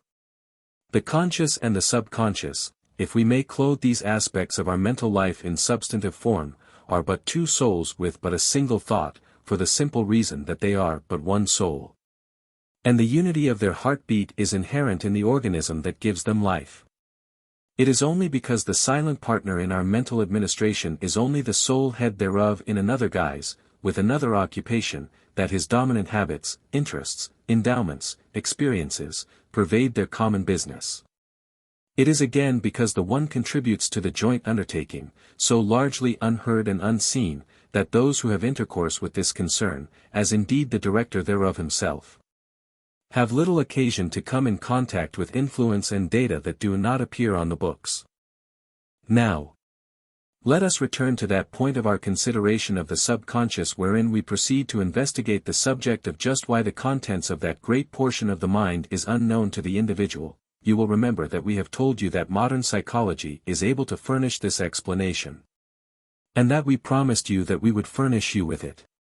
Here is the explanation in a nutshell. You are aware only of such contents of your mind which are within the field of ordinary consciousness. You are conscious of only such of your mental states and processes which at the moment of ordinary consciousness are included in the radius of your conscious attention. Accordingly, the field of ordinary consciousness and the field of conscious attention are identical. If your conscious attention is directed to or held by a particular object or subject, then you are conscious of that object or subject. If your conscious attention is not so directed or held by that object or subject, then you are not conscious of it. A little self-examination will reveal to you the truth of the above statement. You will see at once that you are aware or conscious at this moment of only an infinitesimal portion of the entire contents of your mind, of what you know, of what you feel, of your beliefs, of your likes or dislikes, and so on. Your mind is filled with knowledge acquired by you in your past experience, with feelings of various kinds which you have developed in like manner, with ideas, plans, designs, purposes, aims, ends, desires, longings, aspirations. You know that this is so, although at this present moment these mental states are not in your field of consciousness, your conscious attention is not directed to or held by them. The moment that you turn your conscious attention in the direction of any of these things, that moment do those things proceed to rise to the plane of ordinary consciousness and you become aware of them. This is what happens when you think about things, when you indulge in reverie, when you start into motion the stream of memory and recollection. All this is a matter of ordinary everyday experience with you. Yet you may never have thought of it in just this way, nor realized the principle involved in the process. You see, there are two general kinds of knowing, as follows: 1, that knowing arising from the present consciousness of things. And 2, that knowing which consists of the knowledge which you have salted down and stored away in your mind, and this, in your mind really means, in your subconscious. In the same way there are two general kinds of feeling, as follows: 1, the feeling which is at this moment present in your conscious attention, and 2, the feelings which you know quite well are present in your mind, although you are not at this moment aware of them. If you would obtain a clear illustrative idea of the nature of the contents of the subconscious, you need but think of the contents of your memory, for memory is one of the great phases of the subconscious. You know quite well that there is a wealth of knowledge stored away in your memory, of which you are not at this moment conscious. You know equally well that when your attention is directed to certain subjects or objects, then your memory will raise to the plane of conscious attention at least a considerable portion of your knowledge concerning those subjects. Where were those memories, where was this knowledge, before they arose into consciousness in response to directed attention? Surely they existed somewhere, but where? They existed in the subconscious just as truly as they afterward existed in your consciousness. Do you see the point? The subconscious is the great ocean of your mind, while your consciousness is but the surface activities of it. Your attention brings to the surface such contents of your mental ocean as may be called for, or drawn there, by the appropriate causes. But the attention does not create them, it merely brings them to the surface. These contents of your mind are just as really items of your knowledge, while sunk in the depths of the subconscious, as when raised to the surface. To limit your mind to your conscious states, ignoring the far greater contents of your subconscious, would be just as absurd as to limit the ocean to its surface, ignoring the wonderful body of its depths. But not only are items of knowledge stored away in this great ocean of the subconscious, wonderful mental activities and processes are constantly underway in its hidden depths. The subconscious is not a dead sea, it is a great ocean of activity. It never rests, never sleeps, it works while your ordinary surface consciousness is resting or sleeping. A great portion of your thinking is being performed there. In its realm there are mental processes underway, the end of which is to solve your problems for you, to answer your questions, to form your judgments, to work upon the materials which your conscious mentality has handed over to it instinctively. You see, your mental machine is a far more wonderful thing than you had imagined, it is something bigger than you have dreamed it to be. In the following sections of this book we shall show you the kind of mental work the subconscious is doing for you, and the still better work it is capable of doing for you when you direct it rightly. For the present, we are merely striving to awaken you to a realization of its nature and of the facts of its existence. Nature, or the power underlying nature, has wisely committed the greater portion of your mental work to the subconscious. If your conscious mentality were required to attend even to but 1,000th part of the work of the subconscious, you would have no time whatsoever to attend to the tasks and problems of your everyday conscious life. In order to allow your conscious mentality to perform its rightful tasks, nature has handed over to the subconscious the greater portion of the entire mental activities, processes, and work. You will realize this more fully as you proceed with this instruction. Dr. Wilfred Lay says, "The unconscious operates in every act of our lives, not merely in the actions ordinarily known as unconscious or automatic, but in that part of our activity to which we attribute the most vivid consciousness. For in a certain sense we are most helped or hindered by the unconscious part of ourselves when we think that we are most keenly alive. Our unconscious pervades our conduct in the most minute details, just as the air we breathe is forced by our blood through our tissues. And it might almost be said that it is as important, and as great in extent, when compared with the conscious present, as the air, so small a part of which we breathe, is in extent in proportion to the minute particles of it that we take into our lungs." Subconscious vital processes. Among the most fundamental activities of the subconscious are those which are concerned with the vital processes of the physical body, the processes of life in the living organism. Although the fact is not generally recognized, it is an established scientific truth that the subconscious controls, directs, institutes and conducts the vital processes of the body which are concerned with growth, nourishment and the general operation of the living organism. The operation of the vital processes manifested in every organ of your body is conducted by the subconscious. Every organ, every part, even every cell, is under the control and direction of the subconscious. The work of repair, replacement, digestion, assimilation and elimination, which is underway in your physical body, is performed by the subconscious. In short, your entire vital activity is under the control and direction of your subconscious, although your ordinary consciousness is not aware of this fact. Many persons. Most persons in fact, if they think of the matter at all, are inclined to the general notion that the body runs itself like a machine, or rather like a clock that has been wound up and set going. So far is this from being a fact, however, that it may be stated that every action and movement of your internal organism, with the exception of the purely mechanical or chemical movements and changes, is effected by your will. The latter usually manifesting along the lines of subconscious activity. All the operations of the life forces in your body are found to result from mental action of some kind, usually subconscious mental action. It is an axiom of certain careful thinkers that all life action is mind action. In every vital process in the living organism are to be seen the presence and activity of mind in some form, some phase, some degree.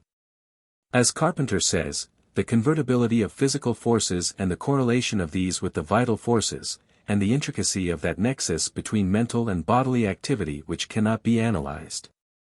All lead upward to one and the same conclusion, that the source of all power is mind. Bacon says, life is not force, it is combining power. It is the product and presence of mind. Dunn says, from the first movement when the primordial cell germ of a human organism comes into being, the entire individual is present, fitted for human destiny.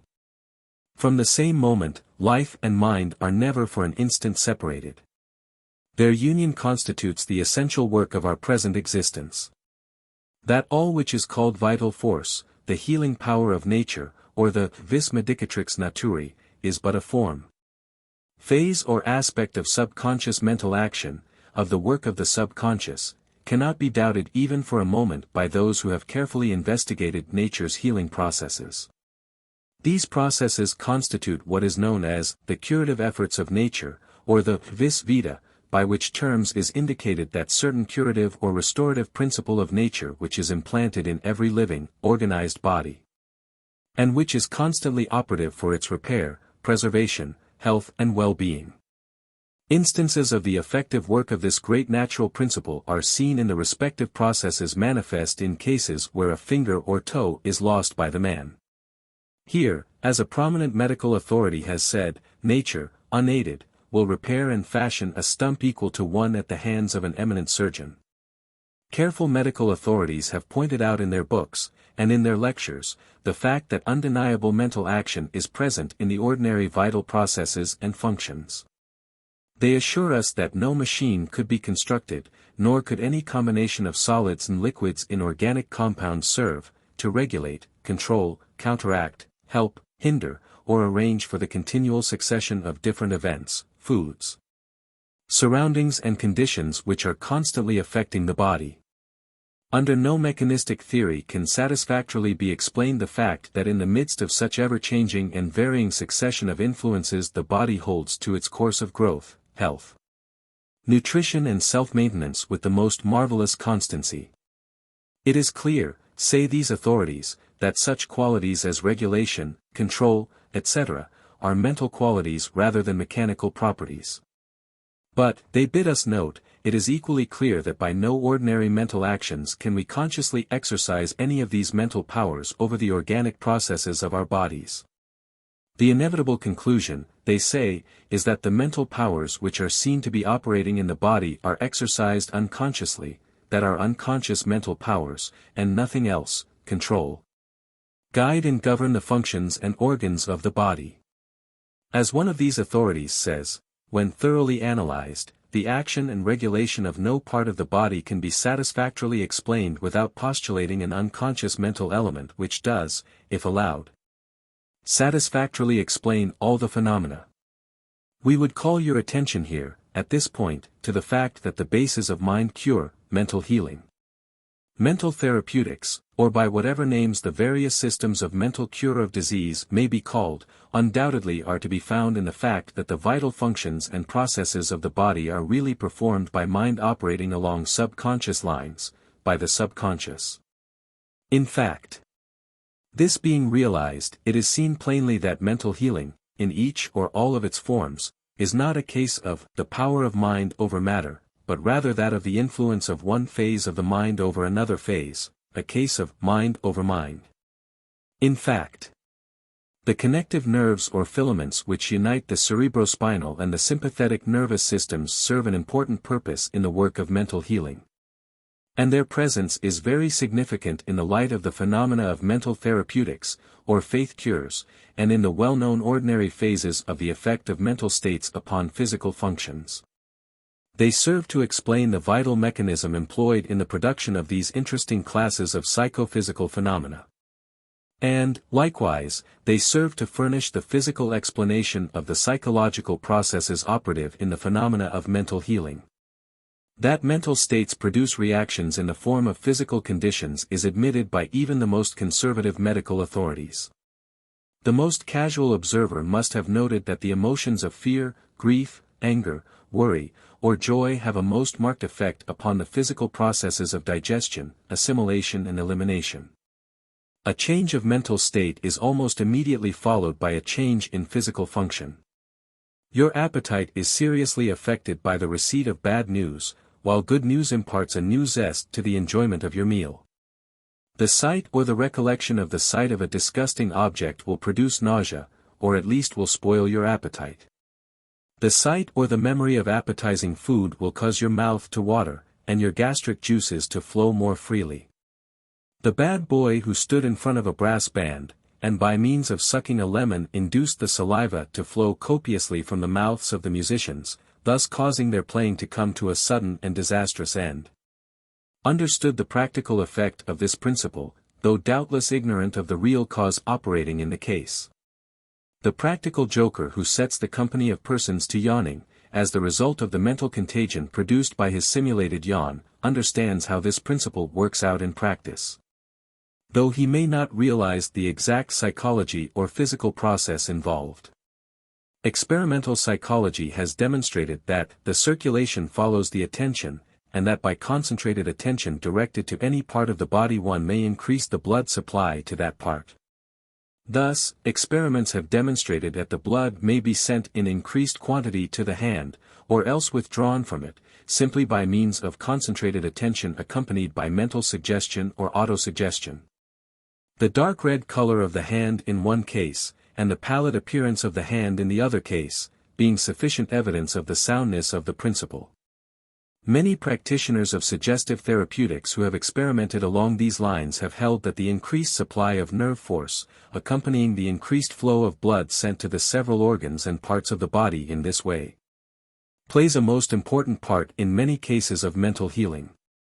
Just as the flow of the blood to any part or organ of the body may be increased by concentrating the attention upon those parts and organs, so the movements, activities and processes of the digestive organs, the organs of elimination, and even of the heart, may be influenced by employment of the attention, or by the presence of certain mental states which serve to accelerate or retard such processes as the case may be. Modern science admits that, it is positively established that suggestion or autosuggestion can and does affect the so-called involuntary functions of the body. We shall see just how and why suggestion and autosuggestion produce these effects, when we reach that particular phase of our subject a little further on in this section of the book.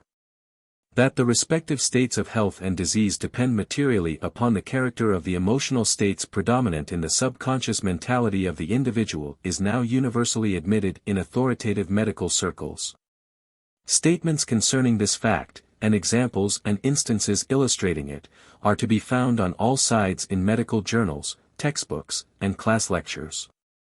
The following examples will suffice to illustrate the general character of the conclusions expressed in such statements concerning this matter.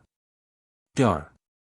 Southworth says, if mental states can change the various secretions of the body, making them poisonous, for example, the saliva and the milk in the human breast, under the influence of anger, worry, or fear, could it not also be productive of disease through imperfect or non-elimination?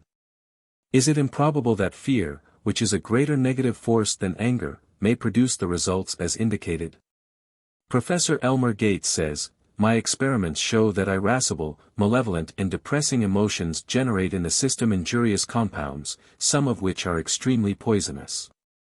Also that agreeable, happy emotions generate chemical compounds of nutritious value, which stimulate the cells to generate energy. Dr. Borton, writing of the healing of the body through mental forces, in which unhealthy conditions are transformed into healthy, normal states, says, these changes are not miraculous, but proceed from natural causes in the operation of the mind. As a therapeutic agency, operating through the functions of the body, sometimes as a tonic or stimulant, warding off diseases under the most exposed conditions, defending and holding the system in a state of health. While those devoid of these mental assurances become victims to the ravages of disease through contagion or infection. This protective force of the mind has been demonstrated many times in hospitals and other places where contagious diseases were prevailing. The mental force possesses a protective power, when rightly exercised, far beyond what is usually conceded. This, not only in the way of defense, but also in correcting diseases when in existence. The investigations of Freud and his school have served to throw new light upon many obscure mental causes of disease and abnormal physical conditions. The work of psychoanalysis is directed to a considerable extent to uncovering these causes which are hidden in the recesses of the subconscious. Briefly stated, the case is as follows: many abnormal physical conditions, and often chronic complaints, have as their primary cause a disturbance of the emotional nature arising from past experiences of an unpleasant nature, such as, for instance, real or fancied slights, injuries, injustice, frustration of cherished desires, or similar occurrences in the past life of the individual. As the years pass by, the main facts of the actual event fade from the memory, and the individual seemingly adapts himself to the conditions forced upon him. But the subconscious has not forgotten these. Instead, their memories abide in the out-of-consciousness realms, and work their evil effects. Like a hidden cancer, or like a great gnawing worm dwelling in the emotional nature of the person, the old sore persists and tends to poison his mental and physical constitution. Thus old hates, old jealousies, old fears, abide in the subconscious, producing the physical reactions which are well known to psychotherapy. It is the work of the scientific psychoanalyst to dig out these cancerous mental growths, or these psychic gnawing worms, and to bring them once more into the field of consciousness. Once brought before the conscious attention, they may be examined, analyzed, dissected, passed upon, and discarded as having no real present importance. Thereupon, they are discharged from the mental realm once and for all. By means of this cathartic process, the system is relieved of these hidden roots and causes of disease and abnormal physical conditions, and health and normal functioning once more is manifested. These and similar discoveries have served to add greatly to the efficiency of mental therapy, and to broaden its field. They verify the basic principles and theories of mind cure, and indicate improved methods of applying them. In this consideration of the subconscious vital processes, we must call your attention to three very important facts, namely, 1. That the subconscious is amenable to suggestion and autosuggestion.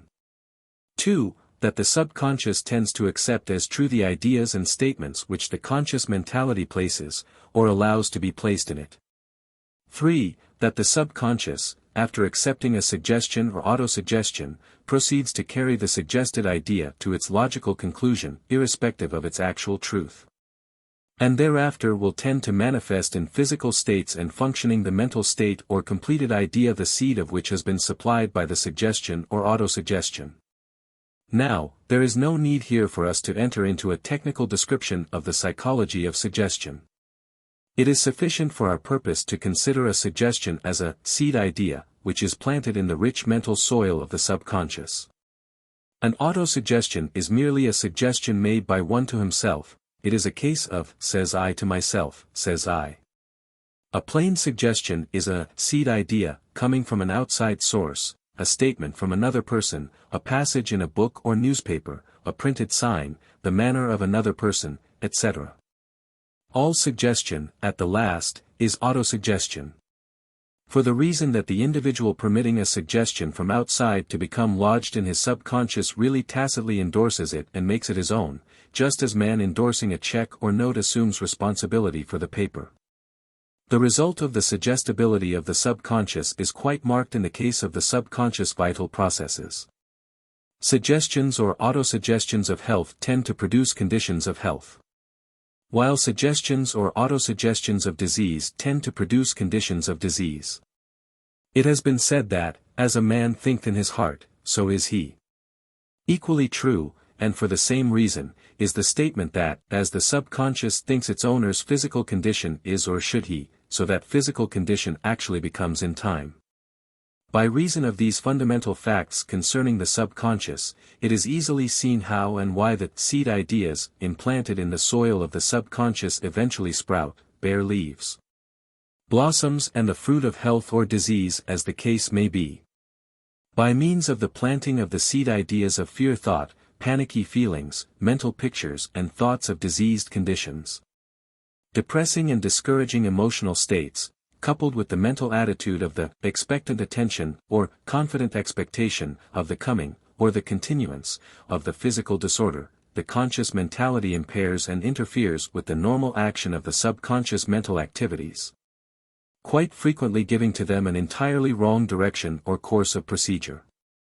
This wrong direction or course of procedure in time often becomes chronic and permanent, unless removed or else neutralized by a reversal of the method which originally brought it about.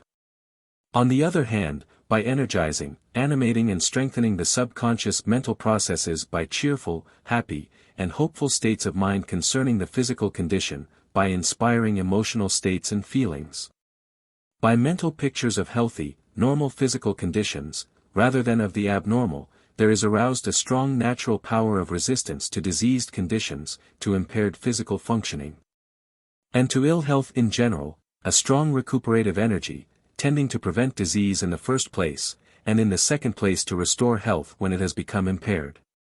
Avoid, as you would a pestilence, all depressing emotions and all negative mental states such as anger, fear, worry, jealousy, envy, hatred. Also avoid with equal care all expectations or beliefs that you will contract disease, even when it is raging around and about you. Refuse to allow your imagination to be filled with the negative, evil pictures of diseases or diseased conditions. Avoid, or learn to resist and throw off, the evil suggestions of others that you will contract disease or manifest diseased conditions. Shed these suggestions like the proverbial water from the duck's back, when you cannot escape from the company of persons given to the planting of such pestilential seed thoughts. Cultivate the positive emotional states of fearlessness, calmness, poise, cheerfulness, hope, faith, confidence in the powers that be in nature, or above and over nature. Form the habit of expecting and looking forward to the normal, natural conditions of health, not to the state of disease. Trust the life forces and nature to pull you through, even when you may happen to slip. Fill your mind with the ideas and mental pictures of health, and not of disease. Frequent the company of those who look forward, not backward, upward, not downward, and whose vision seeks the good rather than the evil aspects of life. Read books having this forward and upward outlook upon life. Above all, keep your mind filled with the bright, cheerful and happy mental pictures of health and normal physical conditions. Be careful to admit only the right kind of pictures to your mental picture gallery. Always see yourself as you wish to be, not as you fear that you may be. Keep ever before you the visualized ideal of health, this, no matter how much the existing conditions may strive or tend to influence you in the opposite direction. This last is important, for these ideal mental pictures are the patterns which the subconscious, which is really that which you have been thinking of as life or nature, employs in building your physical body, and in weaving the fabric of your physical functioning and conditions. This is the great principle underlying all the various schools of mental healing, faith cure, etc., even of those schools which seek to veil their teachings in metaphysical and quasi-religious terminology and dogma. The development of the depressing, negative mental weed spoils the mental garden of the subconscious, and chokes the valuable plants which should be grown there. The act of holding before the imagination or the ideative faculties the mental pictures of disease is bound in time to cause the subconscious to strive to manifest in objective physical reality the conditions presented to it in such pictures. The confident expectation, or expectant attention, of diseased or abnormal physical conditions is practically certain to cause the subconscious to proceed in the direction of making the ideal become real. The statement of Job that which I feared hath come upon me, expresses an actual fact of physiological psychology or of psychological physiology. This negative influence and condition, so imparted, permeates the organs and parts directly involved, and the cells which compose those organs and parts, as well. It also by reflex and sympathetic action and reaction of this kind, the action of the conscious mentality upon the subconscious, and the reaction of the latter upon the former, serves to break down the natural habits of resistance and self-protection with which the subconscious is endowed. As a result, chronic ill health frequently results. Here we have an actual example of the truth that, to him who hath not shall be taken away even that which he hath. In such cases, the only remedy is to halt the progress of the downward swing of the subconscious activity, and to reverse the process by transmuting the activity into an upward, positive manifestation.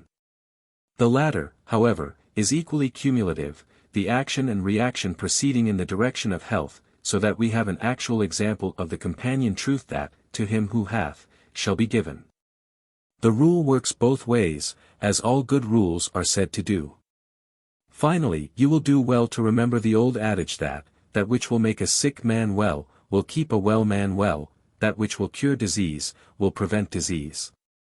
Therefore, you are strongly urged to acquire, cultivate and maintain the positive, up-looking, forward-looking mental attitude, even in the days of your most perfect health.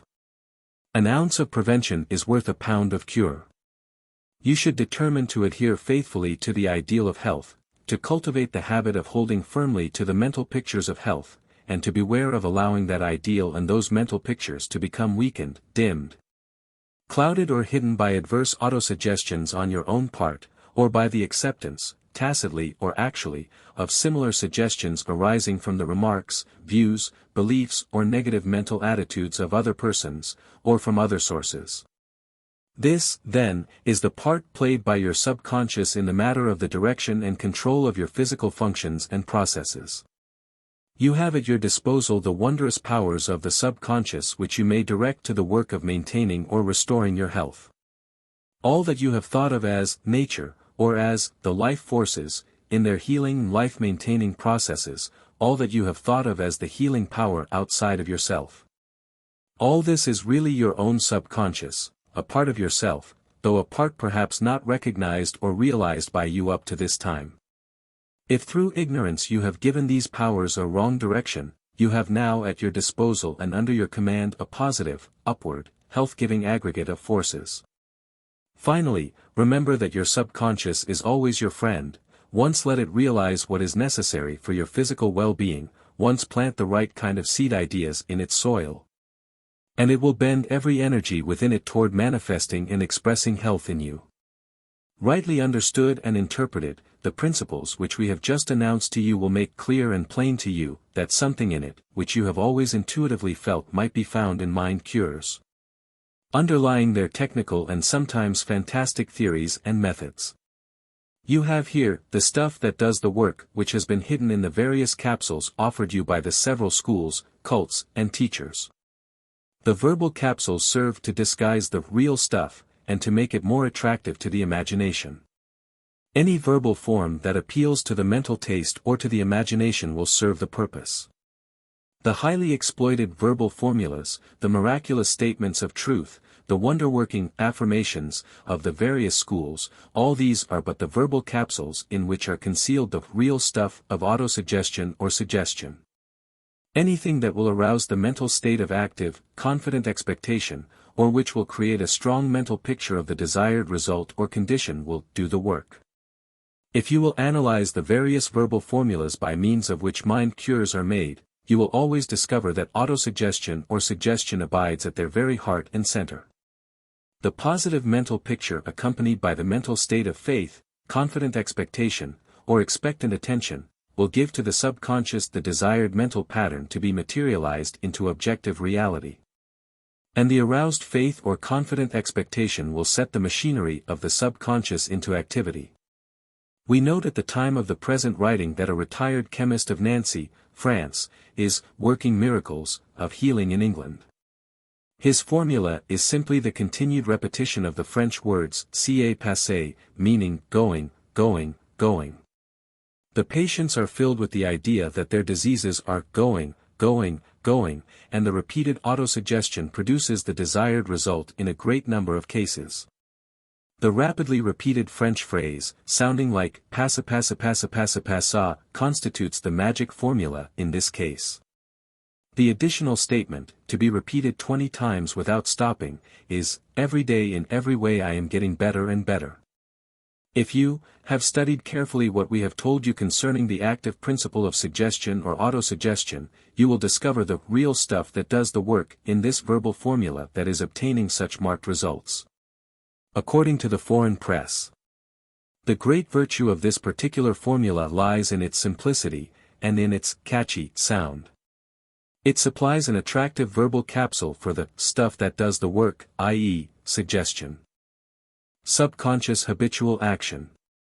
Another interesting and important phase of the manifestations of the subconscious is that concerned with the performance of more or less complex habitual physical actions.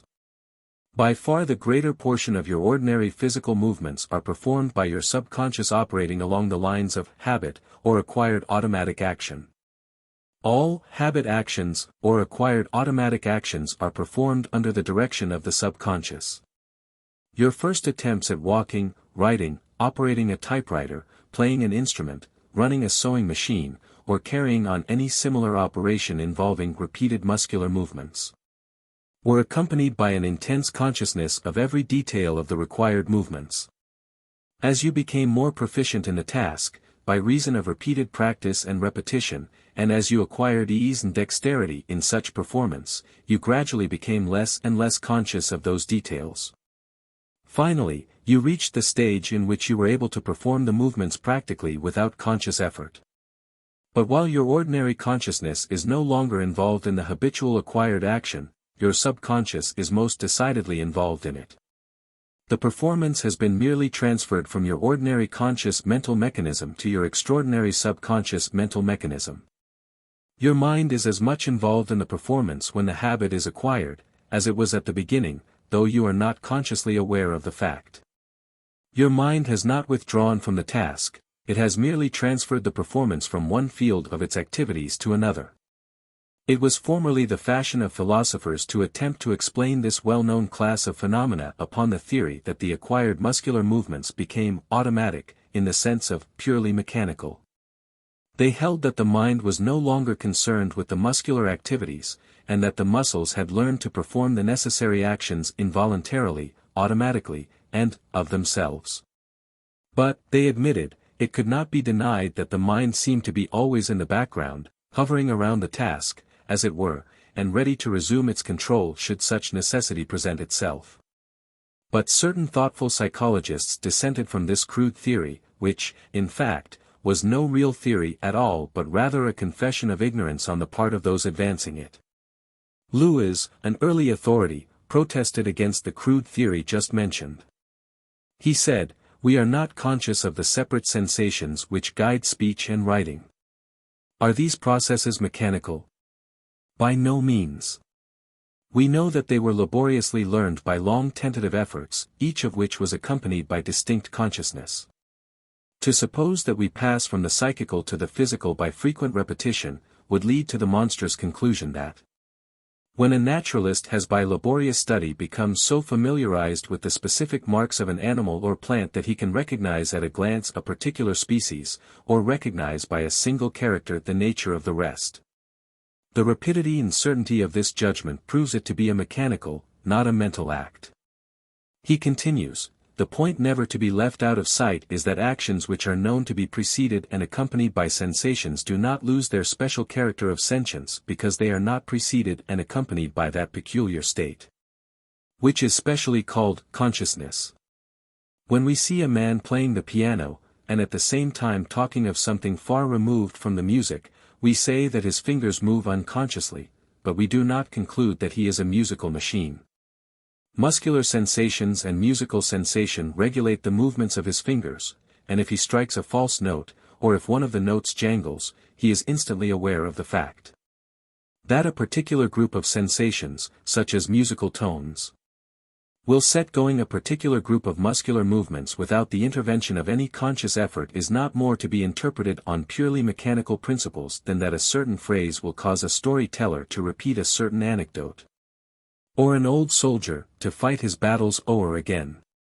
The later recognition that mind may function on planes or levels other than those of ordinary consciousness, the discovery of the plane or world of the subconscious, in short, put an end to these early controversies, and gave to even the most orthodox philosopher or psychologist an avenue of escape from his previous dilemma.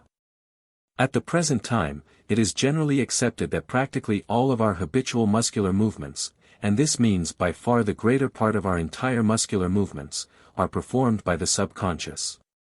Not only do you walk, speak, write, operate machines and play instruments in this way, but you also dress yourself, put on your shoes and your hat, adjust your spectacles, proceed to and from your daily work, wind your clock, lock your doors, put out your cat, and perform most of your customary little tasks of life in precisely this way, i.e., largely under the direction and control of your subconscious.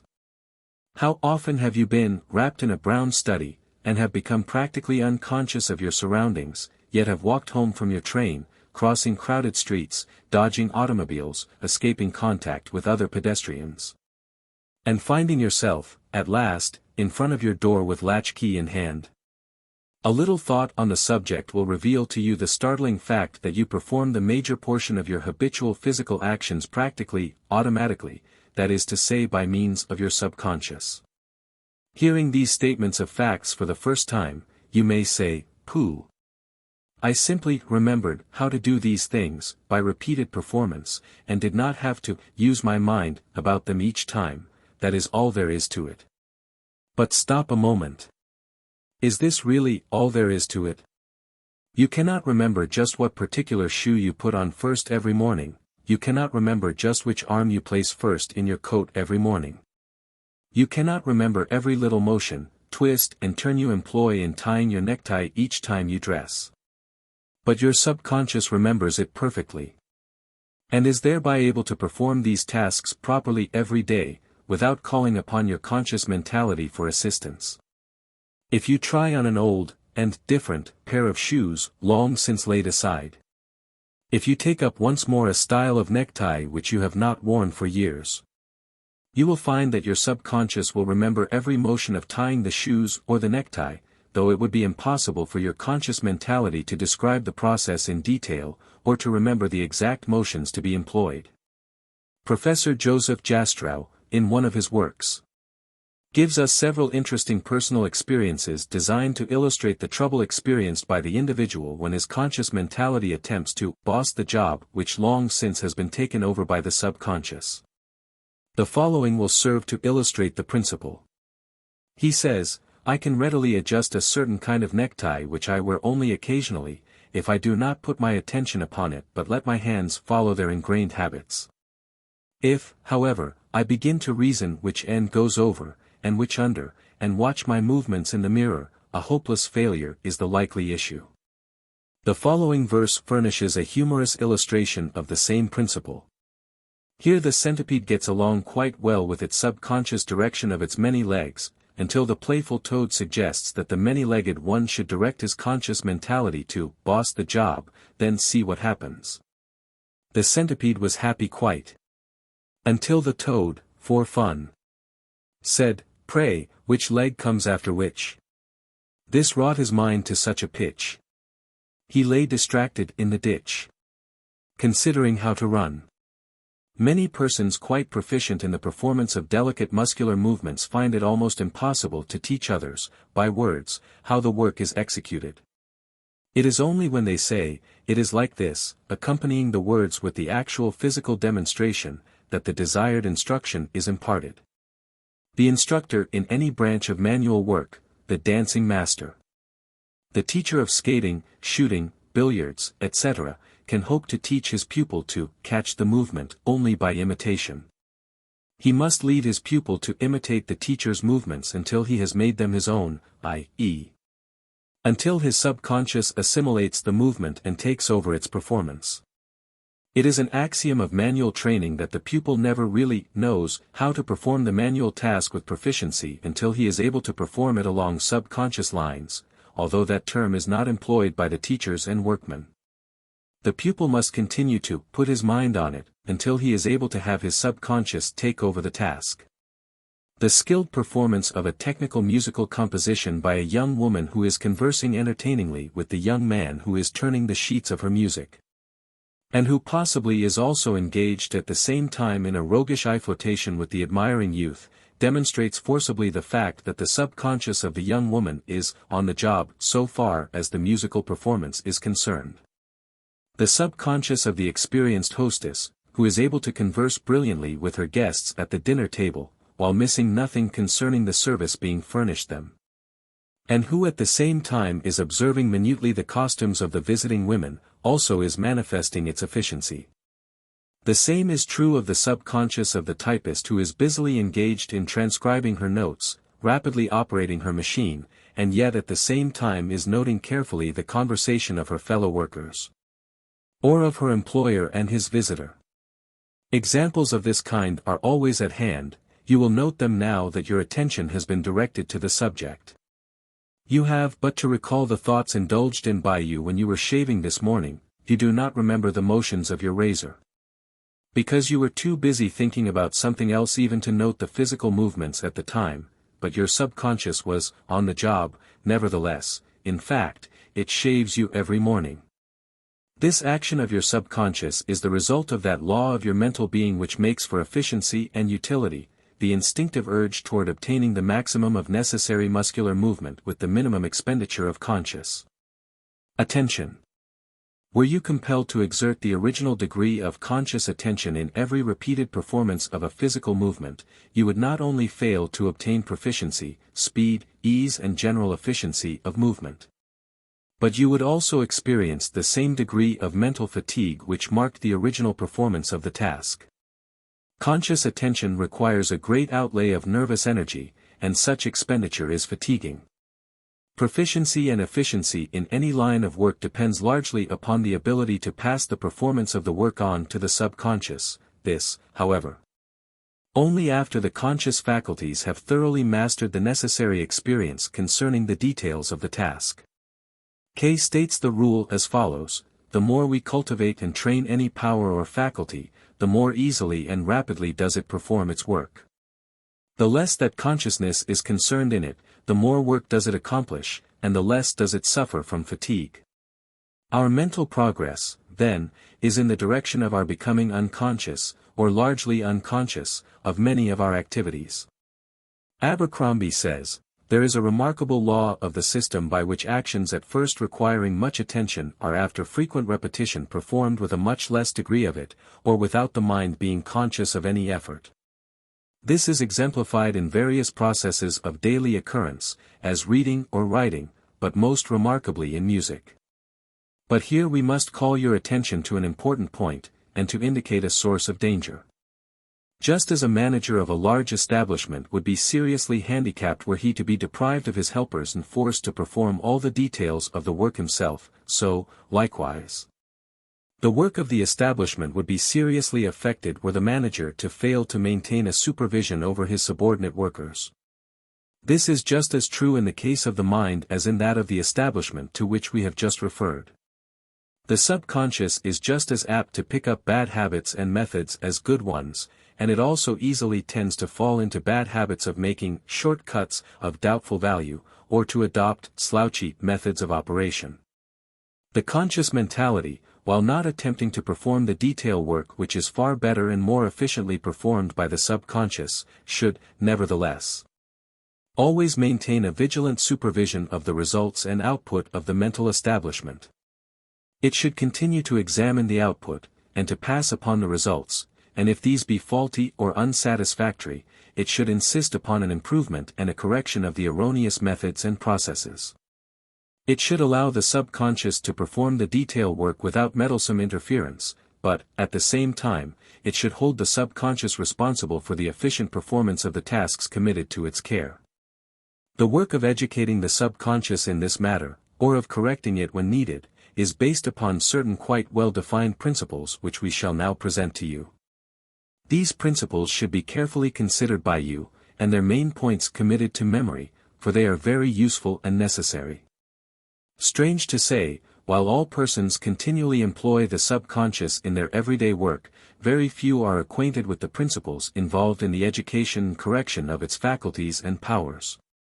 Notwithstanding that these principles are very simple and are easily employed, the scientific method is far preferable to the hit or miss or higgledy-piggledy methods usually employed. Educating and directing the subconscious. Begin with concentrated attention. This rule is based upon the fact that the more the conscious attention is given to a new physical movement or operation at the start, and during the early stages of its acquirement, the more readily and more thoroughly does the subconscious acquire the knack of performing that movement or operation after it has been transmitted to it. The degree of conscious attention given to the task in the first place determines the degree of the impression made upon the subconscious. And the greater the degree of such impression, the more effective will be the subsequent performance of the task by the subconscious after it has taken over the matter. The same rule applies to the correction of the subconscious when it requires such by reason of faulty performance. The basic principles must be first thoroughly acquired by the conscious mentality, by means of concentrated attention. These are then transmitted to the subconscious, which thereafter acquires proficiency by repeated performance. The start must be a good one, if the finish is to be satisfactory. 2. Recognize the subconscious. By a strange and seldom recognized law of psychology, the actual recognition of the subconscious by the conscious mentality serves to establish a strong bond of mutual interest, coordination and cooperation between the two planes of the mind. This results in a far greater degree of receptivity by the subconscious, in the first place, and a far greater degree of efficiency on its part, in the second place. You will do well to enter into the spirit of this idea, even to the extent of thinking of the subconscious as being a real personal helper. You may address it, and treat it in general, as if it were indeed an independent, intelligent entity. It certainly is intelligent, though not really independent of your mental being. You may mentally address it, saying, "Here, subconscious. This is the way I want this thing done, this is the right way to do it. I am learning the hang of this thing, the knack of doing it efficiently, in the best possible way, in the least possible time, and with the least possible expenditure of energy. I want you to watch me closely so that you will acquire the knack of efficiency in doing it, so that you may do it still better when I turn it over to you." You may smile at this apparently fanciful idea, but it works out in actual practice. Treat the subconscious as a working partner, and see how quickly, eagerly and effectively it will respond. 3. Don't meddle with the subconscious, but trust it. Following out the idea last stated, give the subconscious a chance to do its work when you have turned a task over to it. Examine its results, supervise its output, but don't meddle with its detail work. Do not bewilder it when it is performing the task. Remember the fate of the centipede in the verse previously quoted. The subconscious is somewhat sensitive, and at times suffers from stage fright if meddled with. Treat it kindly, and show confidence in it. Employ diplomacy in dealing with it, use the iron hand if necessary, but do not forget the velvet glove on that hand. The subconscious has something like the artistic temperament of the opera singer. It must be handled properly in order to get the best results. It is an excellent player of golf, and a driver of automobiles, but you must show it that you trust it while it is playing or driving, and must not rattle it by meddlesome interference. Make a friend and a brother of your subconscious, you will never regret it. Subconscious emotion and memory.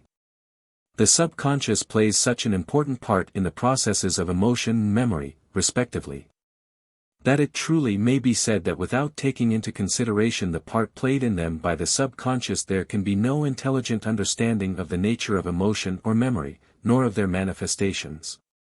In the regions of the subconscious lie the emotional tendencies and inclinations which rise into conscious manifestation upon contact with the objects which furnish the stimuli for such manifestation.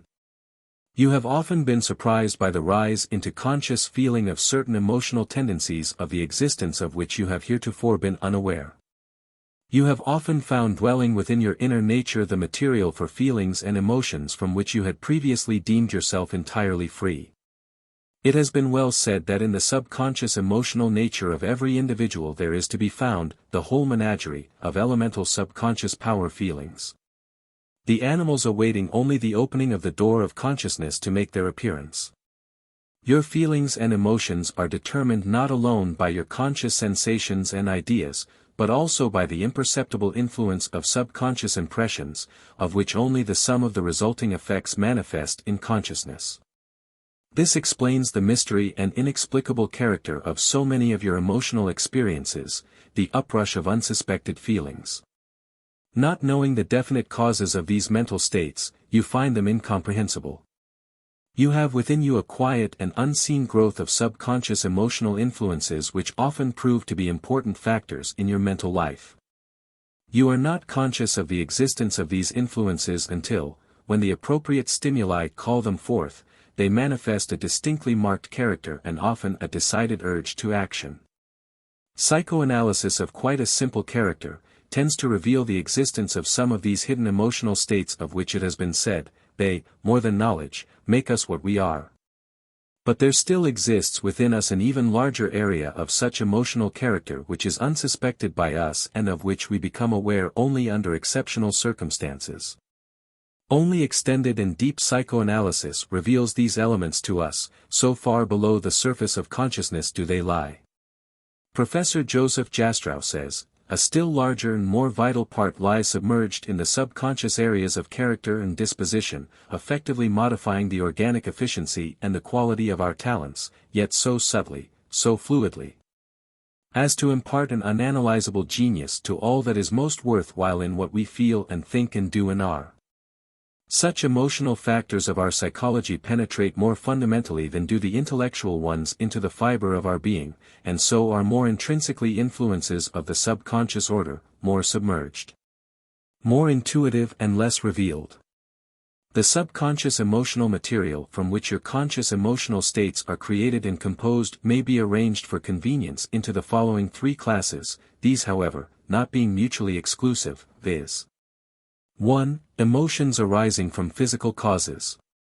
This class of subconscious emotional material arises from physical conditions themselves unperceived by conscious sensation, but which manifest in subconscious emotional states which gradually rise to the plane of consciousness.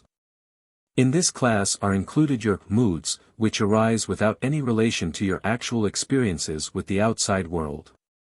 You are not conscious of what is going on in your internal physical organism, except in cases of marked abnormal conditions. But your subconscious is aware of these physical conditions, and frequently reflects them in the form of emotional states. Far more soul experiences arise from reflected physical conditions than we usually realize or are willing to concede. One's romantic melancholy is very frequently the direct result of an inactive liver reflected in the subconscious emotional states, or, perhaps, from subconscious sexual activities or processes. 2. Combinations of minute emotional material. This class of emotional material consists of the scattered elements of personal experience, each of which is too weak or unimportant to manifest as emotion, but which, combined and fused by the subconscious, thereafter tend to rise to the conscious levels of the mind. You are constantly receiving such emotional material of which you are not conscious at the time. Emotional experiences must be of a certain magnitude or intensity in order to rise to the plane of consciousness. As Lewis says, many impressions are either so faint in themselves, or so familiar, so submerged in stronger impressions, or so incapable of exciting trains of reflex feeling in the preoccupied mind, that we are neither conscious of them when present, nor capable of remembering them afterward. And, as Ribot says, a certain amount of time is necessary for an impression to be perceived, and an essential condition of consciousness is wanting when the duration of the nervous process falls below the minimum. But, although not recognized in consciousness, many of such emotional impressions tend to unite and to become fused together in the subconscious, and thus acquire such strength as to cause disturbances on the conscious surface of the mind. As Holmes says, they never emerge into consciousness, but yet make their influence felt among the perceptible mental currents, just as the unseen planets sway the movements of those that are watched and mapped by the astronomer. At other times these fused impressions of the subconscious will acquire such vigor that they will cause a veritable upheaval on the conscious plane. They will fairly explode into consciousness in a way startling to the individual who previously was not at all aware that he felt just that way about such things. 3. Emotions of racial memory. This class of emotional material consists of race experiences transmitted by heredity, through racial memory, or instinct, which rise into consciousness when the appropriate stimuli present themselves. Most of your most fundamental and elemental emotions have come to you in this way, i.e., through racial memory of the past experiences of the race, reaching you as instinctive feeling. Instinct, at the last, is out-inherited racial memory, memory of the past experience of the race. As memory is fundamentally a function and process of the subconscious, it follows that the instinctive emotions are essentially subconscious in character. There flows through you the deep stream of racial memory which has come down to you from countless generations of the race. In that stream are the materials of some of the most elemental and fundamental emotional states which rise to the surface of your consciousness when the appropriate stimulus presents itself.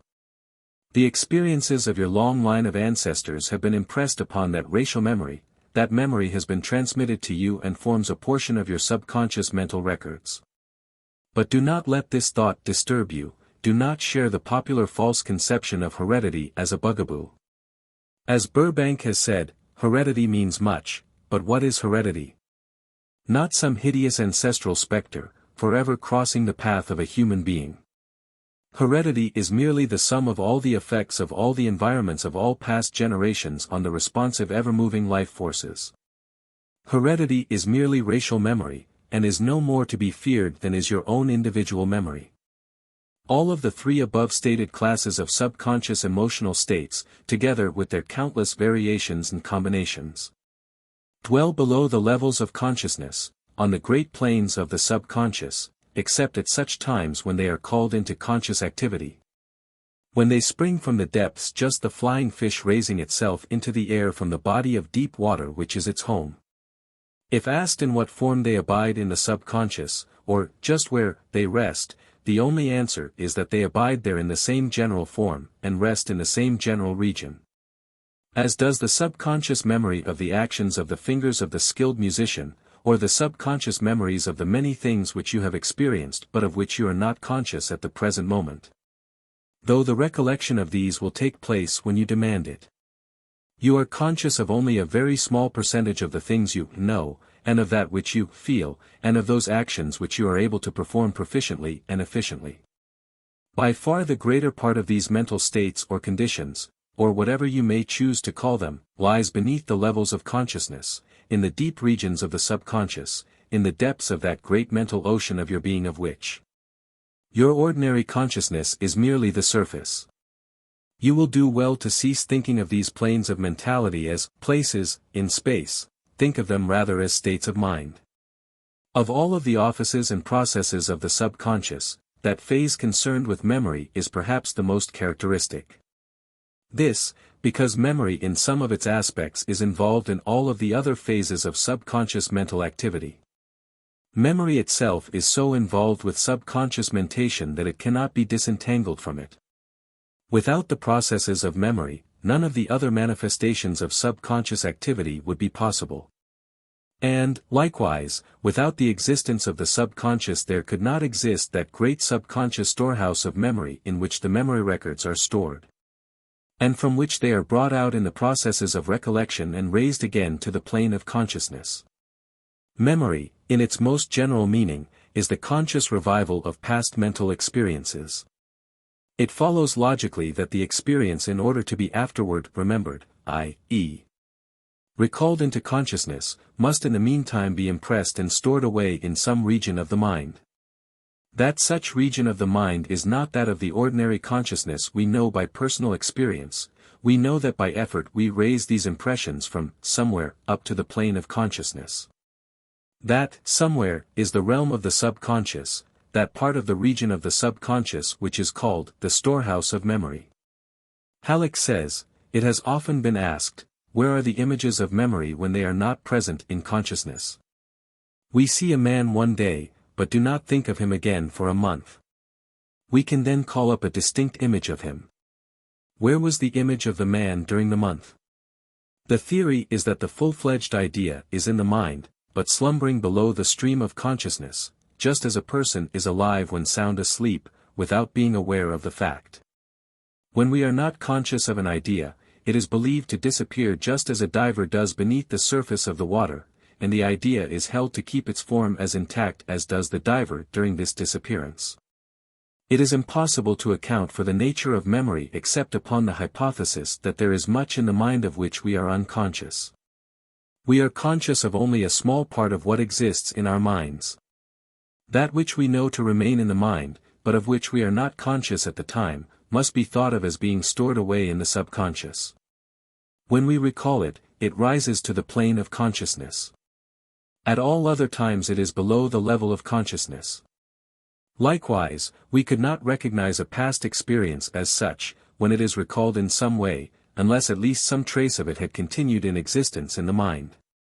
Many leading psychologists, in fact, have held that an impression once made upon the record sheets of the subconscious always remains there, even though it may never again be called into the conscious field of attention. Likewise, they hold that even though such impressions may never again come into consciousness, nevertheless they exert a subtle and silent influence upon our views, convictions, habits, feelings, emotions, judgments and actions. The Freudian school lays great stress upon this fact, and its method of psychoanalysis is directed largely to the work of digging out these submerged memories of past experiences which have been disturbing the emotional balance. Morel says, "Every single effort of mind is a creation which can never go back again into nonentity.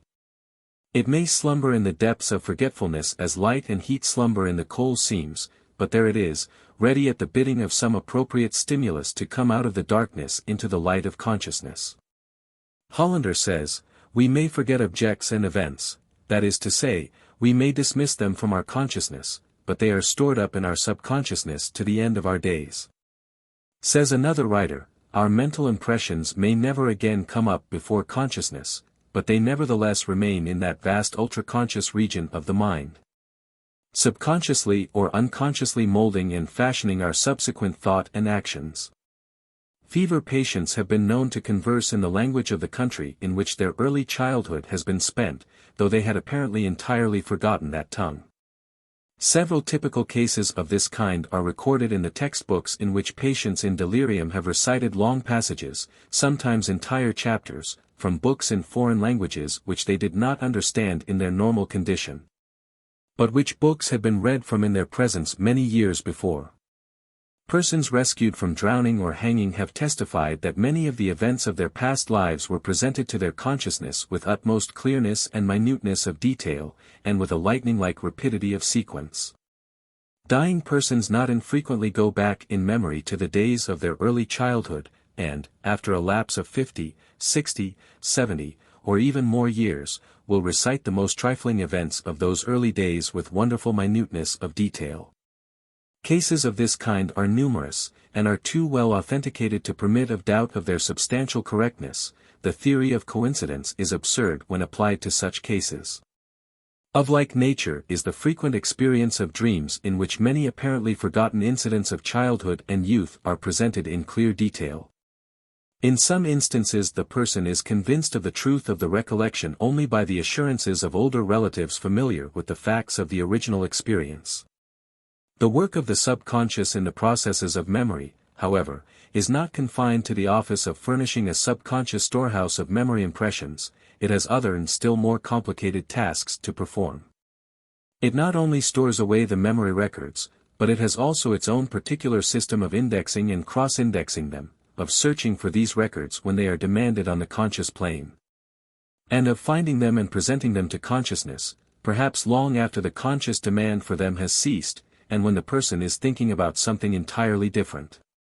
You have often experienced this delayed finding of the missing memory record. After you have given up all hope of ever recalling it to memory, then all of a sudden the missing name, number, or detail fairly pops into consciousness, sometimes in an almost startling fashion. Let us describe in somewhat fanciful form, yet in a form which accurately represents the actual working out of the processes, these activities of the subconscious which are concerned with memory. In the first place, we shall compare your mechanism of memory recording to the recording apparatus of a phonograph. In each case the receiving diaphragm and the receiving record are both there. The impression of sensation, emotion, or action is recorded on the moving cylinder of the memory, i.e., of the subconscious mechanism concerned with memory. The impression may be clear and strong, or else faint and weak, according to the circumstances of the original experience. Then begin the more complex activities of the subconscious, in its processes of memory. The records bearing the impressions are immediately carried below the plane of consciousness, and are stored with more or less care, depending upon the habit of the individual, in the great storehouse of memory in the realm of the subconscious. But this is only the beginning. The stored away memory records would be of no practical use to you were you unable to find them when needed.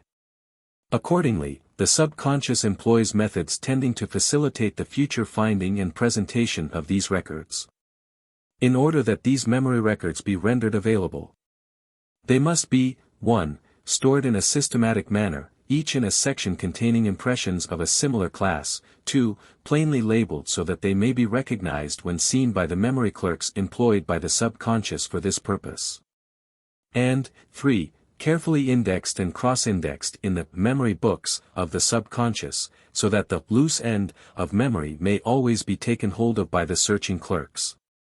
The storing away process, and particularly the indexing and cross-indexing process, constitutes the work of what we have somewhat fancifully called the clerks of the subconscious. In fact, indeed, they certainly act like real clerks instead of mere processes. There is a great difference in the degree of proficiency of these memory clerks, particularly in the case of the indexers and cross-indexers. This difference depends largely upon the memory training of the individual.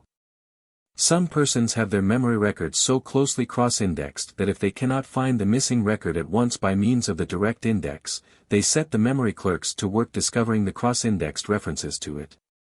And in a short time the record is found and passed on to the other helpers who then raise it to the plane of consciousness, where it is placed on the reproducing phonograph of memory and caused to repeat the original impression. So, you see, the conscious mentality plays only a subordinate part in the processes of memory. It merely records the impressions, and afterward reproduces them when they are placed before its mechanism. The storing, the indexing, the searching and discovery of the records, and the final raising of the records up to the reproducing mechanism of consciousness, each and all are performed by the subconscious through its processes and clerks. In fact, through the study of the processes of memory you will gain a much more comprehensive and much more practical idea of the nature of the subconscious, and of its methods of work, than is possible through the study of any other one class of its activities and phenomena. The Freudian school has directed particular attention to the fact that the subconscious sometimes seems determined to make the individual forget certain things which are unpleasant and disagreeable to him, and to encourage the recollection and remembrance of things of an agreeable nature. The many works written by Freud and his followers give many, and often quite amusing, instances of this particular trait of the subconscious. For instance, one finds it easy to forget to pay a bill containing charges deemed extortionate, or for services not deemed satisfactory, this entirely aside from the common disinclination to part with one's money. Again, he tends to forget promises, engagements, or other duties which are associated with unpleasant persons, things, or events. Moreover, he tends to forget the names of persons and places which have unpleasant associations. Something about him wants to forget it, in these cases, and tries in many ways to accomplish its purpose. In a recent magazine article, a celebrated psychoanalyst of the Freudian school is quoted as saying, "Earlier students of the mind assumed that forgetting was merely a passive process, the failure to remember. Freud discovered that forgetting is the active effort of the mind to protect the individual from pain and unpleasantness. Unpleasant experiences, and people associated with them, do not merely slip out of the mind. They are actively thrust out and kept under control by a mechanism which Freud metaphorically termed the censorship. You remember the things you really want to remember. You do the things you really want to do. You recall the people you really like, and want to recall. You will discover that the things or the people you forget, or lose, are associated with something unpleasant, and have been automatically relegated by the censor into the limbo of the unconscious. Thus psychoanalysis adds to the troubles of the husband who seeks to explain to a Freud-perfect wife how he came to forget to mail those letters to her relatives. And to those of the lover of a Freud-perfect sweetheart who tries to account for the fact that he happened to forget the date of his first meeting with her, or that he overlooked some little thing she had asked him to do for her. Freud has contributed to the list of the little things which serve to make modern life so complex, particularly for the male of the species. Subconscious psychoanalysis. The term psychoanalysis, now so frequently employed, is of quite recent origin. It was originally used by Professor Sigmund Freud, of Vienna, to designate a system of psychotherapy devised and developed by himself, and which has since attracted a large following and secured a marked degree of public attention and interest. The method was originally designed and employed for the purpose of the treatment and cure of the borderline of mental diseases such as hysteria, neurasthenia, certain forms of neurosis, etc., but its principle since has been extended much further.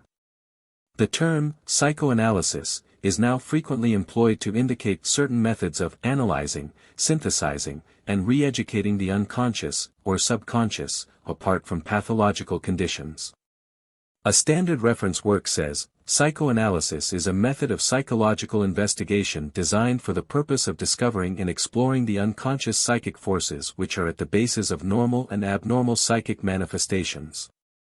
It assumes that there are definite reasons for all normal and abnormal mental activities, that no psychoneurotic symptoms are accidental or meaningless, but that they have always unconscious underlying causes which, if found and brought to the surface, become dissipated and cause the symptoms to disappear. With this assumption Professor Freud evolved his theory of repression, which is the main pillar upon which rests the edifice of psychoanalysis. In brief, this theory states that the psychoneurotic symptom depends upon past emotional experiences of a painful or disagreeable nature which were forgotten or repressed into a mental field called the unconscious. The aim of psychoanalysis is to bring back into the field of conscious memory all the repressed unbearable ideas, to show the patient the connection between them and the symptoms, thus removing the latter. Dr. Wilfrid Lay, an interesting and instructive writer on the subject of psychoanalysis, says, the name given by Freud himself to the science is psychoanalysis, spelled also psychanalysis, or the analysis of the psyche. The psyche is not merely the mind regarded as a product, a stationary or crystallized object which can be cut and dried and labeled. The mind and soul and character and body as a connected, organic whole, and its functions, or what it does and how it changes, are the subject of psychoanalysis more than how its results or finite outward manifestations can be classified. Psychoanalysis naturally suggests psychosynthesis as a more constructive procedure, and that is, indeed, the ultimate aim of psychoanalysis. Not merely to take apart but to put together again, following a plan which is along the lines of the greatest usefulness to society. Unfortunately for the cause of general interest in the subject on the part of the average non-professional person, the idea of psychoanalysis has become identified in the public mind with the idea of sex. This, because Freud found that many of the unconscious associations revealed by psychoanalysis were composed of more or less erotic material or elements. It is forgotten that Freud employs the term sex in the general and broad sense of love, and does not limit it to the gross sexual phases or manifestations. Some of Freud's followers, moreover, have eagerly seized upon this sex element, and have placed undue, and often grossly exaggerated and quite grotesque emphasis upon it. In this way they have not only attached undesirable associations to the general idea, but have also brought the special method into ridicule by reason of their unwarranted extension of the principle to the point of absurdity. In certain instances, they have not only brought about a reductio ad absurdum, but also a condition of ad nauseam. Psychoanalysis should pray to be delivered from its friends, by itself, it can take care of its enemies. In an article on the subject contained in a standard reference work, the conservative writer truly and wisely says, while psychoanalysis, in the hands of competent men, has undoubtedly been of great help in exploring subconscious states, some wild psychoanalysts have so thoroughly misinterpreted the sexual question that it endangers the science. In the present consideration of subconscious psychoanalysis, we shall confine ourselves to but one, though a very important one, of its several phases or general divisions. We shall not undertake a consideration of its phase of psychotherapy, a branch of the subject far too technical for popular treatment in a book of this kind. Neither shall we enter into a consideration of its specific application to the task of character building. We have considered that special subject in detail in another book of this series. We shall confine our consideration to that phase of the subject which is concerned with the discovery and cure of what are known as the negative conditions, activities, and tendencies which, abiding hidden and under cover in the realms of the subconscious lower planes of mentation, often entirely unsuspected, produce harmful effects upon the mental, emotional, and physical life of the individual. In the garden of the mind there are many beautiful flowers and rich fruit-bearing trees rendered sickly, diseased, and withered, often indeed killed in time, by the presence of gnawing, boring, tearing, destroying creatures hidden and working beneath the surface.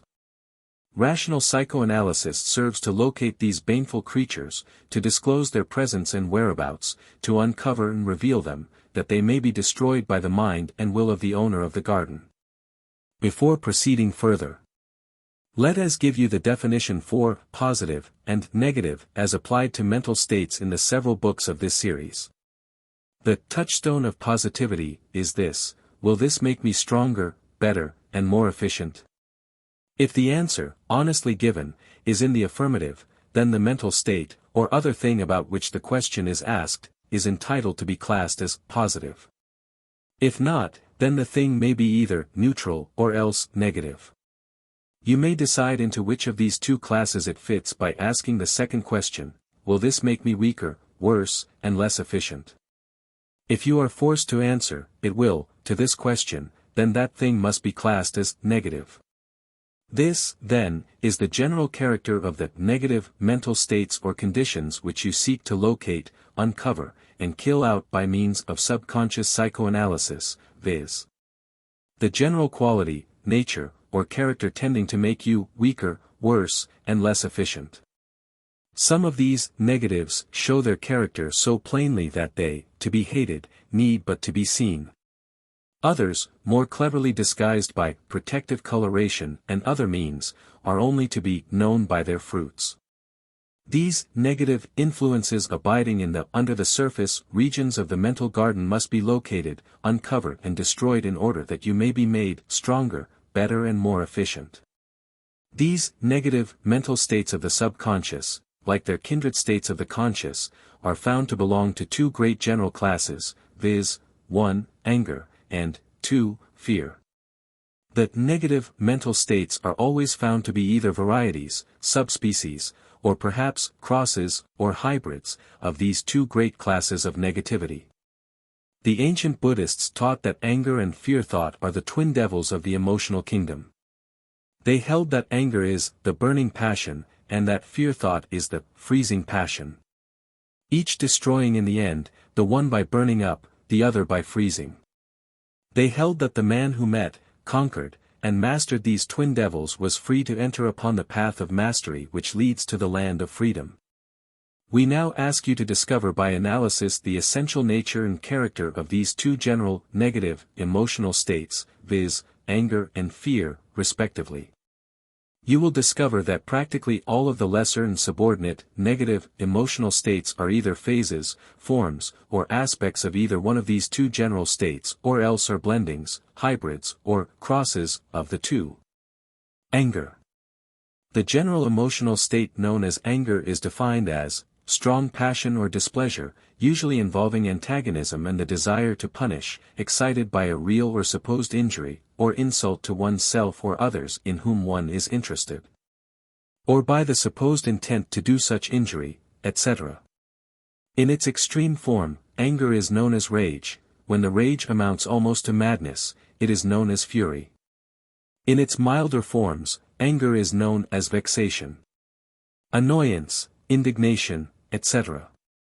The more permanent emotional states resulting from anger are known as resentment, grudge, or grievance, defined as follows. Resentment is hostility aroused by a real or fancied injury, injustice, hurt, or insult. A state of moody animosity, or deep and lasting smoldering anger. Grudge is state of smoldering anger, sullen malice or malevolence, cherished animosity, enmity, ill will, dislike, spite, hatred. Grievance is the feeling of the burden, hardship, and oppression resulting from a real or fancied wrong, insult, injustice, or injury, accompanied by the feeling of resentment or grudge resulting therefrom. The essential elements of anger, in any and all of its forms and phases, are a. Keen displeasure, discomfort, and discontent, b. Or resentment or grudge. And c. More or less desire to punish or get even with something or somebody associated with the real or fancied injury, injustice, wrong, hurt, or insult giving rise to the feeling. Fear. The general emotional state known as fear is defined as a painful emotion or passion excited by the anticipation, expectation, or apprehension of possible or probable hurt, injury, wrong, insult, or other painful, unpleasant, uncomfortable, or discontenting experience. Its extreme phase or form is that of panic. Next in decreasing order is the form of terror, then that of dread. Lesser forms are those known as apprehension, anxiety, alarm, care, solicitude, etc. All phobias, i.e. aversions and dreads, are forms or phases of fear. Blendings, hybrids, and crosses. Among the many blendings, hybrids, or crosses, of anger and fear, are found the apparently widely separated emotional states known, respectively, as jealousy, envy, hatred, malice, spite, intolerance, prejudice. Also remorse, shame, mortification, humiliation, the sense of inferiority, distrust of self, cowardice, and similar mental states or complexes. In the case of some of the above-named emotional states you will find no difficulty in discovering and recognizing the presence of anger and fear in some of their various degrees, forms, phases, aspects, or modes of combination and blending. In the case of others, you may at first doubt the presence of one or the other, or of both, of these fundamental emotions.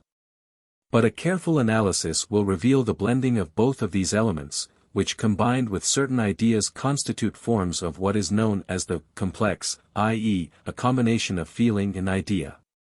In each and all of them you will find, a feeling of pain, discomfort, discontent, b. a resentment or grudge, and the desire to get even with something or someone. And c. a desire to escape from, avoid, or get rid of something which is painful, unpleasant, uncomfortable, or discontenting, either present or regarded as a possible or probable event or happening. There is always the phobia, and at least some form of resentment, or grievance. These negative, complex emotional states are always found to be associated with some pastime, real or imagined experience in which the pride, vanity, egotism, self-respect, or sense of justice of the individual has been wounded, hurt, bruised, or injured in some way, whether or not he has received physical or financial hurt or injury. The emotional hurt is the predominant factor. The emotional castle of the self must be invaded in order that these states may manifest. A little thought will show that this is so, though at first you may be disposed to doubt the statement. The elements of humiliation, mortification, and sense of injustice are the most frequent, and often the strongest elements involved in the manifestation of resentment, grudge, and grievance. And such constitute the most troublesome and most persistent of the subconscious roots, sources and causes of mental, emotional and physiological disturbances, impaired functioning, and tendency toward exaggerated activity. There is no need here for a recital of the well-known facts of the detrimental effect of certain negative mental states upon physical conditions, and upon mental health and normal functioning. These are now matters of common knowledge, thanks to the reports of the investigations of the past 25 years or more. The mental cause of diseases is a subject concerning which practically every person of average intelligence now has at least some knowledge, and to which he extends at least some degree of belief. That mind and body act and react upon each other is now universally accepted.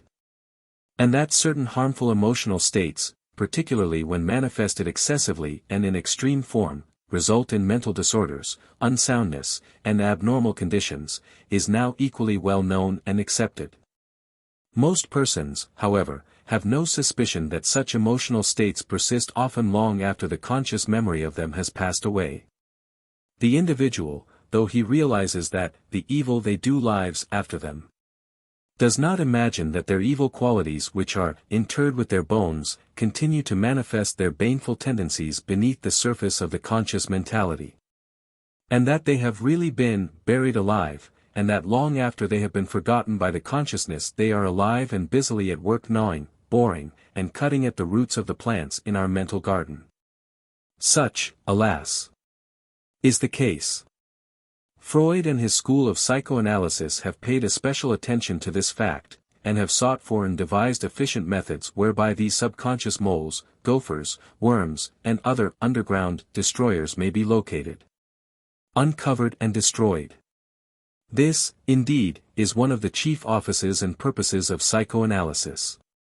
Referring to the descriptive statement concerning psychoanalysis given at the beginning of the present section of this book, we ask you to consider once more the following fact: psychoanalysis is a method of psychological investigation designed for the purpose of discovering and exploring the unconscious psychic forces which are at the basis of normal and abnormal psychic manifestations. It assumes that there are definite reasons for all normal and abnormal mental activities, that no psychoneurotic symptoms are accidental or meaningless, but that they have always unconscious underlying causes which, if found and brought to the surface, become dissipated and cause the symptoms to disappear. The aim of psychoanalysis is to bring back into the field of conscious memory all the repressed unbearable ideas, to show the patient the connection between them and the symptoms, thus removing the latter. This being understood and remembered, let us now proceed to consider why and how these unbearable ideas become repressed, and how they may be discovered and brought to the surface by psychoanalysis. In the first place, you are asked to realize that every human being has experienced many instances of pain, discomfort, and discontent of quite a marked, intense and poignant, i.e., piercing, sharp, pricking, character. This is particularly true in the stages of infancy, childhood, youth, adolescence, in which such experiences frequently take on an exaggerated character. The developing emotional nature of the infant or young child, the child under 5 years of age, sometimes undergoes emotional bruises and hurts which, though apparently forgotten, frequently leave effects which persist during the entire afterlife of the individual. The same is true of the young boy or girl up to and including the stage of adolescence.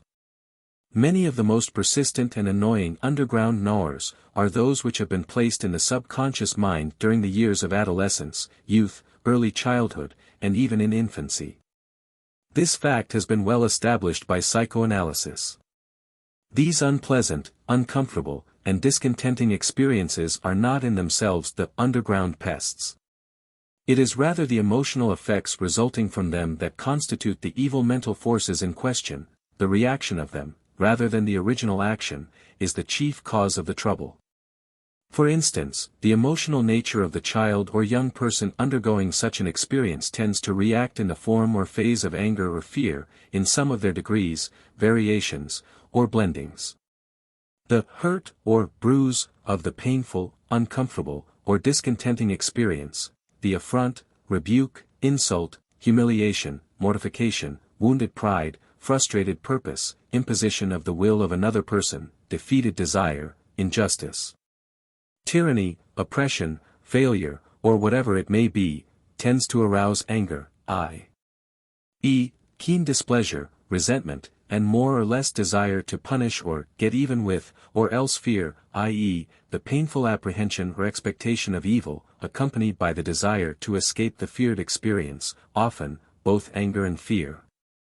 The reaction of anger tends to develop deep-seated grudges, resentments, indignation, sense of injustice, accompanied by more or less hatred and desire to hurt the offending person or thing, or that which resembles or is associated with such. The reaction of fear tends to develop fearfulness, fear-thought, cowardice, lack of courage, faint-heartedness, timorousness, lack of self-confidence, timidity, pusillanimity, and a general shy, shrinking, shriveling up and retiring disposition, a wish to get away from things. The reaction of anger is extroversive, i.e., in the direction of going out toward, or flying off to, something outside, in order to grapple with, fight, combat, struggle with, defeat, or destroy it. The reaction of fear is introversive, i.e., in the direction of shrinking back from, getting away from, retiring from outside things. The normal person manifests a balanced position between these two extremes. When an abnormal tendency in either direction is experienced, there is found to be operative some lurking painful memory now manifesting its hidden presence and action in the realms of the subconscious. The dead hand of past experience is seeking to exhibit its power over the experiences of the present. Many of us are more or less affected, influenced, and determined by the effects of such past experiences. We either harbor subconscious grudges, resentments, hatreds, malice, or other forms or phases of anger. Or else the subconscious dreads, terrors, and aversions of fear, or combinations of both. These, be it noted, are not usually recognized in our conscious memory. The memory of the original causative experience has entirely passed out of consciousness, it is buried in the oblivion of apparent forgetfulness, as we shall presently see. The subconscious actually takes great trouble to bury, conceal, suppress, and cover up the memory impression, so as to make recollection of it difficult, but like a festering sore, the repressed memory abides on the subconscious realms, poisoning the entire system. Many of us have concealed cancerous, malignant sores of this kind in our subconscious mental being. But why does the subconscious strive to suppress and cover up these old memories? You may ask. The answer expresses one of the original discoveries of psychoanalysis. It is quite simple when you have it presented to you, but you would not be likely to stumble upon it otherwise. The answer, briefly stated, is this: the subconscious strives to suppress, repress, bury, hide, and cover up memories of this kind, for the reason that it is its nature to avoid pain, discomfort, and discontent. These memories being painful, uncomfortable, and discontenting, the subconscious strives to hide them, conceal them, cover them up. Just as in all nature living animals and plants proceed instinctively to hide and cover up their wounds and hurt places, it is an instinctive protective action of nature. Sometimes the subconscious performs this work by overlaying the painful memory with those of a different nature. Again, it blends and mixes with it pleasant elements of other experiences, grafts new parts on it, as it were, so that finally the painful elements are lost to conscious memory and recollection. Psychoanalysis reveals many interesting cases of this kind, in which an originally painful memory has been so overlaid, or so grafted upon, with new material that the unpleasant elements have been completely obscured. This would be wonderfully beneficial were it not for the fact that, alas, the roots of the trouble remain, only the above-ground portions being removed. Or, to employ another figure, the sore has been merely covered up, though uncured and still manifesting its evil activities beneath the covering. Psychoanalysis searches for the roots, and then destroys them. Or, it seeks to cure the cause, not merely to remove the symptoms. The pages of the reports of psychoanalysis are filled with definite reports of cases in which present troubles have been traced back to painful past experiences, particularly to experiences in which the individual in his younger days was subjected to humiliation, degradation, abasement, mortification, shame, wounded pride or injured vanity, suggestions of his inferiority, loss of dignity or self-respect, in short, to wounds of his egoistic soul nature. In some cases these causes have led to the cultivation and development of a character manifesting in shrinking, retiring, drawing back, shriveling up, or getting out of things, the timidity, faint-heartedness, lack of self-confidence. or the inferiority complex, marking the introversive effect of fear. In other cases, these causes have led to the cultivation and development of the character traits of quarrelsomeness, antagonism, resentment of things in general, prejudice, suspicion, jealousy, hatred, and general truculency, marking the extroversive effect of anger. Even in cases in which the phobias, fears, prejudices, resentments, and antagonisms have been of a more limited character, they have been traced back to repressed, suppressed, buried, and covered up memories of experiences of the kind we have mentioned. For instance, a woman who had a morbid horror of snakes, almost an obsession of fear concerning them, a waking nightmare regarding them, was cured entirely when by psychoanalysis there was uncovered a forgotten experience of early childhood in which she had been terribly frightened by a toy serpent. Other phobias, concerned with spiders, roaches, kittens, certain flowers, etc., have been uncovered and cured in the same way. Prejudices concerning persons of certain nationalities or callings have been traced back to painful or humiliating specific experiences of childhood, a cure being then effected. Unreasoning fears, panicky thoughts, prejudices, and hatreds of certain things have been uncovered and cured by the same general method.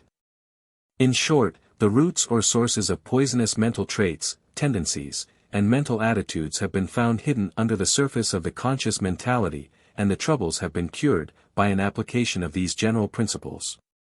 You now have two important questions pressing for answers, namely, 1. How and why are these troubles cured by discovering, uncovering, and bringing into the light of consciousness their roots or sources? 2. By what methods may these roots and hidden causes be discovered, uncovered, and brought to light?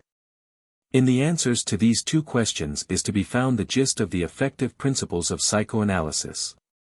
To answer them fully would require the writing or reading of many books, and excursions into many fields of the general science of psychology, but we shall endeavor to give you in brief, concise form the essential features of such answers. Concerning the first of the two questions, we would say that it is an old principle of psychology that if one can analyze, dissect and classify cold-bloodedly the psychic elements involved in an emotion, then the heat, power, and energy of that emotion is dissolved, disintegrated, and dissipated. Emotions, as a rule, cannot stand a cold-blooded analysis, it chills them, often freezes them, sometimes kills them outright. Contact with the intellect tends to weaken emotion. Hence, beware of subjecting good emotions to such contact, but make it a point to subject bad emotions to it. This is a useful rule, well worth remembering. This is the first factor of this particular answer. There is more to follow, however. When the root or source of a disturbing subconscious emotional disturbance has been traced to its origin, and then uncovered and brought into the light of consciousness, it is subjected to the inspection of your intellect as now constituted, not as it was constituted at the time of the original experience. Your since acquired worldly wisdom, your evolved sense of the true value of things, your gradually developed philosophy of life and living, all these add new factors to your intellectual inspection and judgment upon the experience. What originally seemed a tremendous and dreadful event or happening, now succeeds in bringing merely a pitying smile to your face, or a twinkle to your eyes. In short, you are now looking with eyes of a matured individual upon the experiences of early childhood, youth, or period of adolescence. The mental bruises, like the physical ones, of childhood, important and terrible as they seem to the young mind, are quite different things when viewed from the mental position of matured experience and the philosophy of manhood or womanhood. When the buried memory is located, uncovered, and subjected to the light of conscious inspection by the individual who has long since put away childish things, it is perceived, weighed, measured and valued by him just as are similar experiences which he perceives on all sides being undergone by the children and young folks of his acquaintance. He sees them for what they really are, not as the child sees them. Psychologically, the original impression is brought before his consciousness as a present happening or event, and is valued as such. And as its actual value is really slight, he realizes that it is not at all worthwhile. He is amazed at its insignificance, and he is able to smile at it before he casts it aside from him as a worthless trifle. Thereafter it has no meaning nor importance to him, its power over him has passed away, and he is free from its effects. The smoldering embers, exposed to the air, expire in a final flash and are reduced to ashes, the dust of which is blown away by the winds. Even apart from the specific and definite application of the principles of psychoanalysis, many persons may be benefited by a similar conscious revaluation of old mental sores and bruises. By bringing them fully into consciousness, with all their original circumstances and associations, and then weighing, measuring, and revaluing them by your present standards, in the light of your subsequently acquired experience and knowledge, you will find that they never really were nearly so great or so serious as you originally believed them to be. And you will discover that their present-day importance, significance, and value is still less, often it is nil. Vague introspection is a morbid, unprofitable task, and a bad habit. But scientific psychoanalysis of past experiences, conducted with a definite purpose and end, is useful, constructive, and meets the test of positivity, for, rightly approached and rightly conducted, it makes you stronger, better, and more efficient.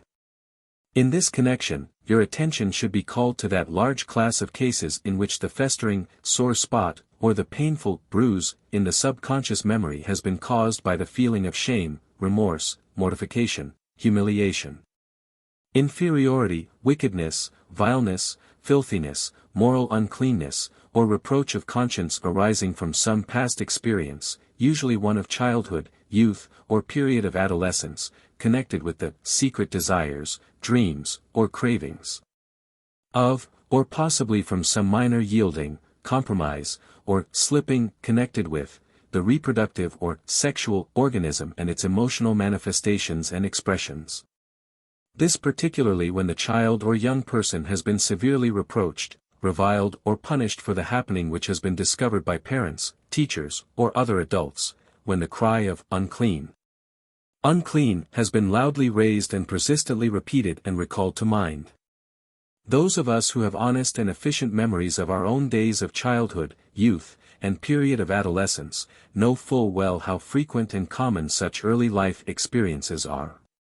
The insistent curiosity of the young child and youth, and the unfolding processes of puberty and adolescence, result in innumerable cases of such painful and distressing experiences, the memory of which are, too often, then, buried alive, in the underground regions of the subconscious, thereafter to plague and worry the mind of the adult person.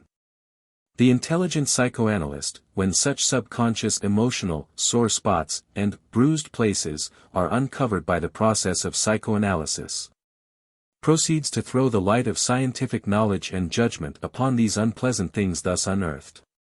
He points out to the patient the fact that there is nothing essentially evil about the reproductive organism and its manifestations and expressions, in themselves, nor when their activities occur under conditions approved of by the conventions, ethics, laws, customs, and morality of the time and place. That the evil or wrong arises only when these activities occur under opposite conditions, i.e., under conditions and circumstances disapproved of or forbidden by the laws, customs, ethics, or morality of the time and place.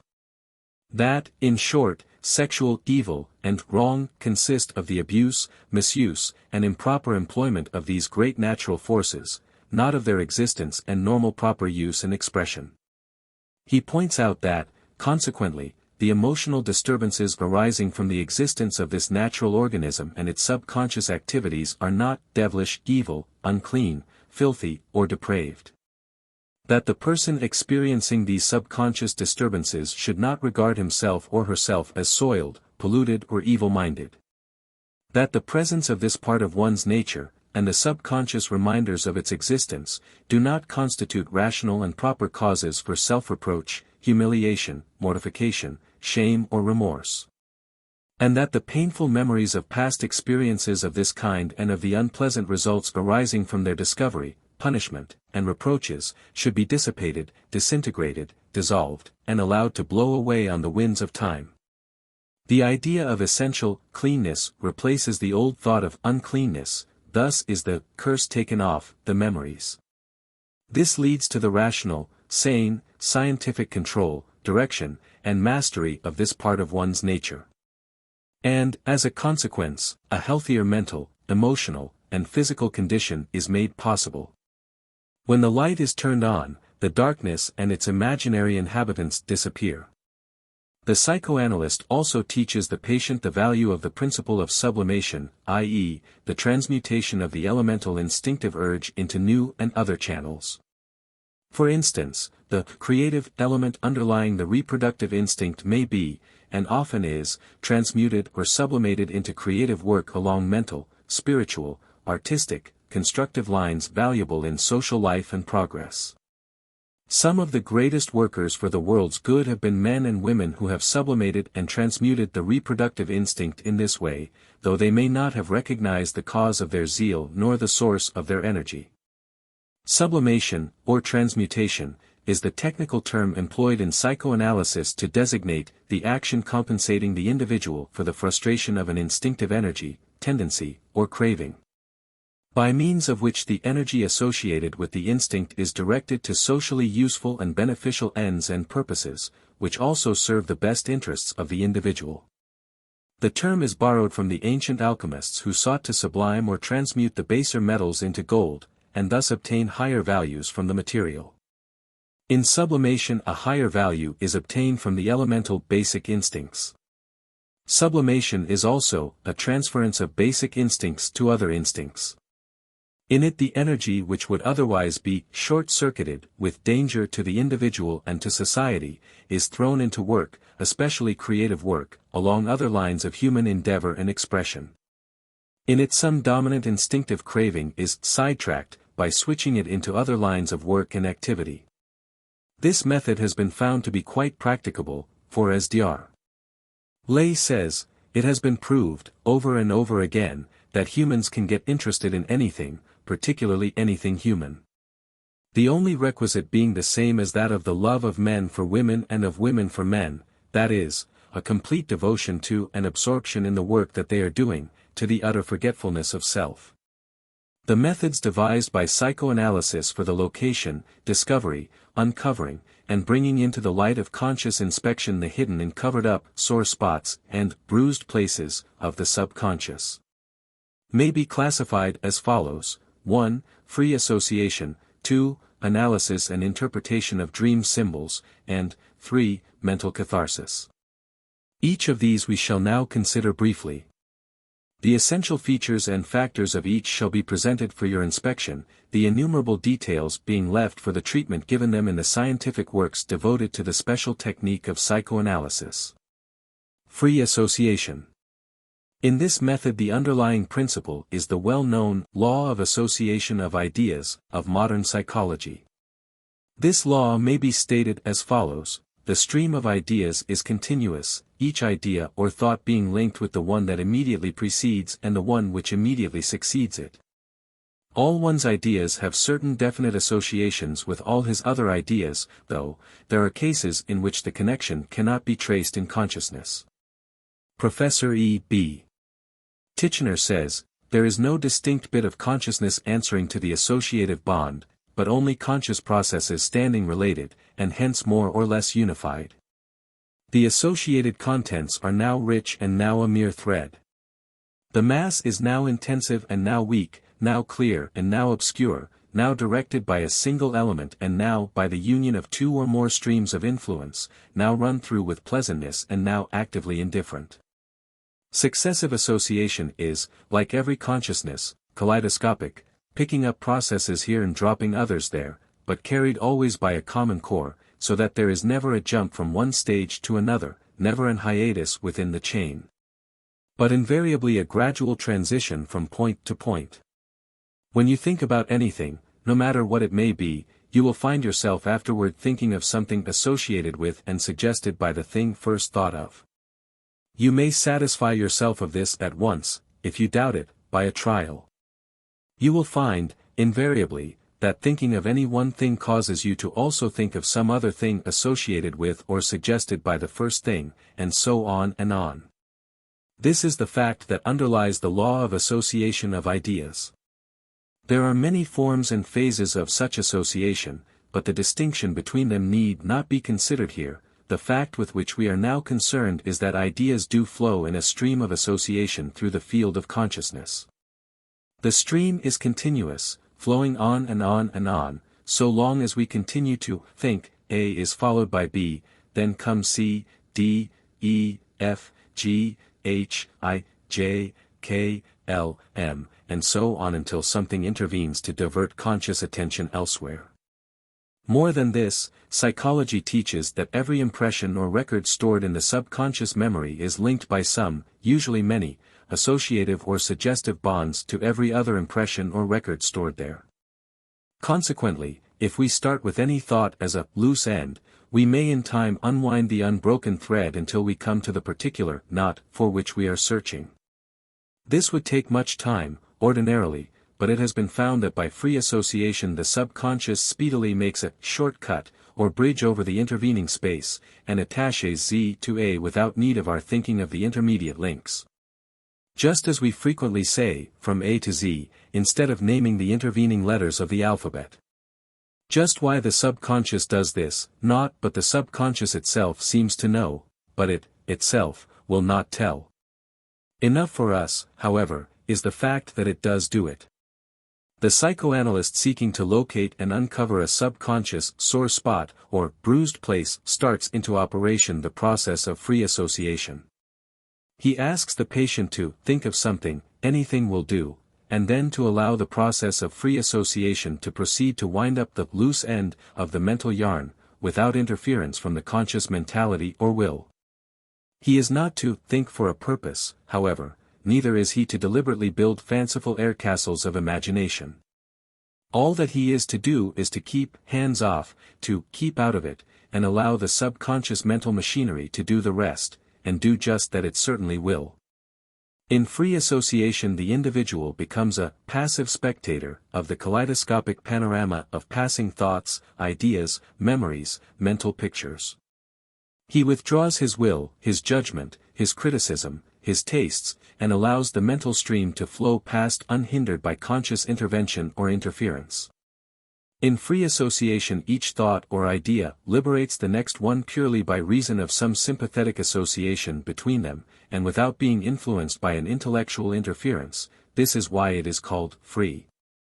The person merely sits on the fence and watches the circus procession go by, the marching elephants and camels, the string of caged animals, the clowns, the bandwagon, and all the rest, pass by the silent spectator.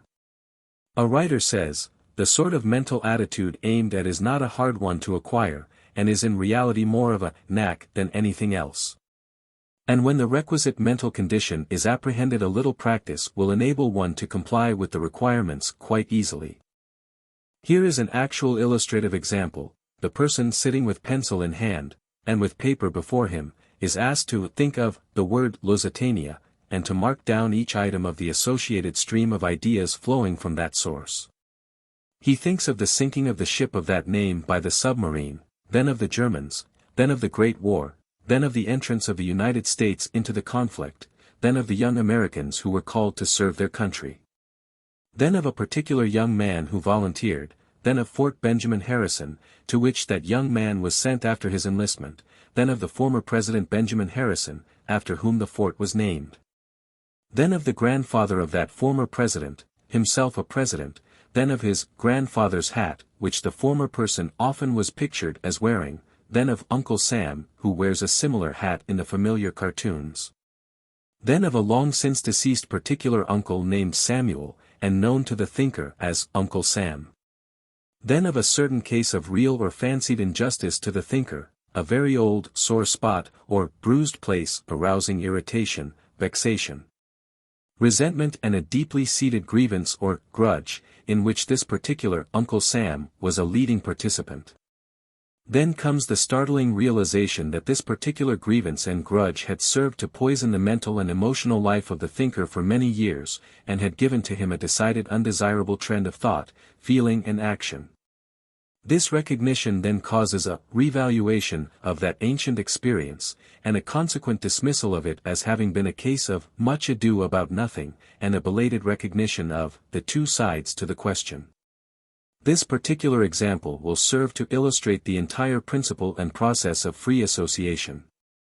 The loose end may be any idea or thought chosen at random by the professional psychoanalyst, or by the person who is psychoanalyzing himself. The subconscious will soon make the shortcut, or bridge, of association, from at least G to Z, leaving out the intermediate letters. There is no chance about it. The process follows a law as regular and constant as that governing the tides, or as the law of gravitation. Seemingly devoid of any logical character, it really follows the law of exact logical order and sequence. There is one factor, though, which must always be present, the factor of absolute honesty regarding the ideas coming to view in the passing stream. No matter how unpleasant, how distasteful, how unnice, how shocking, the ideas may be at times, they must be taken account of and noted down, otherwise the logical sequence is interrupted, and the experiment spoiled. Neither should apparent nonsensicality, whimsicality, or seeming irrelevance be allowed to cause a passing idea, thought or associative link to be overlooked or discarded. These little things often are the great things of the process. The flow must be kept free, in view of the fact that all freely flowing mental associations eventually lead clear into the very core of the subconscious thought tendencies, which constitute the object of the analysis and search. Sooner or later, something unpleasant and painful is sure to be reached, such must not be dodged. Occasional interruptions, stoppages or breaks in the flowing stream usually denote the approaching presence of sore spots or bruised places, which the subconscious shrinks from uncovering because of the lurking fear of pain. Such interruptions, or breaks, indicate that there is present a sensitiveness resulting from near approach to the sores or bruises. Here should be noted an interesting and important fact, namely, when you reach the final idea or thought serving to cover up the sore or bruise, you will know it at once. Something will seem to say, here it is, or this is it. And a flood of forgotten memories will burst into consciousness. You will know that your quest is finished, your analysis completed. Analysis and interpretation of dream symbols. In this method the principle of free association is likewise employed, but with this difference, namely, that instead of choosing the loose end of thought at random, one starts from some definite element of a remembered dream. And then allows the stream of association to flow freely, as previously described. The dream is split up into its component parts, each thing, quality, and action, each element represented by a noun, adjective, adverb, or verb, being regarded as a distinct component part. These component parts are then tried out, in succession, along the lines of free association, until in the separate or combined report there is revealed the location and form of the sore or bruise. The fundamental secret underlying this application of the general method of psychoanalysis may be stated as follows: dreams are symbolic dramatizations of disturbing subconscious elements of memory. In symbolic form they represent the repressed, suppressed, covered up painful wish, fear or weakness. They always have a hidden meaning which may be found and translated by means of scientific psychoanalysis. Their symbols give very effective, loose ends, from which to unwind the ball of hidden memory by means of free association. Sanely and intelligently employed, this method produces valuable results. It is to be regretted, however, that some overenthusiastic followers of the Freudian teaching have carried this principle to such an absurd and fantastic extreme as to cast ridicule upon it, and to cause many persons to overlook the scientific and valuable elements involved in it. Mental catharsis. This method, as the name implies, is of a cathartic, cleansing, purifying nature. In mental catharsis, there is made a determined effort to get out of the system many objectionable emotional states, resentments, grudges, old sores, and bruises, by means of bringing them into the field of consciousness by an act of will, and then sterilizing or neutralizing them by the power of the light of attention, reason, and will. This process of inspection is aided by expressing in words the real character of these objectionable states, calling them by name, and showing that you have their number. Employing another figure, we may say that by putting them into verbal form, attaching terms and names to them, particularly in speaking aloud the names, you tend to crystallize them into definite form and into an extremely brittle condition. So that you may deal them a hearty blow with the hammer of the will directed by the eye of reason, this reduces them to dust, which the winds then blow away. Face up the objectionable tendencies. Call them by name. Speak out their real names. Turn the light of conscious attention upon them, the light that penetrates every part of them, and shows plainly and in bold relief every hateful quality. Instead of hiding them away from yourself, drag them out into the light and look at them. Analyze them, dissect them, tear them to pieces by the application of relentless, ruthless analytical reason. Then, disperse the fragments. You will find it easy to get rid of them when they are in this form.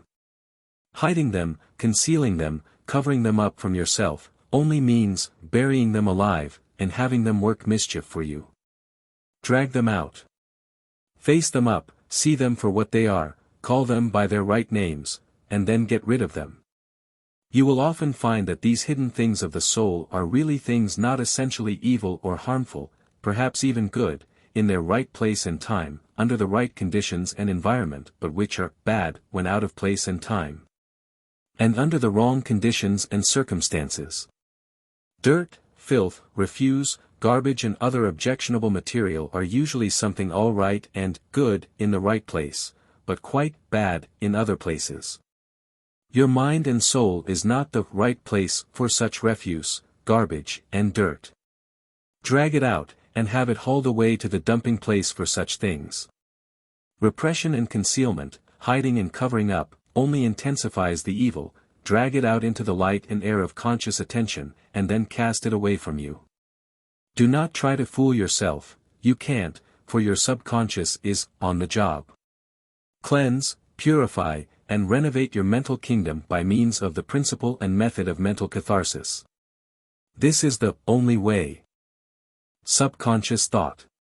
Many persons who have been brought to a realization of the important part played by the subconscious in the respective processes of physiological functioning, habitual physical action, emotional activity, and the mechanism of memory, and who gradually have become accustomed to the idea of attributing to the subconscious the direction and control of such processes, nevertheless are reluctant to admit that upon the planes of the subconscious there are performed also many important processes of actual reasoning, thought, logical induction and deduction.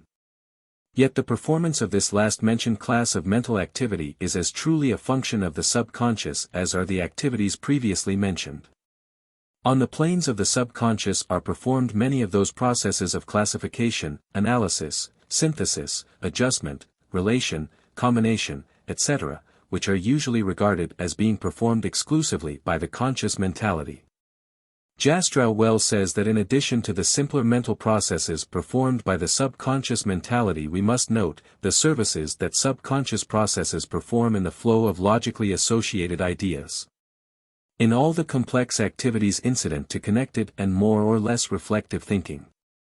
Professor Elmer Gates holds that at least 90% of our mental activities are subconscious. He holds that if we analyze our mental operations we will find that our conscious thinking is never in a continuous line, but is a series of conscious states with great intervals of unconsciousness.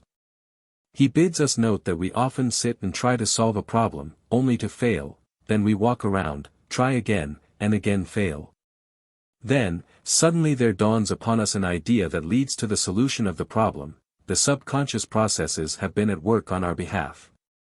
Maudsley likewise holds that a close examination and analysis will reveal the fact that consciousness is concerned in but about 1/10 of our ordinary mental operations. He states that in every mental operation there are at work conscious, subconscious, and infraconscious mental energies, the last as indispensable as the first.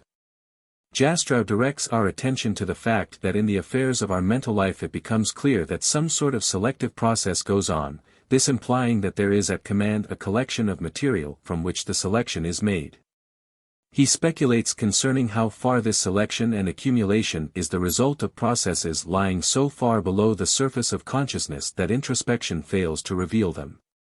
He likewise points out that in all intellectual endeavor there exists a period of incubation, a process which is in a great part subconscious, a slow, concealed maturing through absorption of suitable pabulum.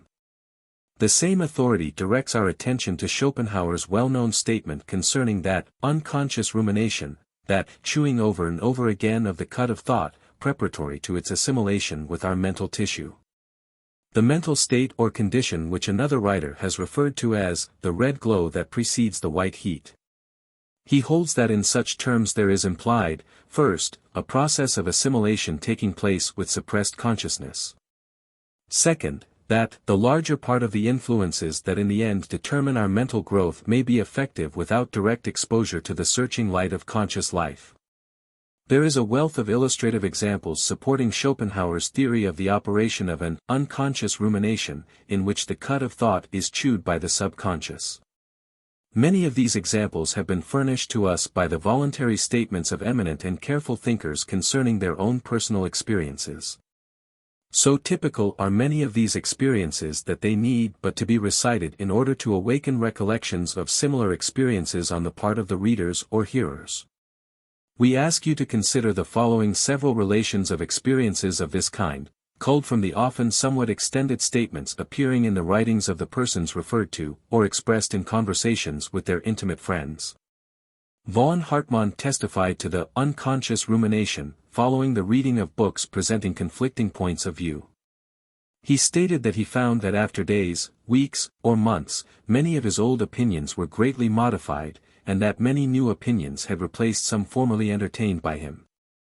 Thompson testified that at times he had the feeling of the uselessness of all voluntary effort, and also the conviction that the matter was working itself clear in his mind. He became so accustomed to having to wait for the results of these subconscious processes that he acquired the habit of getting together enough material in advance, and then leaving the mass to be subconsciously digested until he was ready to write on the chosen subject. He stated that once in his writing of his principal work he came to a point when he could proceed no further. He stopped his work, and deliberately thought about other things. One evening while reading his newspaper the substance of the missing part of his book flashed into his mind, and he began to write. He adds, this was only a sample of many such experiences. Brodie said that it often happened that he had accumulated a store of facts, but had been unable to proceed further with his thought on the general subject. He found by experience, in such cases, that after an interval of time the obscurity and confusion cleared away, the facts had settled themselves in their right places, though he was not conscious of the intervening processes. Bascom remarked how often his conscious conclusions were based upon premises which seemed to lie beneath the plane of consciousness. He said, it is inexplicable how the mind can wittingly take up a mental movement at an advanced stage, having missed its primary steps. Galton spoke of having dragged into the light of consciousness certain whole states of mental operation that had lapsed out of ordinary consciousness. Maudsley spoke of how uncomfortable he became concerning certain obscure ideas, and how there seemed to be an effort of the lost idea to get into consciousness, and of the relief experienced when the imprisoned idea finally burst into consciousness. Mozart testified that often he could not account for his musical compositions. He asserted that they frequently came to him all at once. He added, the rest is merely an attempt to reproduce what I have heard. Hamilton discovered a most important law of mathematics while one day walking with his wife in the observatory at Dublin. He had previously been unable to bring together the elements of his thought on the subject, and had ceased to think of the matter.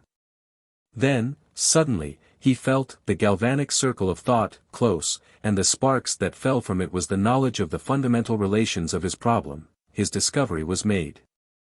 Berthelot, the great French founder of modern synthetic chemistry, once stated in a letter to a close friend that the final experiments which led to his most wonderful discoveries had never been the result of carefully followed and reasoned trains of thought, but that, on the contrary, they came of themselves, so to speak, from the clear sky.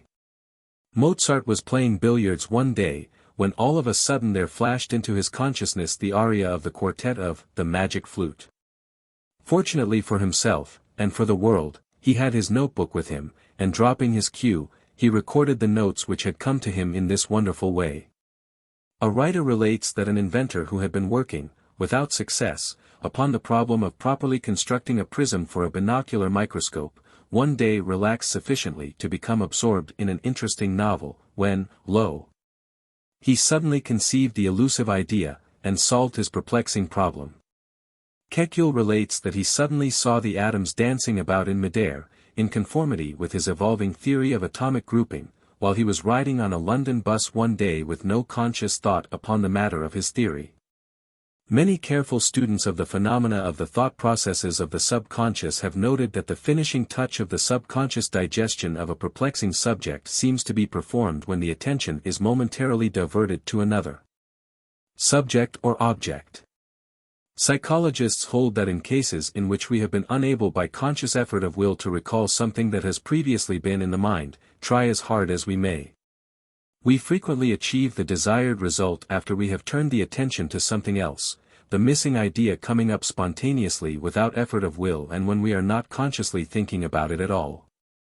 The same principle is found to apply in the processes of subconscious thought as well as in those of memory. Many have found by experience that by deliberately employing the mind with something else, something quite irrelevant to the subject previously engaging the thought, they often obtain the answer sought for in vain before the diversion. As Jastrow well says, the daydream through which flashes a happy eureka, or the dream of a deeper sleep that discovers the treasures that our laborious digging has failed to unearth, are equally instances in which the fixed intent of the more watchful consciousness is withdrawn. Holmes holds that the automatic flow of subconscious thought is favored by listening to an uninteresting discourse, containing just enough ideas in it to keep the conscious mind busy. Carpenter also holds that the subconscious process is more likely to evolve the desired result and the conscious activity is at least partially directed elsewhere. Jastrow compares this to the astronomer who sees better the star by looking a little to one side of it, instead of gazing directly at it. He says, "We might almost say that distraction and the idler moments of contemplative reverie are as essential to fruitful production as the intent periods of executive effort. The trough of the wave is as intrinsic a part of its progressive character as is the crest." We have here another instance in which it is seen that, once in a while at least, it is well for the conscious mentality to refrain from actively bossing the job, then allowing the detail work to be performed by those subconscious faculties best equipped for the task, in a word, by those faculties kept by you for that particular work. But equally true is it that it is well for the boss to stay around the shop, keeping an eye on what is going on, expecting and demanding the best results, and being ready to pass fair and righteous judgment upon the finished product. In the perfect coordination between the conscious mentality and the subconscious alone is to be found the balance and golden mean which makes for efficiency. Unsupervised subconscious activity is as far from being the ideal condition as is that in which there is found the refusal to permit the subconscious the right to perform its proper and natural work. Many writers, inventors, scientists, and others performing extended and continuous mental work, have testified to the fact that, in one way or another, they have discovered that the faculties and powers of the subconscious may be trained to perform much of the drudgery of the intellectual work, leaving the conscious faculties free to design and to direct the general course of the task. Many men of large business affairs also have made a similar or identical discovery. Without realizing the scientific principles involved, such persons have stumbled upon methods whereby much of their work of mental digestion may be performed for them by the subconscious. These discoveries, followed by a practical application of the methods adopted, have resulted in such persons being able to perform what has seemed to others to be an almost incredible amount of intellectual labor, while still having sufficient time and energy to plan out great enterprises, and free to devote some time to amusements, games, sports, travel, and other forms of relaxation. No consideration of this subject would be complete without at least a reference to the testimony of Robert Louis Stevenson, the famous writer, concerning this very important phase of mental work. So typical and characteristic of the general principle involved are the statements of this master of the craft of writing, that we feel warranted in dwelling at some length upon them in the present consideration of the subject of subconscious thought. Stevenson was fond of speaking of his subconscious mental faculties as his brownies, borrowing the illustration from the familiar fairy tales of childhood. in which are related the performances of the friendly little brownies who each night take up and complete the tasks left undone by the overworked friendly shoemaker or carpenter who had befriended the tiny creatures.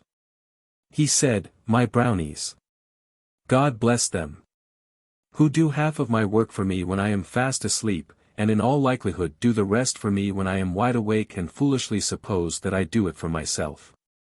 He relates that he had long been wanting to write a book on man's double being, and without success had racked his brain for a plot of any sort relating to that subject. Then, one night he dreamed the principal incidents of his great story of Dr. Jekyll and Mr. Hyde. These, he said, were all given him in bulk and details, as he afterward wrote them in the story.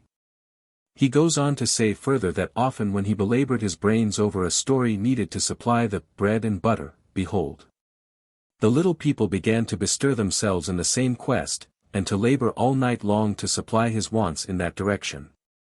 Often, he said, did these sleepless brownies do his honest work for him, and gave him better tales than he could fashion for himself. He said that they, like him, had learned to build the scheme of a considerable story, and to arrange emotion in progressive order. They were able to tell him a story piece by piece, like a serial, and to keep him all the while in ignorance of the outcome. Only, said he, they had more talent than he, himself. But, while praising the work of his little mental brownies, Stevenson does not deny the important part played by his conscious, everyday mentality in his creative work. He says, "I am an excellent advisor, something like Molière's servant. I pull back and I cut down, and I dress the whole in the best words and sentences that I can find and make. I hold the pen, too, and I do the sitting at the table, which is about the worst of it. And when all is done, I make up the manuscript and pay for the registration, so that on the whole, I have some claim to share, though not so largely as I do, in the profits of our common enterprise." Stevenson's figurative illustration in which the faculties of the subconscious are pictured as brownies must not be dismissed as merely a fancy. Beneath the fantastic disguise with which he has dressed up the subconscious faculties, they are plainly recognizable to psychologists, they run true to form. The psychological facts are there, the processes are scientifically described, notwithstanding the fanciful dressing which serves to invest them with an additional interest to the non-scientific reader, and for most scientific readers as well. Moreover, it must not be forgotten that Stevenson's dreams were quite as often daydream states as they were the ordinary dreams of the night. That even in the ordinary dreams of the night the subconscious performs important work is attested by numerous good authorities, and many instances are cited to prove the fact. We shall quote a few examples for your consideration. Coleridge composed his celebrated poem, Kubla Khan, in a dream, and wrote it down when he awoke. Abercrombie relates a case in which a distinguished lawyer went to bed after studying hard over a difficult case. His wife saw him rise in the middle of the night, sit down, and write a long paper which he then put in his desk, and returned to bed. Next morning he told his wife that he had dreamt that he had written a clear and luminous opinion on the case, which he would give anything to be able to remember. His wife directed him to his writing desk, where he found the opinion fully written out, just as he had dreamed it. Schofield relates a case in which a young music pupil had great difficulty in correctly performing a difficult shake in a sonata. She was unable to master it. One night her mother, who slept with the girl, was awakened by feeling her daughter's fingers moving on her face. She asked the girl what she was doing. But the child was asleep, though her fingers were performing the shake on the mother's face. The next day, to the amazement of her teacher, the pupil played the difficult shake perfectly and without apparent effort. The subconscious had taken over the task after having mastered it during the sleep of the girl.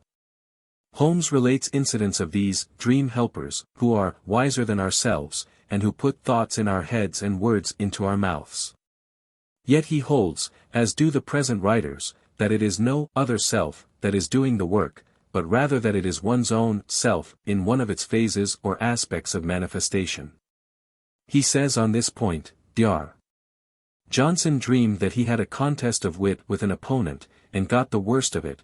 Of course he furnished the wit for both. Tartini heard the devil play a wonderful sonata, and he set it down on awakening. But who was the devil but Tardini himself? You must never lose sight of the fact that these helpers, these brownies, these other selves, are but fanciful names applied to certain aspects or phases of the mental activities of yourself. You are always yourself, your whole self, and nothing but yourself. All separation or division of that self is illusory, and all terms indicating such separation or division are but figurative terms employed for convenience. All these phenomena are manifested on some of the planes or regions of your new mental empire, by some of your own subordinate faculties, powers, or energies. Keep this fact always in mind, and you will not be led to follow fanciful will-o'-the-wisps which lead only to the quagmires of error, and away from the main road of truth. Sometimes, however, it happens that the brilliant thoughts and ideas evolved in the deep dream states escape the conscious mentality which upon wakening seeks to remember and recall them to consciousness, or to record them in writing or speech. Nothing but a meaningless jumble of words is the result in some cases.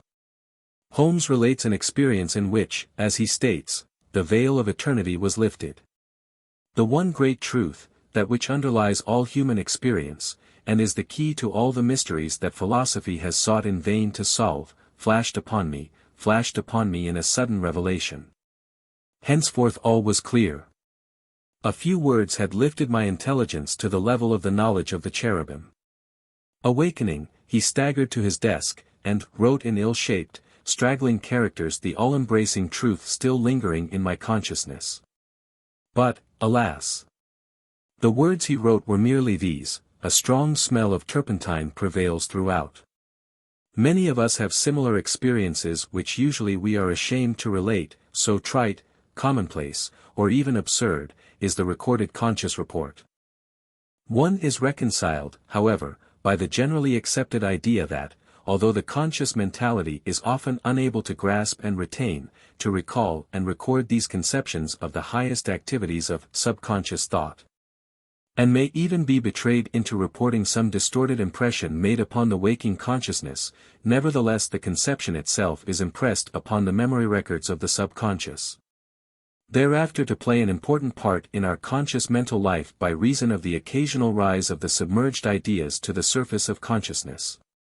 How to apply the principles of subconscious thought? Provide proper materials.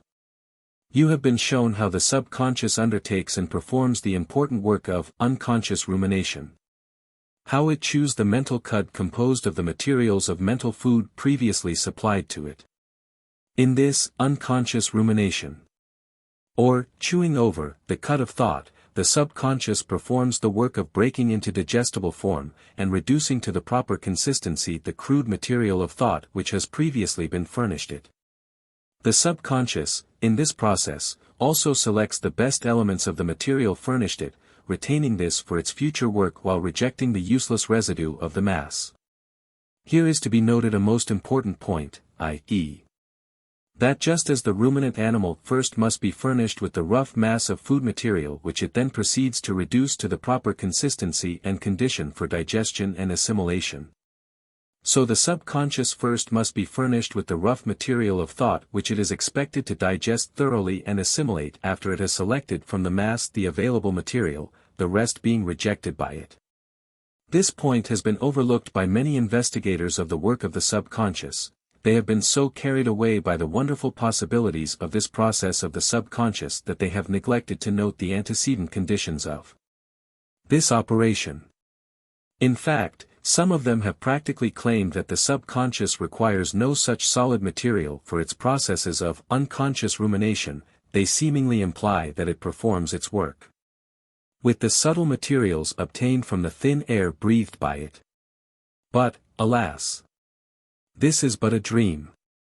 The subconscious can no more proceed with its processes of unconscious rumination, without material than can the ruminant animal proceed to chew the cud unless it has previously partaken of the rough materials of its food.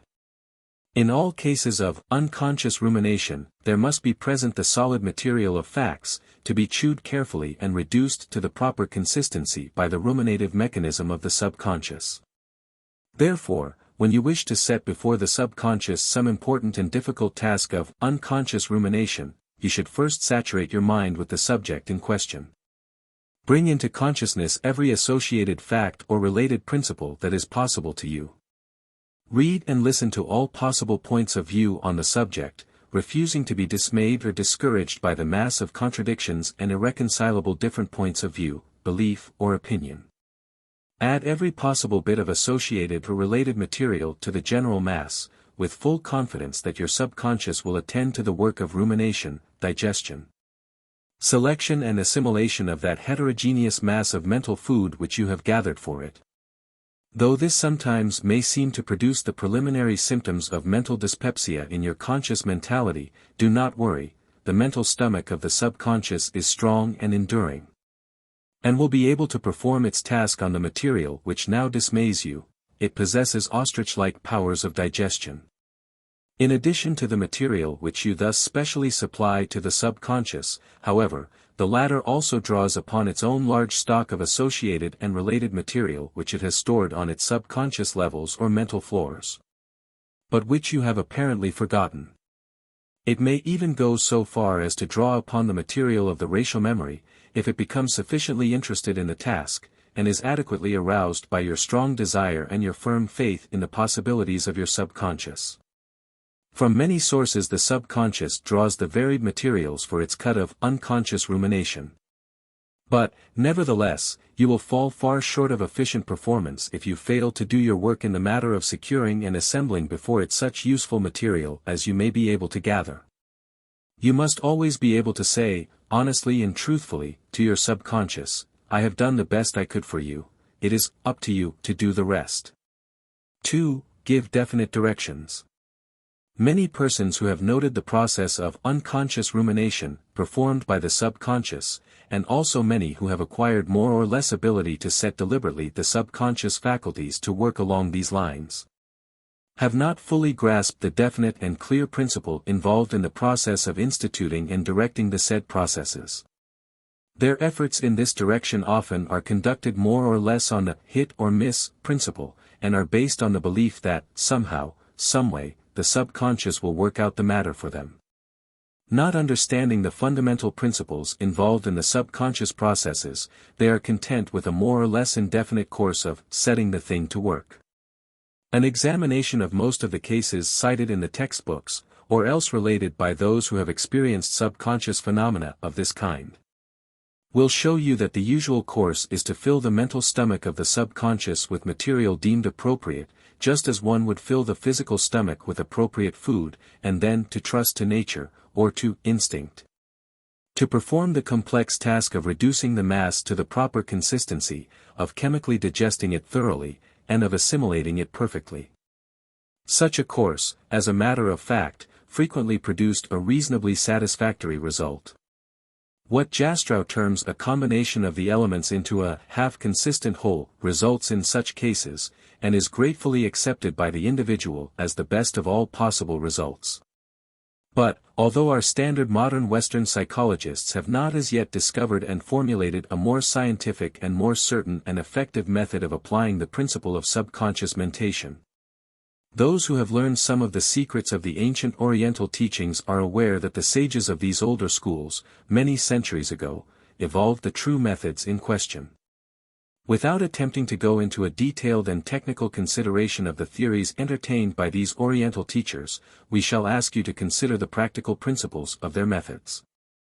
We have here another instance of the fact that underlying the often quite vague theories and metaphysical speculations of the Oriental philosophers there may be found certain very practical methods of applying psychological principles recognized by both Eastern and Western psychology. The chief principle of the Oriental method is based upon the fact that there exists a manifestation of attention on the subconscious plane of mentation, as well as upon its conscious planes. Moreover, just as conscious attention may be aroused and directed in two ways, viz., 1, by general interest, curiosity, desire, etc., and 2, by deliberate concentration of the will in voluntary attention, so may the subconscious attention be aroused and directed in a corresponding way. In both cases attention is the active mental element involved. In most cases, such as we have previously related, the subconscious attention is directed and aroused by the power of interest, curiosity, desire, etc., which descends from the conscious mentality to the plane of the subconscious. The general interest in the subject, the curiosity concerning the solution of the problem, and the desire to reach a successful result, all tend to arouse and to direct the subconscious attention, and to set into activity its processes of unconscious rumination, and even higher and more complex activities of the subconscious. This is the true explanation of the interesting phenomena of ordinary unconscious rumination, such as are recorded in the textbooks or experienced in everyday life by yourself. But just as the voluntary, trained attention of the student and the scientist is far more efficient than the ordinary, more or less involuntary conscious attention of the ordinary person, so is the voluntary, deliberate, concentrated subconscious attention of the trained mind far superior to and far more effective than the ordinary more or less involuntary attention of the person who has just discovered that the subconscious works, but who has not as yet learned just how it works. The deliberate action of and direction by the will constitutes the distinction between the involuntary state and the voluntary state, in the case of both the conscious and the subconscious mental activities involved in thought. You will need but a simple, familiar example to give you the general principle involved in this matter. You know by experience that when you have strongly impressed upon the subconscious the necessity of your being awakened at 5 o'clock in the morning in order to catch a certain train, you may count upon something awakening you at that particular time. Or, when you have an important engagement which you have apparently overlooked, something tells you that you have forgotten something, just in time to allow you to rush to keep the engagement. Well, then, here you have set your subconscious attention upon the task, and your subconscious has been on the job for you. The same principle is involved in even the highest and most complex activities and processes of subconscious mentation in which there is something to be done. The Oriental teacher instructs his pupils to acquire by repeated practice and exercise the knack of performing the following particular mental activity. The student must formulate in his mind a clear idea of the mental task to be performed.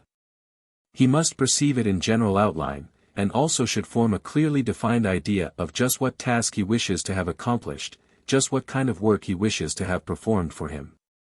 He must then form a mental picture of the thought material being lowered or dropped to the subconscious levels of the mind, as, for instance, being dropped through a trapdoor. He must then deliberately, positively and earnestly give a mental or verbal command or direction to the subconscious mentality to perform the task for him. For instance, he must issue the command, subconscious. I wish you carefully and thoroughly to analyze, to classify, and logically to arrange the materials of this subject, and then to carry the reasoning concerning it to its logical conclusion. The material so passed on to the subconscious, however, must have been previously subjected to a most intense and concentrated inspection by the conscious attention. As the Oriental teachers say, it must be saturated with attention, until every part of it is so permeated by attention that it carries attention in its very substance. Thought, thus energized by attention, will reawaken into being on the subconscious planes with the necessary amount of attention involved in it. This, in turn, will attract and hold the subconscious attention element of thought. The subconscious attention, once having been attracted by and directed to a subject, will never afterward release its hold on that subject until the latter has been brought as nearly to a successful conclusion as is possible under the circumstances. It may take only a few minutes, or it may take hours, days, months, or even years to reach the conclusion, but it will hold tenaciously to the task, and will report the result eventually. Have you not received answers and reports from the subconscious concerning questions and subjects which perplexed you many years ago, and which you had almost forgotten? While your conscious mentality had practically forgotten the matter, your subconscious has remembered it and has continued its work. This wonderful method is so simple that there is danger that you may overlook its great importance and its marvelous possibilities. It consists, as you have seen, of the following simple mental processes, viz. 1. Concentrating the conscious attention upon the general problem or task, until the whole subject of it is fairly saturated by attention. 2. Forming the mental picture or idea of the transference of the general thought from the conscious plane or level down to that of the subconscious mentality, to the subconscious. 3. Giving the subconscious the positive, clear, definite command or direction concerning what you wish it to do for you in the matter. That is all there is to it, though several books might be filled with illustrative examples and adaptations to particular instances or special cases. Consequently, you are advised to commit to memory the above-stated 3 stages of the methods or process in question, and to apply them in any and all cases in which you desire the subconscious to proceed along the lines of subconscious thought in a definite direction and toward certain definite ends. The rest is all practice, practice, practice, and exercise, exercise, and exercise. There is, however, a peculiar little mental knack about the method of giving the command or direction to the subconscious. This little knack will come to you only by practice and exercise. It cannot be expressed in words, it must be picked up in actual practice. When once acquired it will never be forgotten by you. Charles Leland illustrated the principle of this little knack in his statements concerning what he called forethought. He says of this principle, "As I understand it, it is a kind of impulse or projection of will into the coming work." I may here illustrate this with a curious fact in physics. If the reader wished to ring an old-style doorbell so as to produce as much sound as possible, he would probably pull it back as far as he could, and then let it go. But if he would, in letting it go, simply give it a tap with his forefinger, he would actually redouble the sound. Or, to shoot an arrow as far as possible, it is not enough to merely draw the bow to its utmost span or tension. If, just before it goes, you will give the bow a quick push, though the effort be trifling, the arrow will fly almost as far again as it would have done without it. Or, as is well known, in wielding a very sharp saber, we make the draw cut, that is, if to the blow or chop, as with an axe, we also add a certain slight pull, simultaneously, we can cut through a silk handkerchief or a sheep. Forethought is the tap on the bell, the push on the bow, the draw on the saber. It is the deliberate but yet rapid action of the mind when, before going to sleep or dismissing thought, we bid the mind to subsequently respond. It is more than merely thinking what we are to do, it is the bidding or ordering the self to fulfill a task, before willing it. Additional illustrations will occur to the reader who is familiar with the games of golf, billiards, tennis, etc. In each of which the skillful players discover the little knack of putting something into the blow, the stroke, or whatever the movement may be. He finds that by putting that little something of himself into the movement he adds very materially to its power, its accuracy, and its general efficiency. The principle of the little knack in the giving of commands or directions to the subconscious closely resembles the principles employed in the skilled physical movement to which we have just referred. You must learn to put a little of yourself into it.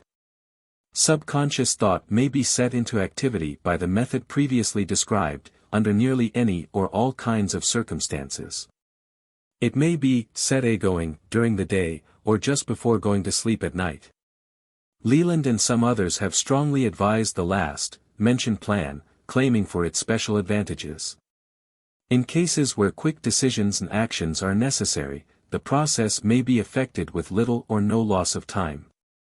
The time necessary to flick the ashes from your cigar before answering, or in which to reach out to replace an object on your desk, or to perform any similar action, will be sufficient for the subconscious to render you at least some degree of assistance in response to your positive command, "Attend to this for me quickly, at once."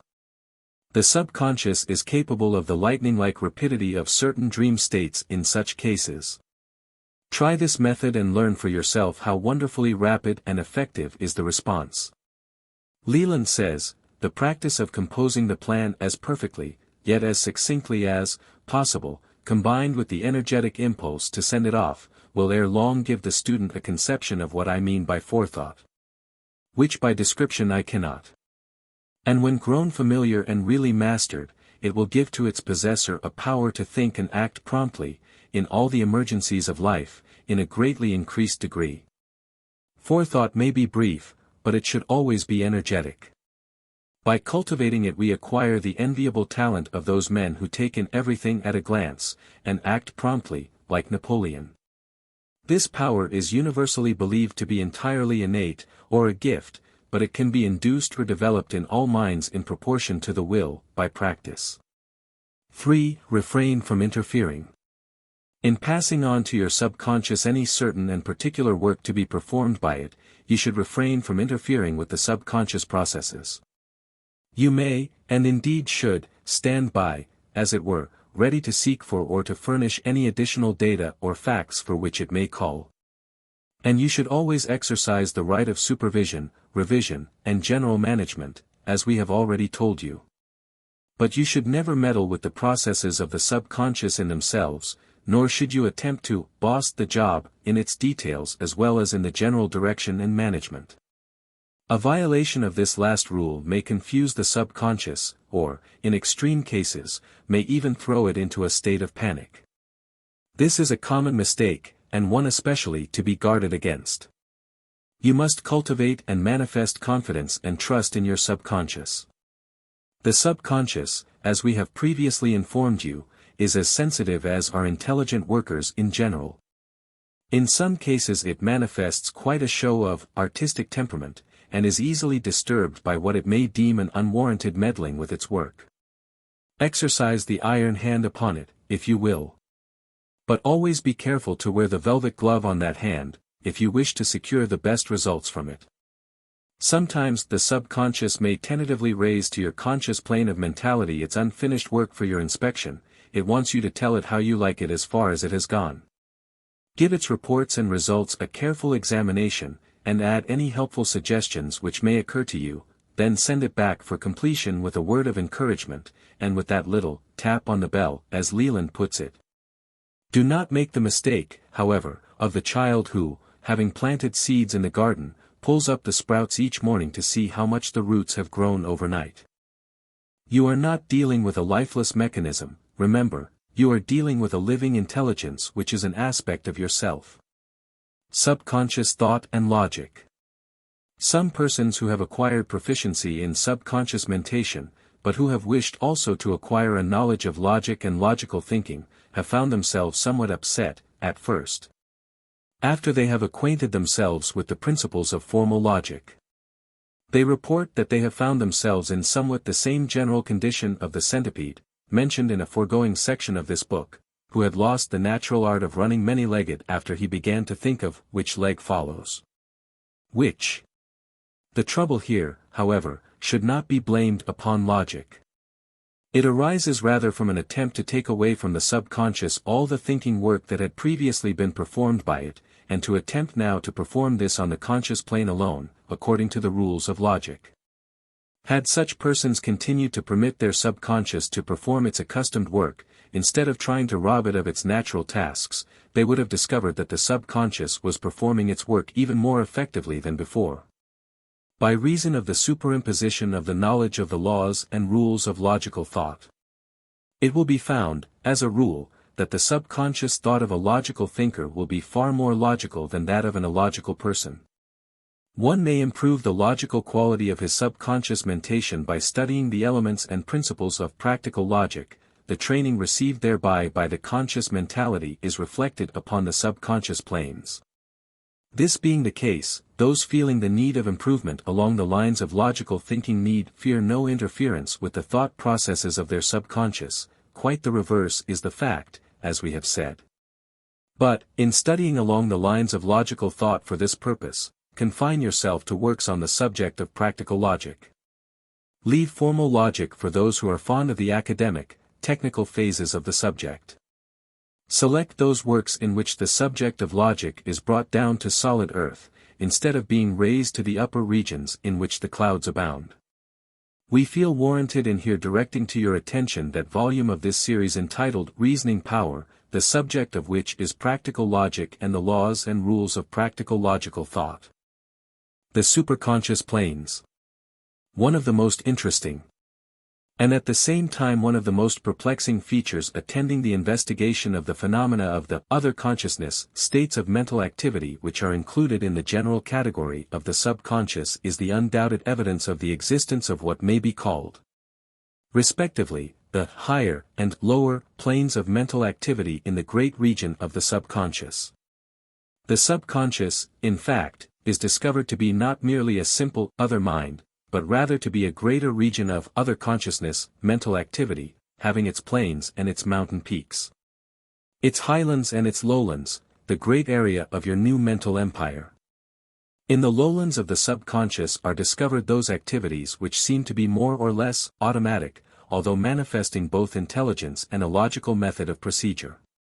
In the highlands are discovered certain other activities which transcend the ordinary intelligence of the conscious mentality, activities which, while not contrary to reason, nevertheless seem to proceed further and with less effort than the ordinary reasoning processes of the human mind. In short, in the great region of the other consciousness, there is discovered to be present a strange and perplexing mixture of both high and low, of that which seems little more than simple instinct, and of that which seems to partake of the nature of what may be called intuition. This discovery has caused much confusion, and has served to upset many otherwise quite reasonable theories and hypotheses.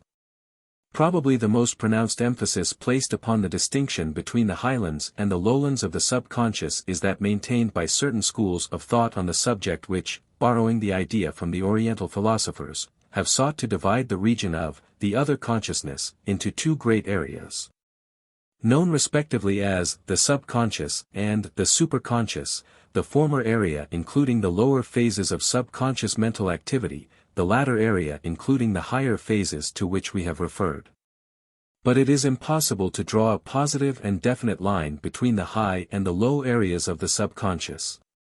That great region is not one in which all the lowlands are on one side of a given line, and all the highlands on the other side. Instead, in it, just as in any great physical region, there are alternating areas of valleys and plains, and of hills and mountains. As in the physical world, so in the psychical world one unusually needs but to travel upward, not merely east, west, north, or south, in order to reach the high levels. Moreover, it is impossible to draw a hard and fast line between the higher and the lower activities. These activities frequently blend so into each other that it is most difficult to determine whether they belong to the higher or to the lower. There is, in fact, an indefinite intermediate area in which the higher and lower blend, mingle, and form combinations. It has been found more satisfactory to employ the illustrative example of the solar spectrum, with its various colors with their shadings and blendings, with its infrared regions existing in invisible form on the one side, and its ultraviolet regions, likewise invisible, existing on the other side, with the great visible regions existing in the center. While we are favorable to the occasional employment of the term, the superconsciousness, to designate the highest of the activities of the subconscious, we still prefer the general term of the subconscious, to designate the entire region of the other consciousness, planes of man's mental activity. Many leading writers on the subject of the subconscious have testified to the existence of these planes of its activities and powers, and have pointed out the distinction between these and the lower planes of its manifestation. They have demonstrated that there are, out of consciousness, mental operations which are above the horizon of ordinary consciousness, rather than below it, regions of the higher soul and spirit life, of which we are only at times vaguely conscious, but which always exist, and link us to eternal verities. They have expressed the conviction that there exist in the realm of human mentality certain, supernormal and transcendental powers of which at present we catch only occasional glimpses. And that behind these, there are fathomless abysses, the divine ground of the soul, the ultimate reality of which our consciousness is but a reflection or faint perception. In these high regions of mentality, say they, all the higher mental operations are conducted. It is here that genius works. This is the higher mental realm of which Carlyle speaks when he says, Shakespeare's intellect is what I call unconscious intellect, there is more virtue in it than he himself is aware of.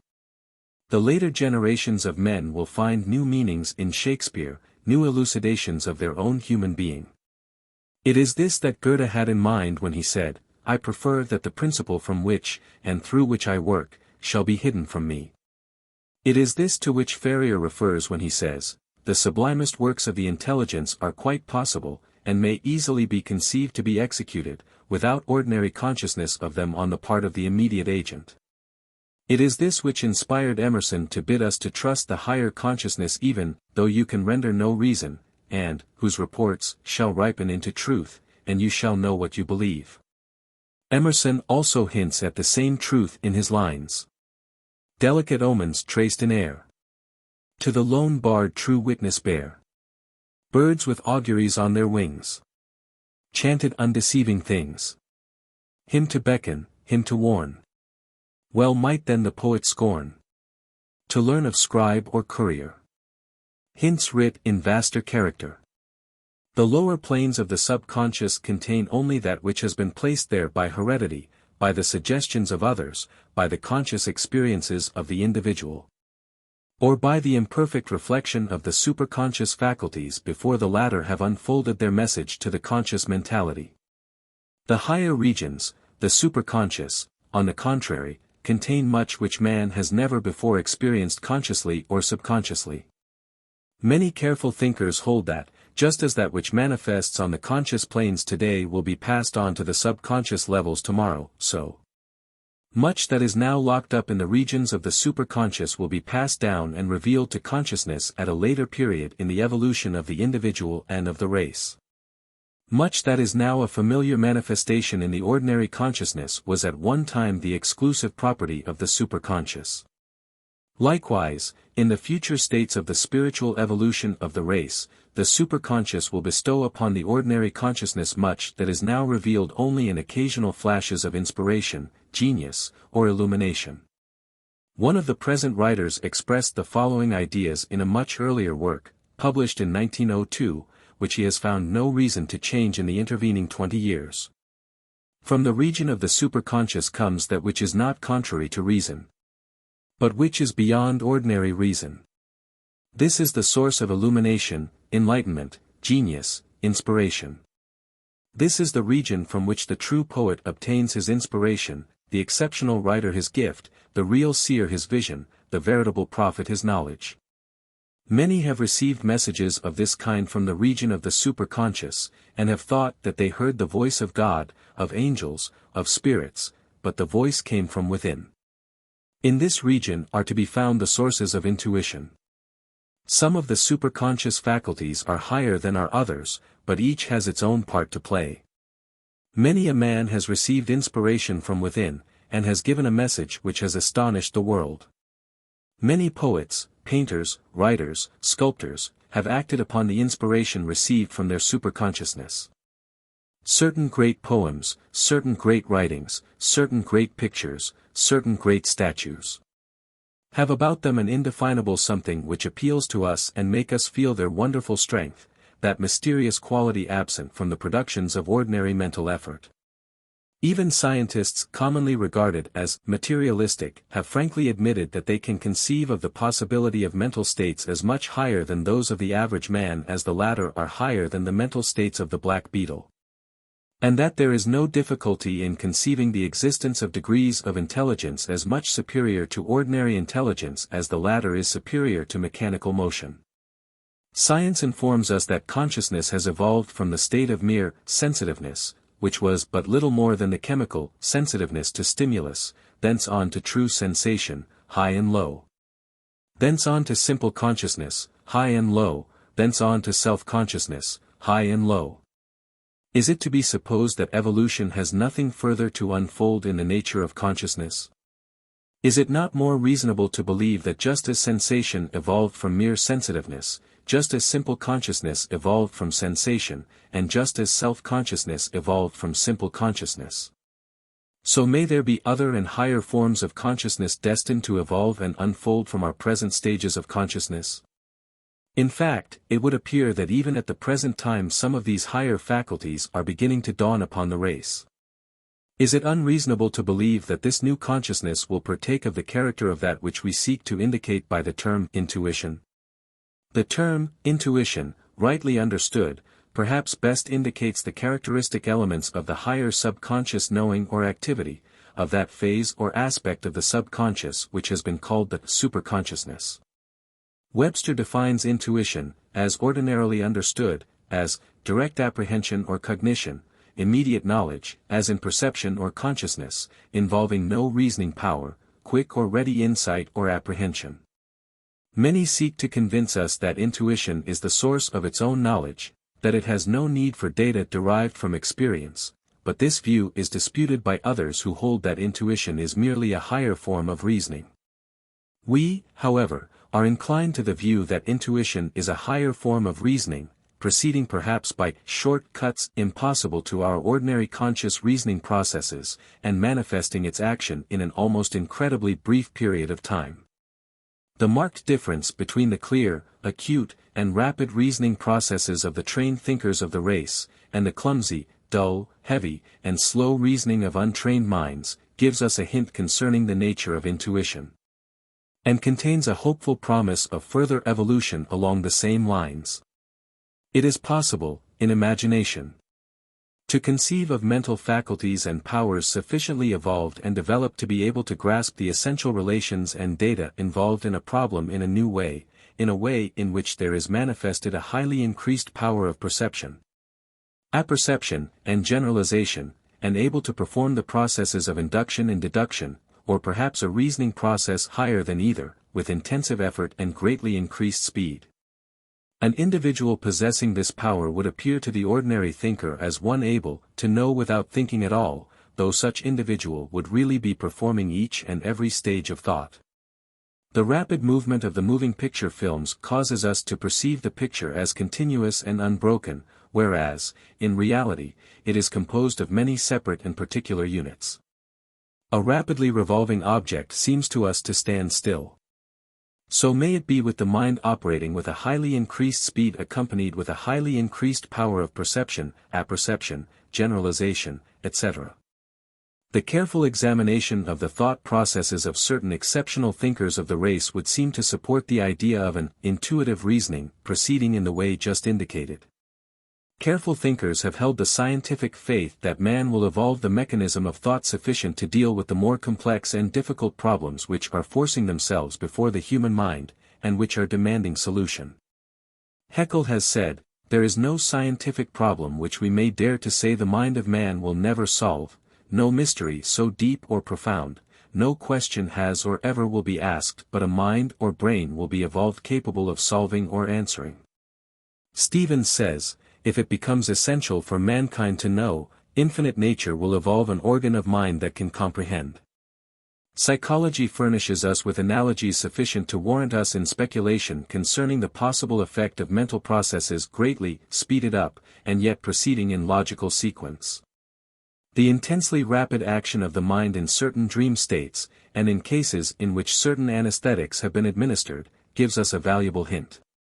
It is within the proper limits of scientific imagination to speculate concerning the possible existence of mental states in which the logical conclusion from a given premise might seem to be arrived at practically instantaneously. Just as a sufficiently speeded-up moving picture projector would be able to present to us, in an almost simultaneous picturing, the beginning and ending of a scene, all that came between being imperceptible. Time as experienced by the mind is purely relative and comparative.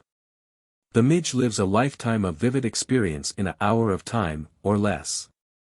While, on the other hand, we may conceive of beings of a high order to whom 1,000 years is but a day. Under intense pressure the minds of human beings have been known to act with an almost incredible rapidity, and with an almost superhuman clearness, power, and effect. We say even of ordinary efficient thinkers that they think in a flash, or that they reach a result almost intuitively. These facts serve as striking hints concerning the character and nature of the processes of the intuition manifested by the higher planes of the subconscious, the so-called superconscious planes of mentation.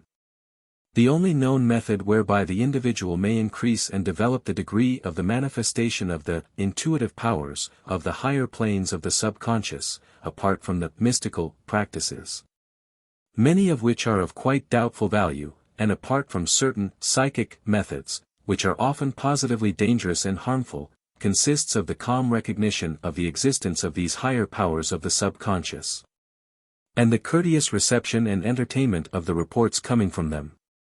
Recognize its powers as those of your higher self, and accept its services as rightfully belonging to you, yet receive them with thanks. Open your mind to the rays coming from above, and profit by the energizing power of that light. Seek development along these lines, and let the power unfold naturally, gradually, and in accordance with the law of evolution. Do not try to force the growth, nor to employ unnatural methods. Here is the rule by which you may determine whether a report of intuition comes from the true higher planes of mind, or whether it is a distorted reflection reaching you from some of the lower planes. The true intuitive report will never run contrary to reason properly exercised and interpreted, though it may transcend the possible reports of the ordinary reasoning processes. Do not accept the report as correct if it runs contrary to your highest reason, or if it is opposed to your common sense. Intuition is higher reason, reason plus, or reason more so. It is never anti-reason, or the opposite of reason. Reason has been evolved by nature to provide man with his sane and safe standards of belief and action. Therefore, you should never seek to discard it in order to adopt some anti-rational report, attractive though the latter may appear to be at first sight, nor how highly recommended it may come. You should welcome the opening and unfoldment of the higher planes of reason, but you should always assure yourself that the essential principle of reason is present in the reports of any part of your mind, before you accept them as final. You should regard reason as the evolving instrument of your experience and expression, not as a fixed and unalterable mechanism beyond the possibility of further growth, improvement and development. Avail yourself of the services of intuition, your higher reason, but always stand firmly on the solid rock of practical reason, for there your safety lies. Intuition, if real and true, is always reason plus, never by any chance is it reason minus.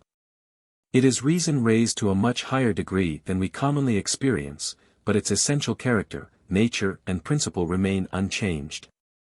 Keep this fact in mind, and your feet will rest on solid rock. Lose sight of it and ignore it, and you may wander on to the sinking sands of error. In addition to the offices and powers of the superconscious which we have mentioned, there is another and a most important function of that phase of the mentality which may be called the protective power. Many persons, most persons in fact, have at times experienced this beneficent power. They have felt strongly that they were in close contact with a force, power, or entity of some kind which was in some way higher than themselves, but which was concerned with their welfare. This beneficent presence has been interpreted in various ways in accordance with the trend of thought of those experiencing it. Some of the ancients called it the kindly genius, others termed it the guardian angel. Still others have thought of it as my spirit friend, while many others, though quite vividly conscious of its presence and power, have failed to give it a special name. But by whatever name it may have been thought of, or even when no name at all has been applied to it, the mysterious something has been recognized as a beneficent presence power, a hovering and brooding something or somewhat animated by a warm, kindly interest in the individual, and seemingly devoted to his interests and disposed to render to him useful services. This beneficent presence power has often acted as a warning guardian in the lives of many persons. In other cases it has been felt to have acted subtly to bring about advantageous results and conditions for the persons whom it protected. It has led some into circumstances and conditions calculated to be of advantage to them, it has drawn others away from conditions and circumstances calculated to bring harm to them. In short, it has played the part of the kindly genius or the guardian angel to many an individual. The touch of this unseen hand has been felt by countless individuals, very likely by you who are now reading these lines. It has cheered men when the tide of circumstances seemed to be running against them, it has animated them with a new lively spirit, has encouraged them to renewed endeavor, has filled them with new courage when they needed it most. It has seemingly led persons into the presence of other persons and things, into conditions and environments, which have proved advantageous to them. Men in all ages, some of the most practical and hard-headed men of affairs, among others, have felt the touch of this unseen hand, and have gratefully acknowledged its help in times of need, even though they have been perplexed concerning its real character. To many careful thinkers who have earnestly investigated this phenomenon, it has seemed that this beneficent presence power, this unseen hand that has reached out in times of need, is not an external power, nor an entity outside of themselves, but is rather a manifestation of that part of man's mental nature which we have here considered under the term, the superconscious. Instead of being an entity outside of us, it is believed to be a part of ourselves, a phase, part or aspect of ourself that manifests above the levels or planes of the ordinary consciousness. In short, this kindly genius or guardian angel is your own superconscious self, manifesting on some of its higher levels or planes of activity and power. In this higher self you have a friend far truer, more constant, and more loyal than can be any other friend, for it is yourself, in its essence and substance. Your interests are its interests, for you are one with it in essential being and power. It will manifest a fidelity to you, and a watchfulness over your real interests which is amazing in its devotion and constancy. It will manifest toward you, in turns, the protecting care of a father, the brooding, watchful, loving care of a mother, and the helpful, fraternal interest of a brother. It will be all of these things to you, and more, if you will but give it the chance to unfold its presence and to manifest its power in your life. This higher self, this phase of your superconsciousness, needs but the encouragement of your recognition and realization in order to manifest its power in your behalf. It is seemingly discouraged, disheartened and abashed by your indifference, unbelief, and the failure to recognize its presence and to realize its power. It does not need training or developing, all that it asks is to be recognized and realized by you, and to have from you a kindly, sympathetic reception. It has done much for you in the past, it will do more for you in the future, if you will but meet it halfway. This higher part of yourself is full of discernment, and of cold, keen-edged wisdom. It can see far ahead, and is able to discern and select the right road for you to travel, and then to lead you into that road and to keep your feet on its solid substance. In spite of your efforts to take a side path or to wander into the ditches which lie on either side of the road, you will do well to get off by yourself once in a while, then and there to commune with your higher self, to have a little heart-to-heart visit with it. You will find this higher self to be a wonderful companion, one closer to you than can be any human being, for it is yourself, and nothing but yourself, manifesting on the higher planes and levels of your being. You will emerge from these periods of self-communion with renewed strength and vigor, filled with new hope and faith, animated by new ambitions and purposive determination. In this book we have presented to you a view of your new mental empire, a view of its lowest and its highest planes and levels, of its highlands and its lowlands. It is your own empire, yours. Yours it is to rule and to govern, to explore and to cultivate. You are at home in it. The many wonderful phenomena manifested in its immense region are your phenomena, yours to control, direct, develop, cultivate. Yours to restrict, restrain, inhibit, at your will, as you will, by your will. Do not allow yourself to be tempted by the wonderful powers manifested by some of your subordinate mental machinery or instruments. Do not allow yourself to fall under the spell of any of the phenomenal manifestations in your mental wonderland. View all, respect all, use all, demand and secure aid and work from all. But never lose sight of the fact that you, your real self, the I am I, is the master of this land, the ruler of this empire, and that you rightfully have power and dominion over it, all its inhabitants, and all contained in its realm.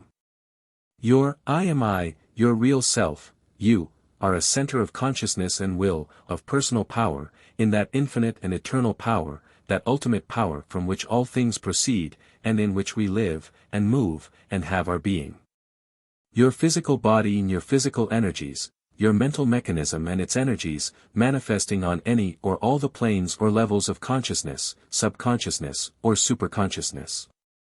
All these are but instruments or channels of expression of your real self, the I am I, of you. You, the I am I, are the center of your personal world of experience and manifestation. Keep ever your rightful place at the center of that world. Observe all the rest whirling and revolving around that center, as the planets revolve, whirling, around the sun. You are the sun. Do not lose your balance, nor be induced to move away from your central position to accommodate any of your subordinate planets, not even the greatest of them. Hail! Mighty Emperor! Enter into and possess, rule and govern, your new mental empire. It is yours. Here, at the conclusion, as at the beginning of this book, let us remind you of the truth of the ancient aphorism, you are greater than you know. Spiritual power, the infinite fount. The quest for truth. Man is a questioning creature. From the early days of the history of the human race, through all the intermediate stages of human evolution, up to and including the present time, man has been questioning himself, his companions, even nature itself. Concerning the fundamental facts regarding the world, himself, and that which constitutes and moves both.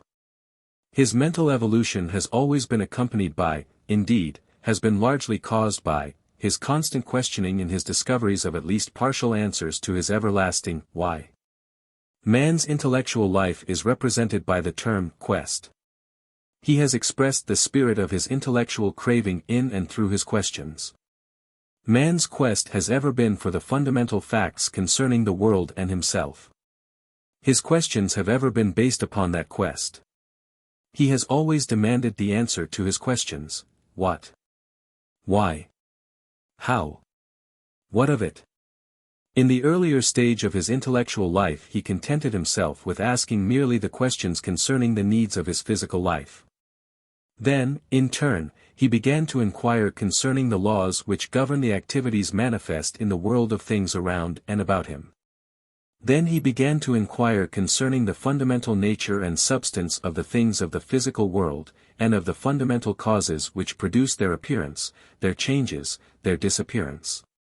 Professor Nicholas Murray Butler, president of Columbia University, says, "An important step, far-reaching in its consequences, was taken when men first sought the cause of change and decay in themselves and in the laws which appear to govern things, rather than in powers and forces outside of and beyond them. When the question was first asked, what is it that persists amidst all changes and that underlies every change, a new era was about to dawn in the history of man's wonder and his desire to know. When the world is viewed as totality, there is obviously nothing to which it can be related, nothing upon which it can be dependent, no external source from which its energy can be derived. We pass, therefore, at this stage of knowing, from the plane of interdependence, relativity, to the plane of self-dependence, self-relation, self-activity. Self-active totality is the source and origin of all the forces, energies and motions which in one manifestation or another are observed in their interrelations and interdependencies. The quest pursued in the present book is that leading to the discovery of the nature and character of this self-activity of that totality which we know as the universe or the cosmos, or that which, in still more familiar thought, is known as nature. We shall confine ourselves strictly to the plane of nature. We shall not attempt to invade the plane of the supernatural. We shall limit our inquiry to the field of advanced scientific philosophical thought. We shall carefully refrain from encroaching upon the field of theology or that of abstract metaphysics. This does not mean that we are opposed to theology or its teachings, nor to abstract metaphysics and its manifold theories. It means simply that we prefer to leave these respective fields to those who specialize in the subjects belonging to them. We shall from time to time refer to certain theological or metaphysical teachings, but this only for the purpose of illustration. We are frequently reminded by certain schools of thought that reason, conceived as intellect, is unable to peer behind the veil of phenomenal appearance which conceals, but yet reveals, the presence and activity of the infinite power which abides in the secret place of eternity. They quote approvingly the ancient inscription carved on the old temple of Isis, in Egypt, which announced to all readers, Isis I am, all that is, that has been, that will be, no man hath yet lifted my veil. They likewise bid us to recall the celebrated statement of the ancient Buddhists, the imagination, the understanding, and abstract thinking will always strive in vain to represent the eternal infinity. For no form of finiteness, to which thought and speech belong, can express infinity, nor can that which is timed express eternity, nor can thought resultant from the chain of causation grasp the causeless and self-existent. Therefore, we set aside all such speculations and vain disputes, and do not busy ourselves with them. In Sir Edwin Arnold's poem, The Light of Asia, the Buddha says, Mattia. Measure not with words the immeasurable. Nor sink the string of thought into the fathomless. Who asks, doth err, who answers, errs, say not. Shall any gazer see with mortal eyes? Or any searcher know with mortal mind?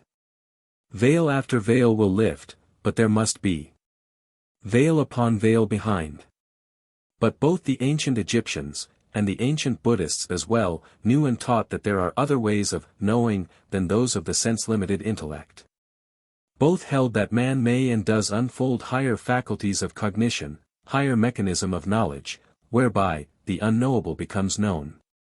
The ancient Egyptians taught that certain advanced souls had acquired transcendental powers of cognition whereby they were able to perceive that which is beyond the powers of ordinary perception, and to know that which remains unknowable to the ordinary powers of the mind.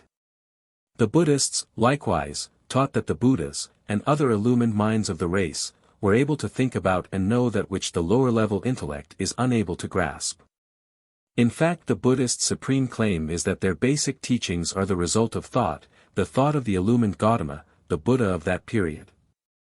One of the hymns of the old Buddhist monks has as its chorus the reiterated lines, "He thought it out, he thought it out." The pride of Buddhism is that its system is based upon thought, and not on faith alone. But by thought, they mean the higher reason in which the reports of intuition are blended with those of intellect. These ancient schools of philosophic thought, as well as many much later schools, teach that while it is true that intellect, of itself, depending as it must upon the interpreted reports of the senses for its basic material, and being thus necessarily limited in its field and scope, is indeed unable to free the riddle, to report truthfully that which lies behind the veil of materiality, it is equally true that reason is able to transcend the limitations of unaided intellect when she calls to her aid that twin sister of intellect known as intuition, and thus secures the materials upon which the higher reason may work, and which it may spin and weave into glorious fabrics of truth. Modern philosophy is displaying much interest in certain forms of mental activity which are grouped under the category of intuition. In this usage of the old term, intuition, however, these philosophers do not refer to the ordinary conscious or subconscious activities of which the source remains hidden and which, therefore, are frequently referred to as intuitive. Neither do they refer to those acquired habits of action, once performed consciously but now manifested subconsciously, which are known as instinctive.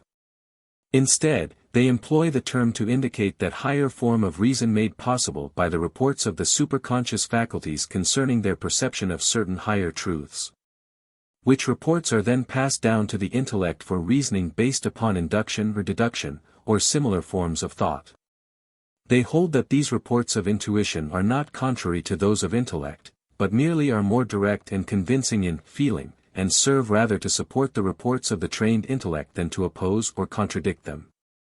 Reason, being furnished the combined reports of both intellect and intuition, is possessed of material far surpassing in both quantity and quality those arising from sense reports alone. Consequently, the higher reason is able to produce materials of a quality and beauty far excelling those turned out by it when it is limited to the comparatively scanty and imperfect materials of the senses. Or, employing another figure of speech, we may say that the higher reason, in which intellect is reinforced by intuition, acts like the skilled geometer who being given certain sighted points is then able to measure, chart and map great regions of land or of space over which his feet have never trod, his airplane wings never flown, nor his eyes ever scanned. The higher reason, thus given these sighted points furnished by intuition, is able to measure, chart and map great areas of thought and knowledge over which his senses have not traveled, and which they cannot perceive. Bergson holds that intellect is properly employed with the outer appearances of life, intuition, with the inner facts of life. Intellect, he says, is a narrowing or focusing of consciousness, confined to a limited field by its very nature. Outside of that narrow field lies the region of intuition. In its own field, says Bergson, intellect is held to be supreme. Intuition does not begin to reach the efficiency of intellect in that field. In its own field, in turn, intuition is supreme. It goes far beyond intellect in that region, and gives us knowledge impossible to unaided intellect. But such higher knowledge, it should be noted, does not contradict the report of intellect extended to its full limits along the lines of trained logical thought, it merely transcends and goes beyond the limits of intellect. When intellect, throwing aside its prejudices and false pride, asks questions of intuition concerning matters which lie in the field of intuitional activity, and then takes over the report of intuition and employs it as the basis of rational induction and deduction, a wonderful result is thus obtained. A wondrous blending is thus secured, and an entirely new field of thought spreads itself out to the reason of the individual thinker. The correlated and coordinated activities of intellect and intuition produce what may be called the report of the higher reason, or the completed reason. Here the individual secures the faith that knows, and not merely believes. There is a tremendous truth expressed in the celebrated statement of Bergson: there are things that the intellect alone is able to seek, but which by itself it will never find. Those things, intuition alone can find. But it will never seek them of itself. Intuition never is moved of itself to explore its depth for truth, it has no need for effort of that kind, it knows and takes for granted that the answer is known to all. It is not aware of the existence of the problem involved, nor of the need of answering it, nor has it the desire to have it answered. As Bergson has told us, intuition, though alone capable of finding the answer to certain questions concerning important facts, will of itself never seek that answer. Only when intellect, which alone is able to seek the answer but which is unable by itself to find it, deigns to ask intuition to look within itself for the needed answer, does intuition make the inquiry and furnish the required report.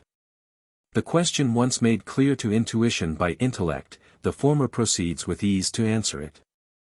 The facts thus presented to intellect are then subjected to the processes of logical reasoning, being employed as the premises of such reasoning, and the higher reason finally hands down its logical judgment and conclusions.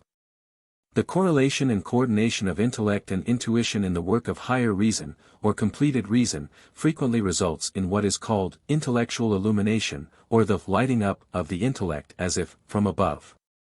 Intuition, superimposing its reports upon intellect, kindles the flame of illumination, that intellectual illumination of which flashes have been obtained by many great men and women, and accounts of which are frequently found in their biographies or autobiographies. Some of the greatest discoveries and other mental accomplishments have been performed under the influence of this intellectual illumination, so produced by the action and reaction between intellect and intuition. Intellect constitutes the seeing aspect of knowledge, intuition, the feeling aspect.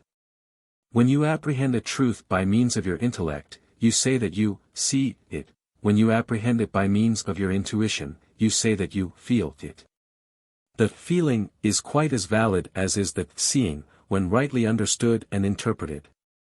In fact, the feeling seems, if anything, to be rather deeper than the seeing. It has to do with the inside, rather than with the outside of experience. It seems to belong essentially to the individual, while the seeing seems rather to be bound up with the outside world.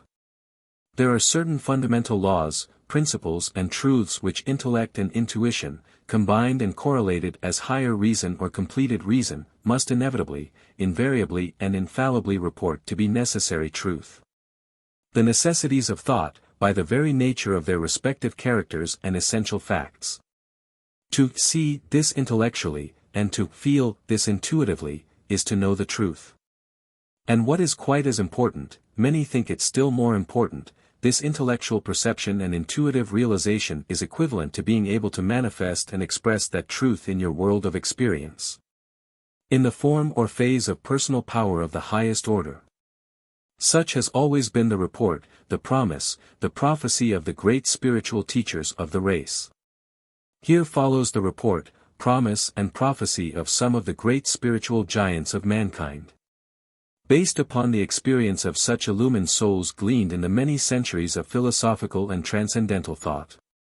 When you are able to perceive intellectually, and to realize intuitively, truth, as such is inevitably, invariably and infallibly reported to you through the proper exercise of your higher reason or completed reason, then will you be able to manifest the truth in and through your thought, your actions, your work.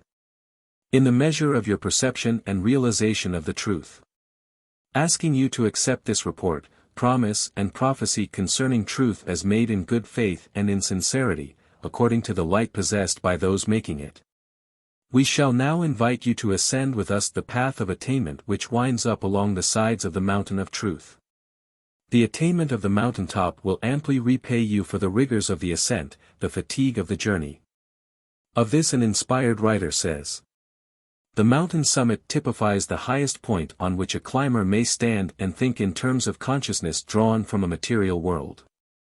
But we may look beyond it, though it is a sublime elevation where many a pilgrim is content to pause. Below him are the kingdoms, above him are the stars, the kingdom and the stars are alike his. But it is not the end. Deeper than the kingdoms, and higher than the stars, is the sky that holds them all. And there alone is peace, that peace which the material world cannot give, the peace which possesseth understanding trained on material things. Infinite and eternal peace, the peace of limitless consciousness unified with limitless will. The thinking individual, when he begins to contemplate the world which he perceives to exist and to manifest activity around and about himself, soon discovers three great classes of things in that world. Then he begins at once to generalize and classify these three great kinds of things into three fundamental categories. These three great categories are as follows: 1. The substance, stuff, or body of things in general, that which gives them body, form, shape and substance, their outer aspect as reported to him by his senses. 2. The powers, energies and forces which cause the movements and actions of things, the changes in things, the inner aspect of things, imperceptible to his senses yet manifesting their effects so as to be apprehended by the senses. 3. The livingness of things, that something within which manifests in vital activities, voluntary actions, and in feeling, thinking, willing, this he experiences in himself. And judges that other things also possess it by reason of their actions which he perceives. As man's intellectual evolution proceeds, he discovers certain laws governing each of these three great classes of things or facts. He perceives certain laws governing the physical or material aspect of things. Certain laws governing the forces producing activities in these physical or material things, certain laws governing the operations and activities of the vital processes, the mental processes. He groups these laws, and upon their basis he erects his structure of science. So far, the thinking man has had an easy time in his thinking upon the subject of things. Like the young bear, he has all his troubles ahead of him.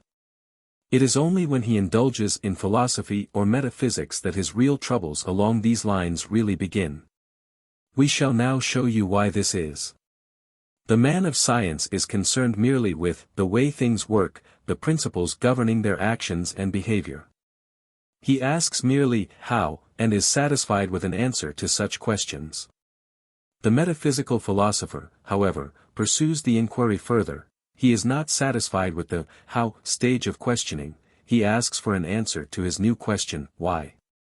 He pursues his inquiries until, finally, he demands an answer to his ultimate why, which may be expressed as follows: what is that which is the ultimate principle of all things, and of which all things are manifestations? He is not content with the scientific classification of natural things into the three great categories of 1. Substance, 2. Energy, 3. Life or spirit. He holds that some one of these three must be the ultimate principle. The other two being subordinate aspects or manifestations of that ultimate reality. He does not explain clearly just why all things must be manifestations of but one principle. He takes this for granted, and asks you to do the same. Ask him how and why this is, and he will answer, with great dignity of manner and tone, all philosophy worthy of the name holds that at the last everything must be reduced to one ultimate principle. The discovery of that one ultimate principle is the aim and end of all true philosophical thought. Pressed for a further answer he dismisses the subject with the remark, Plato settled that matter, once and for all, many centuries ago. And pronounces you an impudent ignoramus if you venture to demand to be shown or told just how Plato knew this. There are, it seems, certain limits beyond which you may not go in your inquiries of certain metaphysical philosophers. It is a case of, thus saith the Lord, with them, with Plato playing the part of the Lord. The thinkers who, in this matter, are, from Missouri, and who demand to be shown, are dubbed unphilosophical, but they are increasing in number, and their ranks now contain some of the brightest minds of the race. The abstract metaphysicians are wedded to their idols, it would seem. This demand for the reduction of all things to one ultimate principle long ago divided the army of metaphysical philosophy into two great camps, each of which is in turn divided into minor groups. These two great philosophical divisions are known, respectively, as 1. Materialism, and 2. Idealism. Both of these great camps, while engaged in continuous warfare against each other, nevertheless hold firmly to the same fundamental idea that there exists some one ultimate principle. One camp holds that this one ultimate principle is matter. The other camp holds that it is spirit or mind. While engaged in a bitter fight between themselves, these two camps are united against a third camp, the one known as realism, which holds that there are two universal principles instead of one of which is material substance, the other being spiritual essence. Let us see what are the fundamental and basic ideas of these three several schools. Professor Thomas Case, president of Corpus Christi College, Oxford University, in his great article upon metaphysics, in the Encyclopaedia Britannica, 11th edition, says, "Metaphysical materialism is the view that everything known is body or matter. But while according to ancient materialists soul is only another body, according to modern materialists mind without soul is only an attribute or function of body.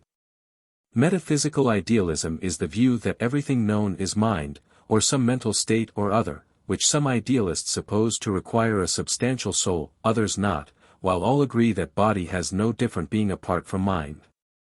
Metaphysical realism is the intermediate view that everything known is either body or soul, neither of which alone exhausts the universe of being."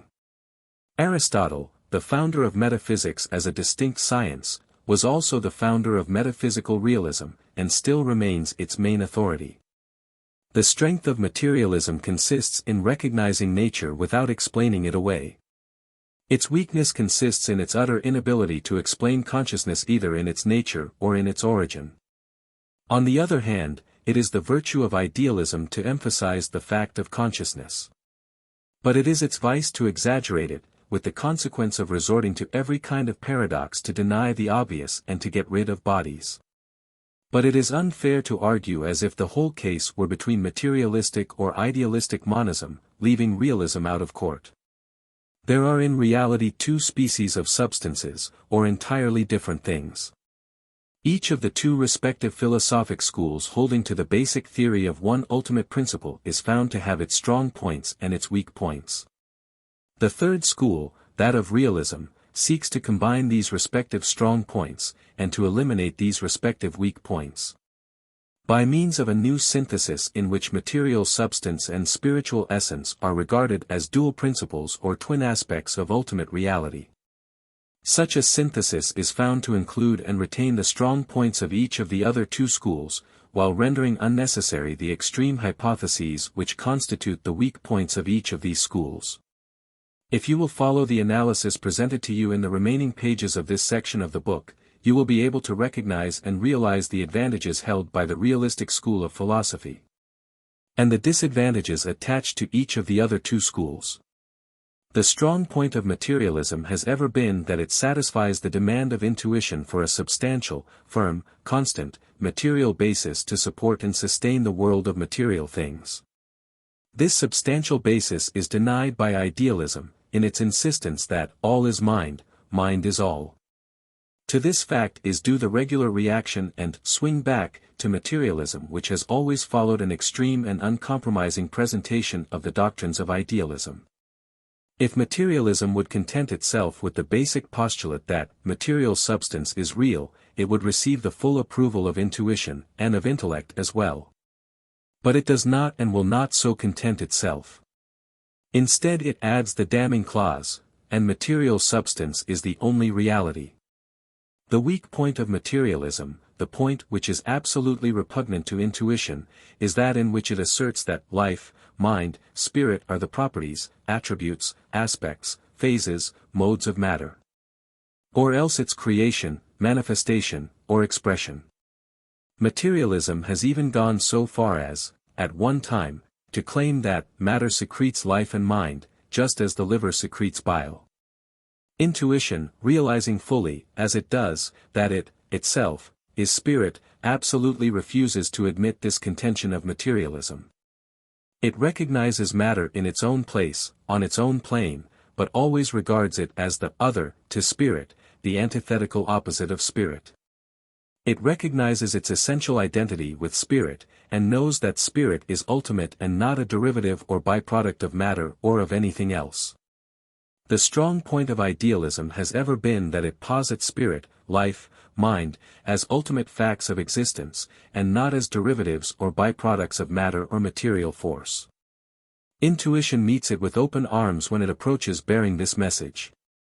The message is soul-satisfying and produces a spiritual content. For that matter, it is very probable that no materialist, deep down in his soul, ever really feels that life, mind, spirit, are the byproducts of matter. The materialist may think that he sees the truth of his contention. But he really never succeeds in feeling that it is true. Within him, spirit itself cries to him, I am spirit and not matter nor a product of matter. His intuition ever protests against his extreme materialism. The weak point of idealism has ever been its claim that all is mind, mind is all. Matter is an illusion, and has no real existence. The material world is a dream or an error of mortal mind. Intuition revolts at this, though intellect is frequently seduced by its plausible sophistry and fallacy. It is probable that no idealist ever really feels that there is no reality in matter. Even when he is uttering the words, he continues to act as if matter is a reality. His every action is based upon the tacit recognition of the presence and reality of matter. Intellect, it is true, is often dazed and bewildered by the juggling of words so often employed in the philosophy of idealism, under its many different names and forms. Idealism is ingrown metaphysics. Of such schools of thought a writer has said, of such teachings, those who listen understand nothing, and those who teach do not really understand. That actual material objects really exist is the verdict of common sense and of the intuition of any person who will listen to its voice. Professor Ladd says, common sense must be trusted, and virtually is trusted, for the inviolable and undiminished confidence in the existence of a real world, full of actual events, some of which are known to be causally connected. And, as well, in its confident belief that, while human knowledge does not create that world and knows it at best only imperfectly and partially, yet it does know it truly, so to say, that is, as it really exists and actually behaves. Reid says, I do perceive matter objectively, that is, something that is the intermediate object of my touch and sight. And this object I take to be matter, and not an idea. And though I have been taught by philosophers that what I immediately touch is an idea, and not matter, yet I have never been able to discover this by the most accurate attention to my own perceptions. Benjamin Paul Blood says, a modern man must indeed be tainted with one of Mr. Spencer's insanities of idealism to doubt that even if the earth were stripped of all living things and left barren as our moon appears, man and his philosophies and histories and religions vanished into less than air, the glorious stars, among which by analogical reckoning his earth is but a speck, would still revolve as, theoretically at least, they have ever revolved, regardless of all impertinent sensitiveness to time or times. This report of common sense and intuition is practically accepted by all men, even the extreme idealists, in their everyday life and activities. They may talk one thing and act another, it is true. But the best test of a man's real intuitive truths is found in his actions rather than in his words. The highest test of truth is one's willingness to trust his life and well-being to it. As Blood says, the profoundest idealist confesses to the integrity of matter. A rap on the head gives a conviction of reality that no idea that can come out of that head can refute. Criticism of common sense comes back in its own face. Like the wasp and the hornet, it leaves its sting in the wound and is fatal to itself. A critic might say to the average perfunctory idealist, "You are up in the tree of life, indeed, but you are sawing off the limb that supports you." And, as Ladd says, one might admit that he would be willing to dispense with the reality of all the physical world, if only the idea of eating bread were but regularly followed by the idea of being no longer hungry and of being invigorated. Between the extremes of materialism and idealism is found the position of the golden mean, the point of balance, represented by the philosophic school of realism. Realism recognizes the real and actual existence of both spiritual essence and material substance, the former constituting the soul of things, the latter the body of things. The world is accounted for and explained as the result of the action and reaction of spirit and matter. It holds that some things are material things, and that other things are spiritual things. The history of realism in the Western world runs back to Aristotle, in the Eastern world it runs back to still older Oriental philosophers. Both of these ancient schools held that spirit and matter are ultimate universal principles, distinct and different from each other, yet ever acting and reacting to and from the other. They held that spirit is the inner essence, and matter the outer substance, of the cosmos. Spirit, it is true, can never know matter, in itself, it can know only the sensations arising from its contact with matter. But, equally true, spirit is compelled to depend upon these sensations arising from contact with matter for its raw materials, of thought, feeling, and other mental processes. We know matter only through mind. But mind must depend upon matter for its crude, objects of knowledge. There is a universal interdependence and coordination between mind and matter and mind, the action and reaction between spiritual essence and material substance. Such is the teaching of true philosophic realism. Upon this basic teaching the instruction contained in the present book is grounded. In the course of this instruction you will discover for yourself that these foundations are solid, and that the structure is well supported by them. If you have been repelled by the crude, crass doctrines of extreme materialism, on the one hand, and made dizzy by the visionary, impractical doctrines of extreme idealism, on the other hand, you will find in the teaching of rational realism a satisfactory position between the two extremes where the reconciliation and explanation of the two opposing doctrines is not only made possible, but is actually rendered certain. Material substance. One of the first important generalizations made by man in his philosophical reasoning is that all things have body, material substance, or stuff of which their outward form is composed. The realization of the universal presence of material substance, body, or stuff, is a basic element of man's thought. In fact, it is discovered to partake of the quality of intuitive knowledge. Our verbal terms employed in speech and writing illustrate the fundamental quality of this element of our thought. Our words were created primarily in response to the need of expressing our notions concerning material objects or activities. Even those terms designed to express our concepts of mental and spiritual things usually are really metaphorical terms in which material objects are employed as symbols illustrating the immaterial things. Thus, our terms spirit, psyche, ghost, etc., were originally employed to indicate breath, blowing wind, breezes, etc. Likewise, our minds almost instinctively identify material things as real things. Materiality is implicitly accepted as reality in our ordinary thought, at least until the latter has been disturbed by metaphysics. The term real represents a thing in substantive existence, and not imaginary or merely existing as an idea. That which is reported as really existent is that which is discovered to be apparent to the senses or which registers its presence upon some physical instrument. That which is said to be all in your mind is not regarded as real in ordinary thought. The legal term real property illustrates this basic thought. Real property is property consisting of land and that which pertains to the land. And land is the most material thing known to man, therefore the most real thing to the ordinary thought. In view of these facts, it is not to be wondered at the human mind finds itself compelled to assume the existence of a universal material substance, stuff or body, serving as the fundamental material of which all physical things are made. and also serving as a material base and ground, supporter and sustainer of the universe of manifold things. All human thought tacitly assumes the existence of such a material substantial ground and base, even where the mind has been muddled by too much metaphysical teaching and speculation. Human thought refuses really to believe that material things are mere fantasies or illusions, even though it tries to make itself believe it does so. No matter what it says, it always acts as if material things were real, present and in evidence. That there must be a substantial material or stuff underlying the forms of the physical universe, is seen to be true by intellect properly directed and employed, and intuition corroborates and substantiates the report.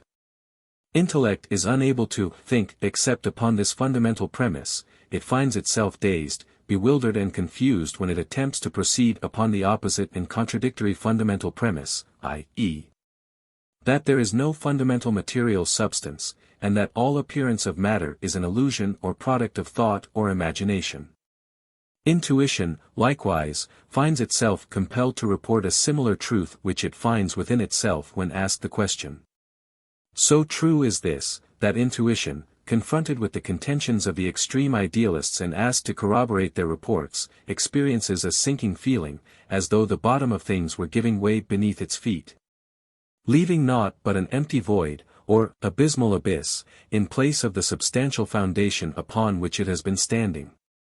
It detects the falsity of the report in a moment, however, and indignantly rejects it. The average individual, the common-sense person, who has not indulged in too much metaphysical thought, also has this fundamental consciousness of the necessary existence of a basic substantial stuff, a fundamental material, out of which the bodies and physical forms of things are composed and created. He finds himself unable to think of a universe in which materiality is absent.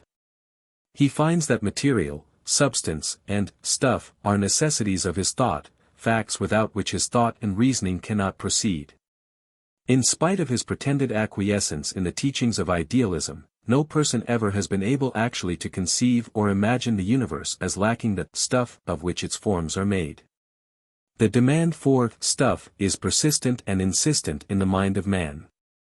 Try as he may, man is never able actually to think away the primal concept of stuff. It refuses to be thought out of existence. Even the recent idea of the so-called dematerialization of matter has not affected this necessity of thought. The dematerialized matter, though no longer matter in the old scientific conception, is none the less constituent substance or fundamental stuff. The intellectual and intuitive demand for the presence of an elemental substance or fundamental stuff arises not only by reason of the perception that there is a physical or material aspect to each and everything known to man in experience, but also because the philosophic mind realizes the need for a substantial base and ground to explain and account for the changing forms of the physical and material universe. Substance, material, or stuff of some kind, even though it be conceived as infinitely rare, tenuous, fine, ethereal, subtle, is demanded by intellect and intuition. You may test this fundamental report for yourself, if you so wish.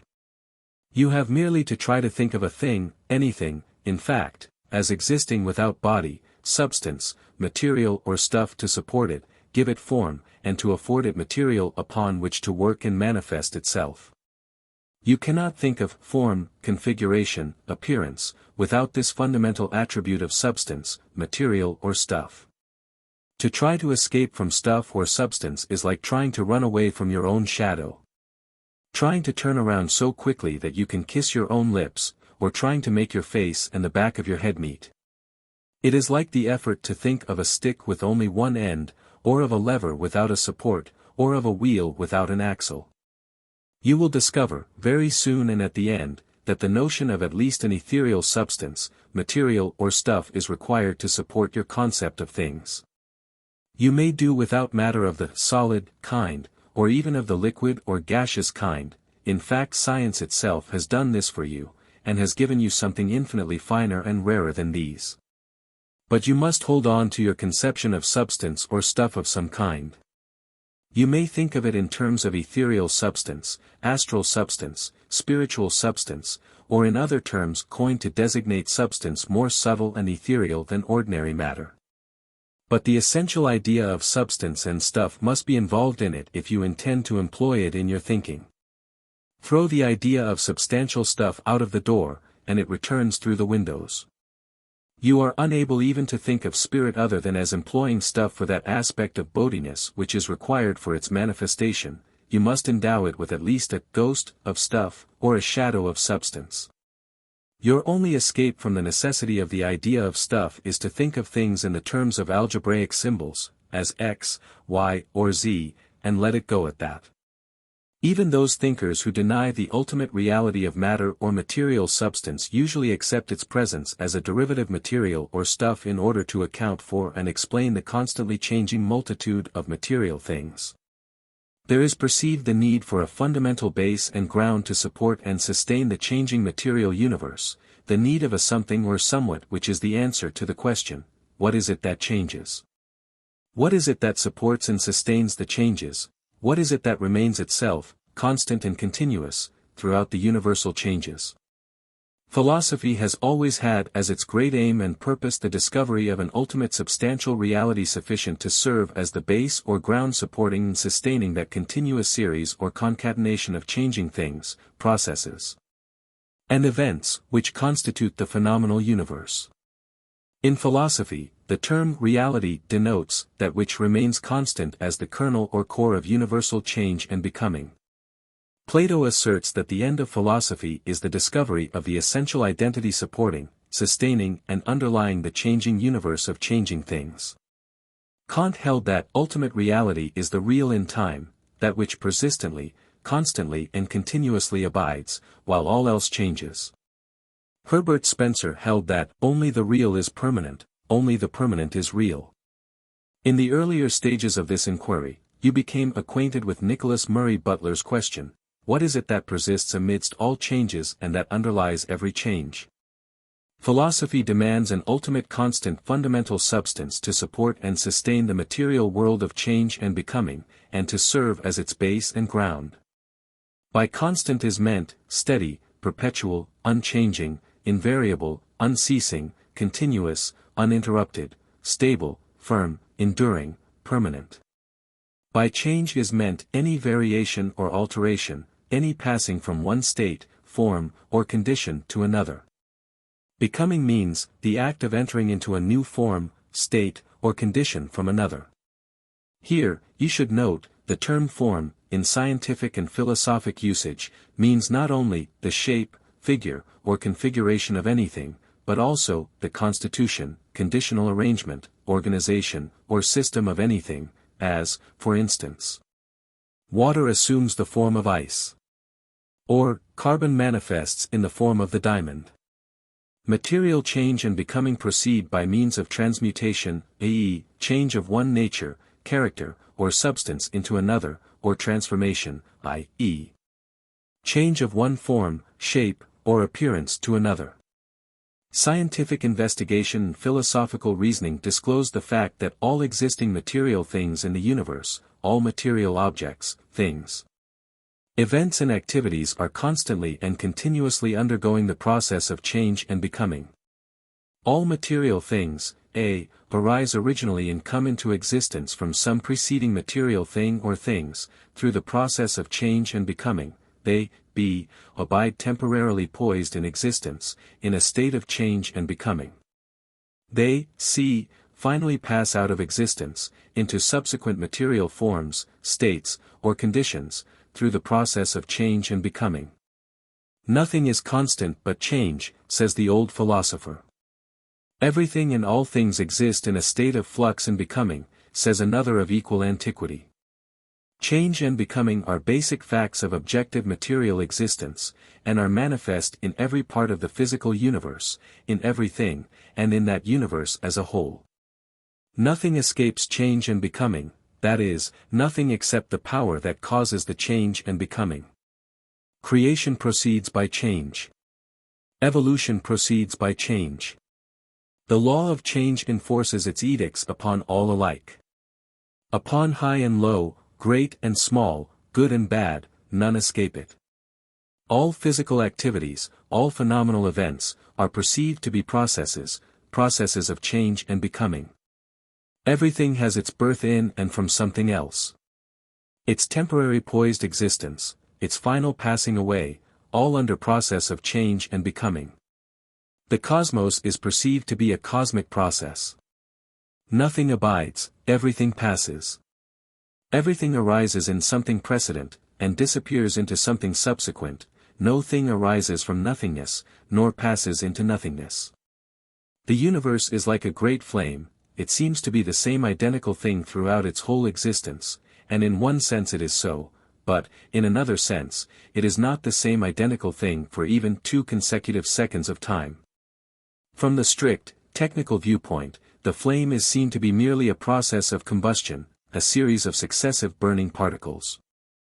But, from another viewpoint, it is seen, and felt, that there is an underlying something or somewhat, a constant substantial unity in identity of reality and meaning underlying the process of changes. Intellect, made dizzy by this constant and continuous process of change and becoming, at times experiences the fear that its world may be built upon sinking sand rather than upon solid rock. Accordingly, it demands and receives assurance and reassurance from intuition concerning the existence of a constant fundamental substance, underlying all change and becoming.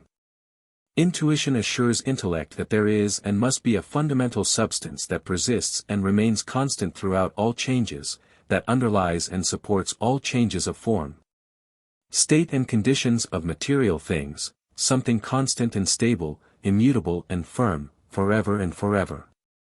Intellect, accordingly, 2,000 years ago, or more, formulated a law of thought which embodies this report of intuition: a thing always remains itself, and nothing but itself, notwithstanding the manifold states, forms and conditions which it assumes or undergoes, and under which it manifests and presents itself in appearance.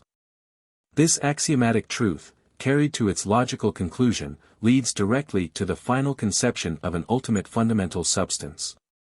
As Dulce says, every consistent application of the laws of thought seems perforce to conduct to an unconditioned constant situated at the root of things. All human thinking, without exception, operates with the concept of a constant substans lying at the root of things. Thou, critic, must conform thyself to this rule. It is a necessity of thought. Much of the opposition to the conception of fundamental substance, material or stuff as an ultimate fact or principle, both in ancient and in modern philosophic thought, both of Occidental and Oriental philosophy, has arisen from a misconception of the essential nature of that ultimate fact or principle. In its form of matter, it has been thought of as gross, solid, heavy stuff. When the term matter has been employed, the mind has proceeded immediately to conceive of a something like, for instance, a block of granite, an ingot of steel, a lump of clay, or a mass of mud. This was particularly true in the case of Western world philosophy. The Oriental philosophy, on the other hand, has always held that substance, matter or stuff, in its essential, elemental, ultimate state, form, or condition is something quite different from this, quite opposite to it in fact. The ancient Oriental philosophies have always posited fundamental material substance as something infinitely fine, infinitely rare, infinitely tenuous, subtle, ethereal, something as much finer than the finest gas. As the latter is finer than a piece of hard metal or stone, something infinitely finer than even that hypothetical universal ether of modern Western science. Modern Western science, in time arrived at the conclusion that the ultimate elements of matter were infinitesimal particles, called atoms, of almost incredible fineness, lightness and tenuity. Of these the grosser and more solid forms of matter were held to be worked up, made or manufactured by natural forces. There were held to be from 80 to 90 such classes of elemental atoms. And science was well on its way to resolving these into the lightest and finest of them all, i.e., the atom of hydrogen, and of holding that the other atoms are compounds or derivatives of this ultimate stuff. But, before this point was reached, radium was discovered, and the atom was found not to be the ultimate form of matter at all, but rather to be composed of something still finer and more elemental, i.e., the electrons, ions, or corpuscles of an infinitely tenuous, ethereal substance. The present conception of modern science concerning the ultimate nature of matter is expressed in the following extracts from a lecture delivered a few years ago by Sir William Crookes. Physicists are now saying that there is a possibility that there is no such thing as matter, as formerly understood by that term. Some say that the electron is pure disembodied electricity, thus approaching the old idea of Boscovich, accepted by Faraday, that the atom is only a center of force. The idea of the chemical elements as something absolutely primary and ultimate has grown less and less distinct, until today we admit the possibility of resolving them into simpler forms or else refining them away altogether. When we have split the atom into hundreds of little bits, these residual particles turn out to be nothing more than superimposed layers of positive and negative electricity. Another scientist adds, Crookes refrained from telling us what would happen if some clever researcher of the future should discover a method of making these alternative layers of plus and minus cancel each other out of existence. Einstein goes even further. He posits matter as consisting of infinitesimal centers of disturbance in something still more ethereal, the nature of which he does not even attempt to explain or speculate about. The electrons are estimated to be so extremely small that millions of them might be gathered on the point of the finest needle, and to be so tenuous and light that an atom of hydrogen gas would be solid as compared with them. But Einstein goes beyond this, as may be seen by reference to the statement of Sir Joseph Thomson in a recent article in a British scientific magazine, as follows: the size of the centers of disturbance, which in Einstein's theory are associated with matter, bears to the size of the electron about the same proportions that the size of the smallest particle visible under the most perfect microscope bears to the size of the Earth itself. These discoveries and experiments have been regarded as bringing about the dematerialization of matter, and so they do if the old conception of matter be employed in making the statement. But there are other, and far better philosophical conceptions of ultimate substance, as we shall see presently. Before passing on, we may venture to call your attention to the fact that even these newly discovered ultimate particles are given the attributes of size, shape, and form. They are held to have extension and to occupy space. Whatever has size, shape, form and extension, whatever occupies space, no matter how little space, comes clearly within the basic category of substance, matter, or stuff. And even the most extreme of the new school of physicists are forced to admit that the idea of electricity without substance, body or stuff is practically inconceivable. At the last, they are seen to have merely discovered a still finer and more elemental substance, material or stuff in which electricity finds its necessary body. The comparative immateriality and dematerialization of this new form of substance, material or stuff discovered by science, is indicated in the following statement of John Burroughs, the eminent naturalist. Science, the new science, pursues matter to the vanishing point, where it ceases to be matter and becomes pure force or spirit. What takes place in the imaginary world where ponderable matter ends and becomes disembodied force, and where the hypothetical atoms are no longer indivisible, we may conjecture but may never know. The atomic theory of matter leads us into a non-material world, or a world the inverse of the solid three-dimensional world that our senses reveal to us, or to matter in a fourth estate. We know solids and fluids and gases, but emanations which are neither, we know only as spirits or ghosts, by dream or hearsay.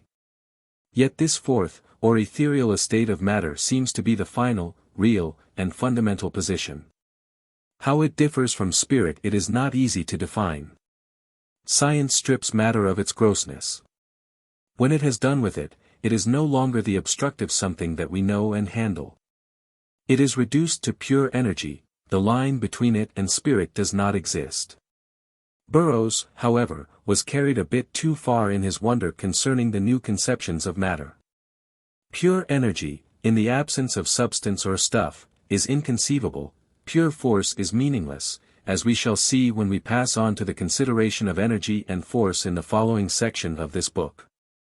And, as we shall see elsewhere, there is a decided line of distinction between this conception and that of spirit, the distinction consisting of the fact that spirit explains life, whereas neither matter or pure force can do so.